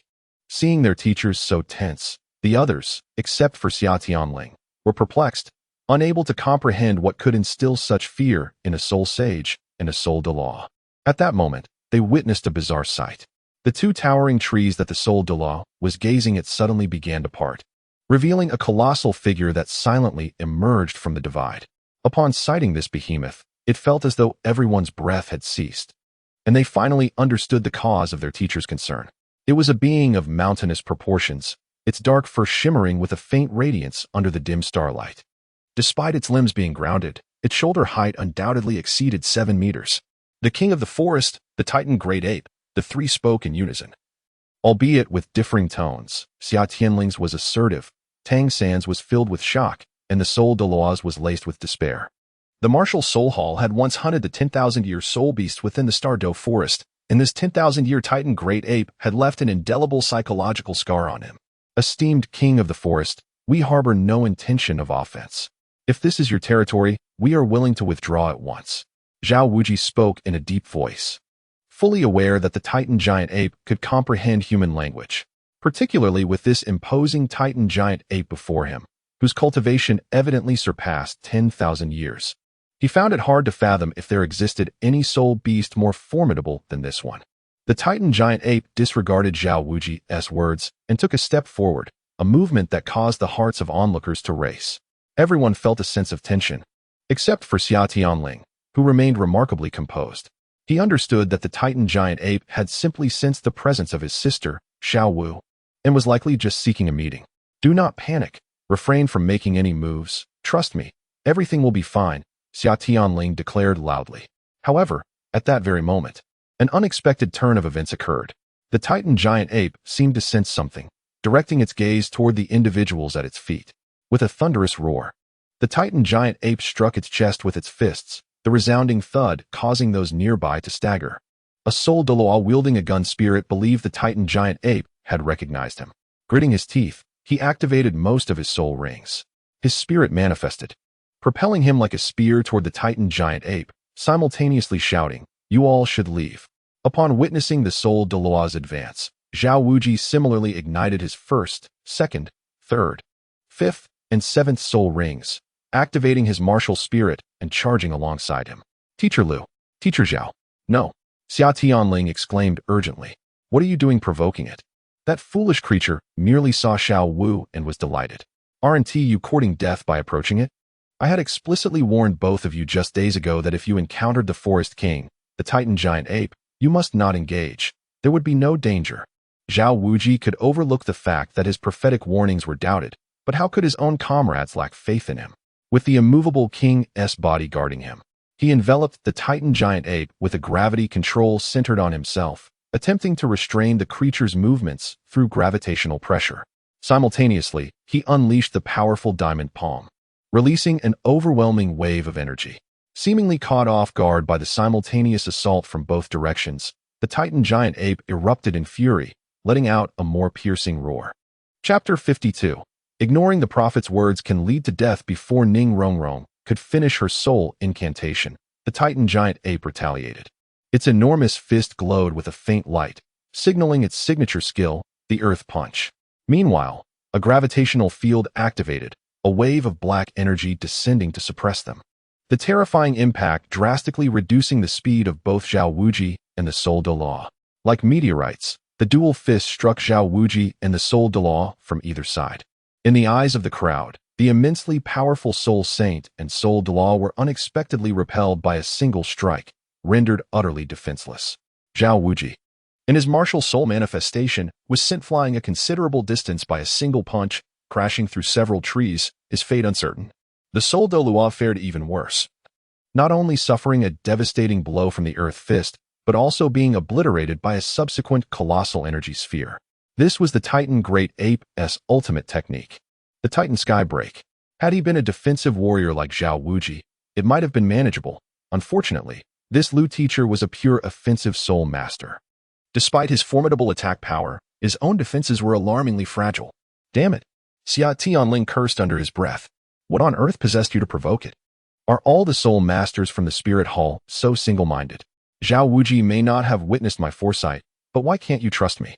Does the Titan Great Ape need to sneak up on you to end your life? Teacher Lu, Teacher Zhao, both instructors were in peril. Yet the Titan Great Ape cared little for their plight. It leaped high into the air and crashed down before several onlookers. The sheer force of its impact sent them sprawling. In a swift motion, the immense hand of the Titan Great Ape scooped up Xiao Wu, and it turned to depart. No, release Xiao Wu. As he saw Xiao Wu ensnared in the grasp of the Titan Great Ape, Tang San's eyes turned crimson. Without waiting to regain his balance, he kicked off the ground, propelling himself forward. Simultaneously, his hands moved with lightning speed to draw forth hidden weapons. A flurry of glimmering blades shooting towards the Titan Great Ape's head. His initial aim was its eyes, but alas, the Titan Great Ape had already turned, forcing him to settle for a less desirable target. Clang, clang, clang. The concealed weapon struck the Titan Great Ape's cranium, producing a cacophony of sharp sounds. Yet, the Titan Great Ape didn't even glance back, merely scratching the back of its head with its other hand. The damage was minimal, but the humiliation was profound. Subsequently, the Titan Great Ape unleashed another wave of dark energy. With the exception of Xia Tianling and Zhu Zhuqing, who were prepared, the others were sent tumbling. No, stop! Xiao Wu cried out, watching her companions being blown away. The Titan Great Ape turned its gaze upon the captive Xiao Wu, emitting a low growl. Suddenly, it leapt into the air, disappearing into the forest 100 meters away. Xiao Wu. Tang San scrambled to his feet, determined to pursue the direction in which the Titan Great Ape had vanished. Xiao San. Ling, I must find Xiao Wu. Do not stop me. At that moment, Tang San's eyes were ablaze with fury. I want to hinder you, Xia Tianling sighed. To be frank, he had never understood what had ensnared Tang San so thoroughly. A man with the psychological maturity of someone in their 30s was inexplicably infatuated with a creature possessing the mental age of a mere child. Yet biologically it was thousands of years old, appearing as a youthful rabbit. According to the self-narration of the Divine Realm legend, he pulled out several enhanced Oscar sausages from his pocket and handed them to Tang San. Xiao was fine. Tang San took the sausages with a deep glance at him and swiftly consumed the speed-enhancing sausage before soaring into the air. Yet, I must seek her out. Tianling. Tang San. Under the protection of Xia Tianling, Zhu Zhuqing remained mostly unscathed. He went after Xiao Wu. Rest assured, they would be safe. Xia Tianling shook her head. There was no need to stop Tang San. Xiao Wu would not come to harm, and neither would Tang San. Moreover, at this moment, Tang San was far less injured than in the original narrative. With the 2 enhanced Oscar sausages, defeating the faceless demon spider should pose no challenge. As this was his 3rd spirit ring, let us check on Teacher Zhao. Teacher Lu's body has vanished. Speaking of this, Xia Tianling felt utterly speechless. She had emphasized numerous times to that soul Douluo on the way here to avoid confrontation with Erming. Yet, he disregarded her warnings. And now their own had been lost. Furthermore, Zhao Wujia seemed to have suffered even more than in the original tale. He had originally caused some trouble for the Titan Giant Ape, only to be swiftly overwhelmed by Erming. They found Zhao Wujia barely clinging to life in a large pit. The group hurriedly lifted him gently, and Xia Tianling stuffed a handful of recovery leaves into his mouth, diluting royal jelly with water and administering it to him. The Devil Bee royal jelly possessed some healing properties, albeit not significant. The recovery leaves offered only a modest restorative effect for those above the Spirit King level. But at that moment, they had no better healing potions and could only hope for Zhao Wujia's resilience. Cough, cough, where is Tang San? Zhao Wujia managed to catch his breath and weakly inquired. He went after the Titan Giant Ape. Ning Rongrong answered straightforwardly. She had remained unharmed under Oscar's protection and had noticed the exchange between Tang San and Xia Tianling. Zhao Wujia nearly choked, realizing that he was essentially walking to his demise. After all, it was the Titan Giant Ape. Oscar, please prepare me more recovery sausages. We cannot let him face this alone. Just as Oscar was about to act, Xia Tianling intervened with a raised hand. Teacher Zhao, let us be realistic. Do you even have the strength to move? Perhaps I should check first. You. Xia Tianling glanced skeptically at Zhao Wujia's trustless expression, retorting. Xiao San and Xiao Wu will be fine. I have proclaimed myself a seer, capable of foreseeing the future. I foretold that the Titan giant ape would arrive tonight as soon as we entered the forest. Has that not come to pass? And let us not forget the previous encounters with the phoenix-tailed cockatrice, Chao Tian, and her granddaughter Meng Yiran. Do you truly believe I possess such keen observational skills? Time and again, events have validated my predictions. I cautioned you to refrain from engaging with Teacher Liu, yet you both proved remarkably capable of doing otherwise. Now, the consequences are dire. He lies dead, and you are gravely injured. Zhao Wujie opened his mouth, yet found himself at a loss for words to counter this assertion. Although he had anticipated the presence of the phoenix-tailed chicken-crowned snake with remarkable precision, even to the year, and had foreseen the sight of injury. Including the arrival of the Titan giant ape this very evening, Xia Tianling had indeed communicated these matters to both of his teachers, specifically advising against confrontation. However, Zhao Wujie, dismissing it as mere coincidence, had never truly believed in such foresight. Who could have imagined that the self-proclaimed prophet was, in fact, telling the truth? Very well. Focus on your recovery. At the very least, regain your mobility, Xia Tianling instructed. He had Oscar create several rapid flight darts and said, "You shall rest here for the time being. Once Teacher Zhao is able to move, he can pursue me. I will venture ahead to investigate." With that, he turned and sprinted off in the direction where Tang San had vanished. In truth, his expedition was not to seek out Tang San and Xiao Wu. What predicament could they possibly be in that warranted his attention? His solitary mission was solely for the sake of his fourth soul ring. After 2 fruitless days of searching, he had made a wish to the system, inquiring about the most suitable soul beast for his fourth soul ring and its location, while the system provided an answer. The uniqueness of this soul beast necessitated that he find an opportunity to act independently.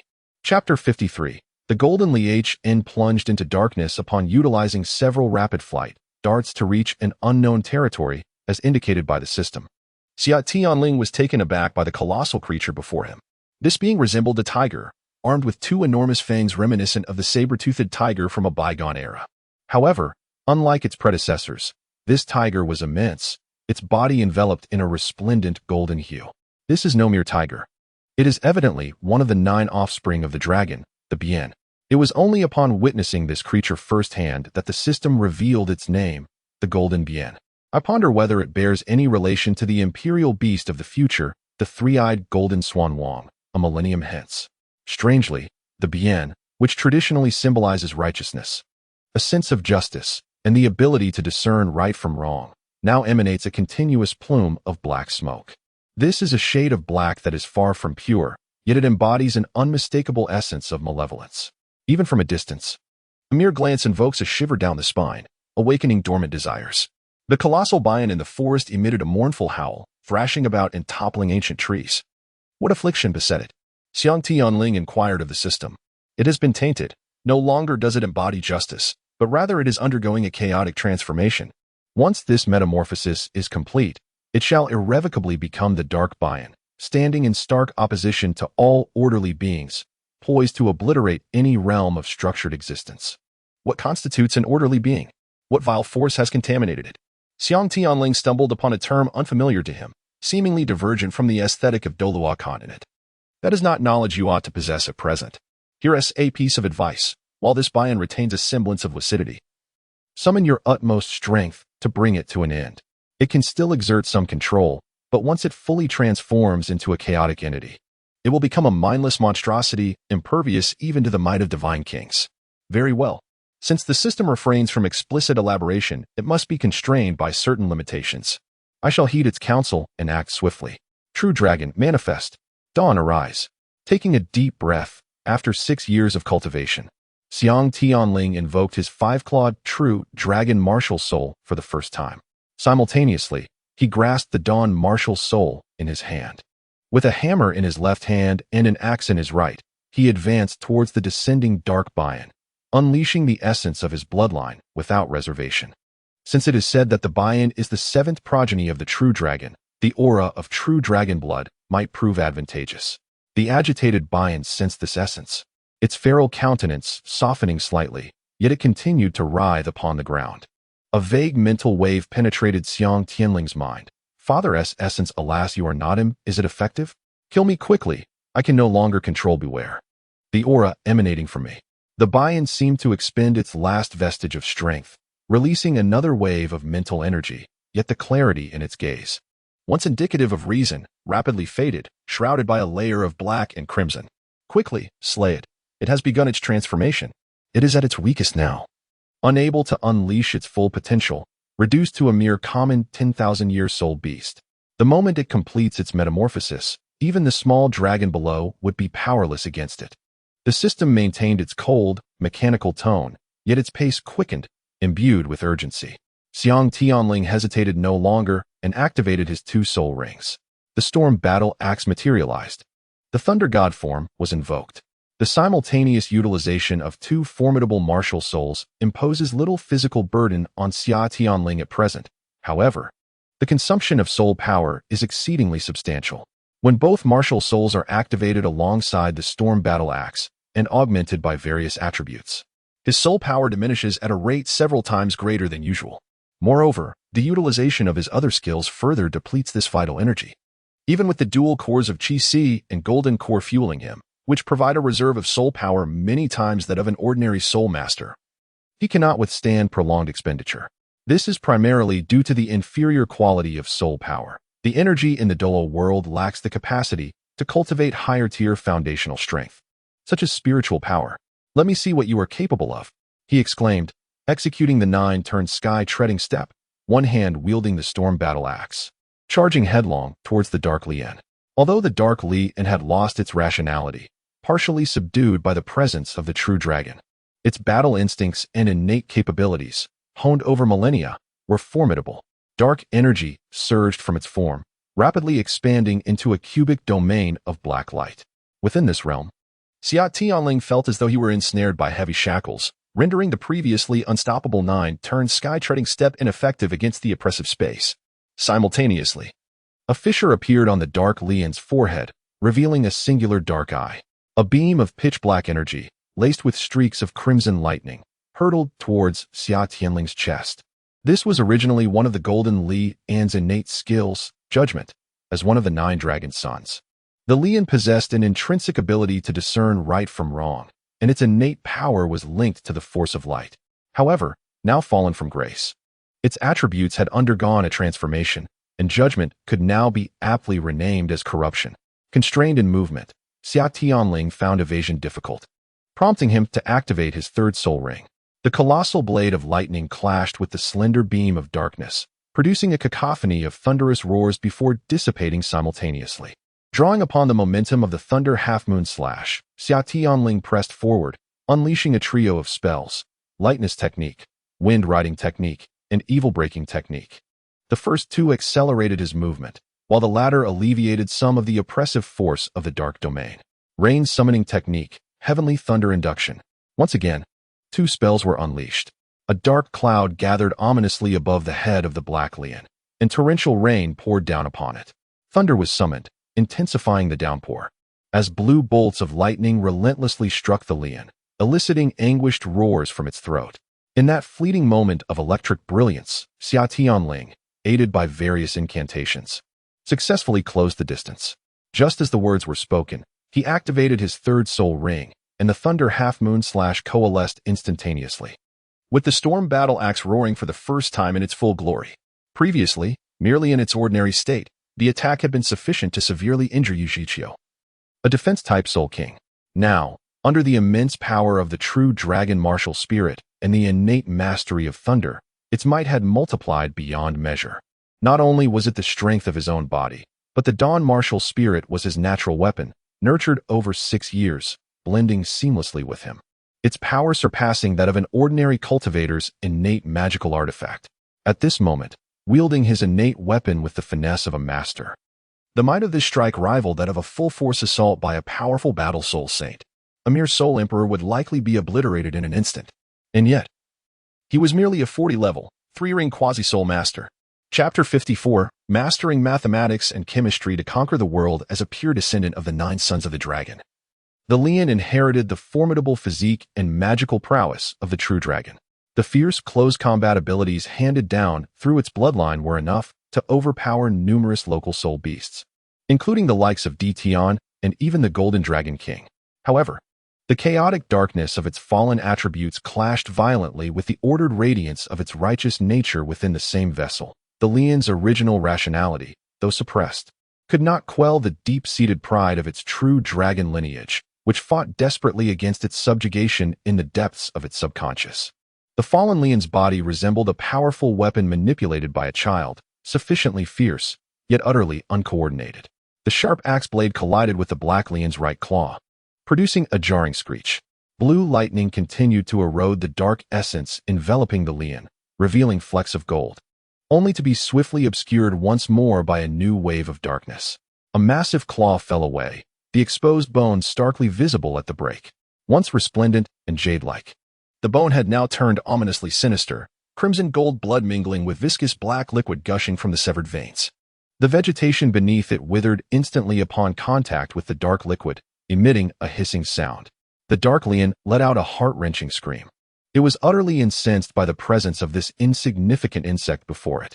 What it had deemed an easy target had inflicted upon it grievous wounds, an affront that could not be forgiven. However, just as it prepared to unleash its innate abilities once more, it was abruptly interrupted, causing a trickle of blood to spill from its mouth and a fleeting clarity to flicker in its eyes. Weakness, mouth, thunder, fire, suppression. Darkness. A familiar mental resonance invaded Xia Tianling's mind. The mouth? Shouldn't that be its most formidable asset? Bian, much like Yazi, symbolizes judicial fairness. While Yazi is known for its volatile temperament and penchant for resolving issues through brute force, Bian possesses a gentler disposition, often preferring to reason with those who have erred. Thus, Bian's mouth is remarkably potent. It even harbors a hint of the ability to manifest laws with its words. However, in its state of dark corruption, Bian is devoid of consciousness, driven solely by frenzied instinct, and is utterly incapable of wielding such formidable powers. In its complete form, Bian could easily subdue Xia Tianling with a single utterance. Xia Tianling had instinctively believed that Bian's mouth was its greatest strength. Little did he realize that its most formidable weapon was also its Achilles heel. Nonetheless, he accurately assessed one point. Thunder and flame could diminish the dark aura enveloping it, possessing a purifying effect. So let the storm intensify. Xia Tianling continued to employ various incantations, deftly maneuvering around Bian, occasionally striking with a thunderous crescent slash, inflicting non-lethal, yet burdensome wounds. The dark Bian was thus toyed with by Xia Tianling, its impotent fury manifesting in a torrent of crimson lightning. Yet, it remained oblivious to the fact that the thunder striking it had grown in intensity, and the rain above had become increasingly torrential. What had once been a mere downpour had escalated into a deluge, akin to water being poured from the heavens. Aside from the necessary evasions and enhancements, Xia Tianling devoted nearly all of his soul energy to maintaining the thunder in this tempestuous rain. At last, the water elements within a radius of several kilometers had been entirely drained, and a vast accumulation of water elements now filled this confined space. The heavenly thunder grew even more ferocious, yet the irrational dark Bian failed to notice that, although the thunder above had become denser, the strikes upon it had nearly ceased. Instead, arcs of lightning erupted from the puddles formed on the ground, the area of these puddles continuously diminishing. At this juncture, the dark Bian had nearly ceased all attempts to attack Xia Tianling. It is undergoing a vigorous transformation, utterly indifferent to the alterations of its surroundings and even the lightning strikes that crash upon it. Several soul recovery sausages have long been exhausted, and Xia Tianling's soul power has nearly reached its nadir. Even the dawn martial soul has been reduced to its essence, replenishing the desiccated energy sea and golden core within him. Presently, the remaining soul power is barely sufficient for him to unleash one final, all-out assault in the storm battle axe state, struggling to maintain the true dragon's possession. A faint smile graces Xia Tianling's lips as he swiftly consumes the last of the rapid-flight sausages. Abruptly, he withdraws from the realm of darkness, simultaneously hurling a fireball into it. Boom! A ferocious explosion erupts within the dark domain, sending flames soaring skyward, only to be forcefully suppressed back down by the darkness. The thunderous roar resonates for miles, awakening even the slumbering Tianqing Niumong in the life lake, who lifts its head in curiosity. Such brilliant flames, what transpires over there? Standing atop Erming's head, Xiao gazes toward the commotion, hoping that teacher Zhao and her elder brother are unharmed. The residual shockwave from the explosion, Despite being filtered through the dark domain, sends Xia Tianling tumbling backward, ringing in his ears. The dark Lian howls in agony, desperately attempting to use the power of its domain to shield itself from the explosion. Had it not released its power earlier, it might have fared better. However, with the explosion now occurring within, the collapsing domain compresses the oxygen and hydrogen extracted from the tempest and lightning into an airtight space. This unreasonable force of the domain envelopes the kinetic energy and heat generated by the explosion almost entirely, leaving the surrounding flora unscathed. Yet, the dark Lian suffers tremendously. The fiercer the flames burn, the more it strives to contract the domain for protection. Yet, the smaller the domain becomes, the greater the force of the explosion and combustion. The divine beast is, in a sense, self-destructive. Ultimately, the severely wounded creature can no longer maintain the domain's power, allowing the scant remnants of its strength to be released, damaging some nearby vegetation. Taking a moment to breathe, Xia Tianling employs his remaining soul power to activate the most potent dual martial soul form, wielding the storm battle axe, augmented by attributes for protection, and cautiously approaches the epicenter of the explosion. As he steps into the area once veiled by the domain, not a trace of vegetation remains beneath his feet. The soil has been scorched to a glass-like state, shimmering like crystal. As the flames dissipate, the central dark Lian reveals itself. The once all-encompassing black mist has been reduced to mere wisps, and its former golden exterior now resembles charred remains, cracked and desolate. The blood that could flow has nearly evaporated. Xia Tianling quietly breaks into a sweat. Such is the resilience of a divine beast's life force, remarkably tenacious. Even at the nadir of its strength, it astonishingly managed to survive such an explosive event. The dark Bailan, of course, was not dead. No soul ring had yet formed upon its being. One might wonder if such a creature is capable of manifesting a soul ring. Surely, it is not a soul beast. Is it? Two questions suddenly surfaced in Xia Tianling's mind. However, since the system indicated that this was the most suitable fourth soul ring for him, it must indeed exist. He approached the barely breathing dark Bailan, axe in hand. Yet now, perhaps it could no longer be referred to as the dark Bailan. The frenzied explosion had nearly eradicated all traces of darkness from it.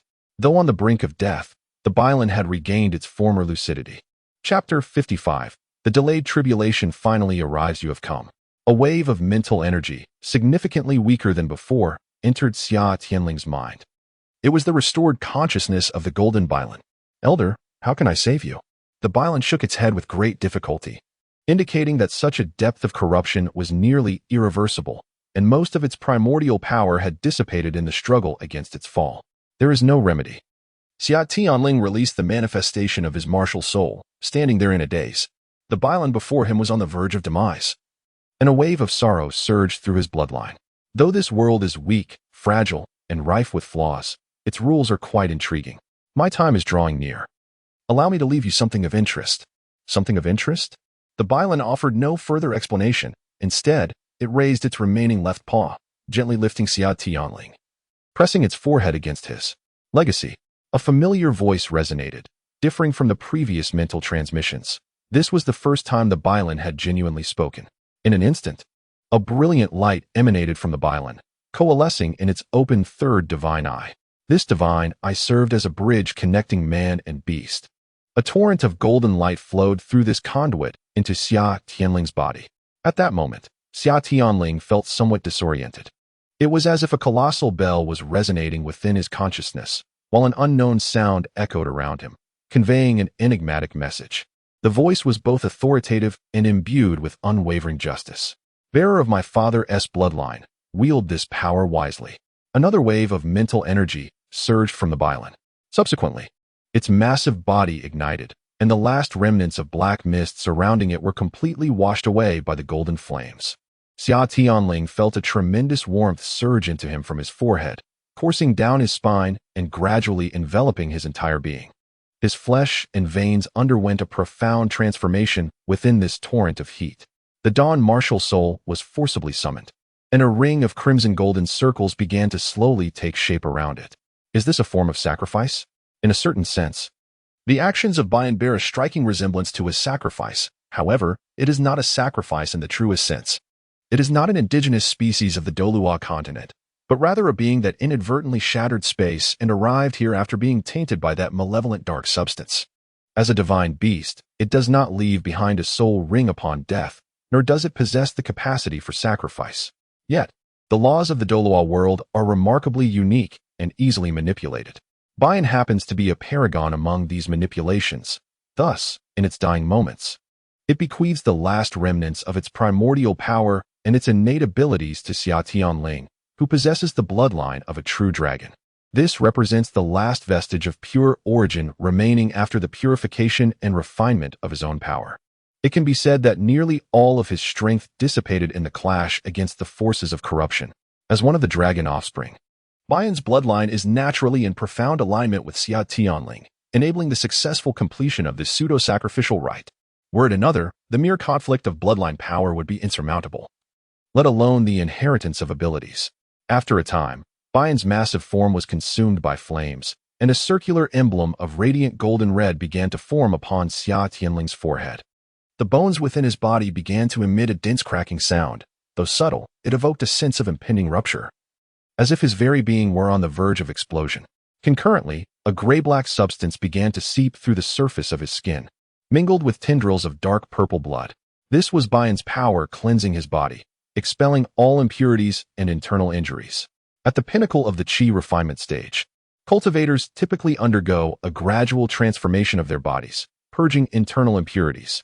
However, due to the unique geographical and regulatory circumstances, this process, while easier, significantly simplified the formidable bodily transformation capabilities of the cultivation system.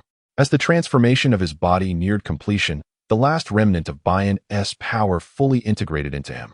The radiant golden red ring surrounding the dawn martial soul solidified into the form of a soul ring, signifying that Xia Tianling had ascended to the rank of soul master. Yet, this was not the end. A rumbling thunder echoed in the sky, and a massive dark cloud abruptly appeared over the Star-Do forest. Within Xia Tianling, tumultuous changes were unfolding. At the moment the soul ring took shape, his soul power surged to unprecedented fullness, reaching heights previously unattained. The golden core vibrated incessantly, emitting a soft humming sound. The energy within his sea of qi spun frantically, greedily absorbing all energy from both within and without, fervently infusing it into the golden core nestled within his middle dantian. Boom! A bolt of heavenly thunder descended, striking directly down upon Xia Tianling's crown. The long-awaited golden core tribulation, delayed for 6 years, had arrived. Was this the thunder tribulation? Did the Star-Do forest harbor other soul beasts of 10,000 years? The sky-blue bull python widened its eyes. With its limited experience gained from a lifetime spent in this forest, it could not discern the difference between a tribulation meant as a test and reward and one purely intended for destruction. As the dreaded tribulation approached Xia Tianling's body, a layer of fine dragon scales manifested upon his surface, segmenting the ferocious thunderbolts, which then slowly seeped into his body, infusing the trembling golden core. Boom, boom, boom. The thunderous roar resounded through the heavens, as 8 successive tribulations descended, each more formidable than the last. In the fleeting moment following the final bolt of lightning, the high-frequency vibrating golden elixir expanded to its utmost limit, adorned with intricate patterns akin to the exquisite cracks of roux or porcelain. Boom. Similarly, the long-awaited tribulation of the nascent soul finally arrived after several years of delay. This time, the immense golden elixir shattered with a thunderous roar. Xia Tianling sensed a profound shift in his consciousness. His soul was no longer confined to the confines of his mind, but was now intricately intertwined with the entirety of his cultivation. A pearlescent infant materialized at the center of his dantian, supplanting the original golden elixir. Boom, boom, boom. 17 bolts of heavenly lightning descended, their power exponentially surpassing that of the previous calamity associated with the golden elixir. As the intensity of the tribulation escalated, the dragon scales adorning Xia Tianling could no longer absorb the mounting damage. They gradually became charred, with certain areas even exuding a savory aroma of cooked flesh. Yet, despite his increasingly disheveled exterior, the momentum within him surged with unparalleled strength. The nascent primordial infant also expanded rapidly with each strike of thunder until it achieved perfection. The frenzied lightning ceased its descent, Yet the ominous clouds above continued to rumble with thunderous sounds. The tribulation clouds, emblematic of the heavenly trial, swirled and expanded, radiating a blue-white luminescence that heralded an even more formidable test. The tribulation signified destruction, yet simultaneously contained the essence of life. It was a divine trial for cultivators ascending to a higher state of existence, serving as both challenge and reward. Chapter 56. Rule skills. Unlike the orthodox practitioners who undergo tribulation, Xia Tianling was confronting the trials of the golden elixir, primordial infant, and divine transformation all at once, leaving him no time to acclimate to the sudden surge of power. Boom! The lightning of the divine transformation tribulation commenced. Massive bolts surged into Xia Tianling's body, violently impacting the primordial infant, unleashing an indescribable agony that spread through the depths of his soul.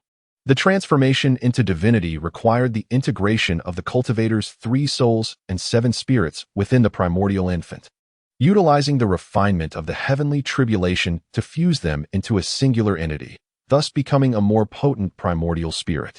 Simultaneously, the upper dantian, the Niwen Palace, bore the brunt of an immense infusion of spiritual energy during the formation of the primordial spirit and the progression of divine transformation. The cultivator must also forcefully shatter the constraints of the Niwen Palace with their formidable spiritual power, linking with ancestral orifices and opening the sea of consciousness. This step is often the most arduous, requiring a monumental outpouring of accumulated spiritual power within the Mudball Palace. Ideally, a cultivator should establish the embryonic form of the sea of consciousness during the nascent soul stage, attain spiritual awareness during the golden core stage, and unlock the Mudball Palace during the foundation establishment stage. However, due to an unfortunate leap in stages, he now must confront them all at once. Although his accumulation has been somewhat lacking during the summer, he is grateful for the legacy left by the Golden Bien. As a creature of divine lineage that embodies the principles of order, the Bien possesses extraordinarily potent spiritual strength. Even the faintest remnants of its essence are formidable. The crimson gold emblem at his brow radiates waves of light, compressing his own spiritual energy into a compact orb. External forces, in the form of heavenly tribulations, incessantly refine this orb, rendering it purer and more substantial, until the accumulation reaches a transformative threshold. Inside the Mudball Palace, an explosive metamorphosis akin to the dawn of the universe occurs, as a vast reservoir of compressed spiritual energy evolves into consciousness imbued with a subtle golden hue, surging wildly within the newly established sea of consciousness. In contemporary terms, his spiritual power has ascended to the immense realm of the spirit abyss, capable of standing toe-to-toe with the titled Douluo. In an age where few cultivate their spiritual prowess, he is truly unparalleled. Apart from a select few, virtually no one can rival him. Having completed the transformation from spiritual energy to consciousness, one could say that he has surmounted the most challenging of thresholds. Now, under the triple pressure of consciousness, heavenly tribulations, and soul power, the 3 souls and 7 spirits swiftly merge with the nascent soul. Though the process is excruciating, his willpower allows him to endure. Finally, with the last bolt of heavenly tribulation striking down, his primordial spirit undergoes its complete transformation. From this moment forth, he may be considered invulnerable in a physical sense. The brain is no longer the sole vessel for the soul, and the heart is no longer the only core of energy within the body. Henceforth, the upper dantian's sea of consciousness, the middle dantian's primordial spirit, and the lower dantian's sea of qi are thoroughly interconnected, establishing a second life cycle independent of the original bodily structure. As long as either one exists, the cultivator cannot truly perish, exemplifying the terrifying nature of the cultivation system. Even if the body is utterly destroyed, the primordial spirit may survive independently, allowing for the possibility of becoming a wandering immortal or even a ghostly cultivator. The vitality is astonishingly resilient. In stark contrast, in the original timeline, the newly ascended angel deity Qian Daoliu was nearly vanquished by Tang San's tear of Guanyin, which pierced her heart, a display of vulnerability that seems almost trivial. Likewise, with the dual cores of the sea of qi and primordial spirit, Xia Tianling's recovery speed and magnitude of soul power far exceed that of his contemporaries, being nearly tenfold. As he revels in the formidable physique forged through the trials of the 3 heavenly tribulations, he feels an inexhaustible strength coursing through him, capable of effortlessly surpassing his previous strongest self. What is this peculiar object on his forehead? He gently touched his forehead and felt a circular hard lump the size of a coin right in the center. Consequently, he retrieved a mirror from his storage ring. This is a golden emblem. Could it be an external soul bone? As Xia Tianling pondered this, he gradually extended his consciousness toward the emblem. At the moment his consciousness made contact with the emblem, a stream of information surged into his mind. It turned out that this was the legacy left for him by the golden Qian. This is the third divine eye of the mythical creature, the Bian, which Xia Tianling has aptly named the emblem of justice. It possesses a singular skill known as dread, which passively enhances the owner's mental acuity while also being capable of active activation. Upon activation, it diminishes the attributes of all marked entities within the user's perceptual range by 10%, a consequence that is unequivocally guaranteed. He then reached up to caress his forehead, and having comprehended the information, he attempted to conceal the emblem after a few brief trials. Dawn martial soul, manifest. The axe and hammer were firmly grasped in Xia Tianling's hands as 4 soul rings gradually ascended beneath his feet. In fourth place was the resplendent golden hue representative of the illustrious Bian. Is this a divine soul ring? Certainly not. It is merely a manifestation of the innate ability inherited from the golden Qian, condensed according to the rules of this world. It does not belong to any specific year of soul rings. The system, which typically observes with a detached demeanor, detected Xia Tianling's confusion and provided an explanation. In truth, it is not even a soul ring, but rather something that merely resembles one and possesses the functions of a soul ring. Rules? Indeed, rules.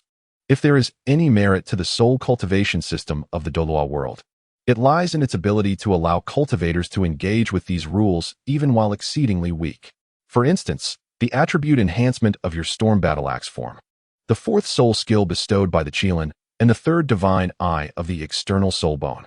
In other realms, such feats could only be accomplished by rule-level cultivators. Yet now, you can achieve them with a mere expenditure of soul power. My fourth soul skill. Speaking of which, due to a series of encounters, Xia Tianling remained unaware of the effects of his fourth soul skill until now, prompting him to focus and sense it.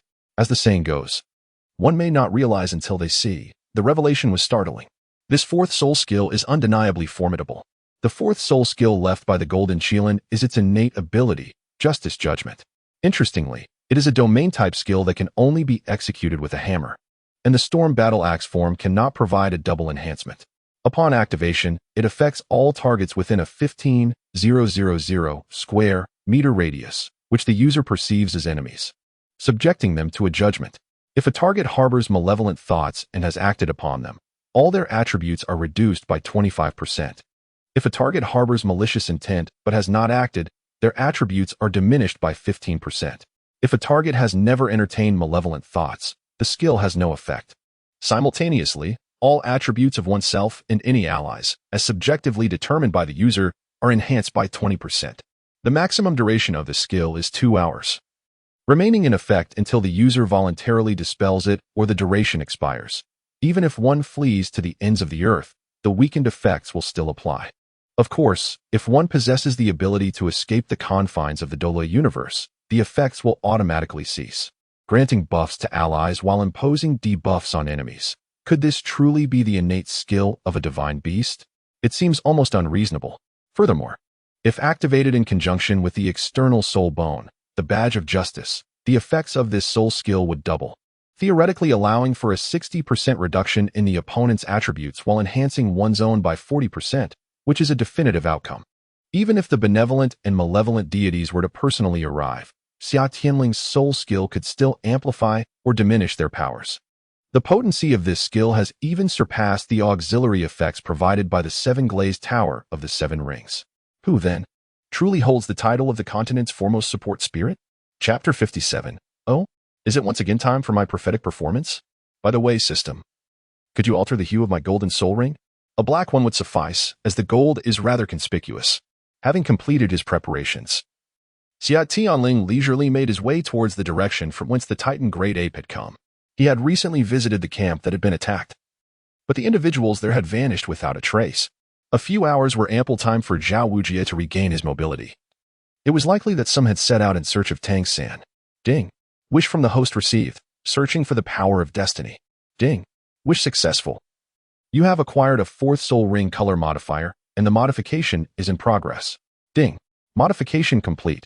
You may now manually deactivate it. As Xia Tianling beheld his fourth soul ring transformed into a deep, inky black, he suddenly felt an odd sensation. Is this system truly intelligent? Initially, it responded proactively to its own inquiries, yet now it seems to have reverted to a mechanical and bureaucratic manner. Nevertheless, despite the peculiarities of the fate modification system, its functionality remains impressive. At this moment, his fourth soul ring appeared merely as a standard 10,000-year soul ring, devoid of its once resplendent golden hue. When Xia Tianling located Tang San and his companions, Tang San had just vanquished the man-faced demon spider and was in the process of absorbing its soul ring. Xiao Wu had also returned to the group. Tianling, where have you been? Zhu Zhuqing was the first to notice Xia Tianling's return, swiftly leaping in front of him. Oh, is the little kitty so concerned about me? Worry not, Zhuqing, I am quite well. Xia Tianling scratched his head, explaining that he had encountered several 10,000-year soul beasts while pursuing Tang San, which necessitated a detour. On my way back, I came across a suitable 10,000-year soul beast and took it down. I am now a soul master of the fourth ring. A fourth ring soul master? How old are you this year? Zhao Wujia, standing nearby, appeared to have recovered significantly, his voice imbued with newfound assurance. Oh, I just turned 12 this year. Xia Tianling, feeling a touch bashful as he assessed his soul power level, added, well, not only am I a soul master, but I have also reached level 44. Level 44? Are you even human? Ma Hongjun exclaimed incredulously. Xia Tianling glanced at the somewhat evasive Xiao Wu beside him. Of course I am human, right, Xiao Wu?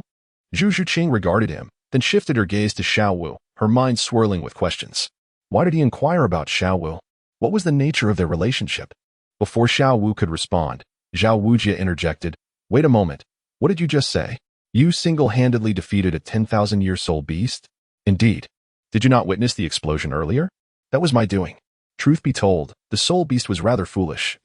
He proceeded to embellish the account of the recent battle, sharing nearly every detail except for the identity of the golden liger. And thus, I orchestrated an explosion, leading to its own demise. Unsurprisingly, the others listened in a state of bewilderment, struggling to comprehend his references to electrolytes, hydrogen, and oxygen, which were largely lost on them. How could the straightforward language of Douluo become so convoluted? Never mind if you don't understand. It's not that important. Xia Tianling waved his hand dismissively. I surmise that Xiao Wu has obtained her third soul ring, correct? Tianling, you are incredible. How did you know this? Ning Rongrong exclaimed in astonishment. Of course, I am a seer, if I am not mistaken. Shaoxin will gain a highly valuable external soul bone from absorbing the 2,000-year man-faced demon spider. External soul bone. How can that be? Ning Rongrong, possessing considerable knowledge, was well aware of what that entailed. What is an external soul bone? Zhu Zhuqing inquired with a hint of confusion, having immersed herself solely in cultivation since childhood. Her knowledge beyond essential common sense was rather scarce. An external spirit bone, to put it succinctly, is a rare and unique variant that exists independently of the 6 standard spirit bones. Unlike the latter, external spirit bones, once fused, bind themselves to the spirit master for life. He paused, casting a glance at Tang San, who appeared to be in considerable distress. Fortunately for Xiao San, he was destined to acquire a type of external spirit bone resembling 8 spider legs, endowed with evolutionary capabilities. This bone harbored potent venom, so refrain from carelessly touching it. Especially you, little fatty. Don't call me little fatty. Is my hand that fragile? Ma Hongjun protested indignantly. Suddenly, as Tang San absorbed the spirit ring, a ghastly expression crossed his face, followed by a piercing scream. His body, seated in meditation, began to convulse violently. His chest heaved upward, contorting his upper body in a terrifying manner. Third brother, Xiao Wu exclaimed, ready to rush forward. Zhao Wujing, too, was alarmed. A similar incident had occurred when Tang San initially absorbed the spirit ring, attributed to the excessive absorption, but now it was happening again? Calm down, little rabbit. Haven't I already mentioned? Xiao San will obtain an external spirit bone, so why the fuss? Before he could finish, a tearing sound echoed as Tang San's shirt was suddenly shredded. 4 fist-sized protrusions bulged from either side of his spine. Tang San appeared to endure excruciating pain, with droplets of blood surfacing beneath his skin, writhing intensely. Subsequently, a deep purple entity, thick as a fist, emerged from within, rapidly elongating. Soon, He was lifted by 8 spider legs, transforming into a cocoon midair. Xiao San's fusion of the external spirit bone was successful. Everyone should retreat and avoid unnecessary contact. Xia Tianling spoke, gesturing for everyone to step back. The girls should keep their distance. When Xiao San emerges from the cocoon, his clothes will be entirely gone. Kid, you're truly remarkable. Zhao Wujing expressed his admiration with a thumbs up, acknowledging the changes in Xiao San that he had predicted. Had he heeded his earlier advice, he wouldn't have suffered serious injuries from the Titan giant ape. He won't turn into a giant spider, will he? Ning Rongrong remarked, rolling her eyes. What on earth do you think about all day? Xia Tianling replied, exasperated. All right, everyone, let's get back to our tasks. Set up camp, start a fire, and prepare a meal. Xiao San will need approximately another 12 hours to complete his fusion. After all this commotion, we ought to rest. The group responded affirmatively, each attending to their respective duties, re-establishing the resting camp. Xia Tianling, proclaiming himself a prophet with uncanny foresight, had gained the unwavering trust of the others through several validations of his predictions. He stated that the outcome would undoubtedly be revealed after 12 hours. Having consumed a modest meal, the individuals designated to keep watch remained vigilant while the others, burdened with heightened tension, retreated to rest. Third brother, with the exception of the little rabbit, Xiao Wu.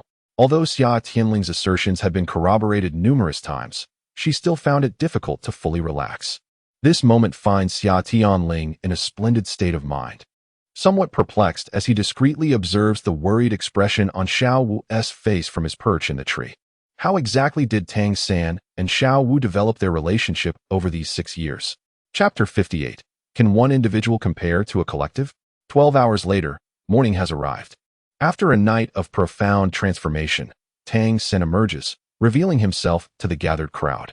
Indeed, as Xia Tianling had remarked, Tang San appears entirely unclothed upon his emergence. Ning Rongrong, from a distance, is stealing glances. Beside her, Oscar displays a hint of jealousy, exclaiming, Rongrong, stop looking at Tang San and pay attention to me instead. Get lost. Talk to me when your culinary skills surpass those of Xia Tianling, she retorts. Enough with the teasing, I'm still practicing. On one side, Ning Rongrong and Oscar were exchanging playful banter, while on the other, Tang San, having emerged from his state of bewilderment, was overwhelmed with joy upon seeing Xiao Wu, leading to a tender moment between the two, steeped in the sweet fragrance of love. Ma Hongjun, with a disgruntled expression, munched on a sausage, and Xia Tianling nodded in empathetic agreement. Observing the antics of these couples, the aloof Zhu Zhuqing sat in the corner, lost in thought.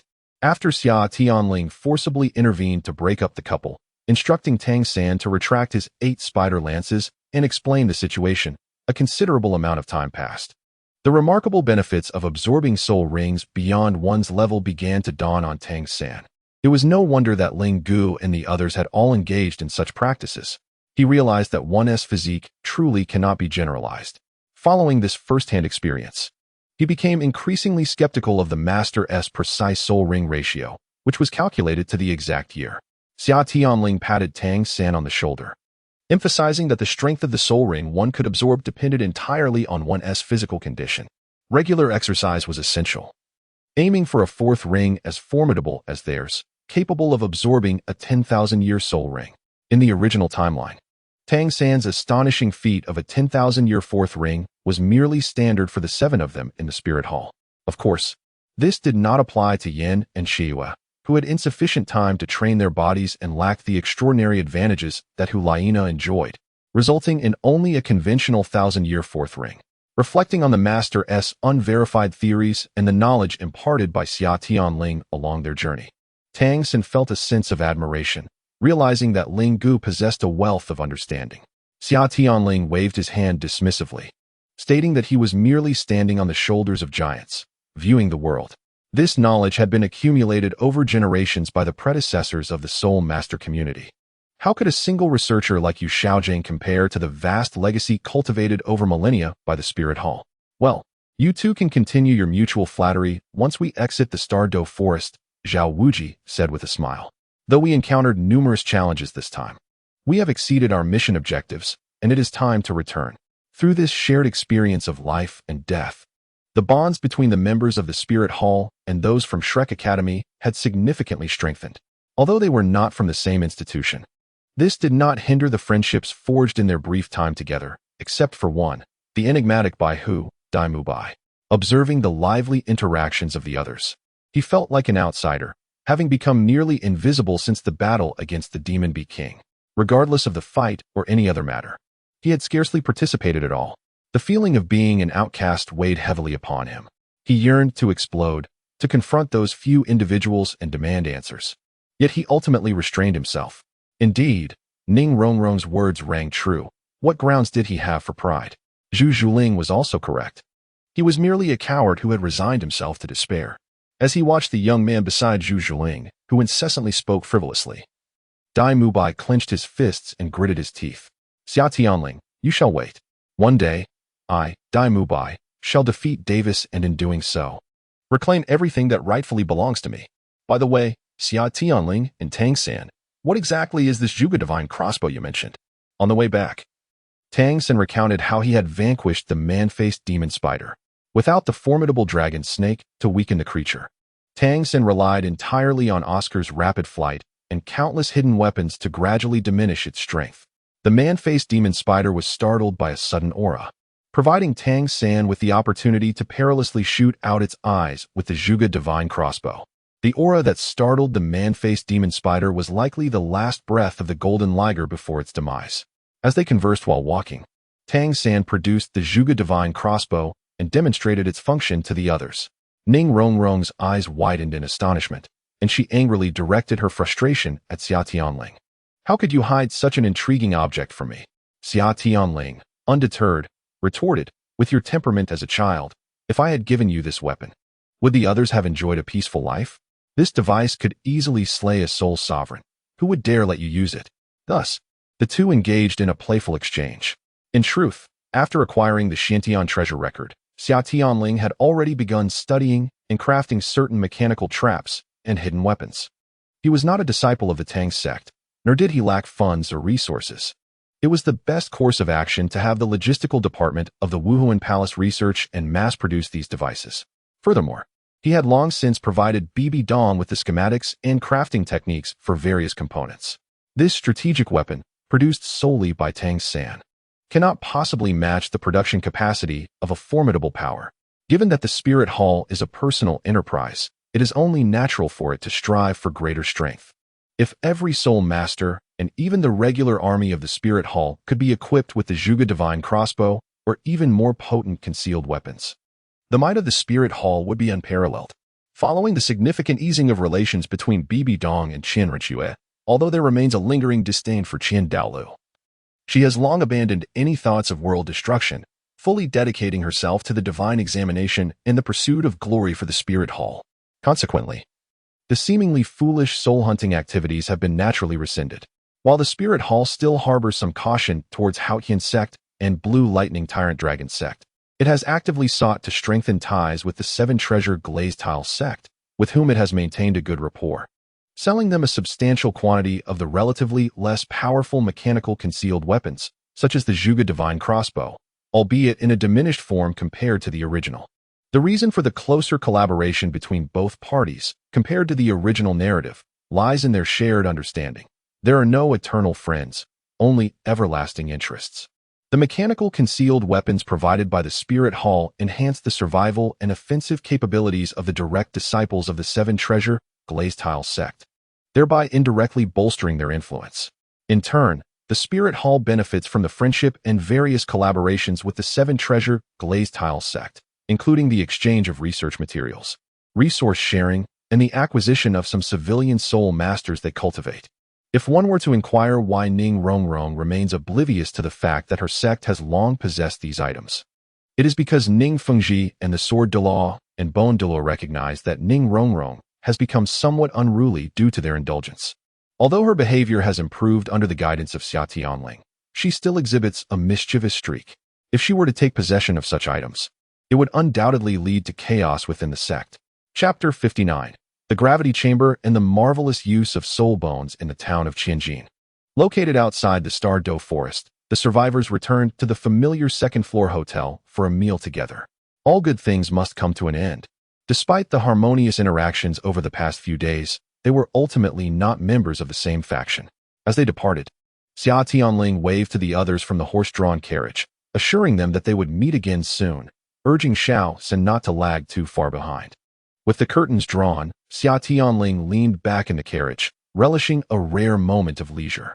A day later, the weary travelers finally returned to the Spirit Hall Academy. Upon learning that the Soul Douluo had been instantaneously killed by the Titan Great Ape Strike, the title Douluo serving as the Academy's head was consumed by rage, vociferously denouncing the individual as a foolish wretch unworthy of lament. Had it not been for the Titan Ape's lack of malevolence, this incident would have led to the demise of 4 prodigies, including the Holy Sun. After a day of recuperation, the group, having fully recovered from their fatigue, resumed their training. Zhu Qing, it is imperative that you diligently practice this set of mental cultivation techniques. In the training room, Xia Tianling entrusted Zhu Qing with a jade slip. Although Zhu Qing felt a twinge of confusion, she solemnly accepted it and, following Xia Tianling's guidance, pressed the jade slip to her forehead to learn this technique. Why should I cultivate my mental strength? Xia Tianling sighed. For mental strength is one of the most crucial indicators for breaking through to the title Douluo rank. Moreover, a robust mental prowess can significantly accelerate the enhancement of soul power. Consider this: using a spoon to scoop water versus employing a bucket. Which method is swifter? Although this technique of refining the spirit may not be regarded as an advanced method of cultivating one's mental prowess in the myriad realms, it is undeniably superior to Tang San's purple extreme magic eye, which can only be practiced for a brief period each morning.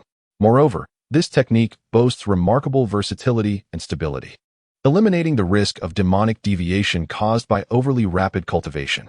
The scarcity of title Douluo and high-ranking soul masters can be attributed to their lack of emphasis on the cultivation of mental strength, as well as the quality of their soul power. My rapid advancement is a result of my formidable mental capacity coupled with high-quality soul power. Zhu Qing nodded thoughtfully. Her diligent nature made her indifferent to the duration of her daily training or the extent of her studies. As long as she could grow stronger, everything was worthwhile to her. Upon reflecting on the conditions of her own family in comparison to the White Tiger clan, she found great merit in what Xia Tianling had expressed.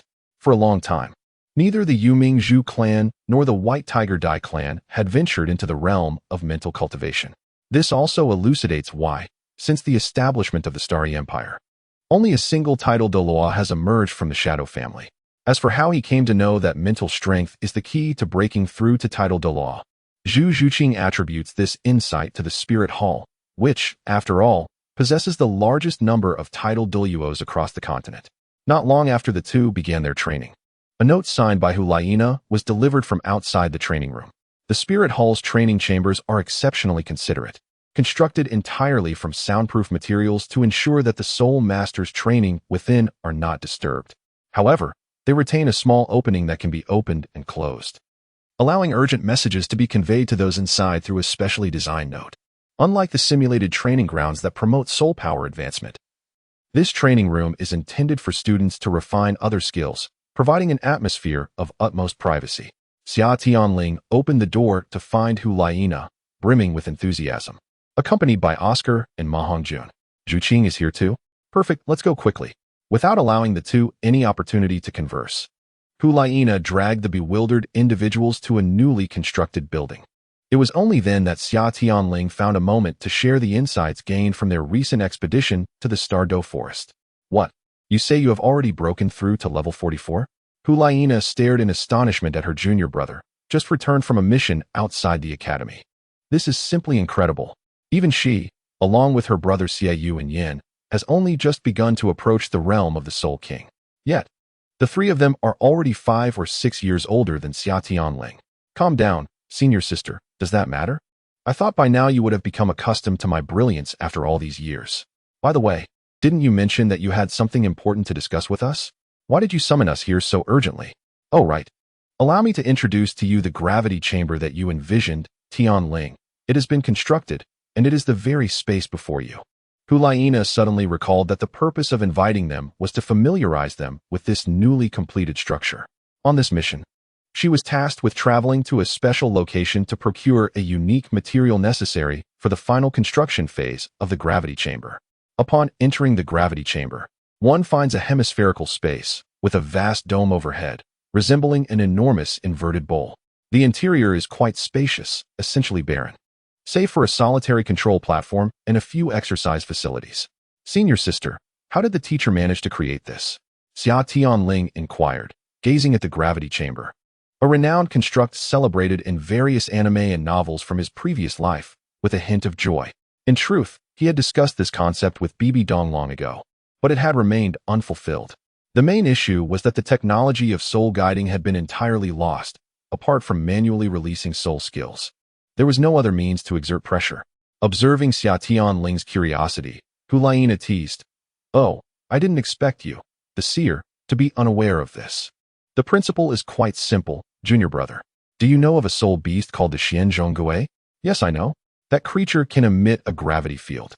But surely the teacher hasn't placed several Xiangjia inside, right? That wouldn't be right.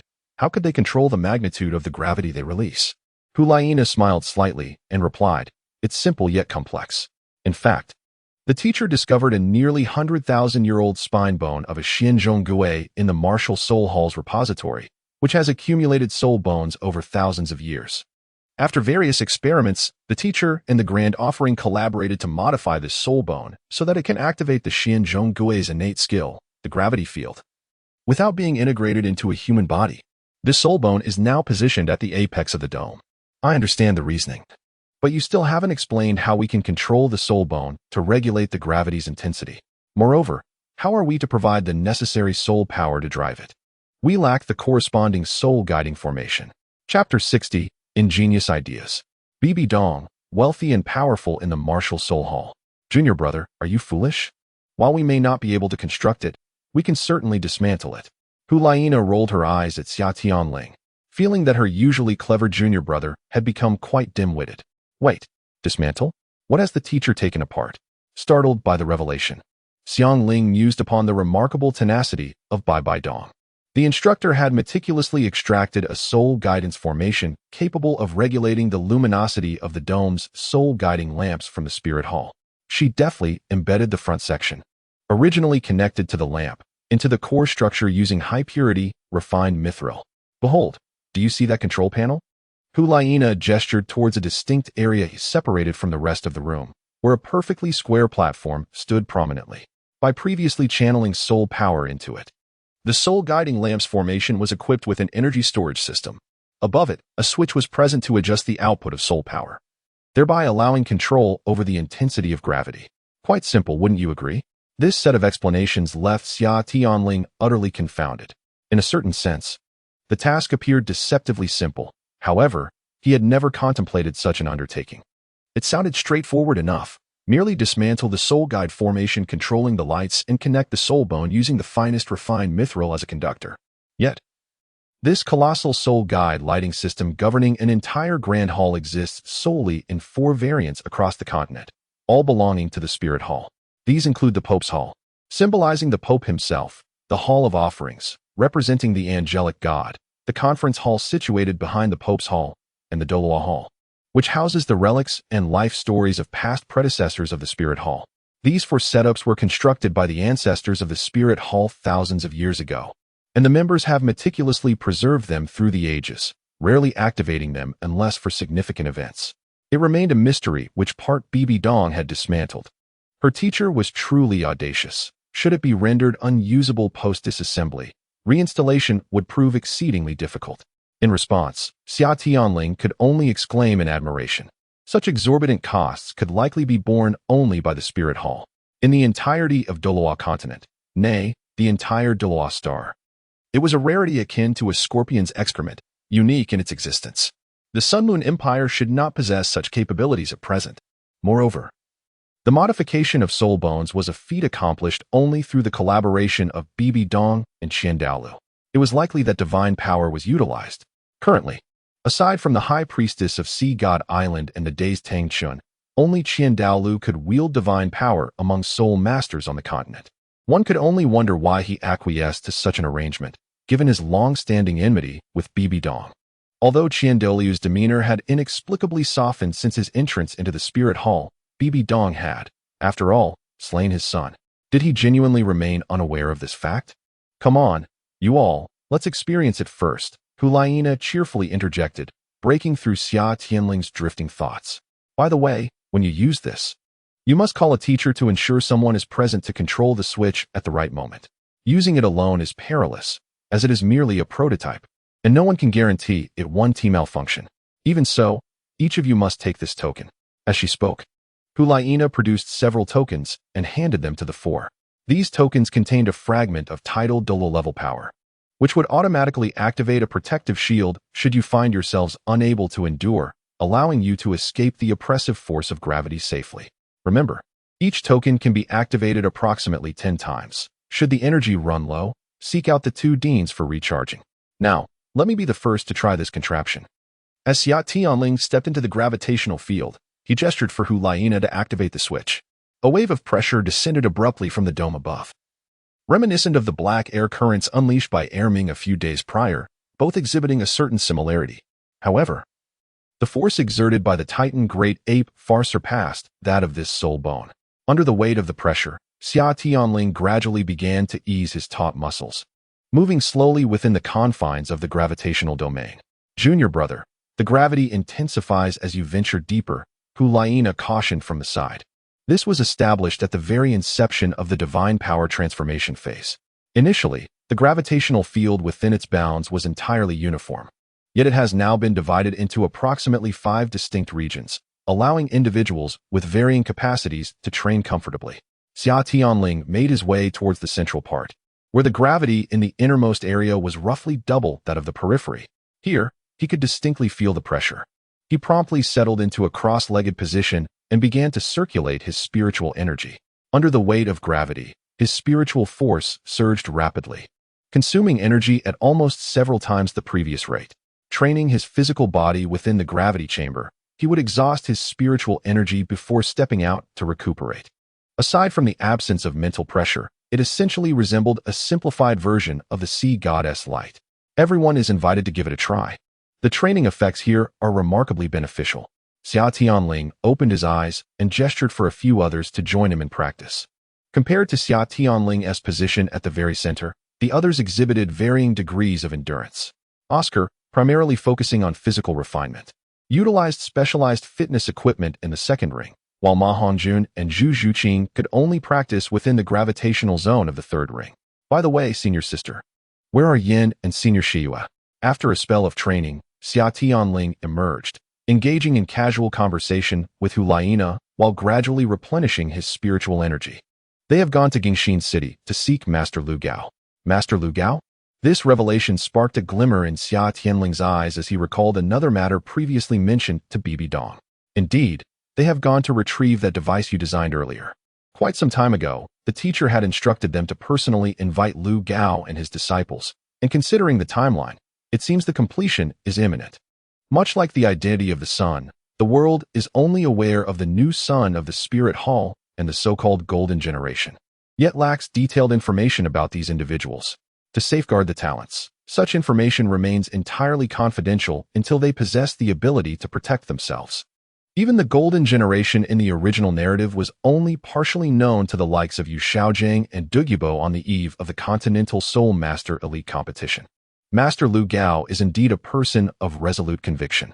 Xia Tianling observed Zhu Zhuqing, whose garments were drenched in sweat within the gravitational area, stroking his chin thoughtfully. Master Lu Gao is a rare talent in the Douluo timeline, an essential component of his future plans. Hulaina brushed her hair aside, also fixating on a figure within the gravitational zone, and replied, "Often, those with strong convictions are the easiest to handle. One merely needs to identify their weakness and essential needs, do they not?" Haha, how true that is. Xia Tianling smiled knowingly. Senior sister, are you a person of strong convictions? Perhaps. And you? Chapter 61. Burdened armor. The days of cultivation were invariably mundane. Throughout this past fortnight, Xia Tianling and Hulaina, along with their companions, led a life characterized by attending theoretical lectures in the morning, followed by rigorous training in the gravity chamber, and concluding each day with further cultivation of their soul power and mental strength. On this day, the weary Yin and Xia Yu finally returned from Gingxin City.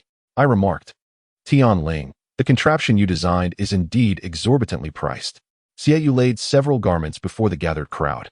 while Yin poured forth a multitude of armor plates from his storage soul guide, varying in thickness. Although these armor plates are not large in size, each one is remarkably heavy. It took several tons of rare metals to commission Master Gao to craft just 10 pieces. This is precisely why our spirit hall possesses a mine. Otherwise, we would not be able to produce such a quantity, Yin remarked. These rare metals were personally retrieved by him and Xia Yu from the mining site, a journey both distant and arduous. Lingu, what are these intended for? Ma Hongjun picked up a piece of armor and toyed with it, finding the small fragment surprisingly weighty. To strengthen the body, what else could it be for? Xia Tianling joyfully took over a piece, examining it from every angle. Master Lu Gao is indeed a remarkable talent.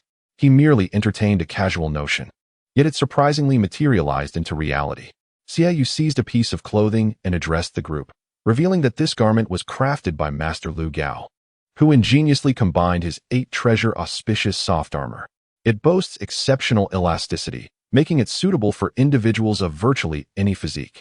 Each plate of armor is equipped with a concealed fastener, meticulously fashioned by Master Lu Gao using a unique technique, designed to accommodate the installation of specially crafted weighted plates. As he spoke, he held up a small armor plate to demonstrate to the assembly. Ma Hongjun leaned down to examine it closely and discovered that the reverse side of this small plate featured a tiny clasp that could interlock with the armor plates on the soft armor itself. These weighted plates are composed of a special alloy, characterized by their immense density and considerable heft. We have the option to select an appropriate weight for our training, attaching these plates to the soft armor to enhance our resistance during workouts. Envision, if you will, donning such weighted soft armor for resistance training in our daily routines. Once we acclimate to this additional weight, or even to the gravity of the training chamber, and subsequently remove these constraints during actual combat, the enhancement to our physical capabilities would be nothing short of astounding. We owe our gratitude to the power of soul energy, which accelerates the growth and development of practitioners. Were they merely 12-year-old children, it is certain that Xia Tianling would not pursue this approach. Prematurely introducing weight would not only fail to yield training benefits, but could also adversely affect physical development. However, with the presence of soul energy, the dynamics change. The level of soul energy promotes bodily growth, and the combination of high-intensity weight training with the benefits of soul energy can significantly strengthen bones and muscles, proving to be an exceptional synergy. As for the method depicted in the original text, where the master runs with stones strapped to his back, Xia Tianling scoffed at the notion. Such a method of weight training primarily engages the muscles of the back and abdominal region, providing minimal benefits to other areas. And that is contingent upon the ability to secure the weight firmly. In contrast, the approach taken by Tang San and his peers, which involves placing stones into a frame, shifts the burden from the shoulders and back to the lower back, hips, and abdomen, resulting in a notably inferior outcome. This reflects the extraordinary talents of several individuals in the original work, combined with the subsequent enhancement provided by rare herbs and the healing of hidden injuries. They persistently engage in running while burdened with stones, supplemented by a rather ordinary diet, and the effects of their medicinal baths post-training are also mediocre. If an ordinary person were to undertake such a regimen, not only would they fail to enhance their physique, but they would also be fortunate not to develop any ailments at all. What are the resources consumed by the likes of Xia Tianling and his companions at the Spirit Hall? They indulge in the flesh of soul beasts, broths concocted from the essence of certain medicinal herbs, an abundance of high-energy foods, and restorative medicinal baths following their training. Although both parties partake in medicinal baths, can the prescriptions presented by Yu Xiaogang truly rival those acquired by Xia Tianling through his wishes? Even the ordinary students, who cannot access soul beast meat or other rare materials, are nevertheless adequately supplied with common livestock meat. As the saying goes, rich in martial prowess, poor in culture. Without sufficient financial means to nurture one's body, pursuing martial arts may lead to self-detriment. Why did Shrek's rudimentary training methods last a mere month before sending Tang San and the others into actual combat? It was, after all, due to financial constraints. In stark contrast, the resources expended by Oscar alone over the course of 6 years likely surpassed the total expenditure of Shrek Academy over many years combined. In the pursuit of mastery, wealth must invariably take precedence. All right, each of you take an item and switch it out. Then we shall proceed to the testing grounds for practical assessments. After gathering the data, we can then add weights, Xia Tianling commanded with a flourish of his hand. In response, not only Zhu Xing and the others complied without hesitation, but even Yin and Xia Yu followed suit. For Xia Tianling had long since won them over during these years. In external settings, Xia Tianling could not employ his second martial soul, yet against the two of them, he wielded it freely. Shortly after, he broke through to the second ring, when his combat prowess was still lacking. Yin and Xia Yu could still take advantage of their strength and awareness to bully Xia Tianling. However, once Xia Tianling ascended to the third ring, the tables turned, and they became the ones on the receiving end. Moreover, now that he had reached the 44th level of Soul Master, he could easily dominate them even without the use of his second martial soul. The group arrived at the testing ground, prepared to assess various physical metrics, when unexpectedly, Xia Tianling leisurely retrieved a reclining chair from his ring and sat down. "Boss, aren't you going to test yourself? Set an example for us," Oscar urged. His fists clenched with eagerness. Xia Tianling reclined comfortably in his chair, resting his hands behind his head. "Me? These tests hold little significance for me. The results would be inconclusive." To be frank, he was uncertain of just how powerful he had become. Following the dual baptism of the power inheritance from the golden Xuanwu and the tribulation of lightning, his muscle strength in a normal state was conservatively estimated to exceed 40,000 pounds. Were it not for the inherent control that the cultivation system grants practitioners over their own bodies, he would likely struggle to adapt to his drastically augmented strength in a short span of time. As for the explosive force of a single punch, how formidable could it truly be? It remains a mystery, for in this day and age, no devices for measuring strength have been developed. We must rely solely on intuition. "Young man, rise to your feet, and I shall personally conduct the assessment." The soul saint responsible for the testing project was immediately incensed. As a scion of the spirit hall, should you not exemplify the role model? With a hint of embarrassment, Xia Tianling stood up. Despite his formidable strength and high status, he understood the importance of respecting his elders within the academy. Teacher Zhang, consider your words. Our relentless training is precisely to enable us to enjoy greater leisure in the future. Without the lazy, how would we travel in our carriages? Let us speak calmly. Please refrain from resorting to violence." Before he could finish his sentence, the fiery-tempered teacher Zhang delivered a swift kick, which Xia Tianling narrowly evaded with a deft sidestep. "Hurry over. I shall gauge your current capabilities." Chapter 62. The Defensive Soul Master. A gem in the training arena. Very well. You have the final say. With a resigned expression, Xia Tianling stepped onto the training ground. "Teacher Zhang, let us first test your strength. Come." The soul saint named Zhang assumed a standard horse stance, invoking the mountain shield. 7 soul rings of yellow, purple, and black materialized in the air, causing those nearby to feel a subtle pressure. Before Xia Tianling stood a towering shield, nearly the height of a person, imposing as a mountain. This is precisely the origin of the name of the Zhang, surnamed Soul Saint's Heavy Mountain Shield, which possesses extraordinarily formidable defensive capabilities and a substantial form. In terms of defense alone, even 2 Zhao Wujis could not match the defensive prowess of this singular entity. "Come, young one, let me gauge your strength." As he spoke, the 2 spirit rings beneath him flickered, and the heavy mountain shield in his hand expanded further, enveloped by a halo of earthy yellow light. Noticing this, Xia Tianling straightened his demeanor, refraining from summoning his spirit, and charged forward with a swift step. He positioned himself in a bow stance, harnessed the power of his legs, twisted his waist, and unleashed a powerful punch. Bam! Xia Tianling's fist collided with the heavy mountain shield, producing a resounding boom. The enormous shield was pushed back a slight distance by his punch. Though it was less than half a step, it was indeed a retreat.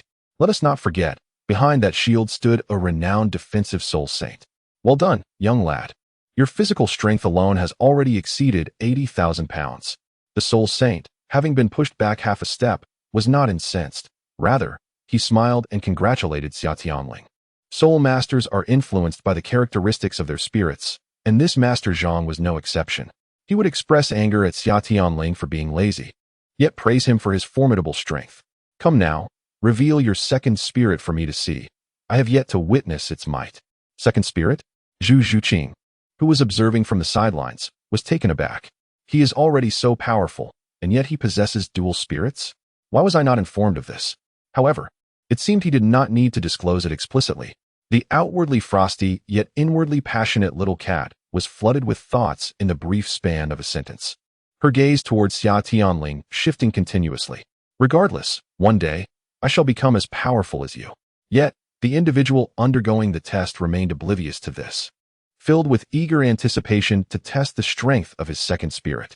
True dragon, manifest.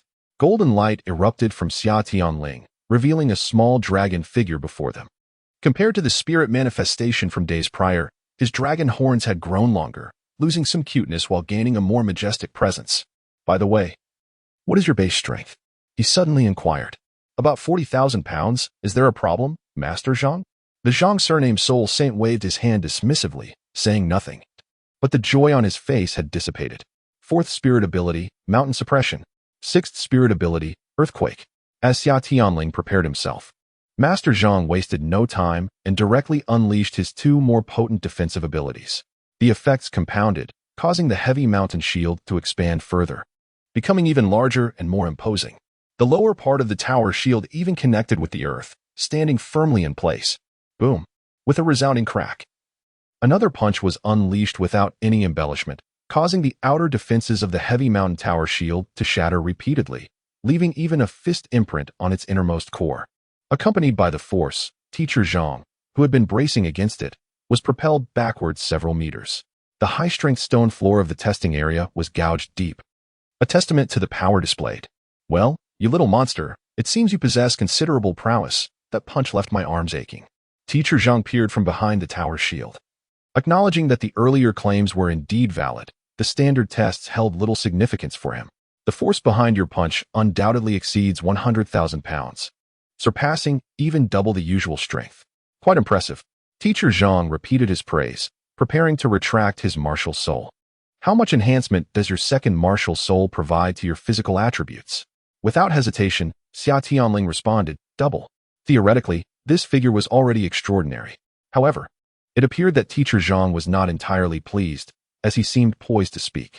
Hold on a moment, Teacher Zhang, are you all right? Xia Tianling interjected. Teacher Zhang furrowed his brow. Of course, I'm fine. What man would admit otherwise? Then, may I request your assistance in testing my strength in my most formidable state? Xia Tianling grinned slyly. Ah, you cheeky lad, if I call you overweight, you truly catch your breath. Very well, let us see what you're made of today. Teacher Zhang narrowed his eyes and resumed a defensive stance. Be careful, after acquiring the fourth ring, I have yet to test the power of this soul skill. Come on. Can you even hurt me?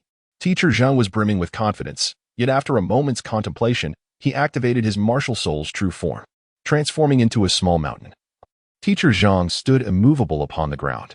Here it comes, Xia Tianling exclaimed, summoning his dawn martial soul, with 4 soul rings of yellow, purple, black, and black appearing beneath him. Utilizing the external soul bone technique, Dread, a circular emblem gradually manifested on Xia Tianling's forehead, a golden light igniting from its center, promptly piercing through the heavy mountain shield's defenses and embedding itself within.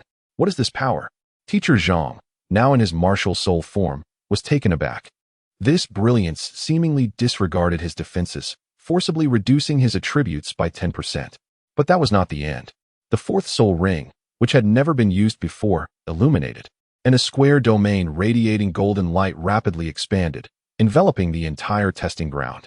Simultaneously, a phantom of a hammer appeared above Teacher Zhang, gently striking 3 times. You are guilty. A voice, audible only to Teacher Zhang, suddenly echoed in his ear, and he felt, to his astonishment, that his overall attributes had diminished by 30%. What an odd power this young man possesses.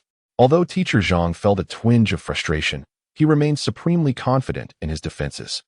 He could hardly believe that these ostentatious tricks could breach his fortifications, even if he stood there allowing this boy to strike him unilaterally. In terms of defense, he considered himself to be on par with any titled Douluo. A new measurement unit emerged, 1 toxin, with a crackle of electricity. 2 weapons radiating with lightning fused into a single axe. Yet, this time, Xia Tianling did not wield it, but rather slung it across his back. He merely required the power amplification provided by the storm battle axe, not as an offensive weapon. Interestingly, while activating both skills simultaneously, he discovered that they could not be stacked. The 20% enhancement to physical attributes from the Judgment of Justice only applied atop the foundational 20% attributed to his true dragon martial soul, amounting to approximately 16,000 gene. Similarly, The Storm Battle Axe's power attribute doubling enhanced only the doubled attributes following the True Dragon's manifestation, which also equated to 80,000 G. The relationship among the three was additive, 1 plus 1 plus 1, rather than 1 plus 1 multiplied by 2. Even so, this accumulation resulted in Xia Tianling's muscle strength soaring to a staggering 176,000 G. In terms of raw power, he had even surpassed the 99th level Poseidon. If the Trident of Poseidon were present, Xia Tianling could effortlessly wield it without the need for divine approval. Was 100,000 G particularly heavy? Chapter 63. Striving for a better lazy life, however, Xia Tianling was not so inflated with pride as to believe he could contend with an ultimate Douluo at this moment. He was well aware of his own limitations. The primary concern was how long he could maintain this peak state.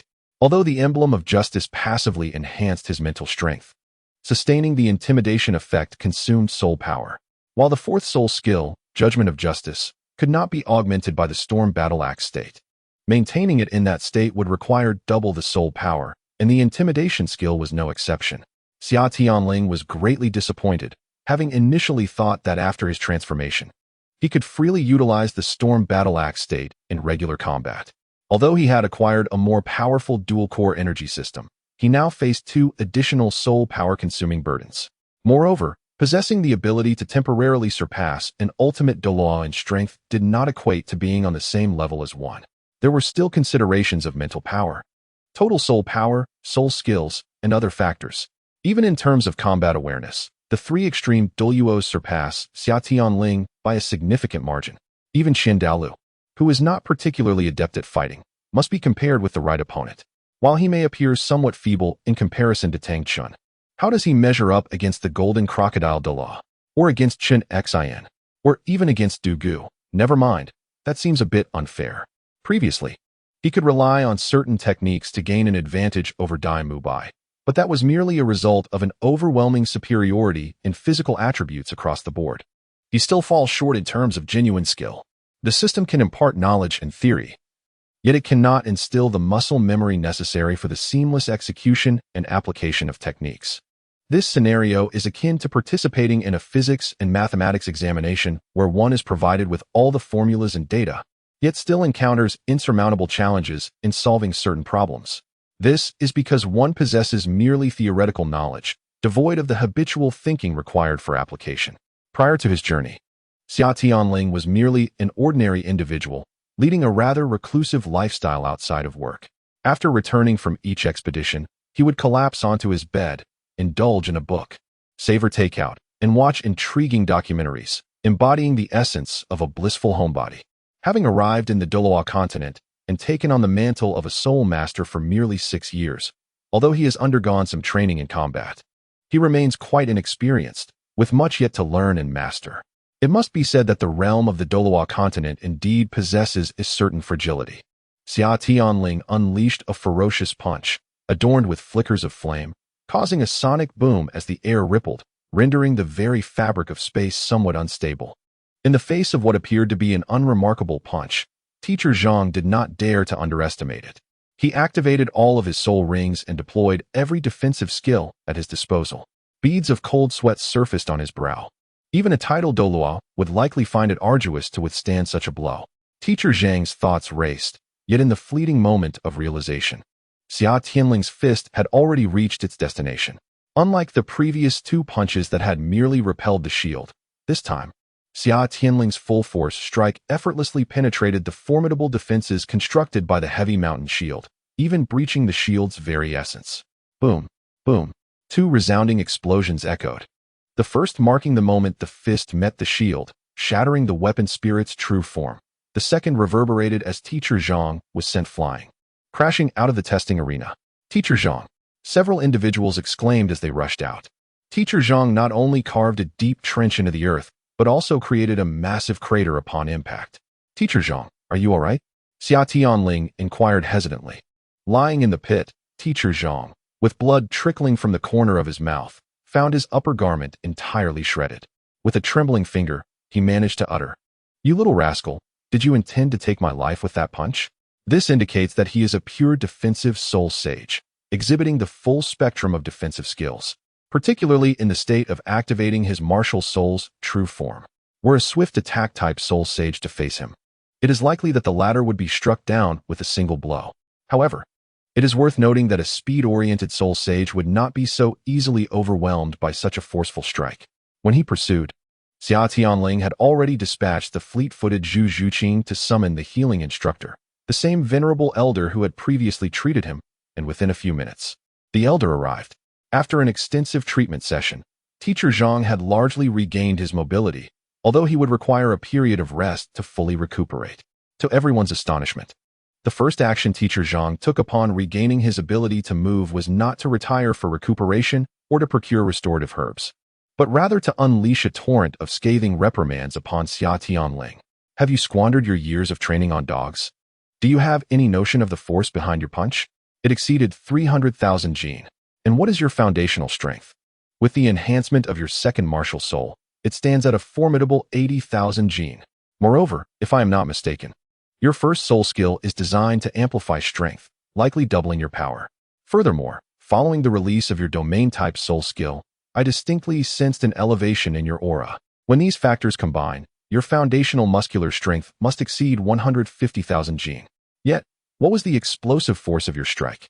Merely around 300,000. It falls short of even twice your base strength. What a disgrace. You best prepare for additional training. With that, Teacher Zhang stormed off, evidently heading straight to the administrative office. Although Teacher Zhang chastised Xia Tianling quite harshly, this experience would prove immensely beneficial for him. Since arriving in the Douluo continent, he had enjoyed an exceedingly smooth journey, advancing effortlessly without having undergone the rigors of combat. In terms of power generation, Xia Tianling still required considerable training. In his past life, there was a formidable boxer named Tai San, who, despite having a lifting capacity of merely 120 kilograms, could deliver a punch with a force exceeding 500 kilograms. This represents a disparity of more than fourfold, nearly fivefold. In contrast, Xia Tianling possesses a remarkable muscle strength of 40,000 pounds. However, the explosive power of a single punch has merely doubled, which is indeed a considerable shortfall. Even in an extreme state, approaching an astonishing foundational strength of 180,000 pounds, the conversion of explosive power has paradoxically diminished. This illustrates the drawbacks of rapid power growth. Without an extended period of adaptation and training, such power accumulates within the body, rendering the possessor incapable of fully harnessing their strength in a short span of time. Much like the previous punch, one is unable to unleash the entirety of their potential. If Xia Tianling were to achieve the terrifying explosive power conversion ratio akin to Tyson, under the foundation of nearly 18,000 pounds, even a limit Douluo would hesitate to withstand a single strike from him. Relying solely on advantages to secure victories is untenable. Xia Tianling is acutely aware of his shortcomings. It may suffice when confronting those weaker than himself, but what if he encounters someone stronger? Wouldn't it merely result in a shattering collision? He is not invincible at present. Above him lie titled Douluos, fearsome beasts, limit Douluos, and even gods. Teacher Zhang's words struck true, directly exposing his vulnerabilities. He was right. In order to enjoy a more leisurely existence after achieving invincibility, rigorous training would commence from tomorrow. Chapter 64. Secret Training of Zhu Zhuqing Grandfather Qian. Must it be this way? Xia Tianling asked, gazing at the specially designed weighted armor on his body with a wry smile. We are so familiar with each other. Surely this is unnecessary? After receiving a stern reprimand from Teacher Zhang, Xia Tianling had been diligently training in the gravity chamber for several days. To his surprise, it had barely been a few days when the old man Qian Daoliu came knocking at his door, bringing with him specially compressed alloy armor pieces crafted through certain secret methods. The specially crafted armor is notably heavy, surpassing even the creations of the esteemed Master Lu Gao. Even with Xia Tianling's considerable strength, donning it renders his movements significantly sluggish. Moreover, in a remarkable twist, Qian Daoliu has directly sealed his soul force with divine power, allowing for its release only in moments of dire necessity, a process he refers to as tempering. While this does not inhibit his training, the normal utilization of his soul power is effectively curtailed, leaving him severely restricted. Although his primordial spirit is formidable, it pales in comparison to divine power at this stage, making it exceedingly difficult to breach Qian Daoliu's defenses. Nevertheless, Xia Tianling consoled himself with the thought that Qian Daoliu had his best interests at heart. Remaining at the Martial Soul Academy posed no real danger, so he would acquiesce to the situation. If I don't keep an eye on you, you'll surely be spoiled by that Pope teacher of yours. Qian Daoliu huffed, declaring, for the time being, you shall wear this contraption daily. Save for when bathing or soaking in medicinal baths. It will serve to toughen your physique. What about sleeping? Sleep? What is that? Qian Daoliu retorted with a fierce glare. Focus on your training. When you have mastered your muscles perfectly, I shall reconsider lifting the seal and this burden. Thus, Xia Tianling embarked on a daily regimen of training while clad in weighted armor. However, cultivators inherently possess a strong command over their physical forms, and this arduous period would likely come to an end soon. Without reliance on soul power, his baseline strength has diminished considerably, relying solely on his physical muscles for daily activities and training. Although his spiritual awareness is sufficient to manage the weight, he refrains from taking shortcuts, diligently engaging in each training session within the gravity chamber to swiftly harness his full potential. If he could fully unlock his capabilities, a formidable enhancement in his strength would ensue. Speaking of the gravity chamber, Xia Tianling has recently sensed something amiss. He suspects that the energy storage system may be malfunctioning, exhibiting signs of minor electrical leakage. Being somewhat obsessive-compulsive, he insists on being the first to arrive each morning. Before commencing his training, he must verify that the gravity chamber's energy reserves are at full capacity. Each night, after completing his training, he replenishes the consumed energy before returning to his dormitory for further cultivation. If the energy is even slightly deficient, he feels an overwhelming discomfort. However, of late, he has noticed that each morning there is a slight decrease in the stored energy of the gravity chamber. This is somewhat perplexing, leaving Xia Tianling utterly baffled. Could it be that when BBDong dismantled this device, something was inadvertently damaged? To unravel this mystery, he resolved to forego his usual evening training and instead stationed himself in the gravity chamber. Today, he intended to scrutinize whether this apparatus was indeed leaking soul power. In the dead of night, Xia Tianling had been vigilantly monitoring the control console for several hours. Strangely, the energy reserves had not diminished. Just as he was preparing to return to his training, he suddenly sensed the approach of someone near the gravity chamber. Although his soul power was sealed, his formidable mental acuity remained intact. Who could possibly be wandering about at this hour? Xia Tianling extinguished the illuminating soul guide lamp with his mental prowess and slipped into the shadows. Creak. The door to the gravity chamber was gently pushed open, and a dark figure swiftly slipped inside, closing the door behind them with agile steps, heading directly towards the control console. Concealed in the corner, Xia Tianling directed a probing thought towards the newcomer and, upon recognizing them, could not help but chuckle softly. The mystery of the vanishing energy was merely a lively little kitten stealthily consuming it. Just as the shadowy figure activated the gravity zone, Xia Tianling stepped forth, waving his hand to illuminate the few lighting fixtures within the chamber. Zhu Zhuqing, what brings you here alone in the dead of night? The lights illuminated the room, revealing a somewhat flustered yet embarrassed Zhu Zhuqing, resembling a kitten caught red-handed while sneaking a snack from the kitchen. Upon realizing the identity of the voice, she lowered her head, her cheeks flushed crimson. Practicing in secret, Xia Tianling observed the weighted armor she wore and sighed softly. It is commendable that you wish to grow stronger, but did not senior sister mention before that the gravity chamber should not be used alone? This apparatus is merely a prototype. What if something were to go awry? Zhu Zhuqing's head drooped even lower, her feline eyes fixed intently on the ground, fixated on her own chest. I simply want to become stronger. I want to catch up to all of you. Xia Tianling approached and gently patted her shoulder. Training, when taken to excess, can be detrimental. Have you not already caught up to Fatty? Moreover, you are still a few months younger than him. In comparison to us, you also dedicate time to learn theoretical knowledge each day, and now you engage in additional training on your own. Zhuqing, you are truly overburdening yourself. The pressure you place upon yourself is excessive. Zhu Zhuqing raised her head, her gaze evasive. I understand that you wish to surpass your sister, Zhu Zhuqing, to defeat Bai's brother, Davis, and even to alter the traditions of the Yuming family. But you are not alone in this. You have me, Fatty, Xiao Ao, senior sister, and the others. We are partners, are we not? Companions. Zhu Zhuqing savored the word, rolling it over in her mouth. The cold atmosphere of her family had long shaped her into a figure of icy demeanor, taciturnity, and mistrust. It was only natural that she found it difficult to accept the notion of having trustworthy companions. While her shared experiences of life and death with Ma Hongjun and Oscar had forged a bond, her instinctive wariness towards relatively new acquaintances like Hulaina, Xia and Yin remained. The only person she could fully trust at this moment was likely Xia Tianling. One must tackle life one step at a time, savoring each moment without haste. After a brief silence, Zhu Zhuqing spoke, her words startling. Wait, why are you here? Of course, I am here. To worry about you, Xia Tianling replied, momentarily taken aback, pondering why this little cat was behaving unexpectedly. Yet, he quickly shifted his gaze, and with a playful tone, he continued, do you think my reputation as a seer is merely for show? I thought your secret training would lead you to retreat when your body could no longer endure it, yet it seems you have only intensified your efforts. As a responsible leader, I naturally have the duty to care for my companions. Really? Zhu Zhuqing questioned, skepticism lacing her voice. Of course it's true. Would I lie to you? Xia Tianling asserted earnestly. All right, it's time to return and get some rest. Don't push yourself to train alone anymore, or I will have to come and catch you. With that, he took Zhu Zhuqing's hand, leading her out of the gravity chamber. So this is what it feels like to be cared for.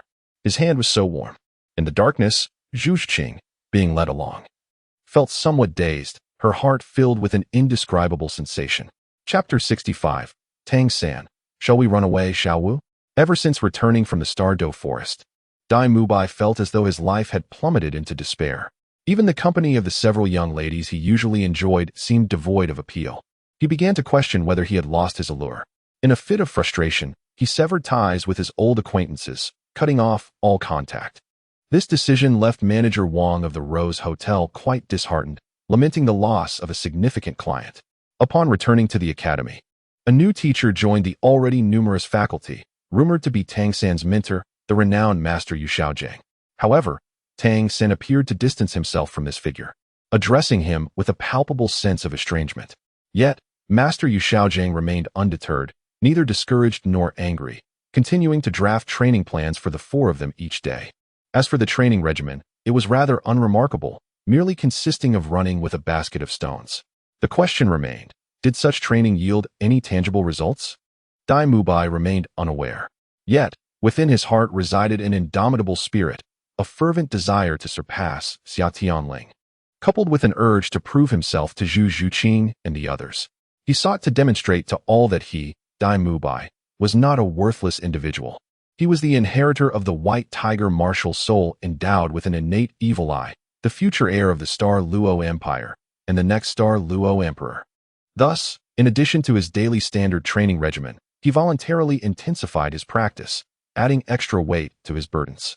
Each day, he exerted himself even more fervently than Tang San, who was known for his relentless dedication to cultivation. Consequently, he relentlessly tapped into the latent potential within his body, rapidly ascending from level 37 to 38 within a matter of days.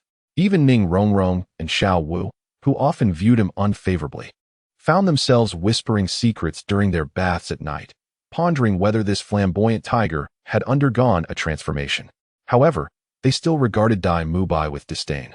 Notably, although Flanders was unable to reprimand Ning Rongrong in the absence of Oscar and Ma Hongjun, she did not exhibit her typical princess temper as she had in the original timeline. After all, a spoiled princess would hardly appeal to Oscar, would it?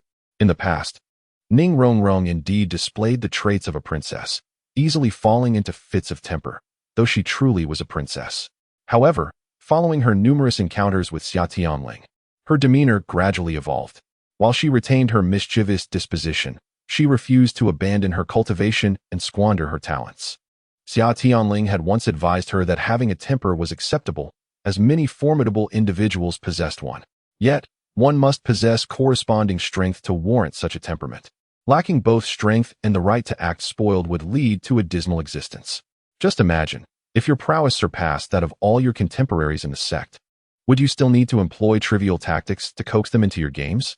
With exceptional abilities, many would eagerly wish to join you in amusement, creating a far more liberating experience. Under the repeated guidance of a certain individual, Ning Rongrong found great wisdom in Xia Tianling's words. Eager for more companions to indulge in mischief with her, she diligently pursued her training. Thus, Merely a few days after returning from the Stardo forest, she had already broken through the 30th level barrier. The sword Douluo, who had been observing from the shadows for quite some time, timely appeared to escort Ning Rongrong in acquiring her third spirit ring. In contrast to By, who was fervently striving to surpass Xia Tianling, and Ning Rongrong, who was cultivating to attract more companions for her escapades, Tang San found himself in a far more conflicted state of affairs. On one hand, he felt increasingly skeptical of his mentor, who seemed increasingly unreliable, even questioning the validity of his spirit ring's age. Oblivious to the fact that the theory surrounding the optimal age for spirit rings had its own inherent flaws. It is indeed laughable. Ling is right. One cannot uniformly assess the physical constitution of individuals, and the age of one's soul rings should vary accordingly. Day after day, they are burdened with the weight of stones, forced to run or engage in monotonous sparring sessions with one another. After enduring this relentless weight training for an extended period, he sensed a growing dissonance within his body. As a disciple of the Tang sect in Shuzhong, an expert in hidden weapons, his physique must possess unparalleled coordination to execute the astonishing techniques of launching concealed armaments. However, after prolonged bouts of weighted running, he felt an imbalance developing between the strength of his core and thighs compared to that of his arms and back. On several occasions, while clandestinely practicing the ghost shadow mysterious steps, he nearly faltered due to his inability to maintain absolute equilibrium. Not to mention the discomfort he experienced while honing his skills with hidden weapons. If it were not for the master's repeated assurances that this rigorous training would conclude shortly, he would have already been prepared to pack his belongings and flee with Xiao Wu. At worst, he could always seek refuge with Ling, who would undoubtedly welcome him. This represents Tang San's rather simplistic contemplation. He ponders the tumultuous relationship his father shares with the spirit hall and fears that he and his companion, the vivacious Xiao Wu, an embodiment of experience, will be apprehended upon their arrival at the Spirit Academy, although it is highly probable that Xia Ling will intervene on his behalf. In a certain sense, one could argue that this constitutes a peculiar form of refuge, for even residing in a prison is still a form of habitation. Tang San finds himself in a quandary, particularly after his purple extreme magic eye is transcended to a new level, leading to the astonishing revelation that his dear sister Xiao Wu is not human, but rather a magnificent rabbit, resembling her spirit form, the soft-boned enchantress rabbit. At this moment, Tang San perceives the Douluo continent as extraordinarily fantastical. Could it be that, akin to the world of his past life, Xiao Wu is a creature of enchantment? Is she perhaps a soul beast that has cultivated for many years, capable of transforming into human form just like a mythical being? Admittedly, this creature does exhibit a certain lack of intellect. Among the members of Shrek, the most carefree and oblivious must surely be this silly rabbit. Due to her status as a 10,000-year soul beast, even without the rigors of cultivation, her power would naturally ascend with ease. Consequently, the exuberant Xiao Wu spends her days seeking amusement in the village, fulfilling her routine tasks while reveling in joy, displaying no inclination towards diligent cultivation, which starkly contrasts with the other three. Tang San reflects on his mysteriously vanished alcoholic father, his foolish rabbit sister, his unreliable mentor, and the Shrek teachers who idly chat in the village, neglecting both work and instruction. It paints a dismal picture of an uncertain future, with only the Xia Tian skill and hidden weapons offering a modicum of solace amid this absurd existence. What purpose do the top 5 food-type soul saints, the immovable king of Ming Zhao Wujia, and the golden triangle of the four-eyed cat eagle, Flinder, serve within the academy, if not to act as mere talismans? The thought is truly vexing. When will such days come to an end? Perhaps it would be better to flee with Xiao Wu back to Spirit Village and open a blacksmith shop to provide for her. In this manner, one can still wield the beloved hidden weapons. It appears that training at Shrek Academy bears little distinction from practicing at home. The medicinal recipe presented by Teacher Yu pales in comparison to the myriad of superior concoctions I possess. I find myself perplexed as to what merit Shrek Academy holds that once garnered such admiration. Could it be solely because Flinder was a friend from his youth? Unwittingly, Tang San has stumbled upon the truth of the matter. Chapter 66. What tactics? A reckless charge will suffice. After enduring a period of profound hardship, Xia Tianling has finally managed to don the burdensome soft armor and resume normal daily activities. Thus, to better facilitate the integration of his formidable abilities, the headmaster of the Soul Master Academy has introduced an additional training regimen for them. A grueling series of bouts featuring Xia Tianling against 6 formidable opponents, Xie Yu, Yan, Hulaina, Ma Hongjun, Oscar, and Zhu Zhuqing, collectively known as the Wheel Battle. This endeavor is lauded as a means to strengthen camaraderie and synergy among comrades. All in preparation for the Continental Elite Soul Master Tournament 2 years hence. Xia Tianling voiced a vehement objection to this arrangement. Yet his protests fell on deaf ears and were swiftly dismissed. What? You inquire as to why the participants were limited to these 7? It is simply because they cannot be defeated. Since Ma Hongjun, Oscar, and Xia Tianling ascended to the second ring, none of their contemporaries have managed to best them. How could they contend for a place in the competition? Although a few had earlier expressed dissatisfaction regarding Zhu Zhuqing's immediate inclusion in the starting roster, their grievances were silenced when she demonstrated her remarkable ability to appear instantaneously before them, the assassin's claw poised at their throats. Returning to the present, the group is poised to commence their first training session of collective combat. Before the bout begins, Zhu Zhuqing raises a pertinent question. As a standard 7-member team, is our configuration not somewhat extreme? Upon reviewing the 7 members of the Soul Master Academy's team, it does seem that the composition is rather unbalanced. Bearing an air of extremity, Yan, a strong assault-type Soul Master. Xie Yu, a strong assault-type Soul Master. Xia Tianling, a strong assault-type Soul Master. Ma Hongjun, a strong assault-type Soul Master. Hulaina, ostensibly a control and mental-type Soul Master, yet having cultivated the Qingqiu Celestial Fox technique. She secretly possesses a strong assault nature. Moreover, her martial soul fusion technique with her brother Xie Yu is also of the assault type. Oscar, although appearing to be a food-type Soul Master, he is, in truth, an assault-type support, primarily focused on offense with a secondary emphasis on assistance. Zhu Zhuqing, a swift assault-type Soul Master, but since acquiring the Assassin's Claw and through rigorous physical training, the once speedy and agile Phantom Spirit Cat seems to trend towards an assault-type evolution. In essence, the 7 individuals representing the Soul Master Academy can be categorized as primarily 5 assault-type and 1 agile assault-type. Oscar and Xia Tianling's 4th soul skill, along with the alluring Crimson Mist, can be considered a form of support. Xia Tianling smiled gently and posed a counter-question to Zhu Zhuqing. Do you believe that a conventional configuration, with control-type Soul Masters managing the battlefield, assault-type fighters at the forefront, and agility-type assassins providing support from behind to buff their allies, is the most optimal team composition? Is that not the case? Zhu Zhuqing fell into contemplation once again. Since her arrival at the Soul Master Academy, she had discovered that many of her preconceived notions had been shattered. The peculiar training methods, the astonishing facilities, and the extreme team compositions of the present day had all left her bewildered. Zhuqing, let me ask you, how large is the largest battlefield for team combat? A circular arena with a diameter of 100 meters. What of it? Zhu Zhuqing answered without hesitation. All right, let us suppose both sides position themselves at the edge of the arena, with a maximum distance of 95 meters between the 2 teams. At a distance of 95 meters, even without consuming Oscar's sausage, how long would it take for you to traverse that space using void walking? About 3 seconds. Exactly, Xia Tianling replied, raising her hands in exasperation. Currently, below the soul sect level, aside from Oscar and the chubby one, is there anyone capable of withstanding your guaranteed defensive breach in a single burst?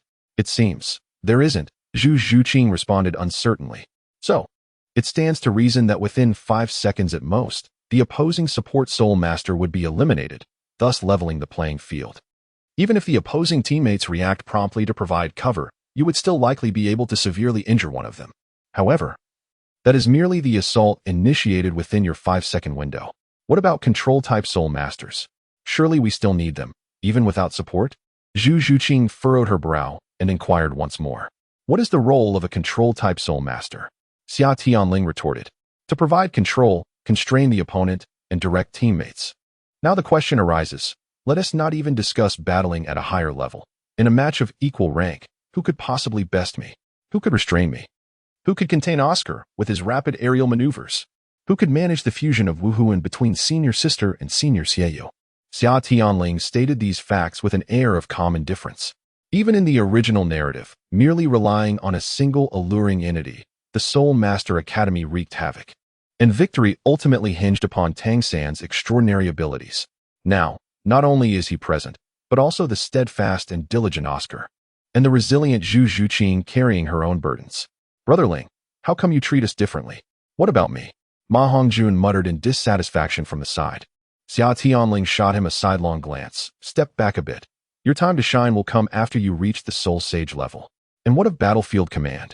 Surely that is essential for a control-type Soul Master who oversees the grand scheme? Zhu Zhuqing acknowledged the validity of Xia Tianling's arguments, but still posed her final question. Battlefield command.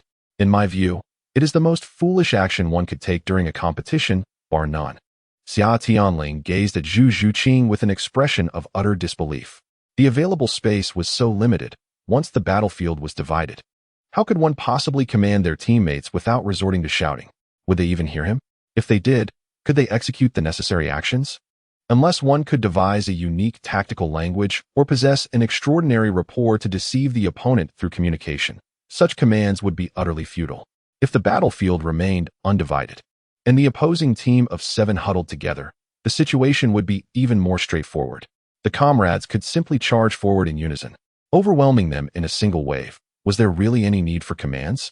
If there wasn't even the slightest understanding conveyed through eye contact, such a team would merely exist for amusement.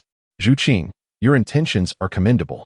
A standard 7-member Soul Master group should indeed be well coordinated. But that is not suited for arena battles. Such a configuration is necessary for hunting soul beasts.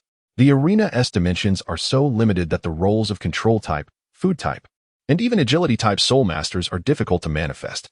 Were it not for your significantly enhanced burst capability, I would consider recruiting another power type Soul Master to fill the gap. At the outset, if the senior sister and senior brother activated their martial soul fusion immediately, we could all focus our assault on a single target. Regardless of whether he were a Soul King, he would be eliminated in an instant. The remainder could then swiftly dispatch the others, and the arena match would be concluded. To be frank, entrusting an agility-type Soul Master and a food-type Soul Master with arena duties is an absurdity, one so foolish it defies redemption. It is patently obvious that the situation could be resolved with a single push from 6 power-type Soul Masters. What purpose do all these elaborate strategies serve? Xia Tianling expressed his thoughts in a single breath. In truth, he had long wished to convey these sentiments to Zhu Zhuqing, but had never found an appropriate moment. Over the years, Hulaina and Oscar, among others, had already endured enough of his incessant ramblings. It must be said that the Soul Masters of Douluo continent possess an astonishing rigidity of thought that has reached an almost comical level. This is not a call to arms. Rather, it is a contest that forbids the taking of life and is fleeting in nature. To have food-type Soul Masters ascend the arena? Is it not their true strength that lies in providing logistical support during large-scale battles? Throughout the entire timeline of Douluo, Oscar remains the sole food-type Soul Master to partake in small team skirmishes. To pit agility-based Soul Masters against one another in an open arena? That would surely be a perilous gamble, would it not? Aside from exceptional cases like Zhu Zhuqing, would not the others merely be offering themselves as sacrifices? At such a close distance, how could a Soul Master specializing in brute force possibly lag behind a speed-based one by several seconds? Wouldn't rushing to assist a support-type Soul Master lead to a similar demise? Do you think this is merely a game? Are there really opportunities to flank through the grass and wilderness? The atmosphere is charged with tension, as this match is rife with the oppression faced by speed-type Soul Masters. When will they finally rise to their feet? Chapter 67. You engage in ambushes, yet cannot handle the consequences. Zhu Zhuqing. It seems he has a valid point. Yet something feels amiss. Hulaina stepped forward and said, "It's all right if you don't grasp it immediately. Take your time. Our junior often presents whimsical ideas that, although they may seem absurd, are actually quite beneficial. He even coined a term for our reckless approach. What was it again? The Cleaver Squad." Yin interjected. "Right, the Cleaver Squad." Hulaina clapped her hands enthusiastically. "Yes, that's it. It means we simply need to chop through our opponents like a cleaver slices through vegetables." Yin, wait. The Cleaver Squad doesn't quite convey that meaning. Whatever, as long as Nana is pleased. If there are no further inquiries, let us commence swiftly. The somewhat inconspicuous title Douluo Academy head interjected, reminding us that Tianling had already faced off against Hulaina and Xiaoyu. Indeed, the 3 individuals distanced themselves as instructed to complete their martial spirit manifestation, while the others retreated to the periphery of the training ground, allowing ample space for the impending battle. Without any verbal exchange, Xiaoyu brandished 2 moon blades and directly initiated the martial spirit fusion technique with Hulaina. They understood that even though Xia Tianling was currently unable to utilize his soul power, his mental faculties remained intact, rendering Hulaina's series of seductive skills nearly ineffective against him. It was far more prudent to execute the martial spirit fusion technique directly, which would further suppress him. Suddenly, a crimson aura manifested, expanding rapidly. At the moment Hulaina and Xiaoyu collided, the red light enveloped them tightly. Simultaneously, the crimson veil erupted, resembling a half-dispersed luminous sphere, casting its glow over a substantial area of the training ground. With their burdens lifted, Hulaina's spirit had undergone significant enhancement, allowing her and Xiaoyu to perform the martial spirit fusion technique without the need for assistance or gradual buildup as depicted in the original narrative. The alluring entity emerged in its most formidable form immediately. With 2 moon blades in hand, the enchanting figure's crimson hair flowed behind her, differing from the original tail, as 9 red tails now trailed behind her. In response, Xia Tianling whimsically dubbed her 9 tails, though this suggestion was met with unanimous disapproval from both. The dense red mist enveloped Xia Tianling, instantly diminishing all his sensory perceptions by 50%, while his movements became increasingly sluggish. Soul power. Oh, he couldn't use soul power at all. In a typical state where soul power was accessible, Xia Tianling would have had a fair chance to disrupt their fusion before its completion. However, his actions were severely constrained before he could close the distance. The alluring entity awaited him with her blade poised, ready for him to fall into her trap. A red figure flickered within the crimson mist, swiftly arriving at his side. The 2 moon blades sliced through the mist, creating ripples as they collided with Xia Tianling's formidable physique, producing 2 sharp clangs. Clang, clang. How could you possibly know my location? The alluring entity gasped in astonishment. Now, the dominant force had shifted from Xiaoyu to Hulaina, who was far more powerful than her counterpart in the original narrative. A subtle smile graced Xia Tianling's lips as he forcefully propelled himself forward, launching towards the enchanting figure. The tremendous impact shattered the tiled ground of the training arena beneath him. Even at 50% of my strength, I remain formidable, he declared, delivering a punch with his left arm, though it was slightly delayed, merely grazing past the enchanting figure. Indeed, the red mist had diminished his sensory acuity by 50%. However, therein lay the crux of the matter. While a soul master's perception relies on the 5 senses, a cultivator's perception is governed by spiritual awareness and consciousness. A sweep of his consciousness rendered the alluring entity's movements utterly transparent. As his spiritual awareness stirred, Xia Tianling instinctively discerned the alluring entity's attack, requiring little effort to maintain his focus. This is the extraordinary strength that one attains after cultivating the primordial spirit.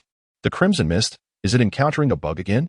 What are consciousness and spiritual perception, anyway? The bewitching entity, barely evading a punch, immediately closed in, exploiting the momentary awkwardness of Xia Tianling's slowed reaction to launch a relentless assault with the moonblade. Even though his soul power was currently unusable and his physical attributes were restrained by weights, his inherent strength alone sufficed to engage in a direct confrontation with the Soul King. The current bewitching entity had barely grazed the edge of the Soul Emperor's domain. Junior brother, if this continues, you shall surely lose. Within a brief span, the two had clashed multiple times, with the bewitching entity's agile movements forcing Xia Tianling into a state of despair. If that is the case, do not blame me, Xia Tianling muttered silently, suddenly adopting an unusual stance. 9 turn step to heaven, 3rd turn, ascend. Without any special effects or disturbances, he simply walked out of the crimson mist's range, ascending into the sky as if on a leisurely stroll. Impossible. Your soul power is sealed. How can you still fly? The bewitching entity, standing on the martial stage, looked up at Xia Tianling, who had stepped beyond the suppression zone, and screamed loudly. Hee, it's a secret, but I assure you, I am not utilizing soul power. Xia Tianling hovered in the air, reveling in the astonished gazes of the spectators. The 9 turn step to heaven, strictly speaking, had already transcended the realm of basic movement techniques from the 2nd stage of ascend, entering the domain of divine abilities. The reason Xia Tianling could not execute the 3rd turn earlier was not due to a lack of diligence and practice, but rather because the rigid standard for employing divine abilities necessitated the possession of a primordial spirit. Divine abilities are skills that cultivators manifest after condensing their primordial spirit, utilizing a fragment of the power of rules. There is no need to actively mobilize soul power. Instead, the divine ability directly draws the required strength from the user's source of power. Divine Power Seal. I see now, this fellow excels at exploiting bugs. Thus, even with his soul power entirely sealed, Xia Tianling could still wield the third turn of the 9-turn step to heaven with ease. Just as he was reveling in his aerial display, the dean interjected, "Oh, you can fly, can you? Then you little ones should all join forces." Xia Tianling exclaimed, "You are disregarding martial ethics. My soul power is sealed, yet you dare to gang up on me. Unseal me if you possess the courage." Hearing this, Oscar, who had been itching for action for quite some time, leapt at the chance, instantly conjuring 5 rapidly flying spears to hand to his teammates. "Brothers, arm yourselves and bring the boss down." With a mischievous grin, Ma Hongjun unleashed a fiery line of phoenix flames directed at Xia Tianling. Zhu Zhuqing cast a fleeting apologetic glance in his direction, silently expressing her regrets as she consumed the high-speed flight sprint sausage handed to her by Oscar. In a single leap, she entered the realm of void walking, reappearing right before Xia Tianling. "Zhuqing, you wouldn't dare turn on me too, would you?" Xia Tianling, having narrowly evaded Ma Hongjun's attack, was still regaining his composure when a poised little kitten appeared before him. In a rare moment, Zhu Zhuqing innocently blinked at him, a hint of a smile gracing her lips. Xia Tianling exhaled a sigh of relief, thinking to himself that Zhuqing was indeed the most understanding among them. But before he could finish his thought, he was met with a flurry of claw strikes from the assassin's claw. Chapter 68. 7 soul bones. Having withstood Zhu Zhuqing's barrage of feline strikes with his resilient physique, Xia Tianling found that the penetrating nature of the assassin's claw rendered his weighted armor utterly ineffective. Before he could retaliate, Zhu Zhuqing vanished from his sight with another void walk. In the next instant, Oscar's Buddha palm descended from above, casting a colossal handprint that enveloped him entirely. "Damn it, Xiao, do you really think I'm made of clay?" Xia Tianling fumed, channeling his third divine eye. 6 beams of light erupted forth, striking every individual present. Instantly, Oscar's momentum faltered, and the golden handprint nearly dissipated. The forced reduction of 10% in all attributes during the skill's release was exceedingly discomforting. Seizing the opportunity, Xia Tianling propelled himself through the air, launching a counterstrike against Oscar's palm. Boom! In the violent clash, Oscar's Buddha palm was shattered, causing him to stagger backward in the void, while Xia Tianling used the momentum to dive towards the arena below, targeting the Flame Lord Yan, who had already unleashed his first 2 skills. Seeing this, the enchanting demon seemed poised to intercept. However, with the weight of his heavy armor, Xia Tianling was extraordinarily burdensome, and combined with the explosive force generated, he reached an astonishing speed. Boom! In the blink of an eye, Xia Tianling collided hard against the massive Flame Lord, whose body was shielded by granite-like defenses. Cough, cough, cough. The arena floor bore the brunt of their impact, leaving a considerable crater. Dust-covered, Xia Tianling rose from the pit, turning to assist the somewhat battered Yan. Had he not moderated his strength and directed most of his force into the ground, their collision might have left Yan gravely injured or on the brink of death. The primary issue lay in Xia Tianling's excessively heavy armor for an ordinary soul master. Wearing such gear would render them unable to move freely, even making walking a Herculean task. "Are you all right?" In the summer, Ling wiped the dust from his face, feeling somewhat embarrassed. "It's nothing," Yin replied weakly. "Wait, don't hit me just yet. Xiao, bring me some sausages. I think I've broken 2 ribs. The others hastily ceased their assault, rushing over to examine Yin's injuries. The healing soul master stationed by the arena promptly unleashed his healing soul technique. "Boss, what was that beam of light you used just now?" Oscar inquired while preparing restorative sausages for Yin. "I think I saw you use it during the strength test last time." Ling touched the emblem of justice on his forehead, dispelling the effects of his skill and lifting the all-attribute debuff from his companions. The external spirit bone obtained from their last soul ring hunt had an effect that could reduce a target's attributes by 10%, disregarding soul power disparities. Its efficacy was absolute. After all, this secret would be revealed sooner or later, and the ones present were all allies, so there was no harm in telling them. "Wait, an external spirit bone? Ling, are you saying that this thing, resembling a third eye, is akin to Tang San's external spirit bone?" Ma Hongjun, who had envied Tang San for obtaining the 8 spider lances, was astonished. He hadn't even acquired a single ordinary spirit bone yet. Observing the gleaming emblem of justice on Ling's forehead, Zhu Zhuqing silently felt happy for him. The external spirit bone was indeed a stroke of luck. However, this only widened the gap between her and him. An external spirit bone. I wish I had one too. Hulaina and Xiaoyu, who had just released their martial soul fusion state, chimed in. The title Douluo Academy's dean, who had been watching the scene, could no longer tolerate the eager expressions on their faces. You lot, aiming too high, treat external spirit bones as if they were cabbages? Ordinary spirit bones are rare treasures. Dean, look at how exceptional we are. Surely the Academy or the Elder Council could reward each of us with a spirit bone or something. Summerling scratched his head helplessly, glancing at the hopeful faces around him. In the original story, the 3 from the Golden Generation all received spirit bones. There was no reason why he and his companions, who were even stronger now, shouldn't as well. Nevertheless, even if the Spirit Hall did not provide them, he was determined to procure several for each of them in the future, as there were places where spirit bones piled up like mountains, and leaving them unused would be a waste. As for himself, he had long been planning. After overcoming the tribulation of divine transformation, he had devised new strategies for his future. Let us gamble. A bicycle can become a motorcycle. He chuckled, thinking that as a proper transmigrator, especially one traversing the Douluo continent to cultivate, it would be remiss not to gather a complete set of exquisite spirit bones to honor his identity as a traveler. Just as Ling was lost in these daydreams about the future, the dean of the title Douluo spoke up. Spirit bones will come in time. Each of you shall receive one. Not only has the Elder Council granted approval, but even the Grand Elder of the Sacrificial Hall has personally decreed that each individual must be equipped with a high-quality soul bone, no less than 50,000 years old. Hiss. Upon hearing this, not only did Ma Hongjun and a few others, who had long coveted the soul bones, gasp in astonishment, but even the usually stoic Zhu Zhuqing inhaled sharply. A total of 7 soul bones, each exceeding 50,000 years in age, represents a significant investment, indeed, a grand gesture. It is worth noting that many soul saints and even soul Douluos have never possessed a single soul bone. However, the director of the title Douluo shifted the tone of his discourse, stating that these soul bones would remain there, contingent upon your ability to acquire them. These 7 soul bones will serve as the championship prizes for the elite competition of advanced soul masters across the continent in 2 years. Should you emerge victorious, the soul bones shall rightfully belong to you. However, if you were to lose, you would not wish to contemplate the consequences. The director spoke with a smile. Yet the final words carried a foreboding tone, sending a chill down the spines of those who had initially felt elated. Very well. The healing teacher will take Yin back to recuperate, while the others shall continue their paired practice. Indeed, Yin was assisted back, and the remaining few resumed their training.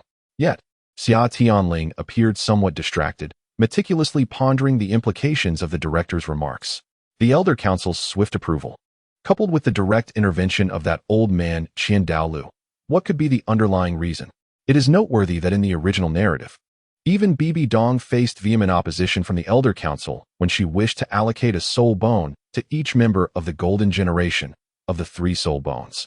Only the one designated for Hulaina, the spirit-condensing wisdom skull, was genuinely of high caliber.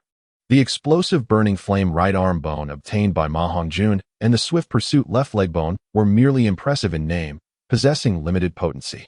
Yet this time, Qian Daoliu personally approved the provision of a high-quality soul bone, each exceeding 50,000 years in age. In the original storyline, the 3 soul bones were only finalized close to the competition. Now, with 2 years until the event, the rewards have already been determined. Something is amiss, profoundly amiss. Even if BBDong has relinquished the plan for annihilation, the long-standing discord between the Pope faction and the Worship faction cannot be reconciled so easily. There must be some issue at play. Returning to the matter at hand, does that old fellow Qian Daoliu truly hold such affection for me? Upon our first encounter 6 years ago, he bestowed upon me a generous favor. Could it be that he has taken a liking to me, aspiring to recruit me as his grandson-in-law? Chapter 69. The distinctive soul arena of Douluo. The cycle of enduring punishment and inflicting it upon others has been an unceasing rhythm in Xia Tianling's life over the past 2 months. In the initial month, he found himself relentlessly besieged by 6 adversaries, suffering to the extent that he felt utterly trapped, with no avenue of escape. Even when he employed the celestial steps to ascend, his loyal companions would still pursue him fiercely, akin to ravenous wolves closing in on their prey. By the second month, having gradually adapted to the burdensome soft armor and unearthing latent potential within himself, he began to engage in exchanges with his 6 opponents, fighting back with some measure of reciprocity. Though the struggle remained arduous, the tides had shifted, allowing for victories and defeats on both sides. Compared to his previous plight of being dominated, the situation had improved considerably. In the initial days of the 3rd month, Xia Tianling had nearly fully acclimated to the formidable weight of the soft armor, resulting in an overwhelmingly favorable shift in circumstances. He began to counterattack against the 6, leveraging the heavy characteristics of the armor. Although its primary purpose was for training, it undeniably served as a form of armor, crafted through the collaboration of the ultimate Douluo and the mightiest masters of the era, thus possessing formidable defensive capabilities. Consequently, those who were less able to breach his defenses found themselves on the receiving end of relentless assaults, particularly Ma Hongjun, who initially made Xia Tianling's life miserable with his phoenix fire, now found himself awkwardly fleeing across the arena, pursued relentlessly. This recollection momentarily transported him back to the painful memory of being relentlessly pursued by the village's large white goose from the entrance to the end of the village during his childhood. Coincidentally, shortly after the commencement of the 3rd month, Hulaina, Yin, and Xie Yu were assigned a new mission, departing from the academy. Just when Xia Tianling believed he could shed this burden, liberate himself from the seals that bound him, and embrace a joyful and refreshing new life, the dean discreetly reported to someone. Thus, Qian Daoliu returned. Not only did he arrive, but he also brought with him an even heavier, specially crafted armor. After donning this more terrifying new armor, Xia Tianling found his movements once again restricted, and to a greater extent than when he had worn the previous version 1.0 of the weighted armor. He had hoped to restore his former glory, only to be forcibly compressed back to a level barely equivalent to that of a Soul King. What was even more infuriating was that this new version 2.0 of the weighted armor could be deemed purely burdensome, with exceedingly low defensive capabilities, further diminishing Xia Tianling's ability to utilize his previous defensive advantages. "How could you treat me like this, Grandfather Qian? I have grown up under your watch," Xia Tianling lamented, tears of indignation in his eyes, even invoking the emotional card of Qian Renxue. However, Qian Daoliu remained unmoved. Not even the mention of Xia's teacher would sway him. "It is precisely because I have watched you grow that I do not wish to see you squander your potential. After all, I am also half your teacher. For the next month, go and train with your companions at the Great Soul Arena. At the very least, bring back a Silver Soul badge." "What purpose does that serve?" Xia Tianling queried, perplexed. "Are not the teachers and other students at the academy sufficient for my training?" Qian Daoliu shook his head. "The combat levels of students are excessively academic. Having lived in your ivory tower, your offensive techniques are far too gentle. You need to experience various so-called unconventional combat styles firsthand. Furthermore, the variety of martial souls within the academy is relatively scarce. Spending a month battling at the Soul Arena will allow you to personally witness a plethora of peculiar martial souls, which will aid your future cultivation." "Very well. I shall heed your advice," Xia Tianling conceded, scratching his head. "It wouldn't be a bad thing to engage in more battles. By the way, Grandfather Qian, after this month of training, you will be able to shed that weight, and the divine power seal will automatically be lifted," Qian Daoliu interjected, anticipating his question. Before vanishing with those words, Xia Tianling was overjoyed. He would finally be liberated from the oppressive weight of those 2 burdens. It is worth noting that the timing of this venture to the Soul Arena, lasting a full month, was rather delicate. However, it seemed he was approximately 20 days early. After Qian Daoliu's departure, Xia Tianling gathered a few companions and briefed the dean on the situation. "Since it is as the grand offering has stated, you may proceed. But remember not to disclose your identities. The academy will reimburse you for your expenses within the student quota. Any excess will be your own responsibility." Upon hearing that it was Qian Daoliu who had spoken, the director readily acquiesced. "So, which Grand Soul Arena shall we visit? Is it the one in Heaven Do Imperial City?" Oscar inquired. Ever since he began his martial training, Oscar, despite occasionally exhibiting his mischievous nature, had developed a fervent heart for combat, often yearning to engage with formidable opponents. He had shown remarkable enthusiasm during his previous altercation with Xia Tianling. And even in the days of receiving blows, his spirit remained undaunted. The director waved his hand dismissively, indicating that the location was of little consequence. Any arena would suffice, and they could conveniently head to the Soto Grand Sol Arena. All right, Xia Tianling responded with alacrity, leading his 3 companions directly towards Soto City. What? You wonder why we aren't preparing beforehand? That's a jest. My brother Ling is one who carries a stove and a variety of fresh ingredients wherever he goes. Does he truly need to pack? Sighing, he reflected, when I think about the days gone by, it truly is a pity. This thought suddenly crossed Xia Tianling's mind as they traveled in the carriage to Soto City. This caught the attention of the other 3. What a pity. Zhu Zhuqing looked curiously at the languid youth beside her, who was reclining in a manner reminiscent of Guyu. It was merely half a month too early. Xia Tianling still appeared rather lethargic, but he suddenly sat upright, emitting a lamenting cry. Hey, Zhuqing, you've led me astray. Why did you pinch me? Who told you to speak halfway? Zhu Zhuqing's cheeks flushed slightly as she nonchalantly turned her head towards the window. Xia Tianling rubbed the area that had just been pinched, grimacing, while casting a glare at Oscar and Ma Hongjun, who were grinning mischievously across from him. Ma Hongjun, with a playful expression, inquired, Ling Gu, don't be cryptic. Hurry up and explain what is going on. In truth, it was nothing of great significance.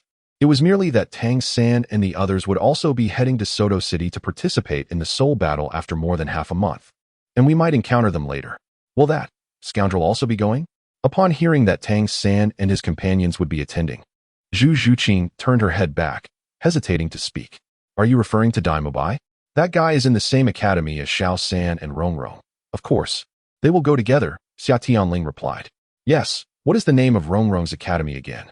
Shrek? Oscar, who had been watching with interest, chimed in eagerly. Hey, boss, do you think Rongrong and the others will also participate in the Continental Elite Soul Master Tournament? Probably, right? Xia Tianling hesitated, genuinely unsure whether Tang San and Rongrong could partake in this competition. After all, 3 of the Shrek 7 had been dismantled by him, leaving only 4 remaining. Even though Flinder had taken them to Lambo Academy, it was uncertain whether they could make it to the finals. As for the Tiando Royal Academy, currently, Xiao San and his companions had yet to face the royal fighting team and had no connection to Qin Ming. It was indeed difficult to ascertain if they would attend. What developments lie ahead? A question mark formed in Xia Tianling's mind. Ever since he arrived at Douluo continent, the fates of the characters had changed dramatically. Who knows what the final outcome will be? Chapter 70, New Codename. New beginning. Upon reaching Soto City, the 4, in order to maintain their anonymity, chose not to seek out Su Yun Tao and instead settled into a hotel near the Soul Arena. After lunch, the quartet planned to visit the Soul Arena in the afternoon. Xia Tianling felt a sense of anticipation for this distinctive feature of Douluo continent. Upon catching sight of the Soul Arena, Xia Tianling smiled. Its design was oddly familiar. The Soto Great Soul Arena was predominantly oval in shape, standing approximately 120 meters tall. Isn't this the ancient Roman Colosseum? It appears that the Empire of Do is thriving, boasting a prosperous culture that has given rise to such a magnificent spectacle. By the way, Chief, do we have any other requirements for participating in the Soul Arena? Oscar eagerly strode at the forefront. Just obtaining the Silver Soul badge will suffice, replied Xia Tianling. Then we not only need to engage in 1v1 matches, but also participate in 2v2. Otherwise, we might run out of time. With little AO's sausages on hand, we could easily manage 3 to 4 matches in a day. 2v2. How should we form our teams? Chief, I will team up with Fatty, Oscar promptly declared, swiftly pulling Ma Hongjun along. Well, then I suppose I'll team up with Zhu Qing. Xia Tianling hesitated.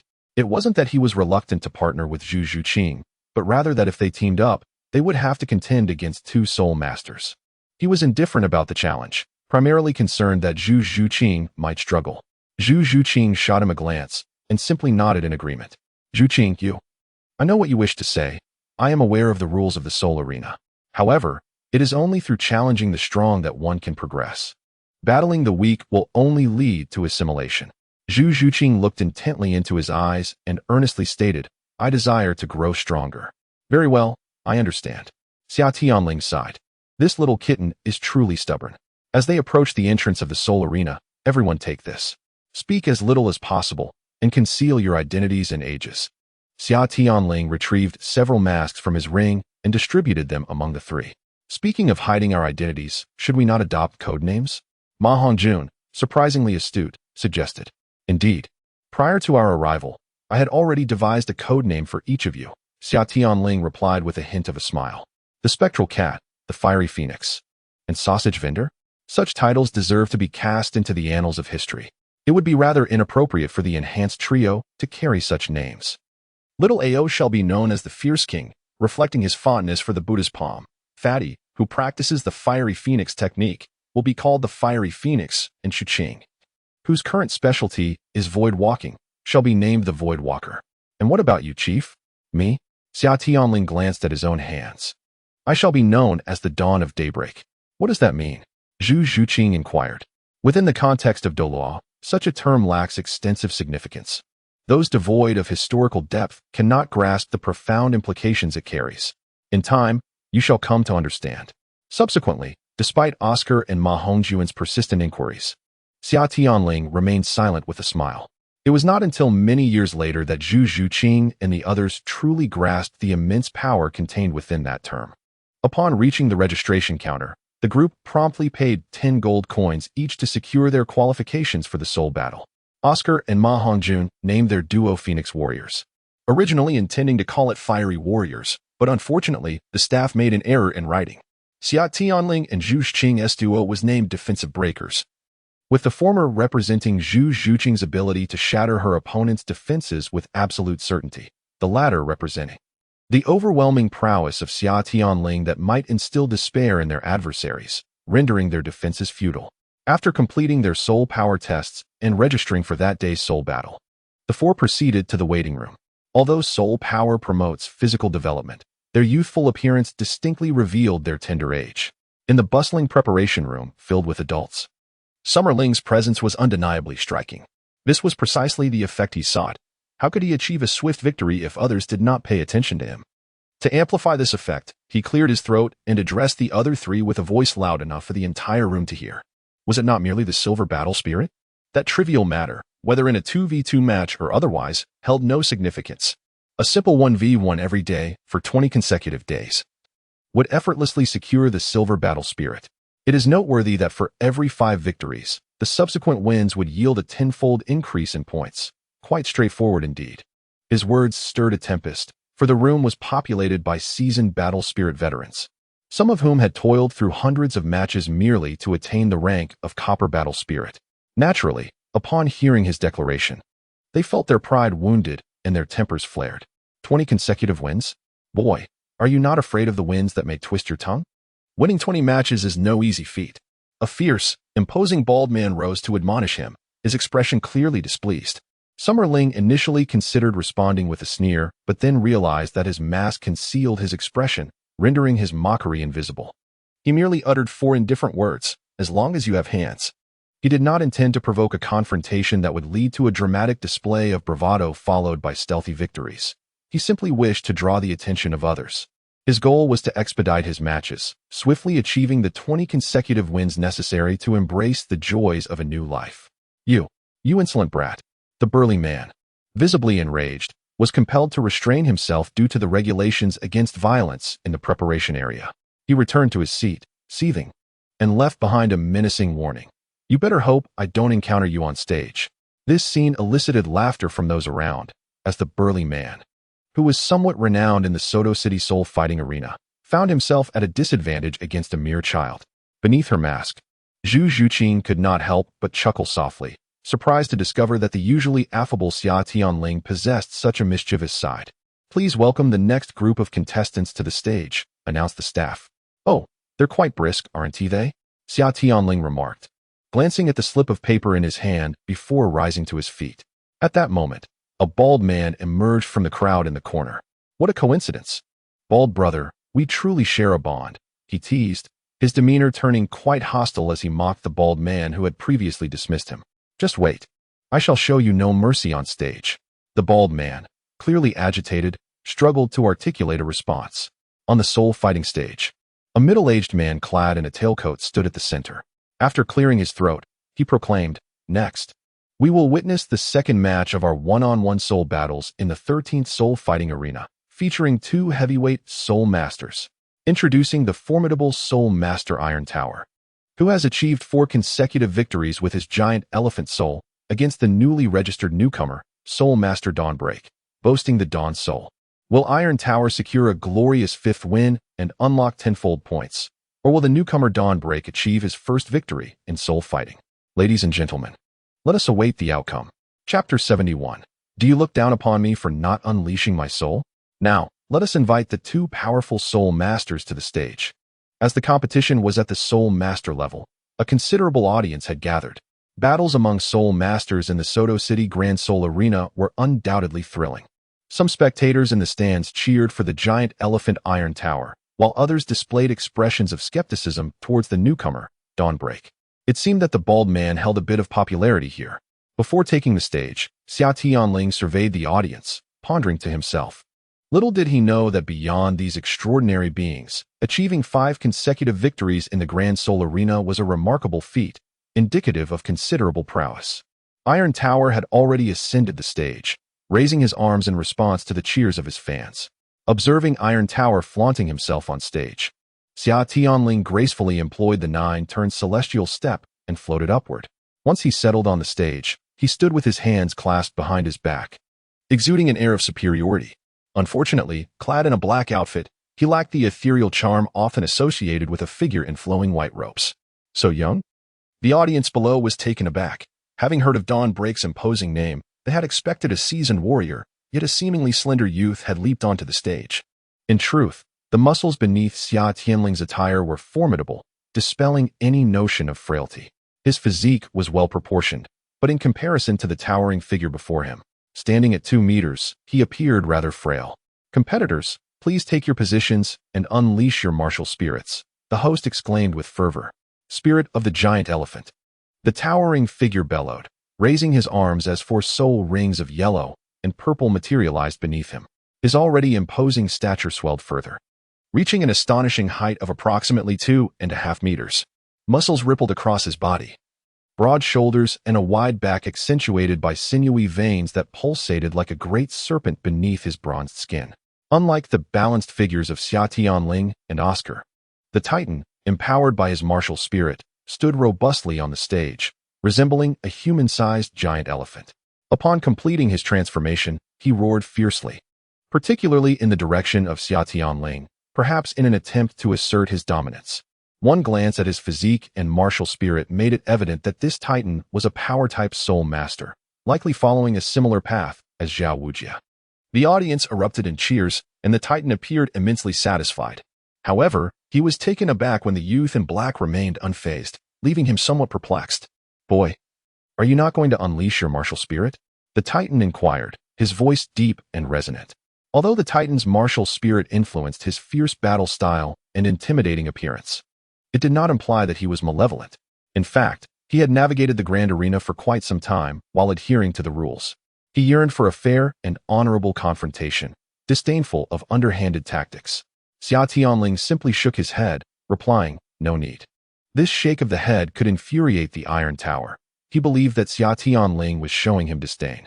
In a fit of rage, he clenched his fists and charged at the audacious youth before him.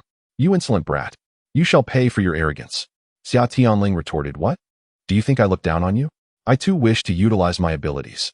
But if my true dragon martial spirit cannot be summoned, what good is merely conjuring a hammer or an axe?" As he beheld the Iron Tower charging at him like a tank, a fierce fire ignited within Xia Tianling's heart. Such an opponent is precisely what he adores. Devoid of the intricate machinations associated with various skills, it is merely a collision of pure force, a contest of strength, where every blow strikes true. This is the essence of a true man's romance. Come, immerse yourself in the primal thrill of battle. Thud! The large and small fists collided with great ferocity. Xia Tianling, maintaining his calm demeanor, withdrew his right fist as if the preceding events were mere illusions. In contrast, the Iron Tower, while appearing unaffected on the surface after the exchange, struggled to maintain his balance. Unlike the onlookers who were merely spectators, in that fleeting moment of impact, Iron Tower felt an immense force travel through his right arm, sending vibrations coursing through the right side of his body. It felt as though he was not facing a mere youth, but rather a formidable spirit beast transformed into human form. Iron Tower remained silent. Yet the fury that once filled his gaze was replaced by a solemnity. He had unleashed a significant portion of his strength, 60%, and the boy had effortlessly withstood it. A soul master capable of exchanging blows without even invoking their martial spirit was not to be underestimated. Thoughts raced through his mind in a flash. And within 2 seconds after their exchange, Iron Tower attempted to retreat and prepare for his next offensive. "I shall strike back now," murmured Xia Tianling, denying him the opportunity to retreat as he followed with a quick step.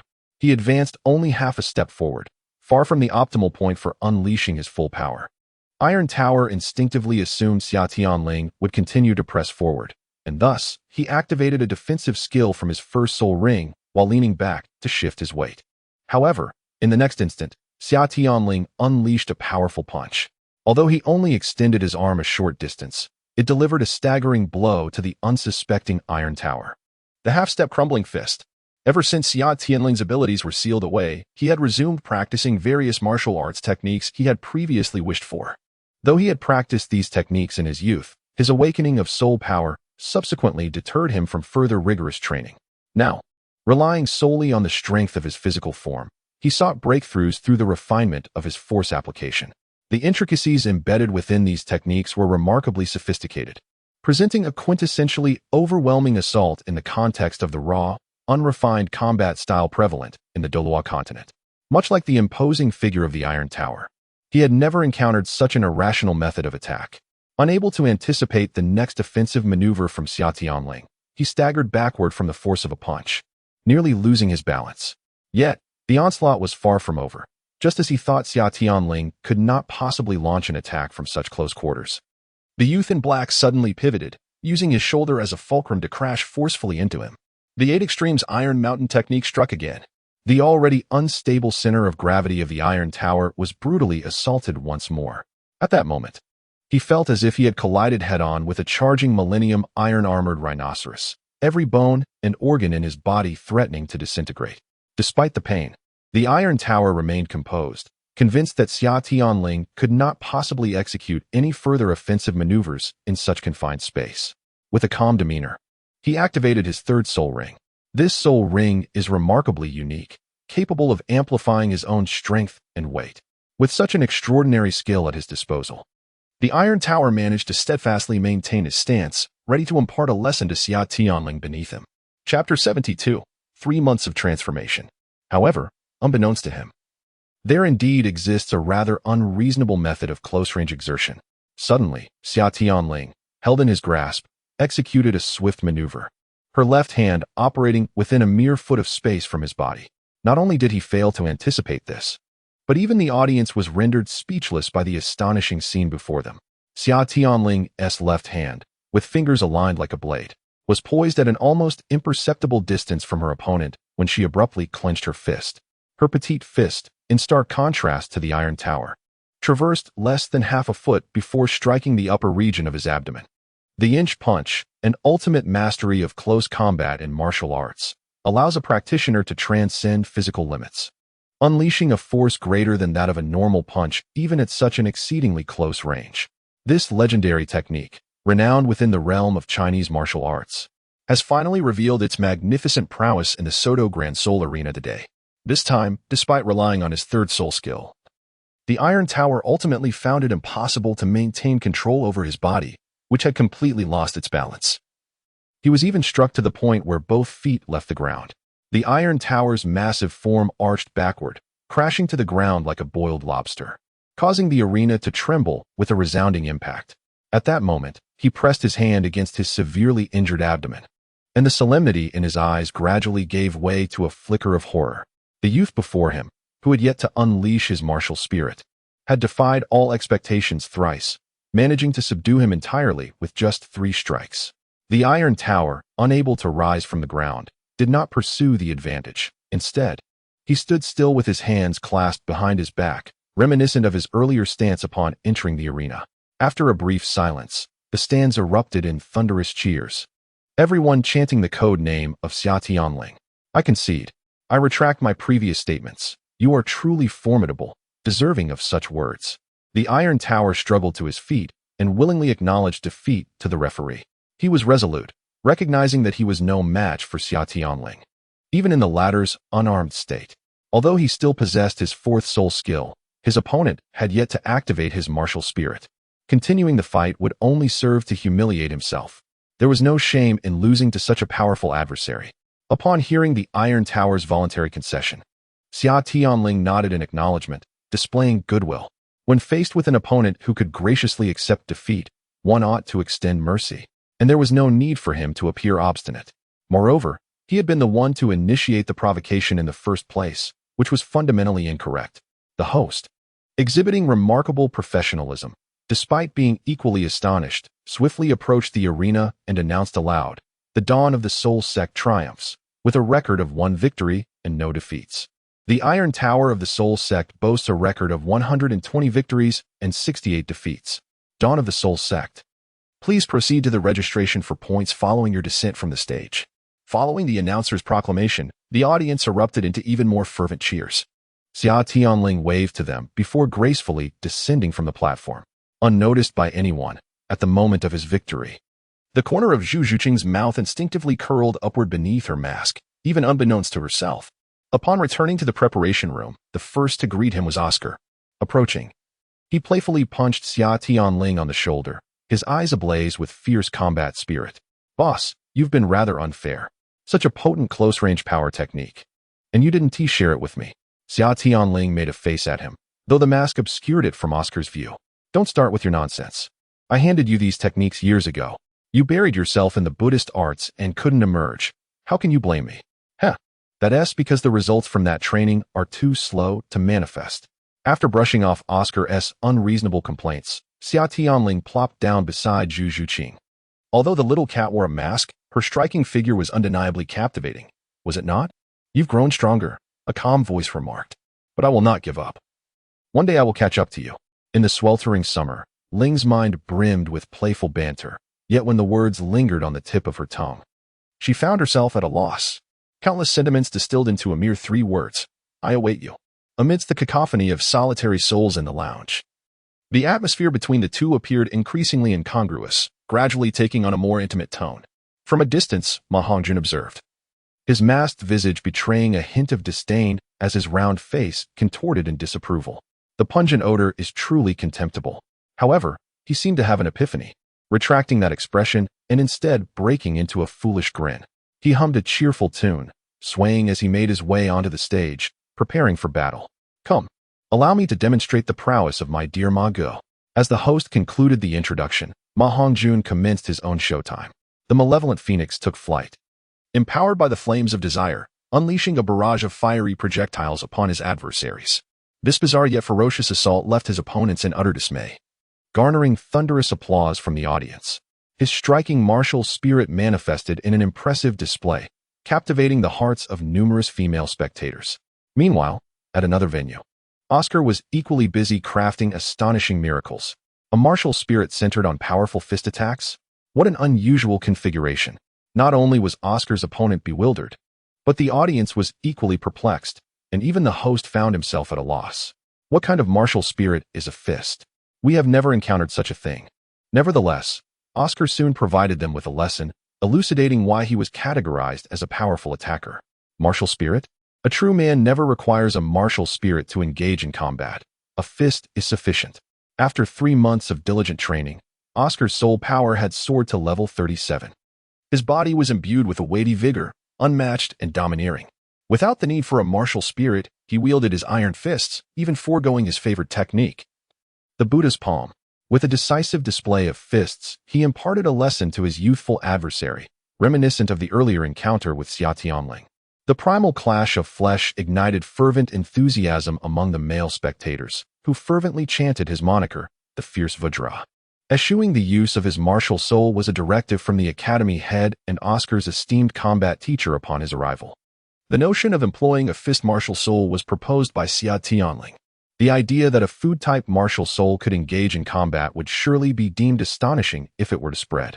In any case, Oscar's sausages were merely an embellishment to his combat prowess. Beyond the rapid flight afforded by his culinary creations, he seldom indulged in other sausages. Thus, he opted to leave an enigma for others to ponder. The one-on-one soul battles progressed swiftly, and soon it was Zhu Zhuqing's turn to take the stage. Compared to when she first acquired her spirit ring, She now possessed a soul power of 34. Over the past 3 months, thanks to the residual blessings from her transformation by the assassin's divine power, Zhu Zhuqing was indeed capable of skyrocketing her level by 3 or 4 ranks. However, she chose a more methodical approach, solidifying the soul power cultivated from the assassin's technique before opting to elevate her rank by just 1 level. Although her overall level had only increased by 1, her total soul power had nearly doubled compared to before. Coupled with the mental strength honed through the spirit refinement technique and her increasingly adept use of the assassin's claw and void walking, her strength could be described as earth-shattering. Chapter 73. Agile Attack Against Agile Attack. The True Assassin. Once again, we return to the previous 13-soul battle arena, where the elegantly attired host reappeared. The 5th match of our one-on-one soul battles is about to commence, featuring 2 soul masters. They are the soul master Yilan, who has triumphed in 3 consecutive matches with her Azure Eagle martial soul, and the newly registered contender, the soul master Voidwalker, who possesses the phantom spirit cat martial soul. Coincidentally, both of these soul masters are captivatingly beautiful young women. Yet another newcomer today, with an unusually high number of fresh registrants. It seems the earlier matches featuring the Dawn of Daybreak, the Fiery Phoenix, and the Fierce Vajra next door have left a lasting impression. We await with bated breath to see how the Voidwalker will perform. With her mask adorning her visage, Zhu Zhuqing gracefully leapt onto the arena, embodying her martial soul. Her 10 fingers, cloaked in the assassin's claw, moved rhythmically like waves, a pre-battle habit that aided her in swiftly attaining the right mindset. Azure Eagle, manifest. The young woman across the arena let out a delicate exclamation, sprouting a pair of wings from her back that fluttered vigorously. Simultaneously, her hands and feet underwent a transformation, resembling the formidable talons of an eagle. Adorned with 3 soul rings in a striking combination of white, yellow, and purple, her formidable soul power, reaching an impressive level of 39, exuded a palpable aura of dominance upon the stage. The 3rd ring, a Millennium Soul Ring, was indeed commendable among rogue soul masters. Yilan, Yilan, Yilan. Below the arena, a group of fervent young men chanted her name, revealing themselves as her ardent admirers. Phantom Spirit Cat, manifest. Unperturbed by her surroundings, Zhu Zhuqing activated her martial spirit. With the manifestation of her spirit, her legs elongated gracefully, while cat ears sprouted atop her head and a tail emerged to aid her balance. 2 yellow and 1 purple soul rings suddenly materialized beneath her, and the once confident Yilan, who had soared in the air, suddenly appeared somewhat disconcerted. Though the majority of the audience were ordinary people, their familiarity with the nuances of soul ring combinations was evident. With 200-year rings and 1,000-year ring, the Voidwalker clearly surpassed Yilan in the quality of her soul rings, and it was evident that her 3rd soul ring was of a distinctly higher caliber than that of her opponent. This further ignited the enthusiasm of the audience, who does not relish witnessing a fierce contest between equals. Moreover, the stage is graced by 2 enchanting ladies. The hawk-like Yilan, feeling the pressure as the audience's support began to wane, promptly initiated her assault. With a graceful leap, she surged forward like an arrow released from its bow, diving directly towards Zhu Zhuqing while illuminating her first 2 soul rings in midair. As the 1st soul ring glowed, her feet underwent a rapid transformation. They elongated and sprouted sharp claws, resembling true eagle talons. With the 2nd soul ring activated, Yilan accelerated once more, reaching an astonishing speed. Faced with the oncoming opponent, Zhu Zhuqing chose not to evade, but to confront the challenge head-on.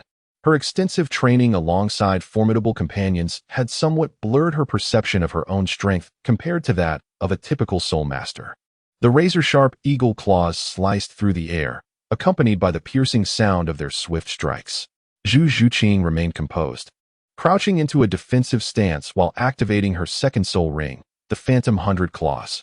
In that moment, the ethereal afterimages of both ladies intermingled in the air. The clash of eagle claws and feline paws created a symphony of resounding collisions. However, for Yilan soaring above, the experience was far from delightful.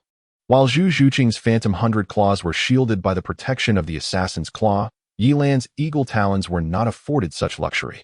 After exchanging blows, her once graceful claws were now marred by numerous small wounds, blood seeping from them. In her frustration, Yilan's beautiful face twisted in anger. "You wretched cat! You shall pay dearly. I will mar your face." It seems that when confronted by another woman, particularly one equally beautiful and possessing a physique that clearly overshadowed her own. Some women are prone to a surge of jealousy. Zhu Zhuqing, however, remained unfazed, having lived for years in the cold, unfeeling confines of her family. She had grown accustomed to the whispers and rumors that surrounded her. Such a degree of threat.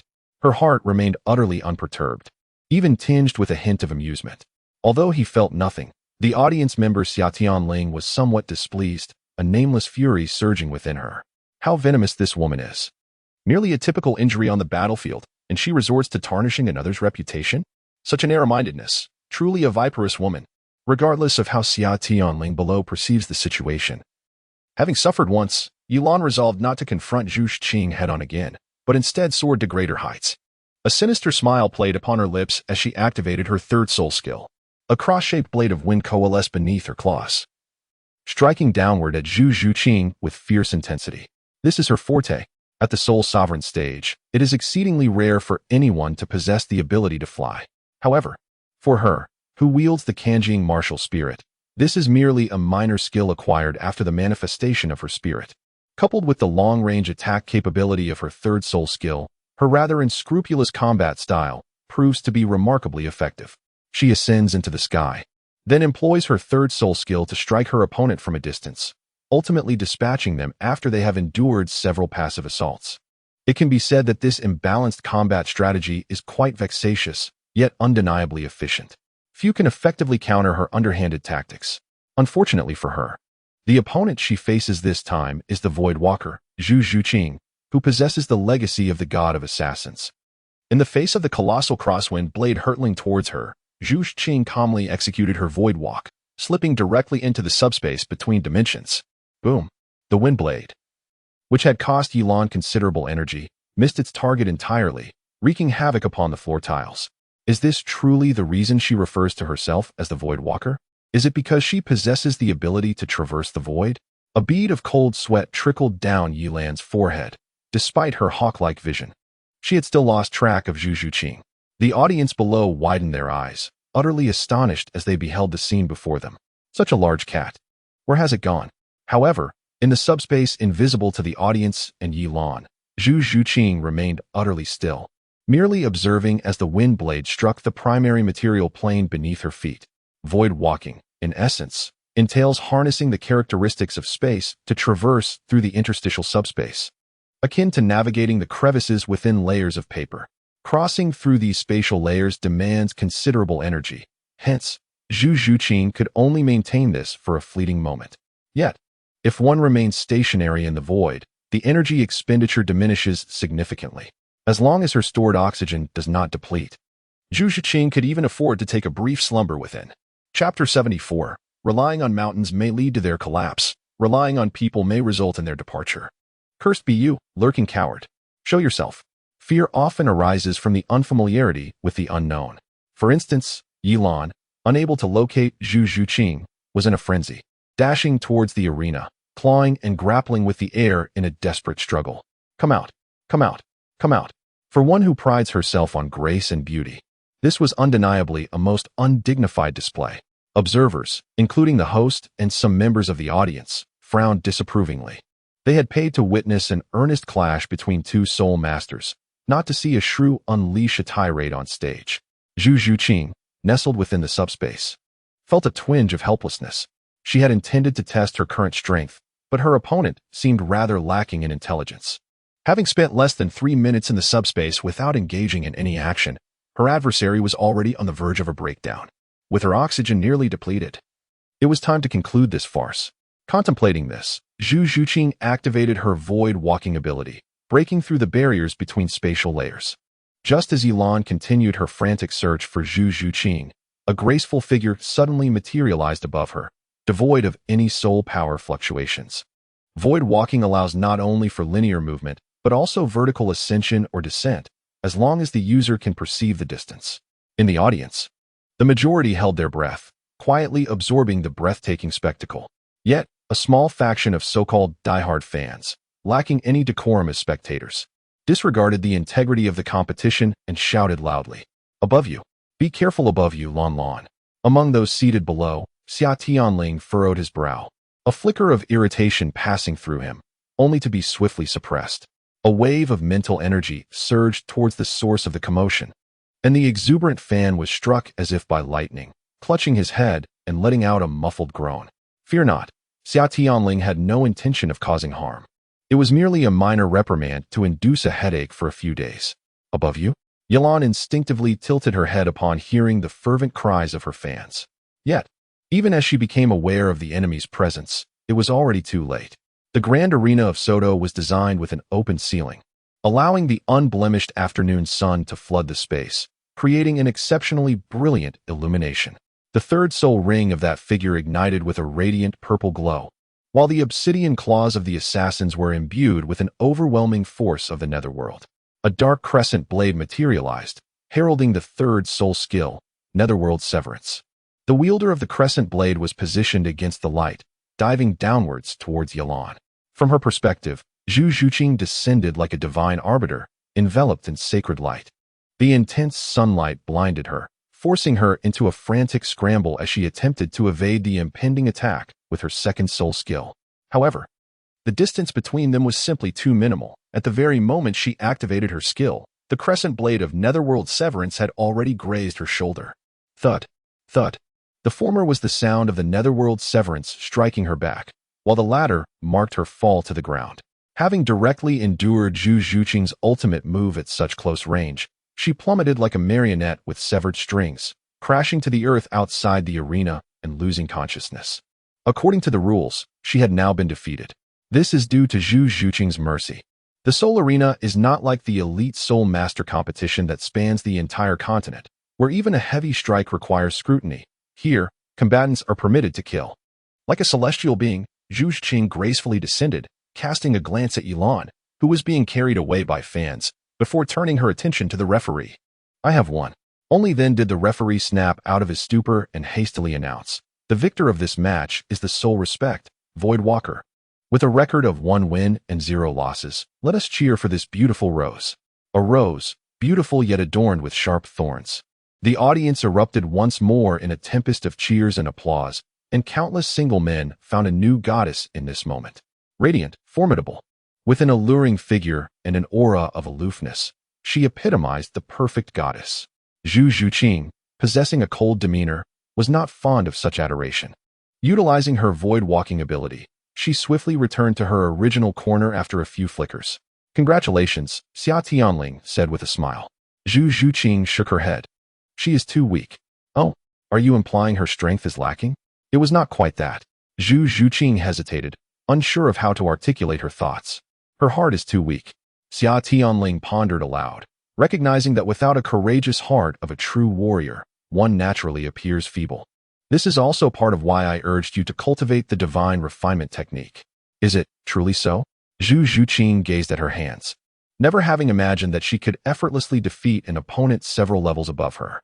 A 39th level agile attack type Soul Respect, just a step away from entering the Soul Sect. Had no chance of retaliating against her, she had nearly obliterated them in a single strike. In a mere 3 months, she had grown so powerful. She felt somewhat dazed. Those 3 months seemed to have transformed her as if 3 years had passed, bringing about a monumental change. And all of it was brought forth by the young man beside her. Observing the contemplative little cat beside her, Xia Tianling couldn't help but reflect once more. Without cultivating the heart, one's efforts are in vain. In the realm of cultivation, it is referred to as the Tao heart. In the martial arts realm, it is called the martial spirit. In the divine realm, it is known as the core of faith. In the cosmic realm, it is termed the core of spirit. And so forth, with many different names. Yet ultimately, they all refer to the same essence, willpower. To achieve greatness, merely possessing formidable strength is insufficient. One must also have a corresponding mindset and an ironclad will. Cultivating the heart is an indispensable aspect of nearly every cultivation system. Regrettably, the soul masters of Douluo continent not only neglect the cultivation of their minds, but also place little value on mental fortitude. Coupled with the relatively inferior quality of soul power, the potential for explosive strength among soul masters is understandably limited. The practitioners of Douluo continent are excessively reliant on their martial souls, soul skills, and soul bones, to the extent that they have essentially overlooked other vital aspects of their development.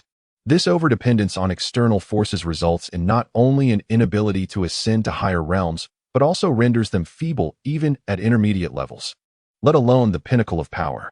Why do deities such as the sea god and angel god, after attaining divinity, no longer rely solely on the might of soul skills and soul bones? It is simply because pure reliance on external power is woefully inadequate. Why, in the original narrative, do the transcendent beings of the Dragon Horse twin stars, after 30,000 years, utterly dominate the Douluo Federation? It is not due to a lack of potency in the essence of Douluo star. It is, rather, a reflection of the Soul Master's shortcomings. When we consider the elite dragon riders of the Dragon Horse twin stars, we find that each has nearly maximized the potential of their bloodlines. Even the nearly exhausted Fire Dragon rider, at the brink of life's end, continues to strive diligently each day, seeking to transcend the limitations of their bloodline and reach ever greater heights. In stark contrast, what are the top soul masters of the Douluo Federation doing? Oh, I am dying. Let me merge with the ancient tree of life to alter my life form and extend my lifespan. Oh, the essence of Douluo star is inadequate. I cannot progress in my cultivation. Why has there not been an individual like Jijuechen to emerge? The absurdity is staggering. In the 75th chapter, the 100 Victories Challenge, we ponder what enabled the ancient sea god Poseidon to elevate from a soul master to a being comparable to a god king thousands of years ago. Was it merely due to the strength of Douluo star's essence or the nourishment of divine spiritual energy from the god realm? There are countless deities in the divine realm. Why did only he manage to bridge the gap between divine ranks and cultivate from a lower god to nearly a god king? It was through his own efforts, through the sheer force of his will, that he subdued all of humanity and soul beasts, and, coupled with his charismatic presence, garnered immense faith power, ultimately achieving divinity. It was through his own formidable resolve that he refined his martial soul, the trident, to the level of a super-divine artifact, showcasing unparalleled strength. The 5 remaining god kings are all manifestations of the innate essence of the divine realm, yet the old sea god alone, in human form, stands shoulder to shoulder with the innate god kings, ultimately passing on his divine status with grace. Can one truly expect to succeed without personal effort, merely awaiting the benevolence of planetary essence? Divine status and martial souls are merely means of advancement, shortcuts, but not necessities. If one excessively depends on such shortcuts, they risk becoming mere facades, fragile and easily shattered, akin to delicate porcelain. This is akin to engaging in a shooting game. The muscle memory you cultivate through daily practice is your true capital that allows you to rise above the rest. However, should you employ an aimbot with its assistance, you could vanquish any adversary with ease. Yet, once you remove this crutch, you are rendered powerless. Thus, even though Xia Tianling currently possesses an impressive array of fate points, he has never contemplated making a wish to the system for an immediate enhancement of his soul power. Although it would be a simple task for him, he could easily attain the rank of ultimate Douluo at this very moment. The uncertainty of whether he could withstand the subsequent tribulation looms large. As time has elapsed, more than half a month has passed, during which Xia Tianling and his trio have undoubtedly captured the public's attention, becoming the talk of the town. Moreover, Zhu Zhuqing has garnered an immense following of male admirers, swiftly establishing herself as the new idol of Soto City, now referred to as the Goddess of the Void. Eager to embark on a more leisurely existence, Xia Tianling dutifully reports to the Soul Arena each morning and returns to the hotel only after vanquishing all challengers late into the night, including his duels with Zhu Zhuqing. Xia Tianling achieved the remarkable feat of securing victory in 21 consecutive battles in a single day. Initially, he actively engaged in combat alongside his partner, but as time progressed, the battles predominantly transformed into Zhu Zhuqing facing 2 opponents alone, with Xia Tianling intervening only to conclude the skirmishes after she had sufficiently honed her skills. As for Oscar and Ma Hongjun, one relies on his formidable martial prowess while the other capitalizes on his advantageous martial soul, both achieving a relentless string of victories in the Soul Master arena and accumulating gold coins in abundance each day. This brought immense joy to the 2 individuals, who had long been haunted by poverty since childhood. However, their standing paled in comparison to that of Xia Tianling. This evening, the Grand Soul Arena of Soto City is hosting a celebration. The occasion marks Xia Tianling's impending achievement of an unprecedented 100 consecutive victories in solo 1v1 matches within just a few weeks. Were it not for the arena's monthly points tally, which multiplies the points tenfold after 5 consecutive wins, Xia Tianling would have already earned the esteemed diamond medal. Nevertheless, in a rare exception, the Grand Seoul Arena has arranged a unique challenge specifically for Xia Tianling, inviting him to the center of the main fighting stage in 3 days' time. Tonight's celebration also serves to entice Soul Masters to register and promote ticket sales. Should he triumph in this match, symbolizing his 100 victories, the arena will not only bestow upon him the highest diamond medal, but will also grant him the unparalleled title of King of Souls, an exclusive rank of sovereign. The match is indeed captivating. The organizers have tasked Xia Tianling with facing a standard 7-member Soul Master team composed of Soul Lords, yet intriguingly, these 7 individuals cannot belong to the same organization or established team. What adds to the intrigue is the differing victory conditions for both sides. Xia Tianling merely needs to defeat them within the bounds of standard rules to achieve an overwhelming victory. Conversely, the challengers only need to force Xia Tianling to reveal his martial soul. Regardless of the outcome of the soul battle, the organizers will fulfill their promise of rewards. Should anyone succeed in this challenge, the Soul Arena will exceptionally grant each of the 7 a bounty of 10,000 gold soul coins, along with an elevation of 3 ranks in their soul badges. If the 7 can indeed defeat the dawn of day within the confines of the soul battle rules, the arena will directly bestow upon the medals, along with a substantial reward of 100,000 gold coins each. However, one can easily surmise that these latter conditions are merely a gimmick devised by the Soul Arena. With such lavish rewards on offer, countless individuals flock to the event, driven by the allure of fame alone. It is worth noting that throughout the past half-month of soul battles, the Dawn of Day has not once unleashed his martial soul, relying solely on his physical prowess in combat. Though the chances of defeating him appear slim, compelling him to reveal his martial soul seems a feasible endeavor. Even in the event of a loss, it would still be a source of pride to boast about facing him in the future. After all, it was I who fought against the King of Soul battles in his 100th victorious match. Such a declaration undeniably exudes a sense of grandeur. Among the throng of eager applicants lies a particular group. The challenge to conquer the 45th level Soul Sect at Dawn's Break promises an elevation of 3 ranks in soul combat for those who can force out their martial spirits, with each participant receiving a reward of 10,000 gold soul coins. Furthermore, regardless of the outcome, 1,000 gold soul coins are guaranteed to those selected, with eligibility restricted to Soul Master rank. A middle-aged man, adorned with round spectacles, scrutinized the pamphlet in his hand before turning to his companion, Xiaogang, and remarked, "This venture appears promising. I sense potential." The short-haired middle-aged man behind him took the pamphlet, examined it briefly, and retorted, "Promising? I believe you are merely blinded by the prospect of profit. Xiaogang, your assertion is misguided. My intention is to refine their abilities. Do you not have faith in the extraordinary talents we have nurtured?" The short-haired man seemed momentarily swayed, glancing at a nearby youth. "Xiao San, what is your opinion?" I think it's feasible," the youth replied in a rather nonchalant tone, yet acquiesced nonetheless. "Then let us proceed to register and enroll." It was evident that this was the conclusion of a rigorous 3-month training regimen undertaken by the Shrek Quartet. Throughout the same arduous period, By, fueled by an unwavering determination, had relentlessly honed his skills, pushing himself to the brink of exhaustion. Remarkably, within just 3 months, he had ascended to the 40th level, emerging as a near soul master. Under normal circumstances, this feat would be nearly impossible. However, for reasons unknown, he managed to accomplish it. With Master Yu Xiaogang's upcoming training sessions on the horizon, he resolved to leverage his soul power at level 40 to secure a silver soul badge at the Soto City Great Soul Arena. As for the distracted young man, that would be our classmate Tang San. After nearly 3 months of relentless training, his days had devolved into a monotonous cycle of sparring, and running, occasionally interspersed with weighted mountain climbs, leaving his heart somewhat desensitized. Can such methods truly cultivate a formidable soul master? Tang San pondered each day with a profound sense of uncertainty. If this training were indeed effective, then why does the dean remain a soul saint?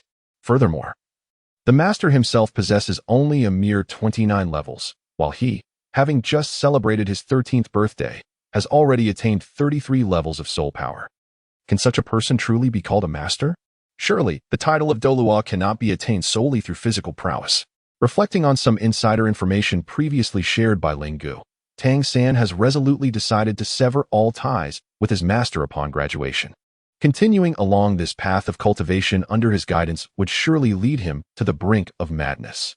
Throughout these 3 months of relentless training, Tang San has exerted far more effort than depicted in the original narrative, diligently striving to graduate as soon as possible so he can swiftly escape with Xiao Wu. Perhaps it would be wise to flee early and seek refuge with Ling Ge. If he could join the Spirit Hall, he would no longer lack the means to forge hidden weapons and could enlist Ling Gu's assistance in locating his wayward, wine-loving father. He truly did not wish to remain in this wretched place for even a minute longer. Chapter 76. Is this the measure you use to assess your cadres? The Shrek group streamed into the interior of the Great Soul Arena, instantly taken aback by the throngs of people before them. Gigantic portraits adorned the walls, with the central figure depicted as a man wearing a white mask, surrounded by the flamboyant characters of the 4 grand characters proclaiming dawn of the new era. Today, the arena hosted no matches. Countless commoners flooded into this venue, which typically afforded them little opportunity to enter, indulging in the abundance of free food. In a bid to promote this event, the Great Soul Arena spared no expense. The crowd is indeed overwhelming today. It has been years since I have witnessed such a bustling scene in this arena, Zhao Wujin remarked as he used his soul power to part the throng. Flender paid him no heed, instead producing several masks from his possession and handing them to Tang San and the others. If they were to agree, these little monsters would inevitably discover his frequent visits to the arena alongside Zhao Wujin for sustenance, a matter too embarrassing for them to know. In comparison to the dashing white mask worn by Xia Tianling, the masks in the hands of Tang San and his companions were decidedly grotesque, resembling a monstrous shade of feculent green. This mask is utterly hideous, Xiao Wu and Ning Rongrong whispered from the back of the line, critiquing the aesthetic sensibilities of their esteemed Dean Flender. In a mere span of 3 months, these 2 individuals, both possessing equally nefarious dispositions, forged a profound bond of friendship. Upon their arrival at the registration desk, the receptionist greeted them with warmth and enthusiasm. After diligently completing their forms, testing their soul power, and submitting their applications, they awaited the final review from the organizers. Although Soto City boasted an impressive number of over 2,000 soul masters, the actual count of those at the Soul Emperor level was rather limited, especially when excluding the personnel stationed by the Spirit Hall. The esteemed soul masters were requested to arrive punctually at the Grand Soul Arena's main stage tomorrow evening at 8 o'clock, where the selected participants would be announced. With no matches scheduled for that day, the members of Shrek returned to their hotel to rest, biding their time for the results of the following day. In the hotel, Tang San pondered the name Dawn of Breaking Dawn, feeling an unsettling sense of familiarity. Suddenly, his expression shifted dramatically. Could it be that Ling's martial soul is indeed called Dawn? Was this individual, then, Ling? Furthermore, he recalled several other names heard earlier at the arena. Phoenix of the Blazing Fire, which seemed to suggest Ma Hongjun, whose martial soul was indeed a phoenix. Furious Golden Titan, likely referring to Oscar, given that Doa continent had no Buddhist affiliations, and the Goddess of the Void, which almost certainly indicated Zhu Zhuqing, as she possessed a skill that allowed her to traverse the void. Tang San swallowed hard, convinced that the likelihood of Dawn of Breaking Dawn being Ling was as high as 90%. Alas, Ling was a cultivator. It felt as if fate were conspiring against him, Tang San, in this predicament. The following morning, registration came to a close, and the profiles of all participants were submitted to the organizers. The Goddess of the Void? Had she not always been paired with Dawn of Breaking Dawn? Why was she also registering? A staff member perused the submitted list, sensing a hint of confusion. The inclusion of the Goddess of the Void was intriguing. However, granting her this opportunity added an element of intrigue to the partnership's rivalry. A leader dispatched from the headquarters of the Grand Soul Arena decisively put the matter to rest. This match was never intended for the Soul Respect team to emerge victorious. It was merely an opportunity to capitalize on the illustrious record of the Dawn of Breaking Day. The Phoenix rising from the ashes and the Fierce-eyed Vajra should also be included. Though these two are relatively new recruits, they have certainly made a notable name for themselves over the past month, which is bound to entice fans to spend more. Sir, take a look at these 4 individuals. Oh, the Cursed Eye White Tiger, a level 40 strong attack type Quasi-Soul Master. The Delicate Boned Charm Rabbit, a level 32 strong attack type Soul Respect. The 7 Treasures Glazed Tile, a level 32 auxiliary Soul Respect. The Thousand-Handed Azura, a level 33 control type Soul Respect. These individuals are rather intriguing, as they have all chosen to enroll together. Shrek Academy. I am familiar with that place, a small institution that thrives on various pretenses to extract money. The leaders scrutinized the registration information of these individuals, a control-type soul respect wielding the blue-silver grass, and an auxiliary with the 7 treasures, glazed tile martial soul. Excellent. Simply splendid. Yet another pair of enticing highlights. Now, let us cease the search. These 4 shall suffice, combined with the void goddess, the fierce-eyed Vajra, and the phoenix rising from the ashes. We have a perfectly balanced team of 7. A swift attacker, an auxiliary, a controller, and 4 strong attackers. An exceptionally standard 7-member team. Sir, should we not explore further? There are even stronger souls. Ouch. Before the employee could finish, the leader struck him on the head with a stack of documents, berating him soundly. You fool, do you genuinely wish for them to win? What we seek is profit. Do you understand? If they win, each of us will be entitled to 10,000 gold soul coins. Your brain truly resembles that of a swine. Yes, I understand. Your words are wise. I will take care of it immediately. That night, Xia Tianling and her trio stealthily infiltrated the inner sanctum of the Grand Soul Arena from a very concealed location. Ever since they gained notoriety, they had to evade a throng of fervent fans each day after their matches, secretly returning to their hotel. Particularly for Zhu Zhuqing, there was always a large crowd of admirers eager to approach her, which became quite tiresome. Over the past month, the art of void walking had become increasingly second nature to them. Clad in cloaks, the 4 concealed themselves in a shadowy corner, listening to the host on stage passionately delivering an impassioned speech. Now, I announce the selected participants for tomorrow's 100 Victories Challenge. The recently celebrated level 35 strong attack-type soul respect, the phoenix rising from the ashes. Like the dawn of breaking day, the phoenix prefers to engage in physical combat, alongside its partner, the fierce-eyed Vajra, and our beloved, the void goddess. With each name the host uttered, a twitch appeared at the corner of Xia Tianling's mouth. I regarded you all as brothers. And yet you each wish to challenge me?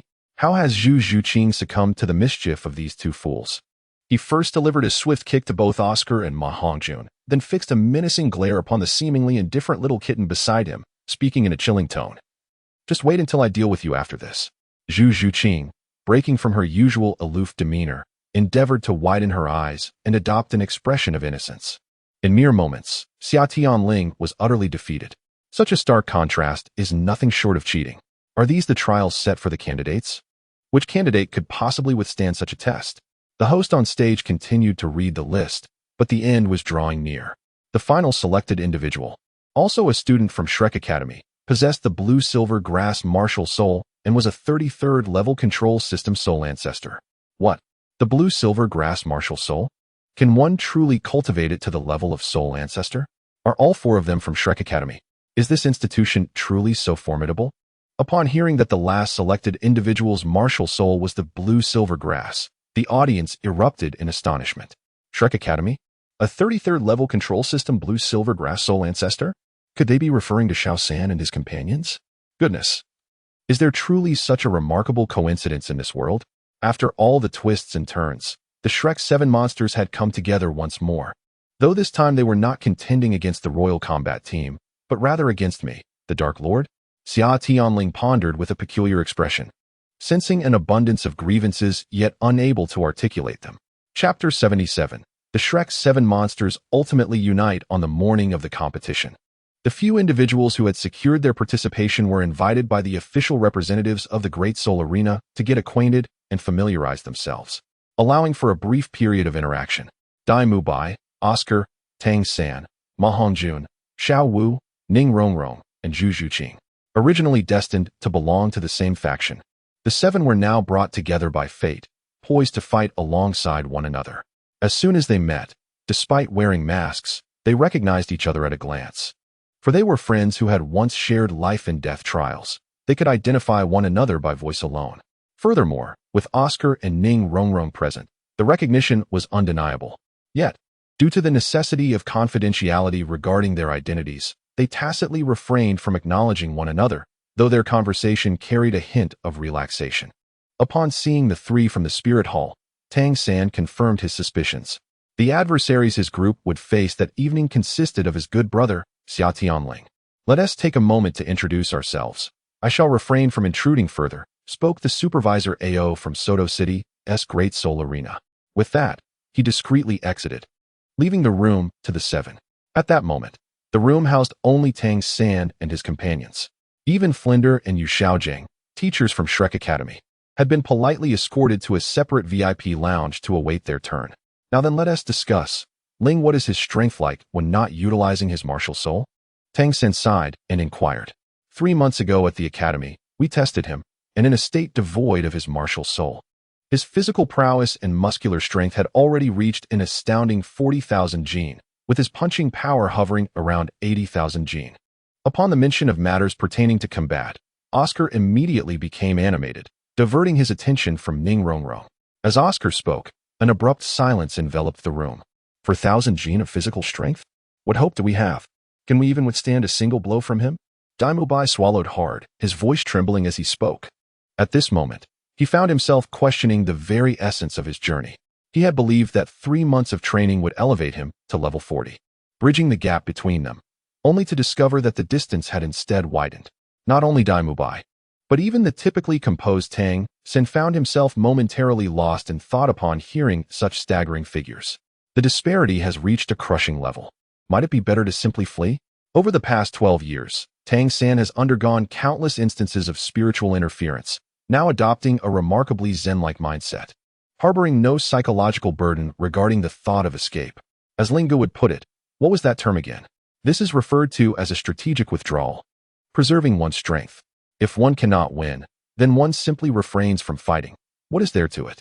It is merely a contest, and the combatants are, after all, our own people. The Buddhist-style Tang San is currently retreating. At this moment, he is not that formidable, Zhu Zhuqing remarked with a frosty expression. As soon as she entered the room, she recognized By, who wore a grimy green mask, his countenance overshadowed by a dark pallor. Noticing that the two appeared startled, Ma Hongjun quickly interjected, "Don't worry, he is not as strong as he once was. We still have a chance." "What do you mean by that?" Bai's eyes brightened. He was eager to defeat Xia Tianling. During this period, he was unable to utilize his soul power and bore a considerable weight upon him. Ma Hongjun slumped onto the sofa, relishing a sip of the juice prepared by the organizers. His current strength was likely at the initial stage of a soul king, lacking soul skills, possessing only the physical prowess of a soul king. That seemed promising. Tang San pondered, as Ning Rongrong had already acquired her third soul ring, now capable of offering an enhancement of up to 40%. "My third soul skill is an amplification of soul power," Ning Rongrong interjected. "By the way, Tang San, about that Zhuge crossbow you mentioned, can we make use of it?" "I do have it, but the power of the Zhuge crossbow." Tang San hesitated. Although he possessed several Zhuge crossbows to lend, they were weapons designed for killing. It would be inappropriate to use them on his own brother. "Oh, it's fine. Our leader has a tough hide," Oscar said boldly. "I know the leader's physical prowess best, and considering he is wearing that heavy armor, while its protective capability is almost negligible, it shouldn't be too easy for the Zhuge crossbow to injure him. We've tested this." However, Tang San remained uncertain. After a lengthy discussion with Oscar and Ma Hongjun, and once Tang San had assured them that there would be no danger to life, he finally agreed to lend them the concealed weapons. Once it was confirmed that they would use the weapons against their foes, they deliberated intensely on strategies throughout the day. Finalizing their plans before dinner, they unanimously decided that Tang San would lead the command, a practice they had grown accustomed to during their time in the Stardow Forest. Having resolved to secure victory in the competition, Tang San set aside thoughts of retreat, unreservedly assigning tasks and objectives to his companions. The term Buddhist merely reflects his current state of tranquility, a diminished desire for victory, and a reduction of previous hostility. Yet, it does not imply that Tang San has lost his ambition. Rather, his inner state now aligns more closely with the true essence of Taoist cultivation, gradually embracing serenity and non-action. Perhaps it would be more fitting to describe it as Taoist rather than Buddhist. It was also unfortunate for Tang San that Oscar could not utilize his martial soul in this match. Should there be a revival of Oscar's grand sausages and the Swift Flight's sprinting sausages, their combat would undoubtedly be more assured. For now, it is imperative to position Oscar and By at the forefront, drawing the fire of Xia Tianling. Initially a powerhouse in offensive tactics, Xiao Wu has, upon Tang San's counsel, temporarily adopted a role as a swift attacker, collaborating with Zhu Zhuqing. The two, one overt, and the other covert, seized the opportunity to launch a surprise strike. Meanwhile, the long-range abilities of Ma Hongjun provide support from the rear with his Phoenix fire line, simultaneously safeguarding the defenseless Ning Rongrong against Xia Tianling's potential incursions into the backline. As the evening of the competition arrived, the arena of the Grand Seoul Arena was teeming with spectators, even drawing in audiences who had traveled overnight from neighboring cities. In an era where transportation relied heavily on foot and communication was predominantly vocal, those of such economic means were indeed a privileged class. Yet, it is precisely for this reason that, in the impoverished landscape of Douluo continent, where entertainment options are scarce and the quality of amusement is dismally low, the spectacle of soul battles stands out as a beloved pastime for the masses. From nobility to common folk, all share an unparalleled enthusiasm for this exhilarating event. This unprecedented battle of supremacy challenge has drawn forth all those capable of attending, eager to witness the spectacle. As I gazed upon the throngs of spectators, the high-ranking officials atop their vantage point beamed with delight, reveling in the considerable profits amassed within the grand arena. As for the bonuses bestowed upon Xia Tianling, alongside the 7,000 soul coins allocated to the 7 soul lords, these are merely trifles. After all, one cannot extract wool without shearing the sheep.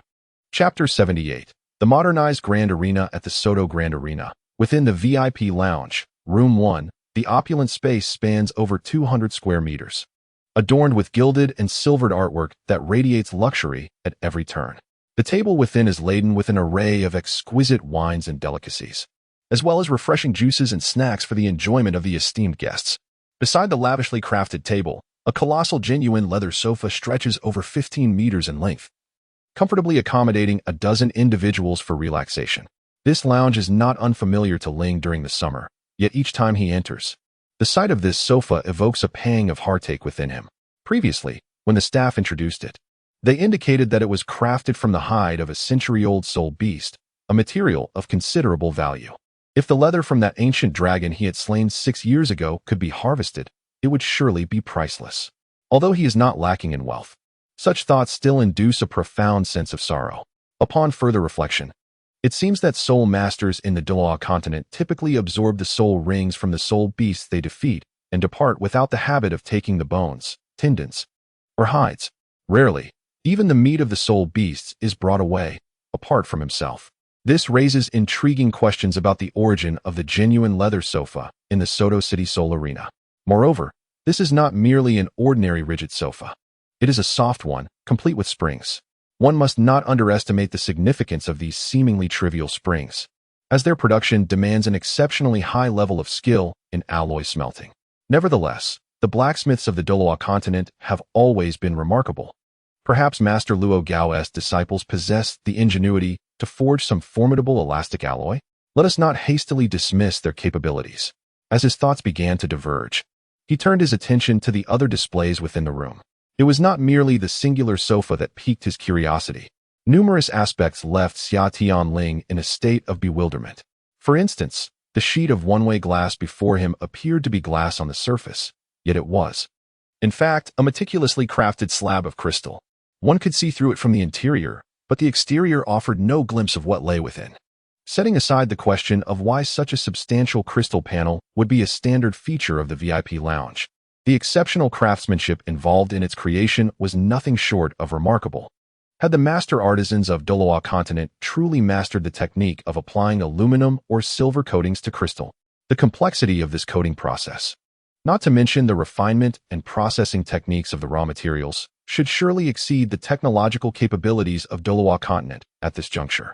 Through the transparent layer of one-way crystal glass, Xia Tianling's gaze drifted towards the central soul arena outside. Within a matter of days, the central soul arena had undergone a transformation, allowing numerous casual spectators to witness this unprecedented spectacle.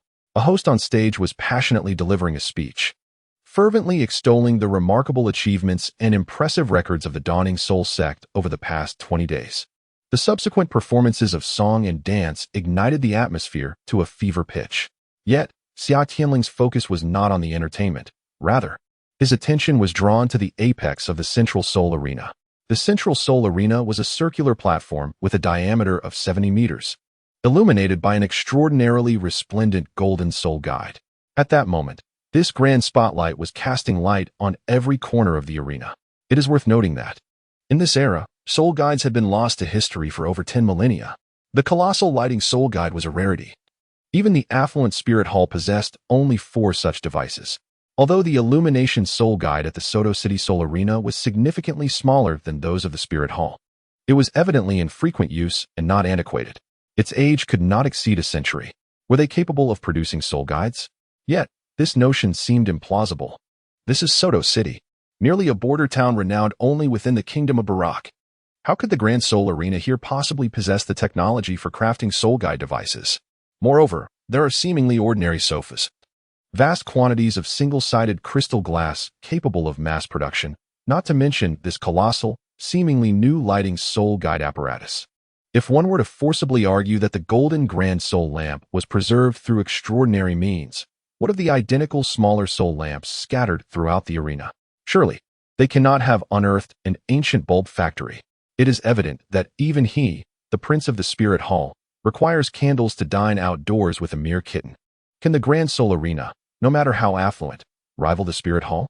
At this moment, a chilling term sprang to Xia Tianling's mind: technological disparity. The level of technology exhibited by the Soto Grand Soul Arena transcends the mere notion of luxury. It is truly beyond ordinary description. Some of the levels contained within have far surpassed the standards expected in the Douluo continent. This is certainly not due to the skewed technological advancements found in certain regions. The Spirit Hall also possesses glass, crafted from some form of transparent crystal. However, one thing is certain: even the Spirit Hall, with its millennia of heritage, lacks the capability to produce one-sided glass.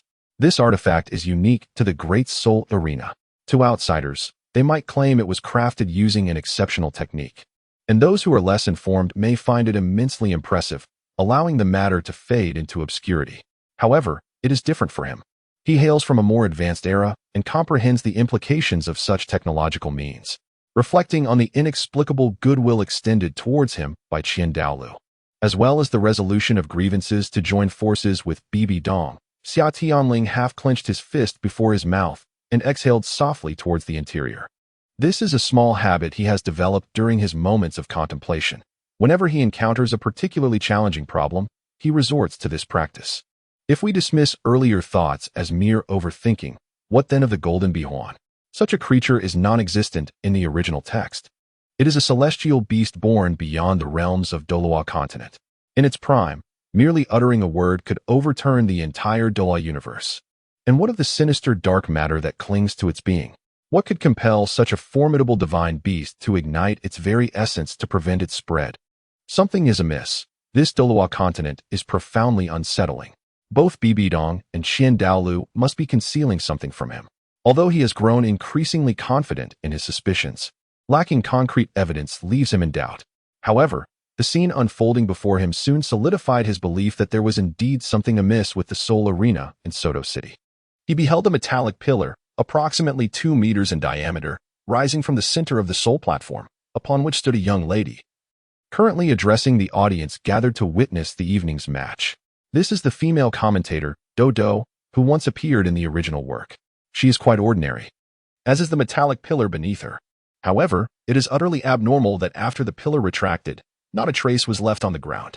Such manufacturing prowess is undeniably beyond the capabilities of an ordinary artisan, necessitating the support of precision CNC machinery. Perhaps a titled Douluo could achieve such a level through sheer mental fortitude. However, the question arises: which titled Douluo would be willing to humble themselves to engage in such endeavors? The Soto Great Spirit Arena, or perhaps the master behind it, undoubtedly possesses technologies that transcend the confines of this era, possibly even methods not belonging to this world. In Chapter 79, The Invincible Divine Fist, we are fortunate to have the Lord of Soto City gracing us with his presence for this competition. Moreover, the esteemed Master Su Yuntao from the Soto City Spirit Hall has personally arrived at the venue, prompting us to erupt into fervent cheers.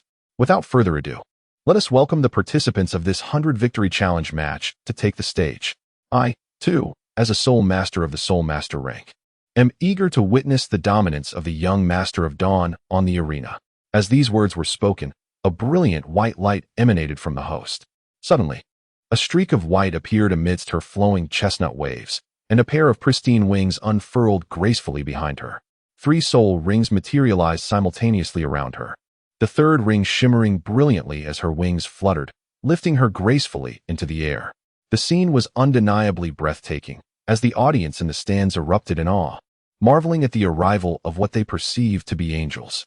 However, Xia Tianling, having read the original text, understood that these were no angels, but merely doves. Beside the soul-fighting platform, a grand door silently swung open, and the 7 members of the challenger team, clad in sleek black attire, filed in, making their way towards the center of the arena. Do not inquire how the high platform opened. The original text describes it thus. Under the insistence of 2 young ladies, the masks they wore were replaced with the pure white masks of the Spirit Hall. In the VIP lounge, Xia Tianling concluded his contemplation and, with a swift motion, appeared above the soul-fighting platform. Dressed in white, he descended gracefully, stepping down as if traversing the celestial stairs, illuminated by the giant golden soul-guiding device. As he made his entrance, the audience erupted in fervor, chanting his nickname, Divine Fist. Invincible. Divine Fist. Invincible. These past few days, he had refrained from unleashing his martial soul during battles, relying instead on his iron fists and an array of astonishing combat techniques to swiftly vanquish his opponents. Consequently, the regular spectators had bestowed upon him the moniker Divine Fist Invincible. By clenched his fists tightly, his gaze fixed fiercely upon his opponent before him. He was resolute in his belief that one day he would triumph over this young man. Challenger team, please be advised. You now have 1 minute to summon your martial souls. Attacks may commence only upon my signal. The match continues until one side concedes, is entirely defeated, or falls from the soul-fighting platform. Floating above, Douluo flapped his wings, reiterating the rules of the competition to both the participants and the first-time spectators outside. Although for the challengers, merely forcing Xia Tianling to reveal his martial soul would signify victory, the other rules of the arena remained unchanged. As the host's words concluded, all 7 challengers unleashed their soul power, a surge of fierce combat intent rising from the ground, most notably from the forefront, where By stood. Douluo, taken aback, quickly ascended higher, feeling a twinge of concern for Xia Tianling. The formidable presence of these 7 individuals raises the question, can he truly uphold his legendary streak of victories? Unbeknownst to her, she has already become an ardent admirer of Xia Tianling. With a fierce roar, By unleashed a powerful tiger's growl, his passionate aura surging forth as he manifested the white tiger martial spirit. His transformation seemed to signal the others, prompting the remaining 5 to release their own martial spirits, positioning themselves accordingly. The formation, known as the 2-3-2, is one of the favored strategies employed by the 7 when facing large soul beasts. At that moment, Xia Tianling resembled a humanoid beast, deserving of their utmost effort. Violet-hued blue-silver grass erupted from beneath Tang San's feet, spreading across a vast expanse of ground. Simultaneously, several grass blades stealthily climbed up the waist of the 5, excluding Zhu Xing. Thanks to the blue-silver grass, they were able to unite more cohesively, solidifying their formation. Observing that the Shrek team had completed their martial spirit releases, Xia Tianling smiled and began to flex her joints. A resounding dragon roar ascended into the heavens.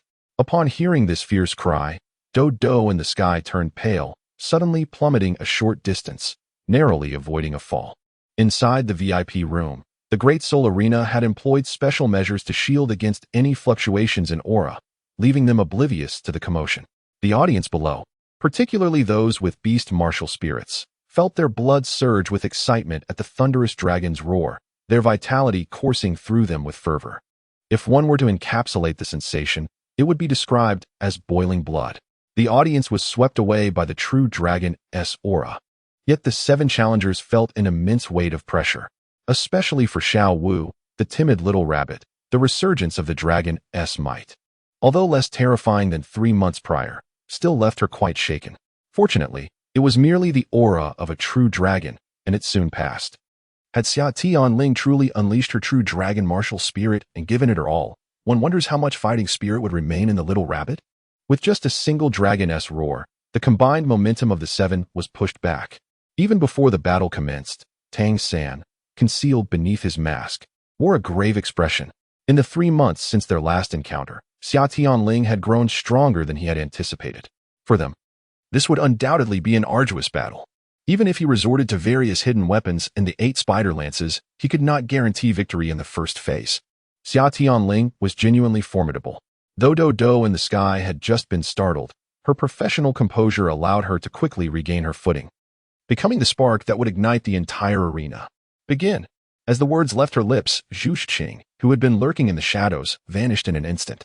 With a fierce roar, By activated the White Tiger transformation and White Tiger Guardian barrier, charging forward with unyielding determination. His already massive muscles swelled further, radiating a purple aura. He understood that when confronted with the terrifying combat skills and formidable strength of Xia Tianling, he must unleash his utmost power at the first opportunity. Otherwise, he risked being defeated in an instant. By stomped fiercely on the ground and surged forward towards the stationary Xia Tianling. Having previously suffered a setback, he opted against a reckless charge, instead choosing a more measured approach as he dashed forward close to the ground. As he propelled himself, Ning Rongrong's enhancement from the 7 treasure glazed tile increased both his speed and strength, augmenting By's already swift pace by a substantial 40%.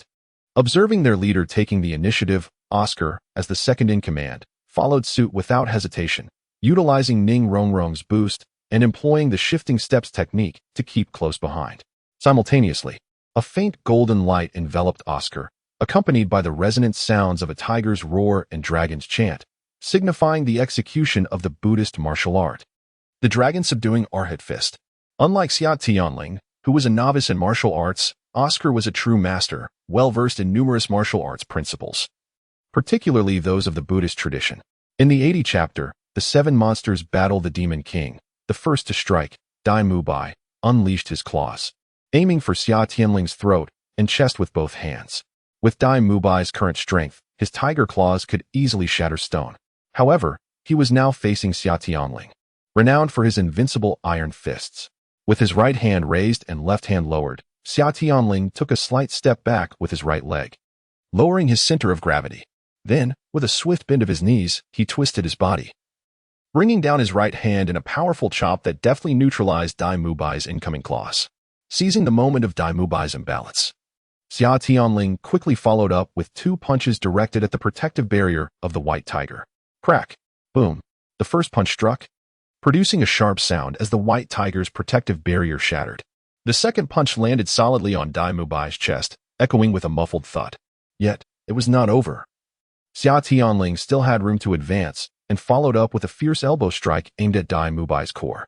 Should this truly come to fruition, By would undoubtedly lose half of his combat prowess on the spot. However, By does not fight alone. In the rear, Tang San, who oversees the entire situation, sensed the impending danger the moment Xia Tianling prepared to initiate her move. He was exceedingly familiar with this move. It was none other than the widely renowned tiger-subduing fist from the Wudong martial arts of his past life. This is not an esoteric martial art. Rather, it is an introductory boxing technique that everyone can perform with a few moves. Thus, even he, who is infatuated with hidden weapons, can recognize it at a glance. Nevertheless, it is evidently tailored to counter By. Understanding the sequence of moves, he predicted Xia Tianling's next action and swiftly retracted his blue-silver grass, causing his elbow to connect with nothing but air. Oscar, who was following closely behind By, noticed that Xia Tianling appeared to exert excessive force, leaving a gaping opening at his side. Seizing the opportunity, he threw a punch. Little Oscar, I have taught you the principle of exerting only 80% of your strength. Haven Ti? Just as he thought he would land a successful blow, Xia Tianling spoke up. Oscar recalled something, but it was too late. Xia Tianling still had a portion of his strength remaining in his elbow, while Oscar had genuinely unleashed all his might. With a slight sidestep, his opponent deftly evaded the attack. Maintaining his left leg forward stance, Xia Tianling did not budge, merely bending slightly to grasp the incoming dragon fist with his right palm and seizing Oscar's arm with his left, turning and twisting his waist to effortlessly fling him away. While the three were entangled in combat, Xiaowu had quietly maneuvered to the flank, and Zhu Zhuqing had vanished in a few swift movements. As Xia Tianling extricated himself from the two, a wave of purplish-red flames surged through the sky. Beside Ning Rongrong, Ma Hongjun soared through the air, his 3 soul rings illuminating simultaneously. With the Phoenix Wing Ascension, the Blazing Phoenix, and the Phoenix Fire Line unleashed all at once, He launched a decisive attack, a veritable trump card. Faced with the formidable demon lord, one must exert every effort to pose a threat. Come at me. Xia Tianling faced the oncoming torrent of scorching heat, refusing to evade and charging directly toward Tang San, propelled by Ma Hongjuan's Phoenix Inferno. As the control-type Soul Master, Tang San was the linchpin connecting the seven of them, necessitating his prompt elimination. Moreover, at this moment, Tang San was positioned somewhat forward, seeing him charging into their ranks.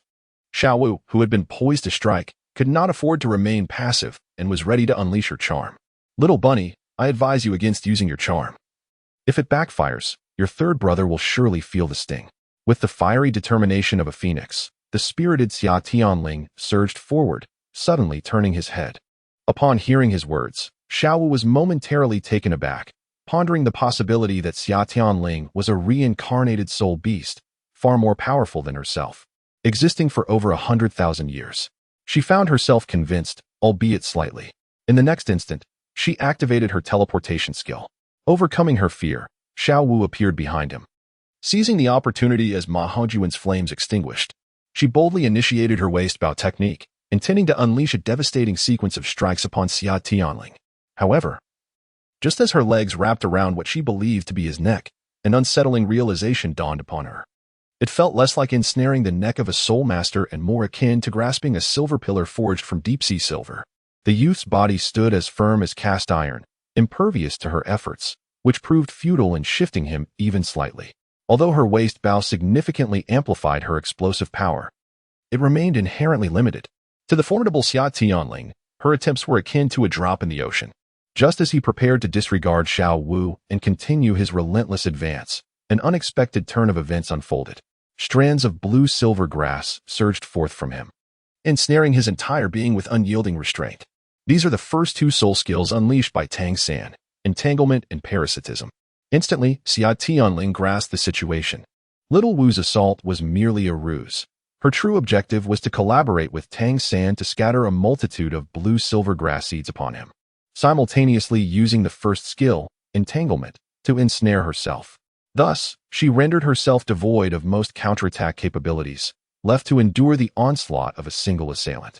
That would be you, little kitty. Bound by the profusion of blue-silver grass, Xia Tianling raised her arms with tremendous force, relying on her formidable strength to break free from all constraints, and then abruptly turned to unleash a powerful punch. Clash. In the void, a nimble silhouette emerged, the assassin's claw.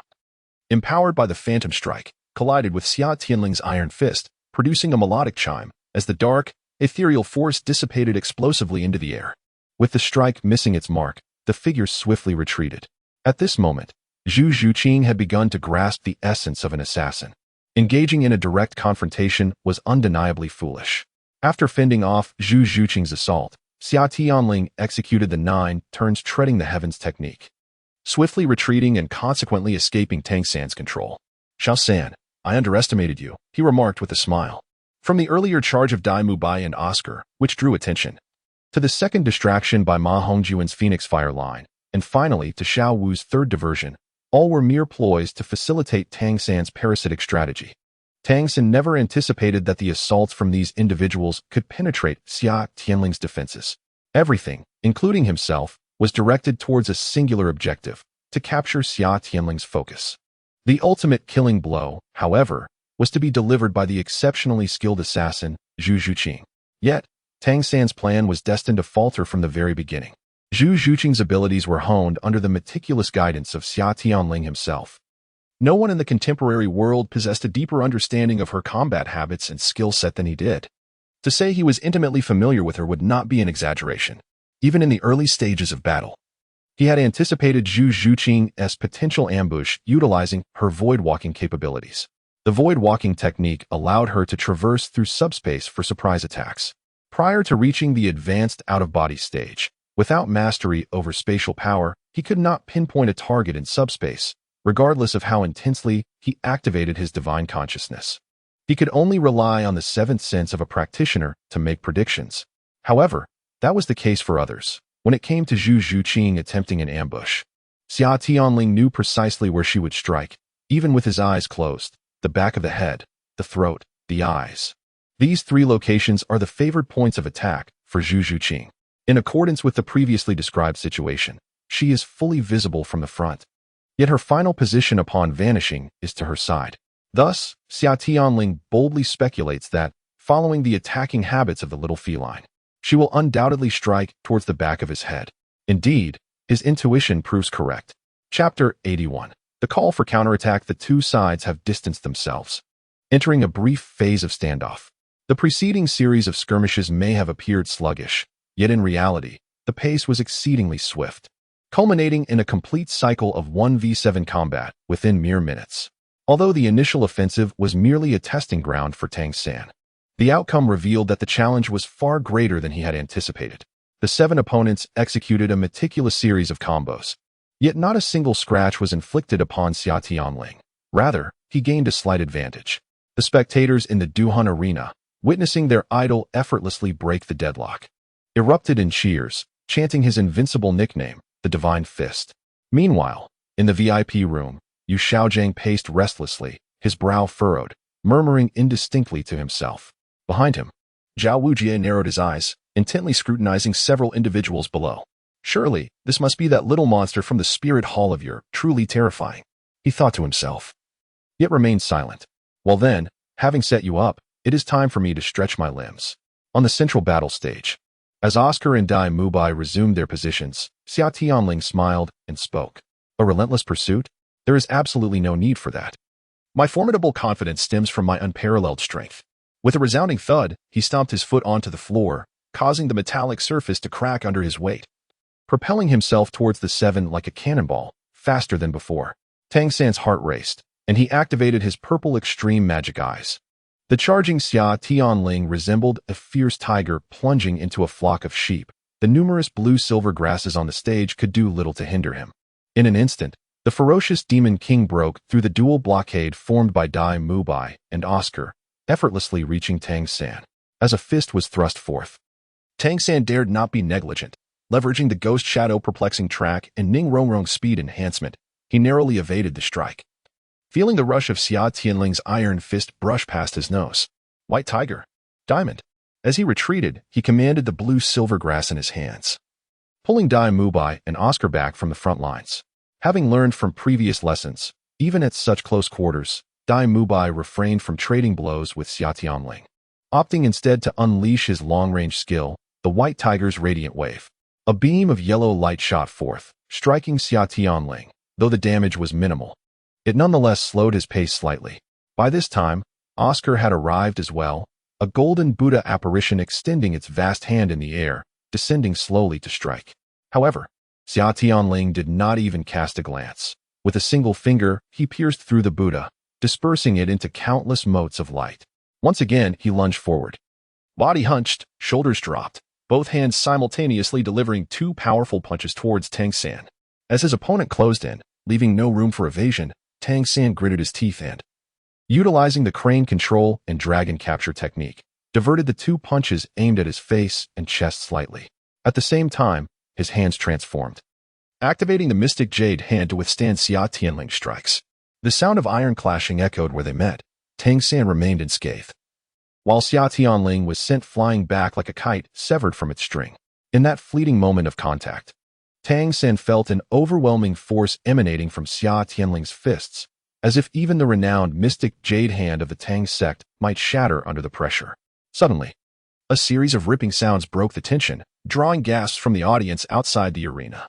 8 purple spider legs sprang forth from Tang San's back, anchoring him to the battle stage, stabilizing his body that had been sent reeling. Brother San. Upon witnessing Tang San being sent flying, Xiaowu could no longer afford to dwell on her earlier trepidation. She instantaneously teleported behind Xia Tianling, launching a fierce kick towards his back. However, Xia Tianling's reflexes were remarkably swift. Before her foot could make contact, he had already seized her ankle in his grasp. After the initial exchange of offense and defense, Xia Tianling had enveloped the entire arena with his consciousness. To ambush him, only Zhu Zhuqing, who could traverse the void, stood a chance against him. Captured, Xiao Wu did not falter. With her other foot, she aimed another kick at him. Alas, this was a misguided maneuver. The disparity in their strength was insurmountable. Xia Tianling effortlessly raised his other hand to block her attack, and countered by capturing her other leg as well. Within mere seconds, Xiao Wu was spun around like a frenzied carousel by Xia Tianling, her vision filled with dazzling stars. This action not only rendered Oscar and Dai Mubai hesitant to approach, but it also forcibly retracted the Phoenix fire line that Ma Hongjun intended to unleash. If this continues, Xia Tianling will likely be unscathed, but Xiao will become akin to a roasted rabbit. Little rabbit, you and the chubby one should step outside for a moment of respite. In the next instant, the spinning Xiao Wu was hurled away by Xia Tianling. Dazed and disoriented, the little rabbit, propelled by immense centrifugal force, collided directly with Ma Hongjun midair, sending both of them crashing backward. Ma Hongjun, having just forcefully interrupted his soul skill and already in a precarious state, was positioned further back to protect Ning Rongrong.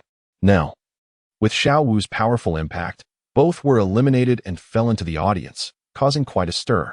However, regarding injuries, with the formidable physique of soul masters, they were likely unscathed. At most, Xiao Wu, momentarily dazed, would struggle to regain her balance. Xiao Wu, seeing her eliminated, Tang San gasped in shock. With a flick of his 8 spider lances, he swiftly returned to the center of the battlefield. Fortunately, he did not lose his composure, nor did he succumb to instant darkness as depicted in the original work. He understood that his elder brother would never strike Xiao Wu with malice. Is it fair to only allow one to strike others while forbidding retaliation? That would be quite unreasonable. Yet, despite his rationality, he could not deny a sense of grievance. After all, love often clouds one's judgment. Upon witnessing this scene, Xia Tianling felt a sense of inner satisfaction, realizing that her guidance had indeed been effective. She noted that Tang San had matured, no longer descending into darkness merely because Xiao Wu had been eliminated from the arena. Nonetheless, rationality aside, she would not let them off the hook simply because Tang San remained untainted. With both Xiao Wu and Ma Hongjun out of the game, Oscar was to her side, and Dai Mubai behind her. The once cohesive formation of 7 had been torn asunder by a single charge. In the rear of the group, the path before Ning Rongrong lay wide open, devoid of any obstruction. To seize the opposing support amidst the chaos was akin to plucking fruit from a tree. Rongrong, danger! Oscar cried out urgently. Xia Tianling paid him no heed, striding forward and delivering a punch that repelled Oscar, while her back braced against the second wave of Dai Mubai's White Tiger light wave, as she charged straight for Ning Rongrong. Do you truly believe you have me at your mercy? As the humanoid tank charged towards her, Ning Rongrong remained utterly unperturbed, even finding the time to jest. In Chapter 82, The Devious Mind of Tactical Play, Xia Tianling hesitated momentarily at her words, yet did not cease his movements, his expression betraying no sign of disturbance. Mere steps away, Ning Rongrong abruptly relinquished the enhancements provided by the 7 Treasures glazed tower to her teammates, swiftly retrieving an object from her spatial soul guide and unleashing a torrent of firepower upon him. A resounding hum erupted, accompanied by the clanging roar of metal, as 16 black crossbow bolts, forged from superior fine iron, shot forth with alarming speed. These were the famed Zhuge divine crossbows bestowed upon her by Tang San. Thud, thud, thud. A cacophony ensued as Xia Tianling neither dodged nor evaded, raising his arms to endure the onslaught of the formidable bolts. The specially crafted arrows, capable of effortlessly dispatching Soul Sect members in the original narrative, proved ineffective against Xia Tianling. They merely left behind 2 rows of tiny puncture wounds on his resilient arms, causing him no pain, for he would heal in no time. Subsequently, Ning Rongrong brushed her chest, and with a delicate hum, a cloud of mist, glimmering with cold radiance, cascaded from her form. Xia Tianling swiftly executed a downward strike with his right hand, dispersing the evidently toxic mist along with the concealed bone-piercing needles hidden within. His suspicions were confirmed. Indeed, these were the concealed weapons gifted by Xiao San, and he was fortunate to have been on guard. Well played, Ning Rongrong, you schemer. Xia Tianling muttered with ire, his temper flaring. After all, he had once lavished her with countless delicacies during their childhood, while his body remained unscathed. His attire was left in tatters, the once pristine white fabric now marred with splatters of crimson from the bolts. The sight was rather gruesome, inciting concern among the audience who were oblivious to the unfolding drama. Seeing that her initial traps had failed, Ning Rongrong flicked her tongue, feigning a willingness to sacrifice herself, but secretly concocting further plans. At that moment, the other 3 members of her team were too distant to offer assistance. Just as Xia Tianling lunged towards her, Ning Rongrong lowered her head, and the sound of a powerful spring echoed from her back. A hefty crossbow bolt erupted from the collar of her garment. However, the youth before her was well prepared. His left hand had already been poised along the bolt's trajectory. Before it could fulfill its intended purpose, he seized it with a firm grip. The hidden crossbow? Do you think I would be unaware of such a contraption? With a single motion, he shattered the incoming bolt and directed its toxic tip downward, deftly deflecting 2 daggers launched from Ning Rongrong's shoes and 6 hidden arrows from the outer side of her thigh. Spare your efforts. We hail from the same school, and I am well versed in Xiao San's techniques. In the summer, Ling displayed an air of calm as he effortlessly neutralized all the hidden weapons on Ning Rongrong, as well as the second round of Zhuge crossbow bolts she had unleashed at close range, observing her frustration as she stomped her feet in irritation. Suddenly, without any forewarning, he pivoted and struck a palm towards the side. A series of crisp sounds resonated through the air once more, as a dark yet explosive figure appeared at his side, seemingly out of nowhere. "You!" Zhu Zhuqing exclaimed in astonishment. This time, she deliberately chose a location she seldom attacked to unleash her ghostly claw technique. Yet unexpectedly, her intentions were still discerned. "I've been waiting for you for quite some time, Zhuqing. I can see right through your little schemes."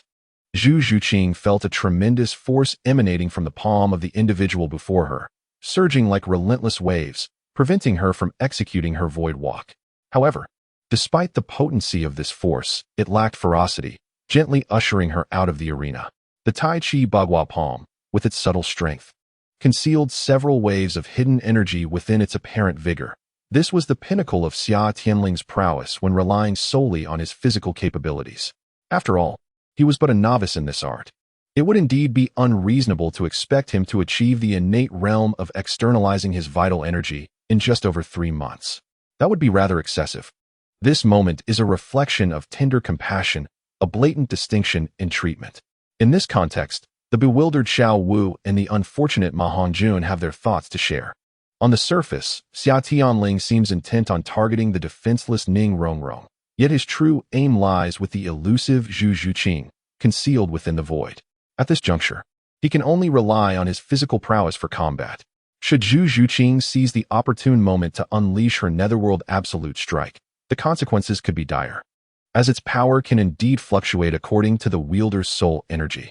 After all, without the safeguard of protective soul energy, his own physical constitution pales in comparison to that of a true dragon. Even the arrows of the Zhuge Divine Crossbow can slightly penetrate his skin.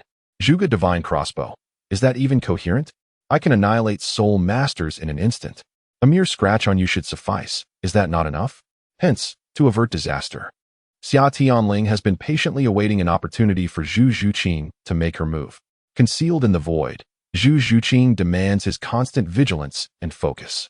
After all, if the little feline refrains from striking first, he is left with no viable options. Naturally, if he could restore himself to his former glory, the situation would be considerably more manageable. With his current strength, a full-force strike would suffice to disrupt the very fabric of space. Once the space is rent asunder, there would be a chance to capture the lurking little cat. However, it must be noted that the spatial integrity of Douluo continent is rather feeble. For if Zhu Zhuqing were in another realm, even with the inheritance of the god of assassins, executing such an advanced skill as void walking would require her to be a top-tier professional, nearing the level of a demigod. After all, this is a technique employed by the god of assassins. Yet here in Douluo continent, a mere 3-ring Zhu Zhuqing effortlessly traverses the void, leaving the assassins of the adjacent Western fantasy world in tears. Now that the ambush-ready foe has been cast aside, the remaining 2, reliant solely on brute force, appear much easier to handle. Perhaps Tang San has some hidden cards up his sleeve, but in the face of such overwhelming power disparity, it is of little consequence. Oh, you inquire about Ning Rongrong? Following Zhu Zhuqing's retreat, Ning Rongrong, stripped of any resistance, was swiftly dispatched by Xia Tianling with a single blow. It feels akin to an unknown fruit wielder dispatching the notorious king of thieves, Wang Luffy, and his companions, one by one, in a manner reminiscent of a buy-one-get-one-free offer. As Xia Tianling flicked the blood from his arms, the 16 small puncture wounds inflicted by the Zhuge Divine Crossbow had nearly healed, thanks to the formidable self-healing abilities of a cultivator. As for the second volley of Zhuge arrows unleashed by Ning Rongrong, they were effortlessly neutralized by external force. causing him no harm whatsoever. I shall contend with you. Upon witnessing Ning Rongrong being hurled away in a similar manner by Xia Tianling, Oscar rushed forth. His exclamation was not due to Ning Rongrong's elimination. Rather, it served merely as a pretext to bolster morale. Now embodying a semblance of martial zeal, Oscar found interest only in a few pursuits, one of which was to engage in sparring with formidable opponents. Chapter 83. Defeating you in your area of expertise with the elimination of several teammates, only 2 powerful attackers and 1 capable of self-defense remained on the field. At last, Oscar could engage Xia Tianling without reservations, which was the very reason for his participation in the contest. Whether he could emerge victorious was of little concern to him. His sole focus lay on the opportunity to battle and with whom he would spar. Still not giving up? Xia Tianling mused as he observed the 2 once more charging towards him. In the next moment, the 3 adept in close combat collided with one another. For Oscar, this was a genuine and exhilarating clash, a banquet for true warriors, each punch landing with gratifying impact. With the assistance of Tang San's blue-silver grass, Oscar unleashed his full repertoire, drawing from various martial arts and techniques. In contrast, By felt considerably frustrated, lacking Oscar's multitude of tactics. He relied solely on instinct in his skirmish with Xia Tianling. Occasionally suffering blows, he found himself nursing the ache for quite some time. As time progressed, Oscar became increasingly invigorated, opting to forego martial skills in favor of pure martial arts techniques to contest Xia Tianling's physical prowess. Gradually, Oscar's skin took on a crimson hue, his body radiating heat as his blood surged frantically with each strike, even giving rise to wisps of blood-red vapor. Before long, these tendrils of crimson smoke thickened and solidified, coalescing into a towering column reminiscent of a tornado, soaring into the heavens. In a fleeting moment, Oscar thrust his palms forward with a fierce shout. Standing firm in place, the crimson pillar of energy enveloping him vanished as if it had never existed. After engaging in a relentless exchange of over 100 strikes with Xia Tianling, Oscar had successfully transcended to the second realm of martial arts, the blood qi smoke. Now, imbued with the essence of blood qi smoke, Oscar felt the weight of his blood coursing through him like lead and mercury, his vitality unmatched. Each movement capable of unleashing a surge of blood energy, effectively doubling his combat prowess. I have lost. After his breakthrough, Oscar clasped his hands in a gesture of respect and bowed to the audience and his 2 teammates before descending the soul-fighting platform. He understood that his earlier exchanges were merely his leader's way of prompting him as he approached this pivotal moment. With his leader's formidable strength, even with the assistance of Tang San and By, he would have been hard-pressed to survive beyond 10 exchanges. Xia Tianling nodded at Oscar, tilting his head to scrutinize the fluctuating expression on By's face. It is time to conclude this. I have not yet lost, By roared, unleashing the remnants of his soul power to activate the white tiger barrier once more, charging fiercely towards his opponent.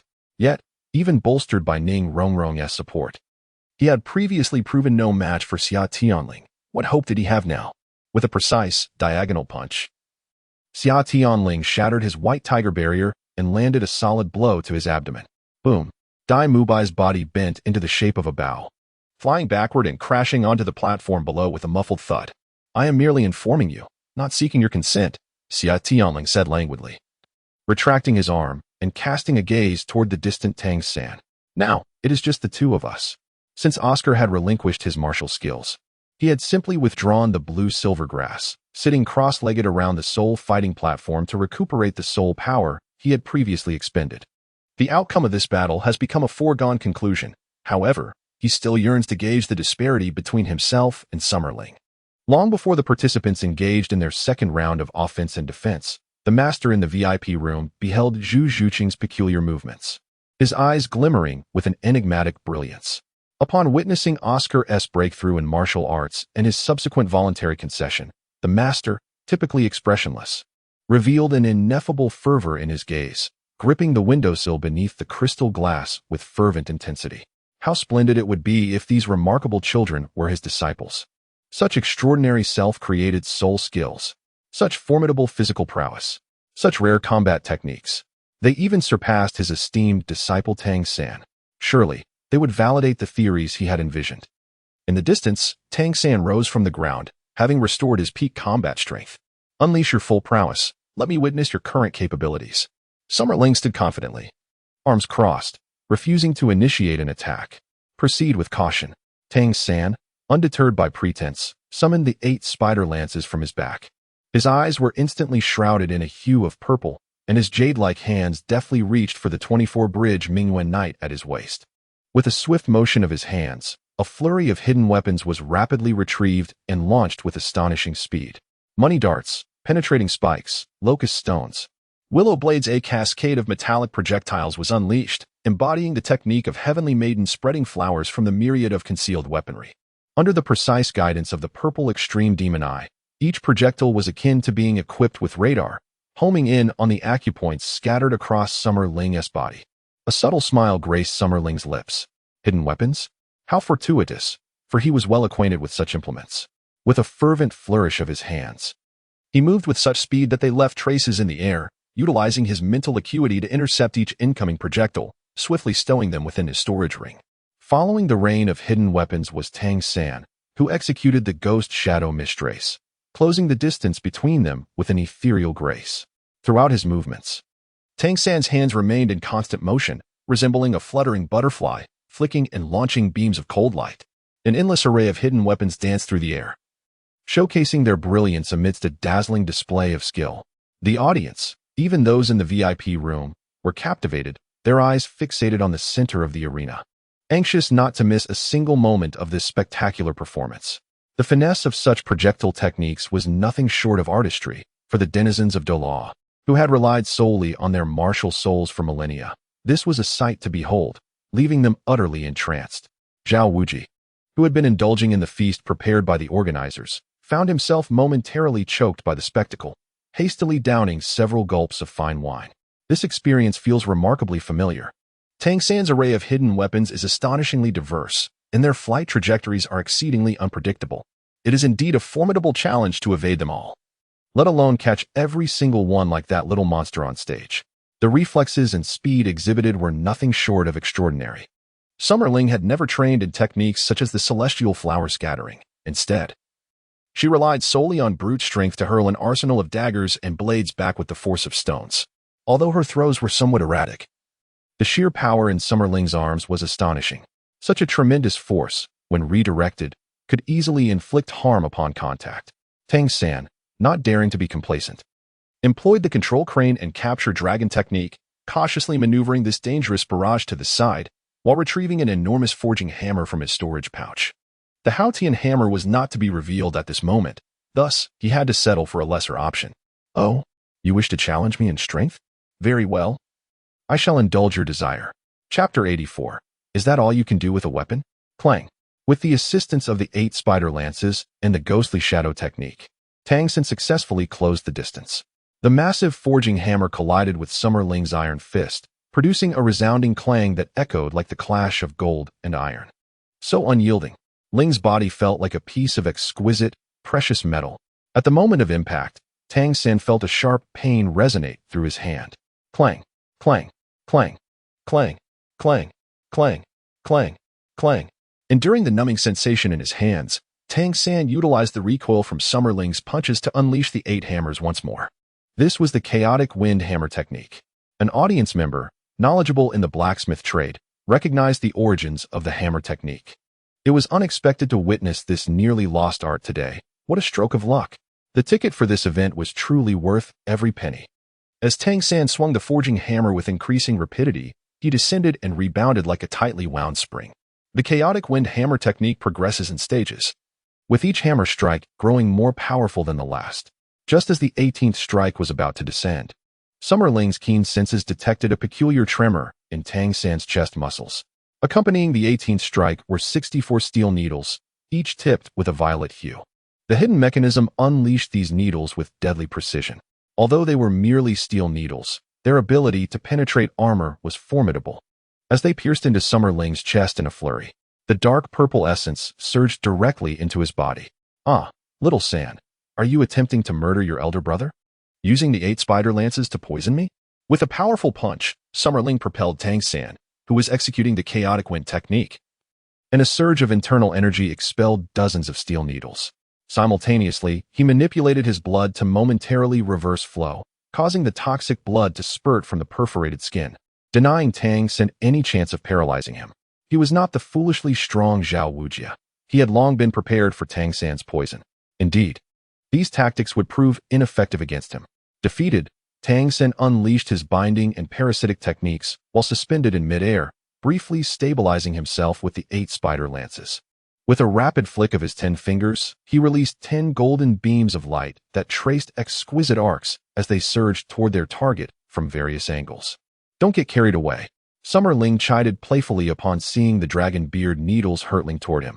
He deftly activated the 9-turn sky step, evading each of the 10 needles with ease. In the face of overwhelming power, even the second evolution of the blue silvergrass's binding and parasitic techniques proved futile.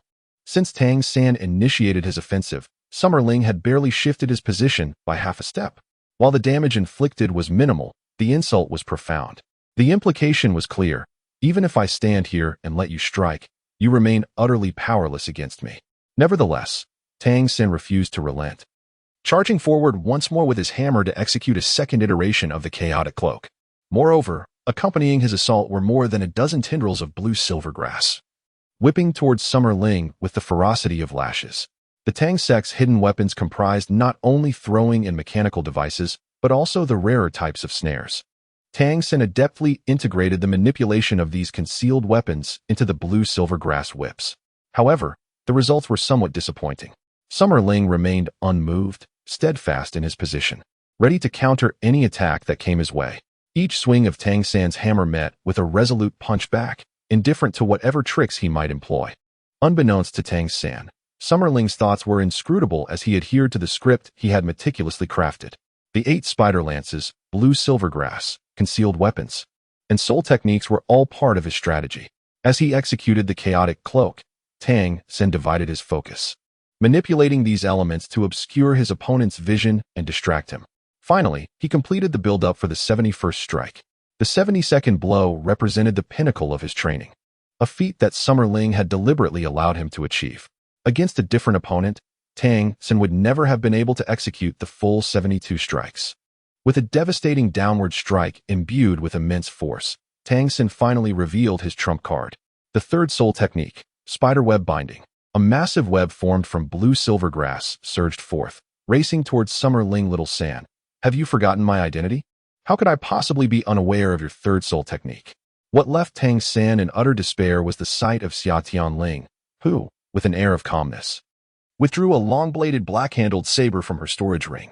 The blade, nearly 2 meters in length, was adorned with crimson patterns, while its spine was embedded with several menacing ancient dragon fangs. Standing before him, Xia Tianling gripped the hilt firmly, adopting a bow stance. Her body half-twisted as she executed a powerful downward slash from right to left. The pale blue edge of the blade sliced through the air, exuding a sharp aura that instantaneously cleaved the massive blue-silver spiderweb in twain. In that fleeting moment before contact, Tang San felt an icy, violent energy binding him, as if he were encased in eternal frost, rendering his grip on the forged hammer rigid and unyielding. It was as though he were on the brink of death itself. That sensation was akin to being shackled by the emissaries of the afterlife, bound by the chains of the underworld, with the judge poised to inscribe the fateful red circle on the ledger of life and death. Witnessing Xia Tianling's decisive strike, Flinder in the VIP room sprang to his feet. As the most formidable presence in the soul arena, he sensed an overwhelming momentum and an icy chill emanating from that slash of her blade. The intensity of the blade's aura is truly astonishing. Is it conceivable that a soul master could attain such prowess without relying on their martial spirit, solely harnessing the strength of their physical form? Upon the soul duel platform, the anticipated clash of titans failed to materialize. The razor-sharp edge met the forging hammer, slicing through it as if it were mere soft butter, encountering no resistance whatsoever. The tremendous force of a strike was effortlessly severed, leaving Tang San, with his hammer rendered weightless, struggling to maintain his balance. The remaining half of the hammerhead crashed down upon the arena with a resounding thud, his body still trembling slightly. A moment later, the severed metallic hammerhead followed suit. Upon closer inspection, its break was as smooth as a mirror, as if the two pieces were never meant to be one. Xia Tianling executed a stylish flourish, sheathing the blade that should not have existed in the world of Douluo upon his back. This blade was none other than the legendary weapon forged from the materials of the Black Dragon and the Ancestral Dragon, the ultimate essence of the Bone Blade series. Unrivaled in the hunter's realm, the unparalleled blade of heaven and earth. The technique he had just demonstrated was equally alien to this world. Belonging to a certain green-haired master as signature style, the one-sword flow, de Chen Han. It was a technique that instilled overwhelming pressure upon the enemy, leading to a decisive victory. As a transmigrator, a seasoned gamer endowed with a formidable system, it is only natural to indulge in the unfulfilled aspirations of my past life. Is it not? After all, what is youth without a touch of exuberance? In the world of pirates, top-tier fighters can shatter mountains with a single punch or cleave the seas with a kick. In the Monster Hunter realm, a great sword can slice ancient dragons or cleave through waves. Given that my own soul power is sealed, wishing to play a little is entirely reasonable. Wouldn't you agree? Is it fair that Tang San can wield hidden weapons while I, Xia Tianling, cannot brandish my great sword? Chapter 85. The 7 Great Families of the Soul Master Realm. Is everything all right? Xia Tianling approached and helped the fallen Tang San to his feet. At that moment, Tang San's body still trembled slightly. Facing de Chen Han's extraordinary swordplay for the first time, it was only natural for him to be momentarily disoriented. Even with the enhancement of the purple extreme demonized spiritual power, he could not escape the overwhelming dominance of Xia Tianling's formidable consciousness at a spiritual level. Although the previous strike was not aimed at him, he still felt the looming threat of death. Tang San's throat felt parched as he struggled to utter 3 words. I lost. Xia Tianling patted his shoulder reassuringly and whispered with a tone that wove sound into a thread. Once we're outside, let us find a place to reminisce tomorrow. He then turned his gaze towards the dazed referee, Douluo. My dear, it's time to announce my victory. Douluo, as if waking from a dream, looked at Xia Tianling with admiration and raised her voice to declare, in this 100 victories challenge, the dawn of the Soul sect has triumphed. He has achieved an unprecedented 100 victories in the Soul duel arena. Let us cheer for him. Oh! With the announcement made by Douluo, the audience, previously stunned by the dramatic turn of events, suddenly regained their composure and erupted into fervent cheers. Next, let us invite Mr. Zhao Yuchuan, one of the highest officials of the Great Soul Arena, to present the award to our newly crowned King of Souls. Having caught his breath, Tang San had already exited the stage. After the staff had swiftly tidied up the scattered remnants on the Soul Arena, a middle-aged man adorned in splendid attire ascended the platform.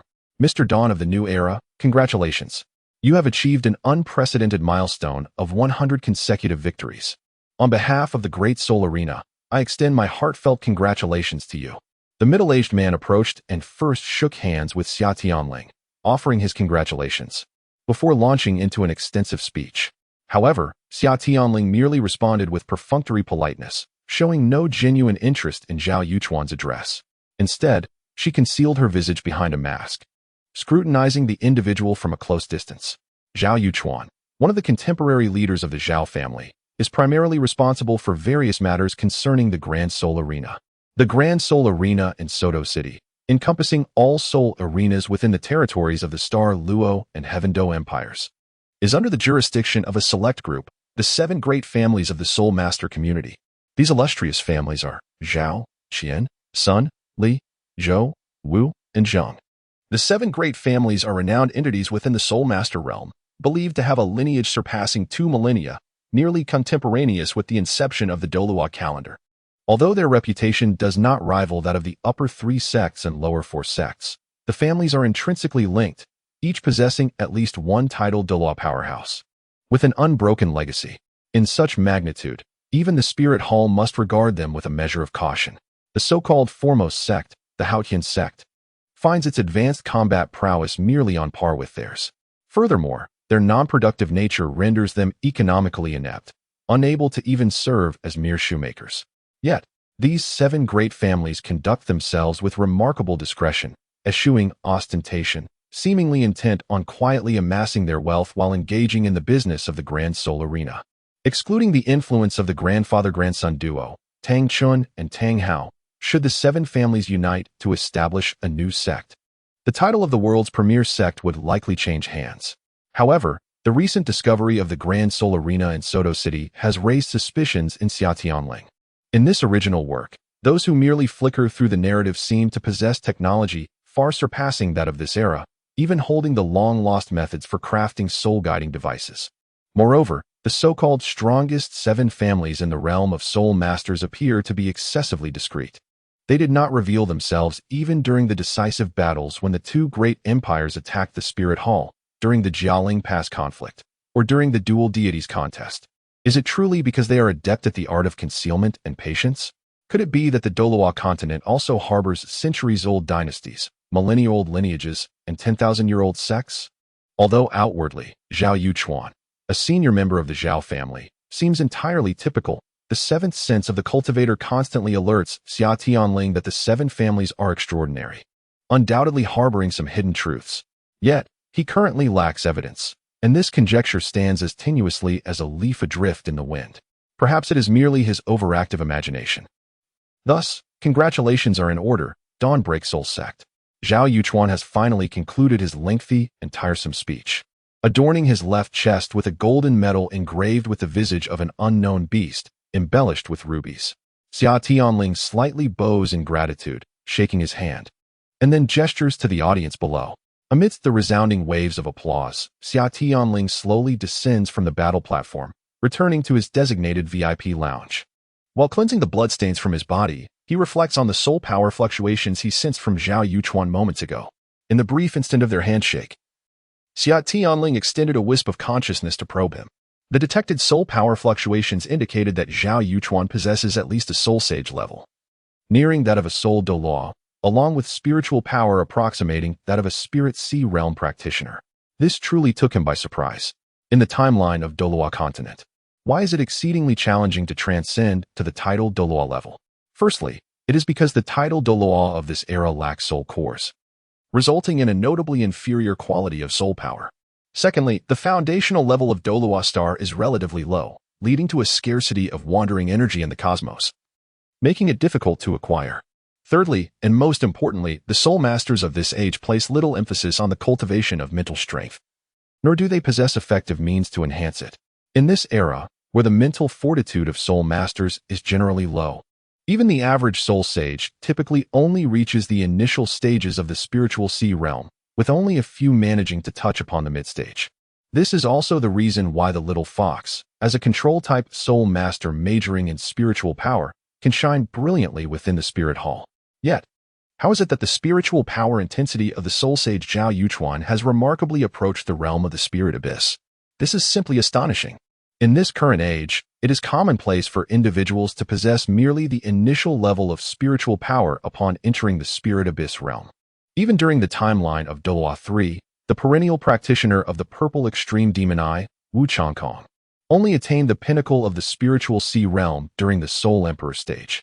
As for possessing an inherently strong level of spiritual power, that is even less plausible.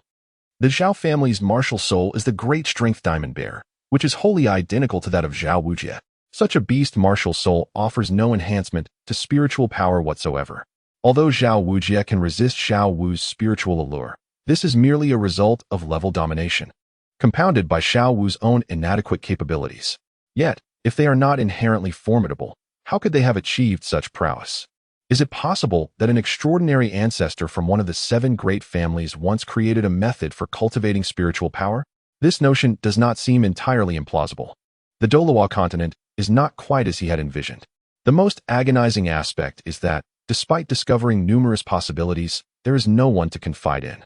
In other respects, he can obfuscate with the title of prophet, yet the suspicions surrounding the 7 great families remain inexplicable to others. He has transcended this era to such an extent that even his mental interventions would prove ineffective amidst the widespread confusion. Burdened with countless questions, Xia Tianling, having tidied himself, departed from the Grand Soul Arena to rendezvous with his companions at the hotel. Earlier, when Tang San had left, he had discreetly communicated their lodging location and arranged to dine together the following noon. Chapter 86. Shrek can only offer their eggs to other chickens. Upon returning to the hotel, By was escorted to his room to recuperate, while Ning Rongrong and Xiao Wu strolled hand in hand back to their quarters to rest. Alas, the unfortunate Tang San was left behind. Yu Xiaogang's rigid visage could hardly conceal the fervor in his gaze. Tang San, do you know the identities of those you allied with against us? His eagerness to uncover information about Xia Tianling and his companions was palpable. should he manage to recruit these individuals as his disciples? Who would dare label Yu Xiaogang as inept? Tang San shook his head, feigning ignorance. It was a rare moment of deception. In his heart, Yu Xiaogang had long since been relegated to a negative status. His past actions had not escaped Tang San's scrutiny. What disciples? He merely sought a few subjects to experiment with his theories. In a corner, Xiao opened his mouth as if to speak, but forcibly restrained himself. He was now 100% certain that the allies Tang San had fought alongside were undoubtedly some of the lesser monsters from the Spirit Hall. However, considering the terrifying identity of the self-proclaimed prophet, he decided it best to remain silent, especially since he had no substantial ties to this so-called master. Thanks to him, the previous bounty from the Spirit Hall had indeed been lifted. Although that soul Douluo had perished, the little monster was still commendable in his dealings. Alas, it was indeed a pity. Flander also shook his head in regret, acknowledging that these few children of Tang San were likely the last 4 students of Shrek Academy. Flander, once Tang San and the others complete this phase of training, we should change locations, Yu Xiaogang suggested, reverting to his usual stoic demeanor after his earlier humiliation. Change locations? Flander was perplexed. Where to? We are nearly out of funds. The place we currently reside was acquired after depleting the savings of me and Xiao Wujia, among others. To another academy, Yu Xiaogang declared astonishingly. That is impossible. Flander erupted, glaring at Yu Xiaogang. The children belong to Shrek. Xiaogang. Do not forget that Shrek has been my life's work for the past 20 years. Yu Xiaogang's demeanor remained unaltered by Flander's furious outburst. Very well. Allow me to pose a few questions. If you can address all of them, their potential departure to other academies would be inconsequential. Firstly, can you provide the children with a simulated training environment? Secondly, they currently number only 4. What is your plan for the elite soul master competition across the continent in a year's time? Setting aside the issue of whether they can even form a complete team, do you possess any available slots? Flander found himself at a loss for words, rendered speechless by Yu Xiaogang's relentless interrogation. The anger that had previously consumed him gradually dissipated, giving way to despondency. A simulated training facility would significantly enhance their soul power cultivation speed. Participation in the elite competition is reserved solely for accredited academies. Has your Shrek Academy ever registered in any kingdom or empire? Moreover, you must be aware of the immense rewards associated with the elite competition and how vital they are for the futures of these children. Yu Xiaogang delivered another piercing remark. Flander, filled with frustration, sank back into his seat. I cannot, nor do I have any slots available. Then, master, what do you imply? Xiao Wujia, who had been silently observing, stepped in to mediate. Although he held little regard for this so-called master, he felt compelled to show some respect for Flander's sake. In terms of overall conditions, the Tiando Royal Academy is the best option. The talents displayed by the children are exceptional. There is no reason for the Tiando Royal Academy to refuse them. Yu Xiaogang had already formulated his plans regarding their next destination. Flander wished to express further thoughts, but as the words hovered on the tip of his tongue, he found them lacking in substance and swallowed them back down, sitting there in disheartened silence. Noticing the room had fallen into an awkward atmosphere, Tang San seized the opportunity to excuse himself and return to his quarters to rest. The following noon, the other 3, excluding By, sought out Xia Tianling for a meal. Tang San, filled with indignation, poured out his grievances to Xia Tianling, vehemently denouncing Yu Xiaogang's actions and the absurdity of Shrek. The more Xia Tianling listened, the more perplexed his expression became. It seemed that Tang San had completely severed ties with Yu Xiaogang. It was likely that after the academy competition, the two would part ways entirely. Despite the chaos his arrival had introduced to the original plot, it was astonishing that Shrek's group still intended to attend the Tiando Royal Academy. One couldn't help but wonder what expressions would adorn Tang San and the others when they encountered their former mentor again. Long ago, Xia Tianling had mentioned to BBDong that remaining cooped up within the confines of the academy was not a viable approach. One must not only immerse oneself in countless tomes but also traverse myriad paths, engaging in exchanges with other academies, sharing insights, and validating one another's experiences would significantly deepen their comprehension of martial spirits and enhance their soul power. Though he spoke thus, he harbored his own ulterior motives, such as a certain medicinal garden of measurement units. However, he resolved not to act as selfishly as a certain individual from the past. After all, if one were to butcher another's livestock, they ought to provide the original owner with a share of the spoils.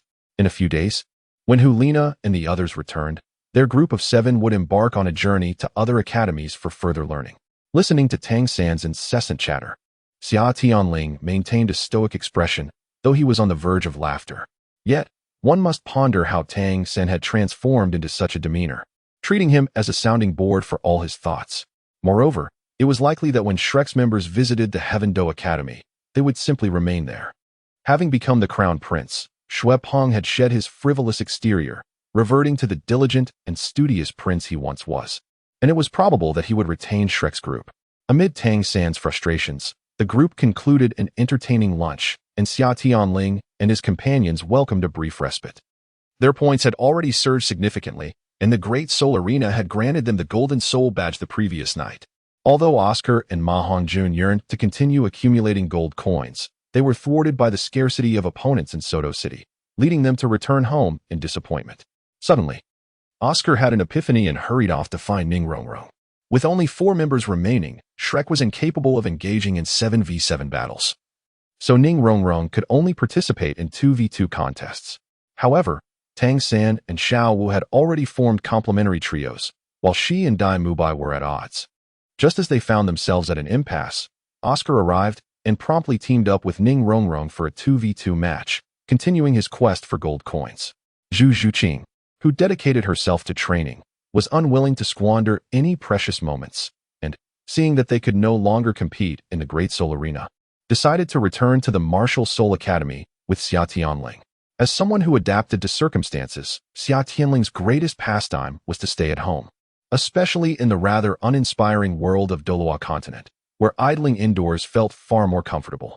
Yearning for the dormitory bed, he followed Zhu Zhuqing without a second thought. Thus, only Ma Hongjun remained from the Spirit Hall's quartet.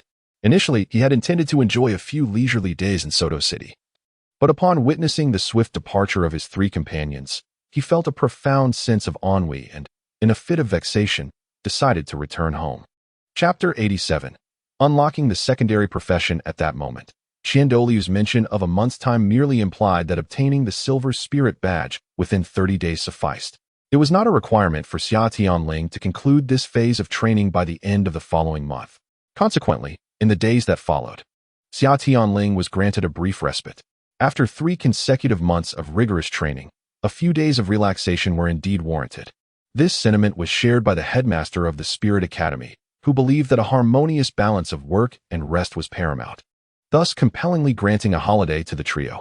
Zhu Zhuqing's desire to continue her training was swiftly extinguished in its infancy. Upon returning to the familiar dormitory, Xia Tianling shed her burdensome armor and collapsed onto her well-known bed, succumbing to slumber almost immediately.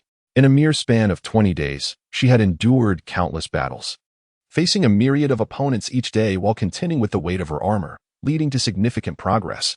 Her combat awareness, strategic thinking, mastery over her body, and the power she could wield, not to mention her soul power and cultivation, were all undergoing relentless growth and solidification. Although her soul power was unable to manifest due to the imposed seal, it was anticipated that once the seal was lifted in a few days, her cultivation would experience yet another elevation. This was not solely her personal gain.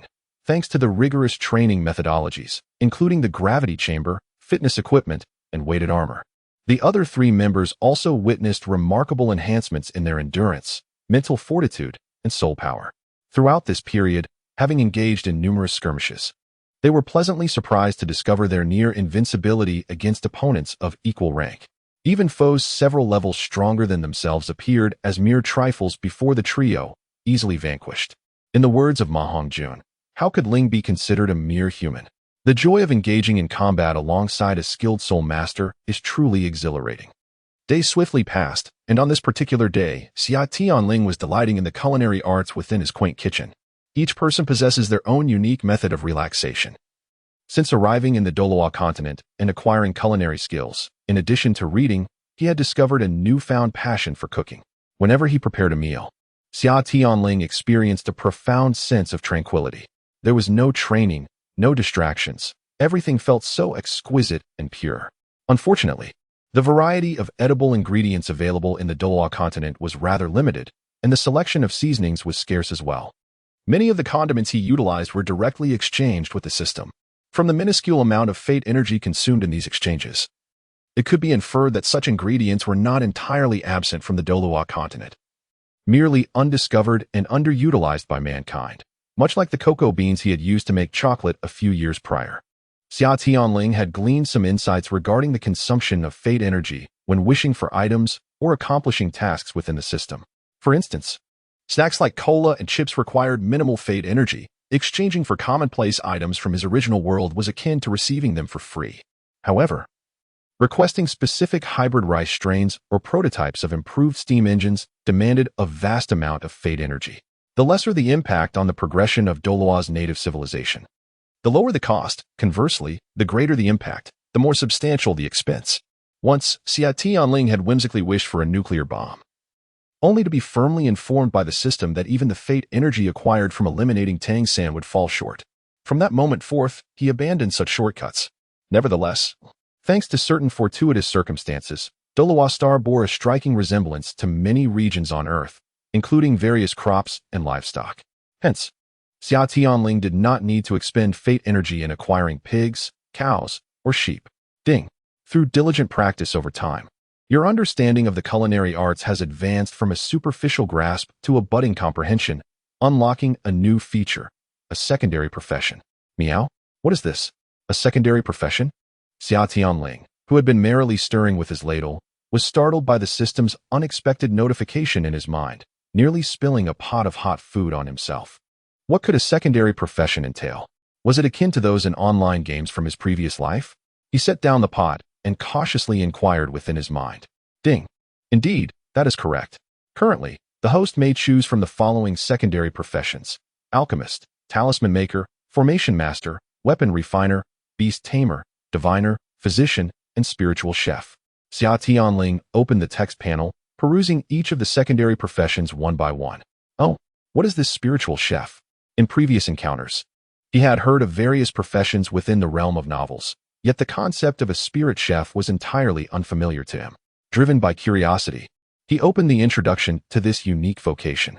Spirit chef, compatibility, 100%, culinary understanding, a nascent grasp of the craft, profession overview. The culinary arts are profound and intricate, with some masters excelling in both culinary and alchemical pursuits. Summerling mused, "How playful you are, dear system. Let me give it a try." Consequently, the previously sophisticated interface underwent a remarkable transformation. Spirit chef, compatibility, exceptionally high, beyond measure. You are undoubtedly born for this vocation. Transition to this profession without delay. Culinary understanding. You are already a skilled chef, possessing refined techniques and expert knife skills. Profession overview. The culinary industry is deceptively deep, often eluding the grasp of the uninitiated. Once, there was a remarkable figure who excelled in both alchemy and cooking, lamenting the bitterness of elixirs. One day, a spark of inspiration struck him. Both elixirs and medicinal dishes are crafted from rare herbs and celestial treasures, so why not create delectable dishes from elixirs? Thus, he dedicated himself to intertwining the arts of alchemy and cookery, culminating in the creation of the extraordinary profession of spirit chef. What an alchemist can achieve, a spirit chef can replicate. However, the drawback lies in the consumption process, which is more intricate than that of elixirs and requires immediate preparation and consumption. The advantages, however, are remarkable. The dishes are delicious and gentle, eliminating the peril of an overwhelming elixir leading to dire consequences. Moreover, the profession is accessible, with low-level recipes presenting little difficulty, allowing any chef of reasonable skill to master them. Summerling remarked, "Oh, dear system, the air of mystery and sophistication you once held has dissipated." Ding. This system is solely responsible for transmission. All narratives are beyond its purview. Please refrain from disparaging the system. All right. I see you take pride in your image. Summerling quipped before concluding, "This spirit chef seems quite intriguing. I shall choose this path." Ding. Host's choice received. Subprofession spirit chef. Shall we proceed with the transition?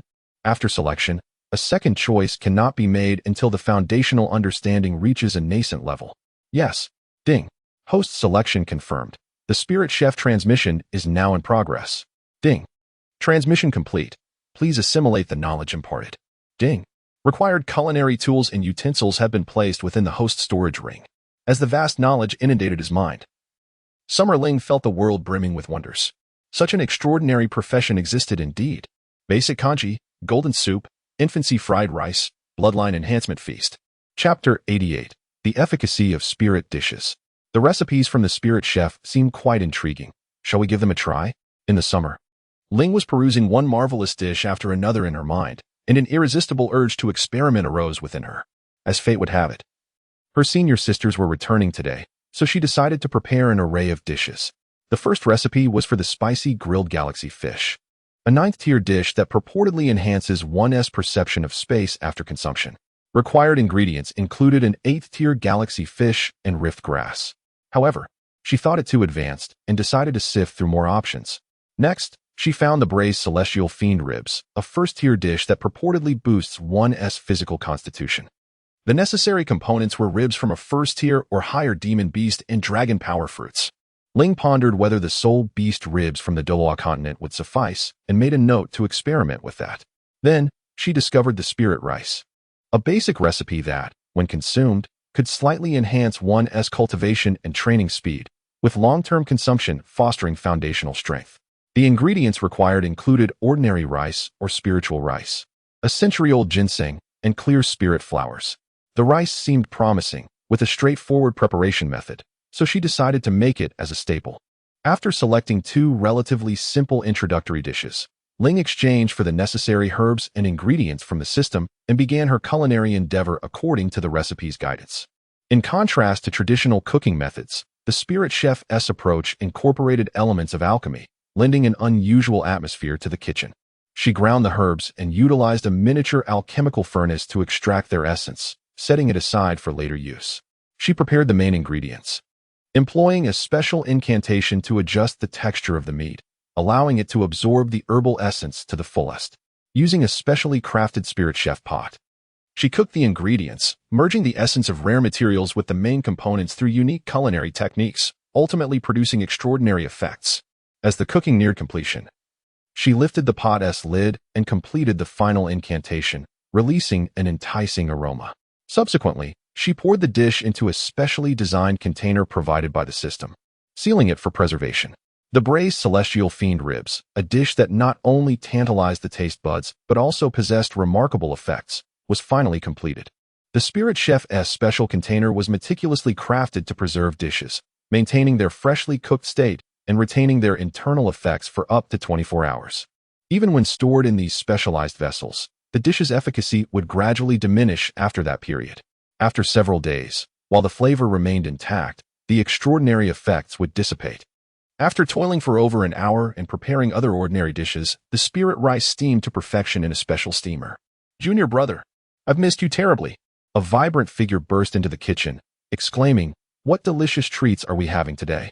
The travel-worn Huliana's first action upon returning was to rush into the kitchen, causing a frown to appear on the face of the lurking Xiaoyu. "Sister, must you not exhibit a semblance of modesty, being a young lady? What an absurd spectacle this is." I find it quite amusing." The fiery-haired maiden rolled her eyes, exuding an irresistible charm that nearly captivated Yin Han beside her. In the original timeline, Huliana was groomed from a young age by BBDong to become the Pope. She was subjected to the relentless pursuit of myriad knowledge and the intricate strategies necessary for political maneuvering, enduring immense hardship. This has also shaped her later disposition in the original narrative. However, the circumstances have changed. With the arrival of Xia Tianling, the burdens upon her shoulders have been lifted. Freed from the constraints of pressure, Huliana has unfurled her true nature, and coupled with the subtle influence of the Qingqiu celestial fox technique, she has fully embraced her essence, far removed from the somber character depicted in the original work. The young woman's personality, her enchanting demeanor, and her irresistibly alluring figure embody the quintessential archetype of a celestial beauty. Now, let us not digress. Come swiftly to assist in serving the dishes before they cool. The group hastily arranged the meal on the table, just as Zhu Zhuqing and Ma Hongjun arrived, with Oscar also returning just in time. Ahem. Allow me to introduce my latest culinary creation, the red braised celestial demon ribs, accompanied by spirit rice, designed to enhance physical prowess and facilitate the advancement of one's cultivation. Before Xia Tianling could finish her words, a cacophony of sounds erupted.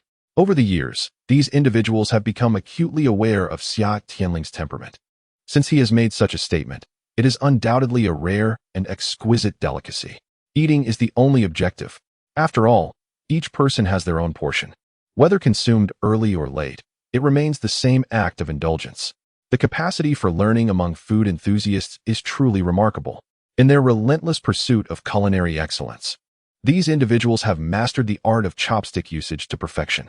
Observing these voracious eaters, Xia Tianling wore a look of resignation, compelled to halt his introduction of the exquisite dishes. Even Zhu Xing, typically the most reserved among them, showed him no favor today. The heavenly demon ribs, presented in a specially crafted vessel, boasted a golden red hue, with an aromatic fragrance wafting through the air. Placing a piece in his mouth, the tender rib meat, perfectly stewed to the point of falling off the bone, unleashed a rich amalgamation of savory and medicinal aromas, tinged with a hint of spiciness that danced upon the palate.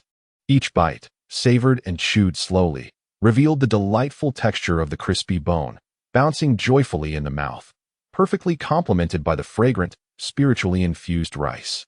In an instant, the exquisite flavors transformed into a warm current, gliding down the esophagus and dispersing throughout the body as meridians. The group, now salivating at the mouth, craved a second bite immediately after the first, subconsciously channeling their soul energy. Under the influence of the essence of the medicinal ingredients and the primal nature of the food, their soul energy surged through their meridians, intertwining with the warm flow, continuously refining their flesh and blood. Before long, wisps of gray steam began to rise above their heads, a sign of impurities within their bodies being rapidly evaporated and expelled due to the swift action of the medicinal energy. Oblivious to everything else, they continued to eat heartily. This illustrates the remarkable prowess of the culinary creations produced by the spirit chef. It transforms the arduous path of cultivation into a passive endeavor, rendering the act of nourishment a delightful experience. While indulging in exquisite cuisine, one inadvertently elevates their own cultivation level. At the very moment when Yin, Xiaoyu, and Hulaina finished their respective dishes, three distinct energies surged simultaneously, resulting in an unexpected ascension in their ranks. Is my soul power truly enhanced by a level? I am now at level 49. Hulaina exclaimed in disbelief, gazing at the empty plate and a small pile of bones before her. Moreover, my physical prowess has improved as well. I too have advanced a level. This spirit meal is truly extraordinary. Indeed, I concur. Both Xiaoyu and Yin chimed in succession. Though their physical attributes were not as formidable as Hulaina's, the effects of the medicinal dish were particularly pronounced upon their consumption. Boss, can we have this medicinal dish regularly from now on? If I could indulge in this every day, my progress towards breaking through